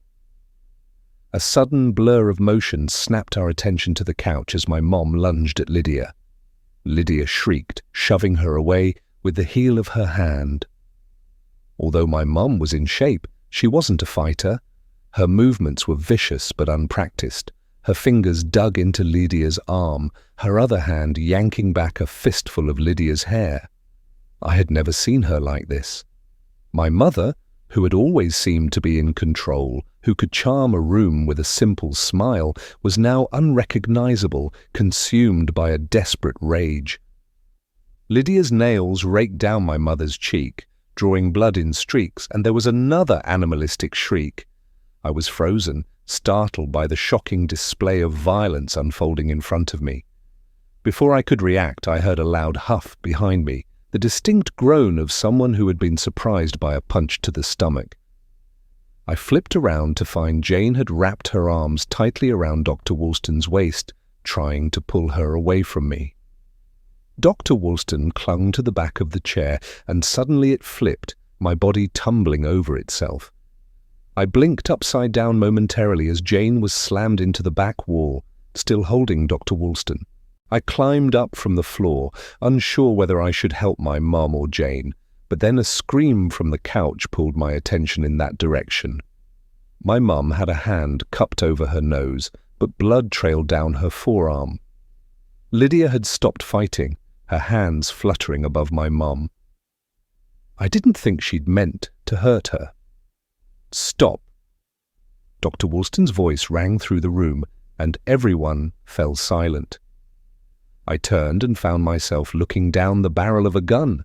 The chaos of the moment before lingered in the air, but now everything was eerily still. Dr. Woolston was breathing hard, yet her hands were steady as she aimed the small black gun. Jane stood against the wall, her hands raised, a little dribble of blood leaking from her lip. I mirrored the posture, fear twisting in my stomach as my eyes locked on the barrel. "Thank you," Dr. Woolston said. The only noises were the short pants from the women who had just been fighting. "We're done now." Dr. Woolston turned to Lydia and my mum. "Are you both okay?" I wanted to follow her eyes to the couch, but I couldn't look away from the gun. The black metal still pointed at me. "Fine." Lydia's voice was soft, almost repentant. "I think I broke Lizzie's nose." My mum said nothing, but her laboured breaths filled the room. "Kate, darling, you can come out," Dr. Woolston said. I could make out the door at the back of the room, slowly creeping open. Kate sheepishly emerged from the bathroom, where she had been hiding. She chewed on the edge of her lip, eyes lingering on the ground. "Please get Elizabeth some ice," Dr. Woolston said, gesturing with her gun. "Jane too, actually. I caught her in the face." Kate nodded and headed for the freezer without speaking. "Mother, please," my mum begged, desperation evident in her words. "Here's what's going to happen," Dr. Woolston said, the gun pointed at my head. "Elizabeth, you and Ophelia will stay for dinner. Then you will take her home before the new moon. Evangeline stays here." "Use me instead," my mum announced. "That's a lovely sentiment, Elizabeth, but you're too old. You know that. And I would prefer not to take apart my own work. There will be no negotiating," she said. "Mother, please," my mom begged again, her voice keening. "Enough whining, Elizabeth," Dr. Woolston said. "You can leave here with one daughter or none tonight. I would prefer not to be wasteful, but the choice is yours." The room fell silent, and I turned toward my mum, although the gun remained pointed at the side of my head. She looked at me, and then at Evie. Her eyes lingered on my sister's unmoving body. "Fine." That single word from my mum echoed through the little house. "No," I said. I crossed the short distance to my sister's motionless body, no longer caring about the gun pointed at me. I knelt in front of her, my hands trembling, when I reached for her shoulder. "Evie, wake." "Up," I said, and my voice breaking as I shook her. Her chest rose and fell slowly, indifferent to the chaos around us. I grabbed her hand. It was warm, even though it sat limply in mine. I wouldn't leave her here. My mother wrapped her arm around me. "She can't have her," I said, through sobs as tears streamed down my cheeks. But even as I said it, a cold uncertainty settled in. I didn't know how we would get her out the door with us tonight. I fought my mum as she pulled me against her. "I know, I'm sorry." She swayed back and forth as she held me, some instinct left over from when she had rocked me as a baby, trying to settle me even as I pushed away. "Trust me," she whispered into my ear. What did I promise? That she would get Evie home. I sat up, glaring at her. I didn't believe her, but she stared at me, her eyes pleading for a sliver of trust. Maybe I was making a mistake, but separating the mother who had always taken care of us despite her flaws from the truth I had learned today felt impossible. She had sat by for decades and allowed whatever was happening in the basement to continue. She'd done nothing, as countless girls had been taken, even when she could have stopped it. But still I knew she loved us. I gave her a tiny nod, so small that I knew only she would see it. She returned the gesture. Then she took a step back, smoothing on one of her perfect masks. "Ophelia, we're going to stay for dinner, then we'll head home. Can you manage that?"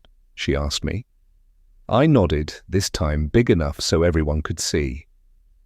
"Wonderful," Dr. Woolston said from behind us. "Jane, since you're here, will you start on dinner?" "I'll help," my mother volunteered. "Just let me get cleaned up first." Dr. Woolston nodded her approval and then gestured for me to sit back down in the armchair, which Lydia was working on flipping back into place. "You'll sit with me over here and we can chat." Chapter 40. My mother looked more put together when she returned from the bathroom. Her hair had been smoothed down and pinned back into a low bun. She had changed into a crisp white dress, replacing the shirt stained with blood. Still, her face was covered with the evidence of her scuffle with Lydia. She held a bag of ice to her nose, her eyes purpling a bit. A few bright welts littered her cheeks. Lydia looked apologetic from where she sat on the couch next to my sister as she glanced up at my mother. A bruise was forming on her jaw. Evie still slept soundly. None of the commotion had been enough to rouse her.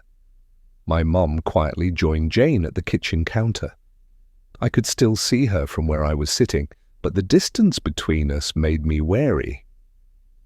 Kate sat next to Lydia on the far end of the couch, and she seemed nervous, fidgeting and refusing to look up from the floor. "Kate," Dr. Woolston said. Kate looked up at the sound of her name, lips pulled into a tight line, waiting for her reprimand. "Could you please explain why Elizabeth is currently awake?"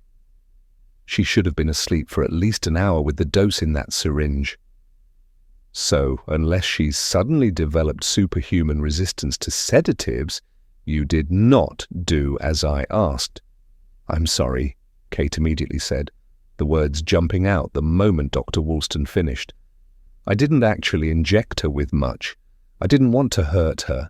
I thought if I could just talk to her, I would be able to reason with her and she would calm down." Kate was crying now, but I couldn't tell if the tears slipping down her cheeks were of remorse or fear. "And then, while we were in the basement, you and your sister decided to cook up a little plot to overpower me?" Dr. Woolston asked, as if we hadn't all been here while precisely that had happened. Jane cut in from the kitchen. "That was me. Kate didn't want anything to do with it. When I got here, Kate was trying to reason with Elizabeth and convince her that leaving Evie here was for the best. They should have just taken Evie home the moment Jane had arrived. They could have loaded her into the car and gotten her out of here before Dr. Woolston and I had come back upstairs. I suspected as much. Kate wouldn't have been so bold, Dr. Woolston said. But Kate, that doesn't mean you're innocent in all this. You still participated. We'll talk about the consequences of that later. It was strange to hear an adult woman scolded as if she were a child. "I'm sorry," Kate apologized again, looking even smaller as she curled around herself. "What are we going to do with you?" Dr. Woolston said, her attention shifting over to me. I didn't know how to answer, so I blinked back at her as she continued. "I don't have any particular use for you with Emma, and I hate to be wasteful. But I also know it is foolish to think that you won't start talking about this place as soon as you're out of here." I knew too much. There was no way she'd let me leave alive.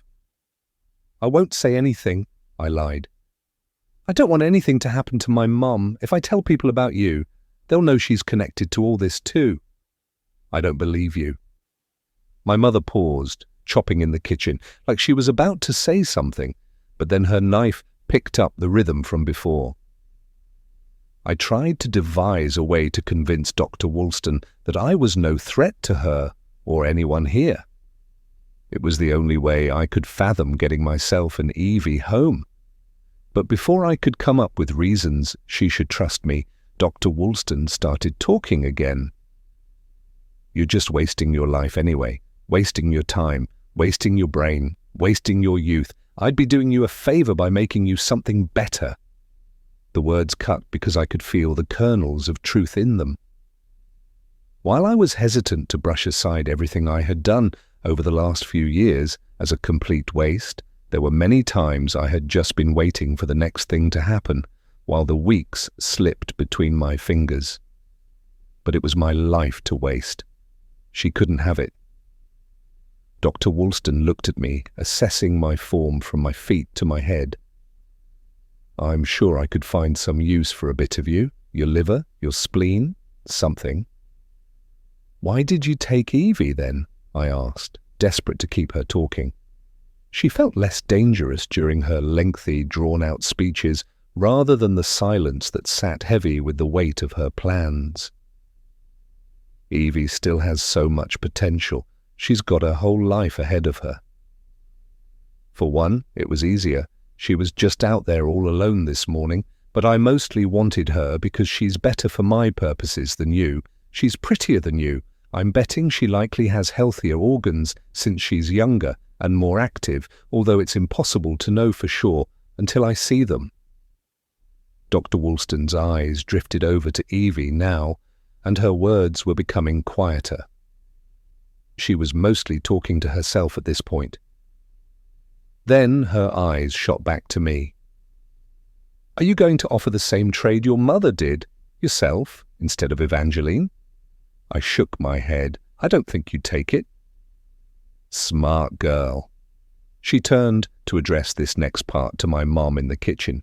"Elizabeth, your daughter may be trouble, but she's not an idiot. She could probably make something of herself if she had a bit more work ethic."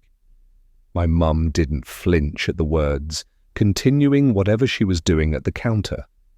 Dr. Woolston turned back toward the rest of us. "Kate, learn from your sister. When raising your daughter, make sure she isn't so lazy."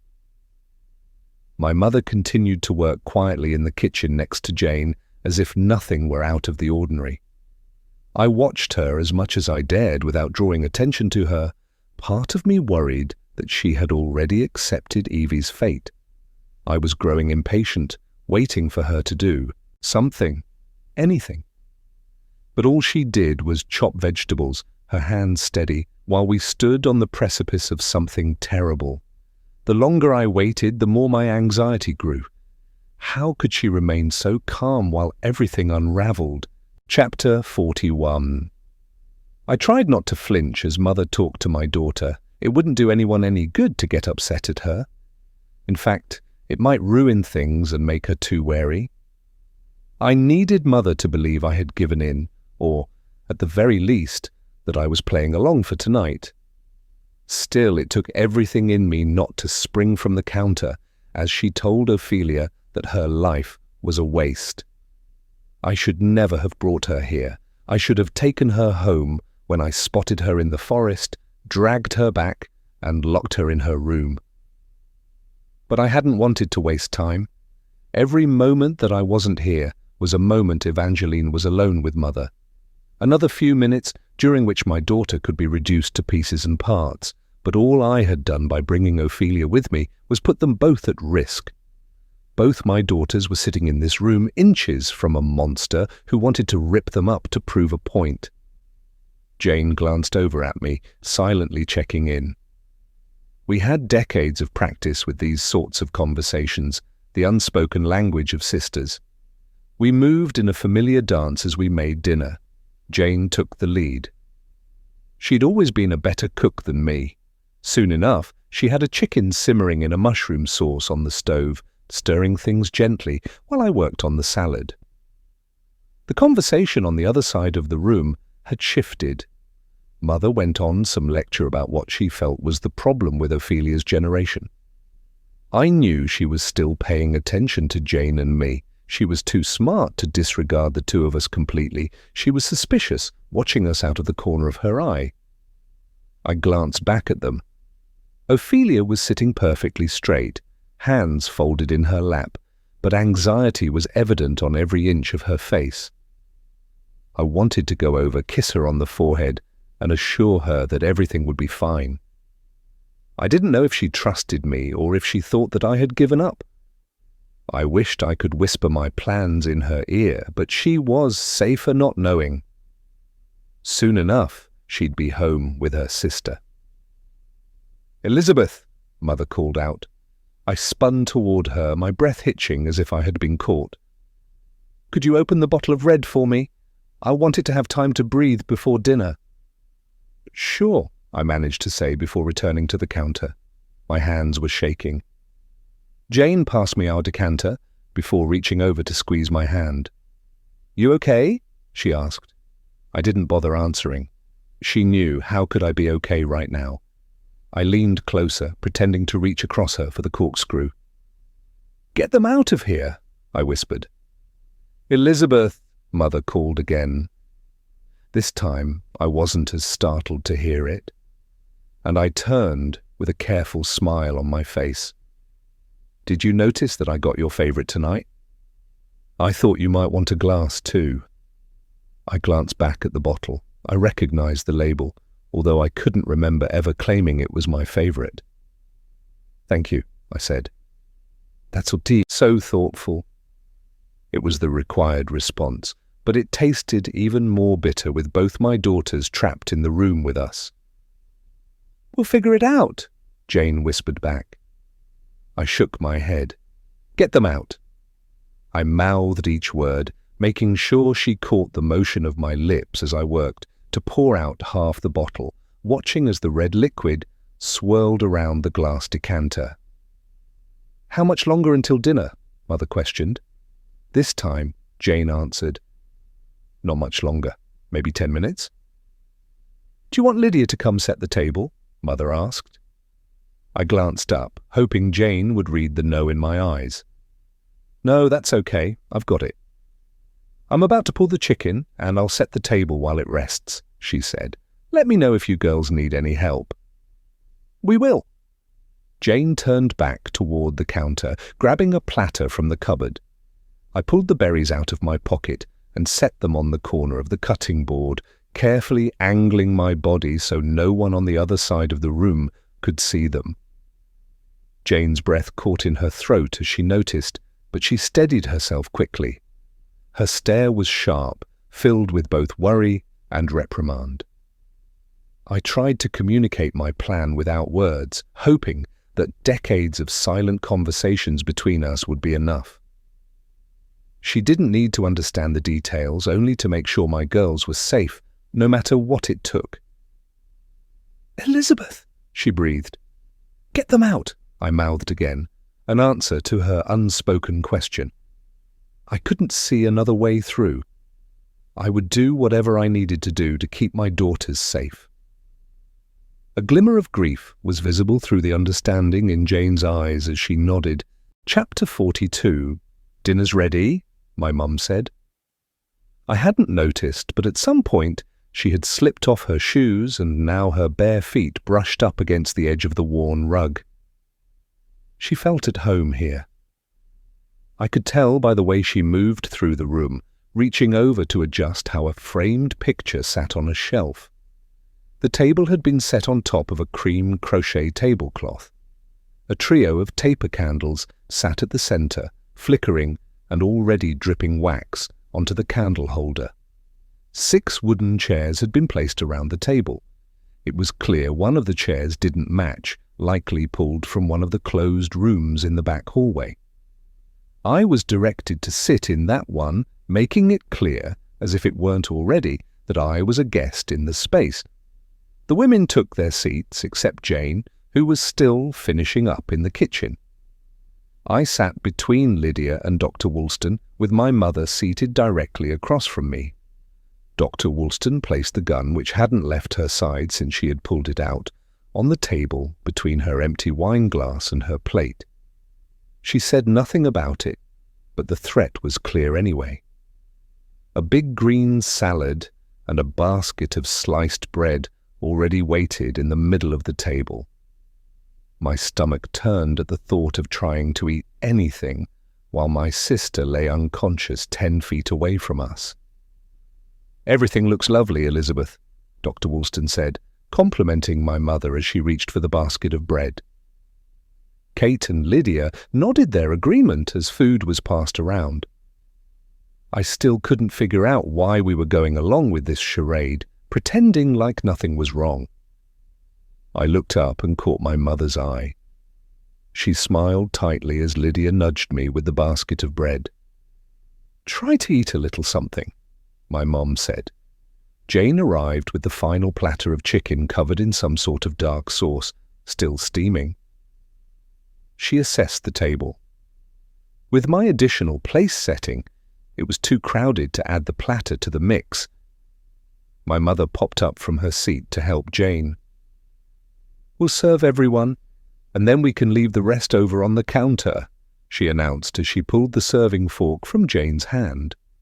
Jane seemed a little flustered, but she nodded and stepped toward the table. My mother started with Dr. Woolston, sliding one of the chicken breasts onto her plate. No, Dr. Woolston said. "I don't want that one." My mother seemed to falter for a second. "Are you sure it's the biggest piece?" "I'm not all that hungry. Give it to Kate. I'm sure she's starved."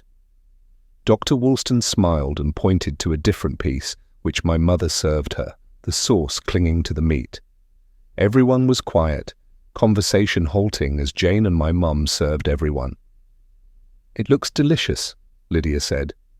"Thank you." "Of course," Jane said, returning with a bottle of white wine and the decanter filled with red. "Does anyone want wine?" "None for Ophelia," Dr. Woolston said before Jane had even had a chance to set the bottle down. She had enough to drink over the weekend. My cheeks heated at the mention of Saturday night, embarrassed even now. I looked up to see my mother's reaction to the reprimand, but she didn't seem to notice me at all. Jane passed the decanter to Dr. Woolston before filling her own glass with the bottle of white. My mother watched closely as Dr. Woolston added red wine to her glass. A pitcher of water was passed to me. "I think I'll try the red wine tonight," Lydia said, reaching across me for the decanter as Dr. Woolston finished, "since it's Lizzie's favorite." "You hate red wine?" my mother said. She stood, reaching across the table to grab the decanter. "It'll stain your teeth, and you won't even enjoy it." Though Lydia was visibly shocked at my mother's outburst, she hadn't let go. Dr. Woolston's laugh surprised me, pulling my attention from the disagreement. "Elizabeth, don't be mean. Your sister can have some if she wants. There will still be plenty for you." My mum and Lydia held each other's gaze for a long minute, having a silent conversation I wasn't privy to. Then Lydia released the decanter. "No, Elizabeth's right. My teeth are already looking a little yellow lately. I should be careful." My mother sat back in her chair, pouring an inch of red wine into the bottom of her glass, before setting the decanter down between her and Jane, out of Lydia's reach. "That's probably for the best," Dr. Woolston said. The women all began eating quietly. I pushed my food around my plate, stealing glances at my mother, waiting for her grand plan to be revealed. She wasn't eating much either, darting sneaky glances at Dr. Woolston every few seconds instead of ever bringing the fork to her mouth. "Eat something, Elizabeth," Dr. Woolston said, noticing that my mother hadn't actually taken a bite of anything yet. "I didn't buy this food for it to go to waste." "Sorry, just a bit distracted," Mom said, before sliding a forkful of chicken into her mouth. "It's good, isn't it?" Dr. Woolston said, with another one of those slippery, malice-filled smiles. "Delicious." Dr. Woolston picked up her glass of wine, clearing her throat. The rest of the table seemed familiar with this behavior, setting down their forks and picking up their glasses. I followed suit, grabbing my own glass as Dr. Woolston began. "I know it's been a challenging day," she started, as if she had experienced an inconvenience at the post office rather than kidnapped my sister. "But I'm so grateful to be sharing a meal with my beautiful daughters." She lifted her glass, and the rest of the table did the same. A toast to the new moon, to endings and new beginnings. Lydia's glass clinked against mine, and then Dr. Woolston echoed the gesture, even though I hadn't moved. "It's bad luck if you don't take a drink," Dr. Woolston said, tilting her glass toward mine, which was still raised in my hand. I swallowed a mouthful of water as she stared at me over her wine glass, mirroring me and taking a long drink of her own. My mother, too, took a sip of her wine. The room felt like it was starting to close around me. Maybe there was no getting out. Perhaps this dinner was just prolonging the inevitable. Maybe my mother was already resigned to leaving her daughters to be swallowed by this place. She licked her lips, already stained by the wine. "Now, Elizabeth," Dr. Woolston said, "I've given it some thought and am willing to let you take your girls home. I will need to have much more of a say in how you're raising them. Clearly what you've done so far hasn't resulted in them making the best choices, but they have potential." I loosed an exhale. I barely even listened to the rest of what Dr. Woolston said. It didn't matter. She was going to let us go. We'd figure out the rest later. "Thank you," my mother said. Her voice was tight, filled with emotions. "Of course, I'm not an unreasonable woman. However, you'll need to help me replace Evangeline." I flinched at that, but my mother seemed unfazed by the idea of kidnapping another girl. "Let's talk details. First of all, Ophelia, we need to get you a proper job for a young woman of your abilities. What you do and who you date reflect directly on your mother, and it's important to make the most of what you've been given." Dr. Woolston took another big swallow of her wine. "This wine has more sediment than usual," she said, wrinkling her nose and holding out her glass. I could see it. There was a swirl of debris around the bottom, catching the candlelight. "Anyway," Dr. Woolston nodded and returned to her explanations. "We'll need to talk about where Evangeline is going to school in the fall."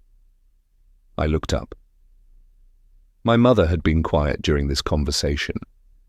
Her face was unnaturally pale, her pupils so big that they seemed to swallow her eyes. Her gaze wandered aimlessly, unable to focus on anything in the room, while her lips pressed into a tense, thin line.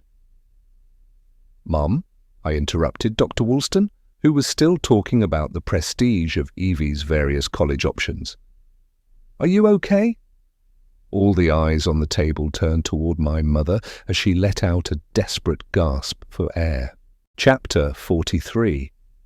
The moment after Mother said she'd let Evangeline go, I almost regretted it.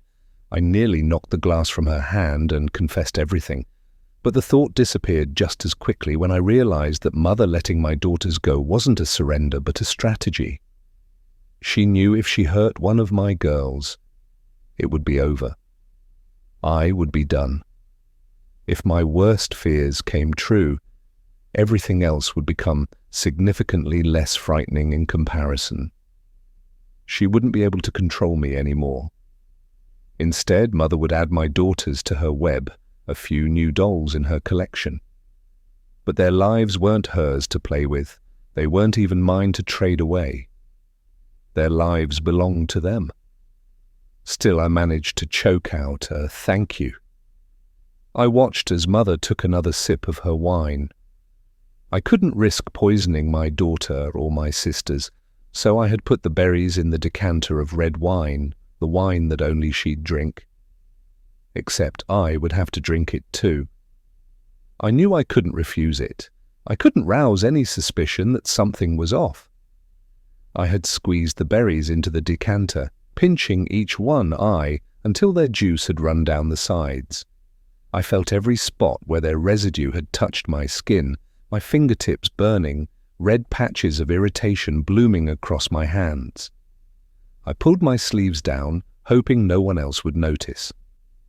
I didn't know much about the poison, about how large a dose would be needed to kill her, or at the very least incapacitate her for a while, but I hoped it would be enough.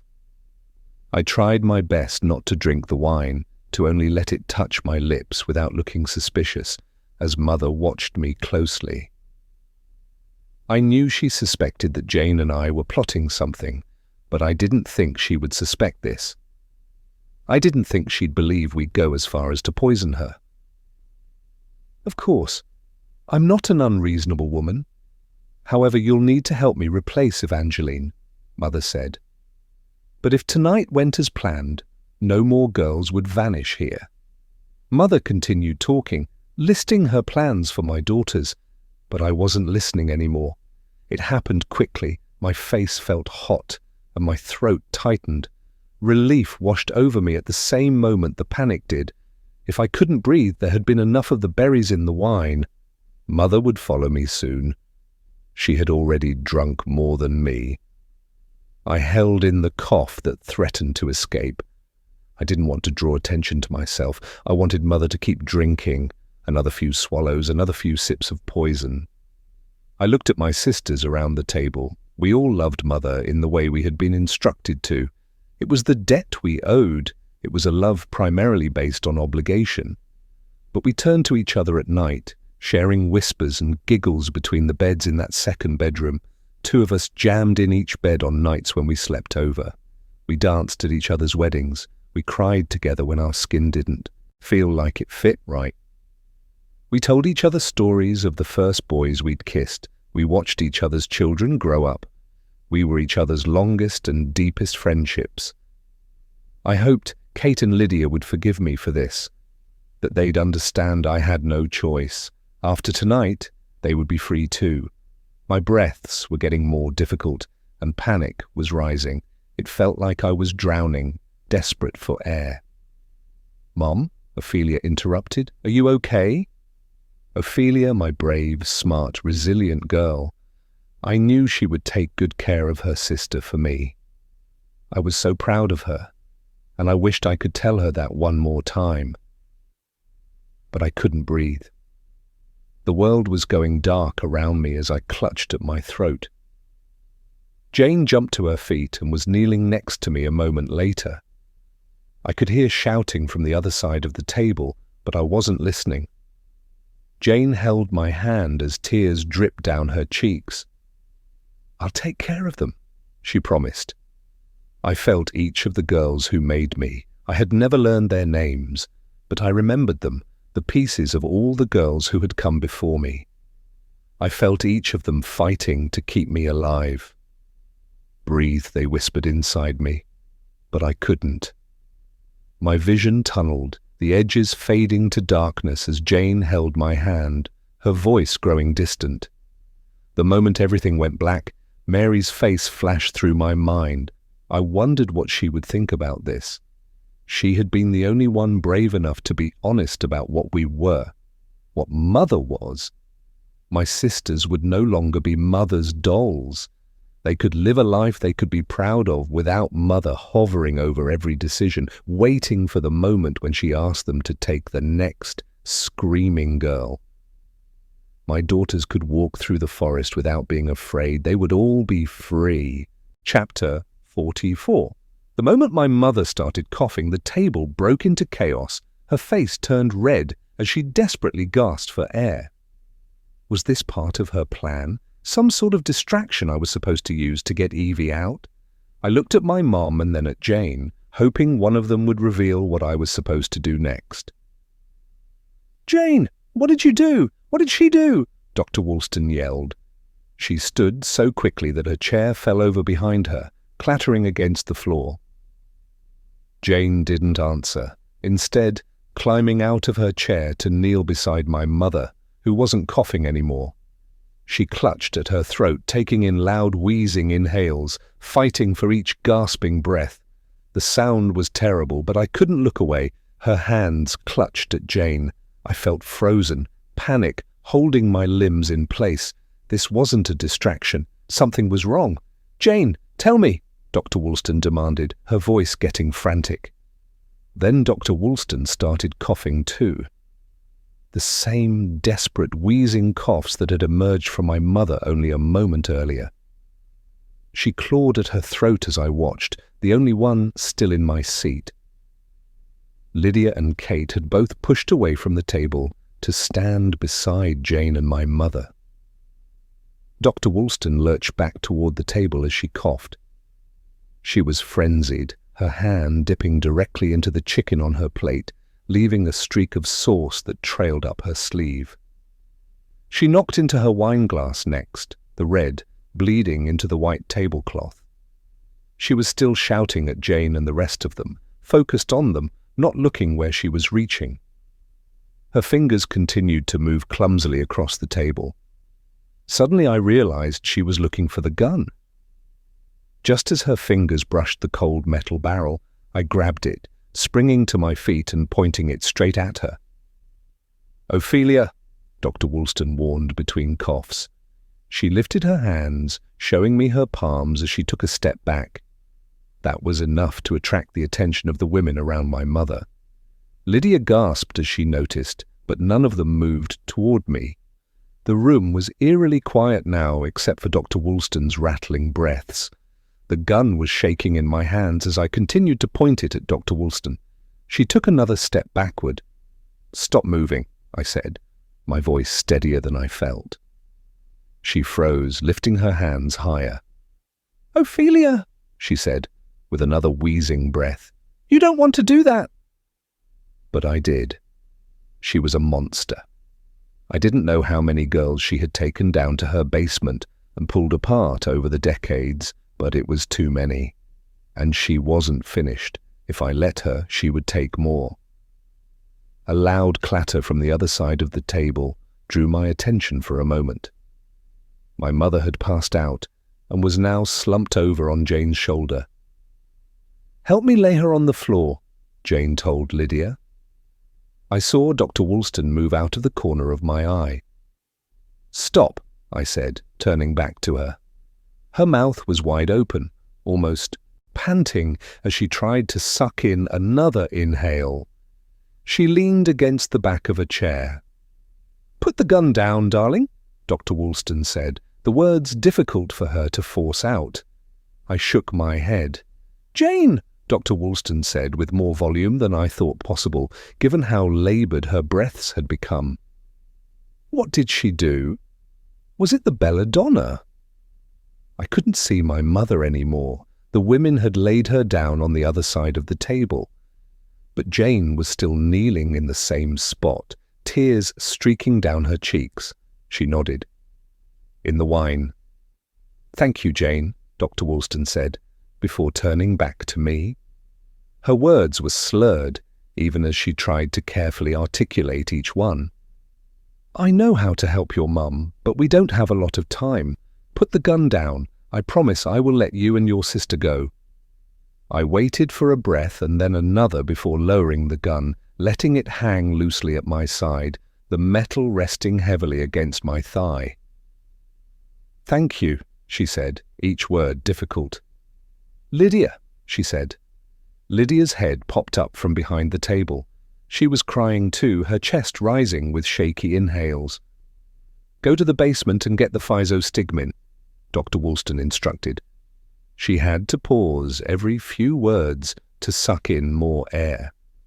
"It should be a white box on the second shelf in the cabinet closest to the door. Bring everything we have and some syringes." Lydia jumped to her feet and started for the basement door. By the time Dr. Woolston finished her instruction, I could tell she was close to passing out. She was leaning most of her weight against the back of the chair, both hands gripping it so tightly her knuckles were going white. Her eyes closed as she bent forward, focusing on trying to breathe. I didn't think she was thinking very clearly either. Her brain must have been working slower with the lack of oxygen. Otherwise, she would have demanded the gun. I raised the barrel again, and before anyone even had time to notice, I pulled the trigger. For Chloe, for Maddie, for Krista McNeil and all the girls whose names had been forgotten, for their families and the people who had loved and grieved them, who had never forgotten their names and faces, for taking and threatening my sister. Dr. Woolston had said we could leave. But how long would that have lasted? We'd leave today, but if this monster remained here, we'd never feel safe. And maybe even for my mother, there was still so much I didn't know about her. A whole life she'd lived in secret, so much more complicated than I could have imagined, monstrous and rotting under the beautiful, perfect exterior. I was surprised by how strong the kickback was, jolting me back a step. I closed my eyes in the instant after the gun went off. There was a second of silence after the loud bang of the gunshot before the screaming started. Lydia let out a piercing wail from where she stood by the basement door. Kate repeated, "Oh my God! Oh my God!" through her sobs. I stood there with my eyes closed, still holding the gun out in front of me.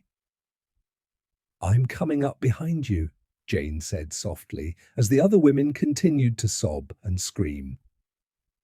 She put her hand on my back, her palm warm through my shirt as it rested against my spine. "You're safe now. I've got you." I opened my eyes. Dr. Woolston was lying on the floor in a growing puddle of blood. So much blood. My stomach turned and I worried I might throw up. "Hey, look at me," Jane said. I looked away from the crumpled, lifeless heap of Dr. Woolston's body and met Jane's eyes. Mascara had smudged along her lashes. She had a scratch on her cheek from earlier this evening. "Can I have the gun?" She slowly reached for the barrel when I didn't say anything. She pulled it out of my hand and exhaled deeply once she had it safely out of my palm. "I'm sorry," I whispered. I wasn't sure what I was apologizing for. The mess? The dramatics? Maybe it was just the instinct of manners still working even though the rest of me was frozen. I wasn't sorry I had done it. Even as the shock of having killed someone rolled through me, I knew I had made the right choice. "Don't apologize. You did what needed to be done," Jane said. She led me away from the table and had me sit on the couch next to my sister, where I couldn't see the body anymore. Evangeline was still out cold, her chest moving with the long, lazy breaths of sleep. "Stay here for a minute, okay?" I nodded, and Jane headed toward Lydia, whose screams had turned to ragged sobs as she leaned forward, hands braced against her knees. "I need you to go downstairs to get the white box on the second shelf in the cabinet closest to the door, plus the syringes," Jane said, gripping Lydia's shoulder as she repeated Dr. Woolston's instructions. "Hurry! Elizabeth needs it." Lydia nodded, wiping her face with both hands before righting herself and stepping through the basement door. Chapter 45. The women hovered over my mother in the corner. Lydia returned from the basement with her arms full of little boxes. I was only half paying attention to what they were doing. I couldn't focus on anything as images from the last few hours reeled through my mind like a movie montage.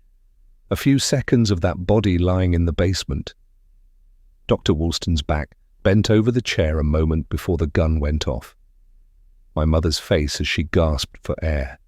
I avoided any thoughts of the body that lay across the room. From where I was sitting, I could just barely make out the edge of the puddle of blood, slowly spreading across the floor. I had shot her. I had killed her. There was so much blood. "It's not working," Lydia whispered from next to my mum. Jane wiped her face with her forearm, rising onto her knees. "We just need to keep her heart pumping," she said as she started chest compressions. I reached for Evie's hand. Her fingers were limp but warm. I used my other hand to curl her fingers around mine. Our mum was dying. The thought made me feel incredibly small, like a child who had gotten lost in a busy shopping mall. I wanted my mum. I wished she were here, rubbing circles on my back like she would when we were sick as kids, staying next to us until we fell asleep. She had watched and said nothing, as countless girls had been taken down to the basement and pulled apart, but she had also raised me and my sister, kissing scraped knees and packing peanut butter sandwiches. She was controlling and sometimes even mean, but she was the first person I called when something in my life went wrong. She was broken and messy, and I hated her for what she had participated in, but I loved her too. She had known what she was doing today from the moment she picked those berries in the forest. She had been willing to die to save us.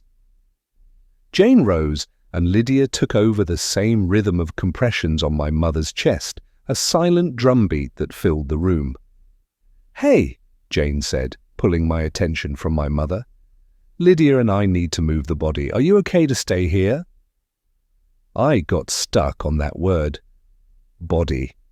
It felt strange that Jane hadn't called Dr. Woolston by her name, as if she had ceased to be someone when she stopped breathing. Was my mother a body yet? Should we call an ambulance? I wondered aloud. Jane shook her head.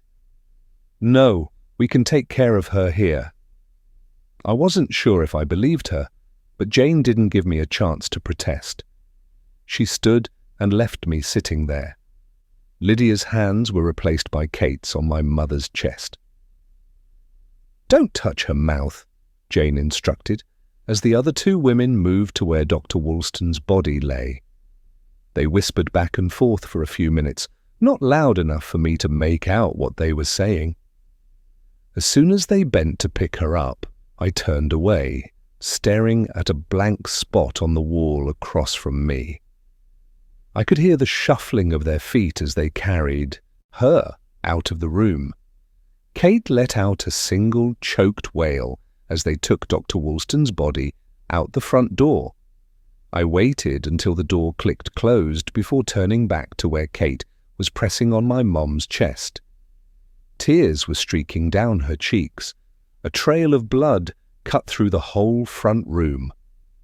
It would be impossible to clean. Tonight's events had left a stain on everything.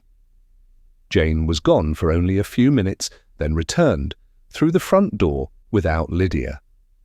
"Lyd's taking her out to the clearing in the wagon," she announced to Kate before washing her hands in the sink. Kate nodded blankly, continuing chest compressions on my mother. Jane knelt in front of me. Her shirt had a smear of blood across the front. "I need your help carrying Elizabeth." "Where?" I asked, my voice strange in my own ears. "Just through the front doors. We have a wheelbarrow we'll use from there." "She needs to go to the hospital," I said, although she had already rejected my suggestion of calling an ambulance. Jane shook her head, not bothering to explain. "Lydia's already out there, and Kate can't carry anything heavy. Please, I need your help just to lift her into the wheelbarrow." I nodded. "You can come, or you can stay here. Your choice." "What about Evie?" I asked, my sister's limp hand still clutched in mine. "She shouldn't wake up. We won't be gone long." I followed Jane to where my mom was stretched out on the floor. All the colour was gone from her lips and cheeks, her skin taking on a bluish tinge. She looked dead. My stomach rolled as Jane slid her warm hand along my back. "We need to move quickly. We'll only have a few minutes once we stop compressions," she said, her voice both soft and assertive. At some point, Jane must have brought a stretcher over because now it lay next to my mother. I didn't ask questions about why they had one. I knew. It was easier than I would have expected to get my mother's limp form onto the stretcher and then carry her through the same door we had walked through earlier that evening. As soon as we were outside, Jane lowered the stretcher to the ground, and we lifted my mom into a wheelbarrow. She barely fit, curled inside it, looking impossibly small. Jane didn't wait. The moment my mum was settled, she took off for the trees. Kate came up behind me and took my hand in hers, giving it a silent squeeze. We followed Jane. Night had fallen while we were inside the cottage, and the dark hung over everything. Once we were in the trees, I couldn't see more than a foot in front of me. Kate and Jane seemed unbothered by the deep dark, moving quickly by instinct alone. I should have been bumping into branches and tripping over roots, but the forest seemed to morph around us, the trees bending away to create a smooth path for us to follow. Part of me, the logical piece of my brain that was still working, warned me that I should be terrified of the darkness, but there was something almost tranquil and comforting about being here in the trees. I wasn't expecting the clearing when I emerged into it, but I recognized it immediately, the perfect round little meadow I had visited twice before. Lydia was already here, digging a hole. It was too dark to make out the details, but I could see enough to realize that the lump on the ground next to her as Dr. Woolston's body. The sky above us was flecked with stars. It was a new moon. Kate had paused at the edge of the clearing. She dropped my hand and took off her shoes, gesturing for me to do the same. I followed her lead without question. Something sacred hung over this place tonight. I didn't want to disturb it. The ground was cold and wet against my soles, grass and soft moss tickling my toes. Jane had wheeled my mother close to Lydia on the other side of the clearing, and Kate walked toward her as soon as both our shoes were removed. "Help me get her on the ground," Jane told me as soon as I was close enough for her to speak without shouting. It was even easier this time to lift my mother's body, carrying her a few feet before laying her gently on the mossy ground. In the dark, it was impossible to see the pallid details of my mom's face. She looked like she was sleeping peacefully, as if tonight had been a bad dream. "What are we doing?" I asked in a whisper. "You'll see," Jane replied. Kate reached for my hand again as I stood, while Jane moved over to where Lydia was still working to dig a shallow hole. "It's deep enough," Jane said. "I don't think so," Lydia said. She didn't stop digging. There was something frantic about her movements. Jane reached out and grabbed her shovel. "We don't have time, Lyd. It'll be okay. The trees will take care of her," Jane said. Her voice broke on the last words. Jane carefully pulled the shovel from Lydia's hands and leaned it against the trees. "Let's get her in." Kate and I watched as the other two women rolled Dr. Woolston's body into the shallow grave. Kate let out a little sob, her shoulders shaking, as the women rose and joined us. Kate reached for Lydia, whose hand was already in Jane's, and the four of us created a little chain around my mom. Kate was still crying, but besides that we stood in silence. I didn't know what we were expecting to happen. I watched the faces of the other women, waiting for them to announce the next steps. But then I felt the hum. It warmed the soles of my bare feet, moving through me, pumping into my blood and bones like summer sun. I gasped as I felt it, but the others seemed unsurprised, their eyes fixed on my mother's face. "It's not working," Lydia whispered. "Shh, wait," Jane said. The sounds of the forest at night folded in around us. It took another minute, each second slowly ticking by, before a deep, gasping inhale broke through the silence. My mother's chest rose, and then her eyes flickered open. Jane was kneeling next to her instantly, pushing her hair away from her face. "Mother?" my mum croaked. Her voice was weak. I could barely hear it, even though I was only a couple of feet from her. "Gone," Jane assured her. "My girls? They're safe." My mum's eyes fluttered closed again, as if those two short questions had taken all the energy she had in her, but her chest continued to rise and fall. She was alive. Chapter 46. My mum woke again once we had gotten back to the cottage. Jane wanted to keep her here to make sure she recovered well, but my mum insisted we go home. She didn't want Evie to wake up here and didn't want to be away from us. So, not long after, our feet covered in dirt, our shoes in our hands, we were sitting in the back of Jane's car. Evie was still asleep, though she seemed more restless now. She almost woke as we carried her to the car, her eyes fluttering open for a few seconds before falling closed again. My mother sat between us, an arm wrapped around each of us, even as her eyes shut. During the short drive home, I drifted between waking and sleeping, but my body was aware of the subtle shifts of each turn in the road. At some point, I found my sister's hand across my mother's lap and held it in mine. After a few minutes, the car slowed, the sound of gravel under the tires as familiar as my first name. I opened my eyes and watched the house emerge from the dark. I had never been more grateful to see the porch lights, beacons of a safe harbour. My mum was still asleep, her cheek resting against Evie's head. "Mum," I whispered, shaking her shoulder, "we're home." Jane and I helped her into the house, one of us tucked under each arm. Then we carried Evie in from the car. We laid them both on the couch, not wanting to carry them up the stairs. The dogs were grateful for our return, greeting us with wagging tails before settling down to lie on the ground next to my sister and Mum. "Will you be okay for a few hours? I'm going to head back to the cottage to help Lydia and Kate clean up," Jane whispered. I remembered how much blood had coated the floor. I didn't think getting it all out would be possible. I didn't even want to think about the basement. The whole place felt like a terrible nightmare that I hoped would fade when I opened my eyes in the morning. But I knew it wouldn't. The weight of everything that had happened sat heavily on my chest. Jane seemed exhausted. Her face was heavy and sad. "You did the right thing," she said again, squeezing my arm. "Your mum's going to be proud of you."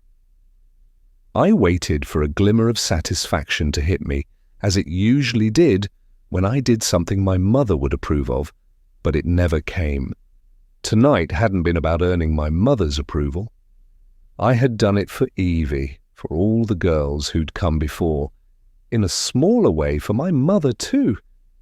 Not because I thought it would make her proud, but because no one deserved to be controlled by a monster. My entire life, I had measured myself against my mother's expectations, but tonight those expectations had crumbled to ash around me. It had never been real. Her effortless perfection was carefully crafted, leaving a trail of casualties in its wake. "Get some sleep. I'll let myself out," Jane said before turning for the front door. As soon as the door closed, I pulled myself up to the stairs. I was initially only going to change, but the moment I saw myself in the mirror, I knew I needed to shower. I was flecked in blood. It had splattered across my face and neck, a collection of deep red dots sprinkled over my skin. I rinsed myself off as quickly as possible, leaving the bathroom door open to listen in case anything happened downstairs. Every minute I didn't have eyes on my sister was painful, anxiety creeping up my spine at the thought of her being taken again. But when I returned to the living room, she was right where I'd left her, curled up on the corner of the couch. My mom hadn't moved either, but she was awake now. "How are you feeling?" I asked in a whisper. Evie seemed like she was sleeping deeply, but I didn't want to risk waking her up. "Tired. How are you?" she said. She looked terrible, evidence of the night's events everywhere I looked. Her face was covered in dried blood from her fight with Lydia. Her hair was clinging to her head in a damp, tangled clump, dirt streaking along the edges of her scalp.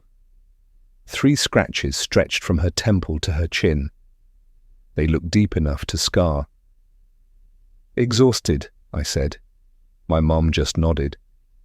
"Is she really gone? Did it work?" "She's dead." A lump rose in my throat as I readied myself to say the next part. "I shot her." "What?" Her brow crinkled in confusion. "After you passed out," I began, my voice breaking. I cleared my throat and started again. "After you passed out, she was having trouble breathing. When she figured out what you had done, she tried to grab the gun, but I got it first." "I'm sorry. You shouldn't have had to do that," she whispered. Fat tears rolled down my cheeks as I looked over my mother's head. I couldn't hold back a sob. She lifted the edge of her blanket and gestured for me to sit next to her. I climbed on the couch, tucking myself under her arm. Everything felt so complicated, but for now, I was grateful that she was alive.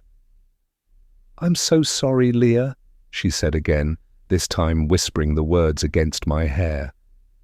"I will never be able to apologize enough for the danger I put you and your sister in tonight, for what you had to do." I wasn't ready to forgive her. I wasn't sure I ever would be. Still, I was grateful for the apology. I had so many questions, but one felt more important than the rest, at least for tonight. "Did you know she was planning to take Maddie?" "No." The answer was short but clear. I didn't think she was lying. "But you knew about the other girls?" She nodded, but didn't offer any excuses. I didn't know how to feel about it. In so many ways, I knew she was a victim in all this too. But she had known and done nothing to stop it. The blood of those girls was on her hands. I didn't know where it left us, but I was too tired to figure it out tonight. How much of my life had been spent pretending to measure up to her, expectations, striving for the perfection she prized? For the first time, I understood that her beauty, her relentless pursuit of control, had been carved into her, stitched into every piece of my mother. Her beauty had been created from violence, shaped by the very forces that confined her.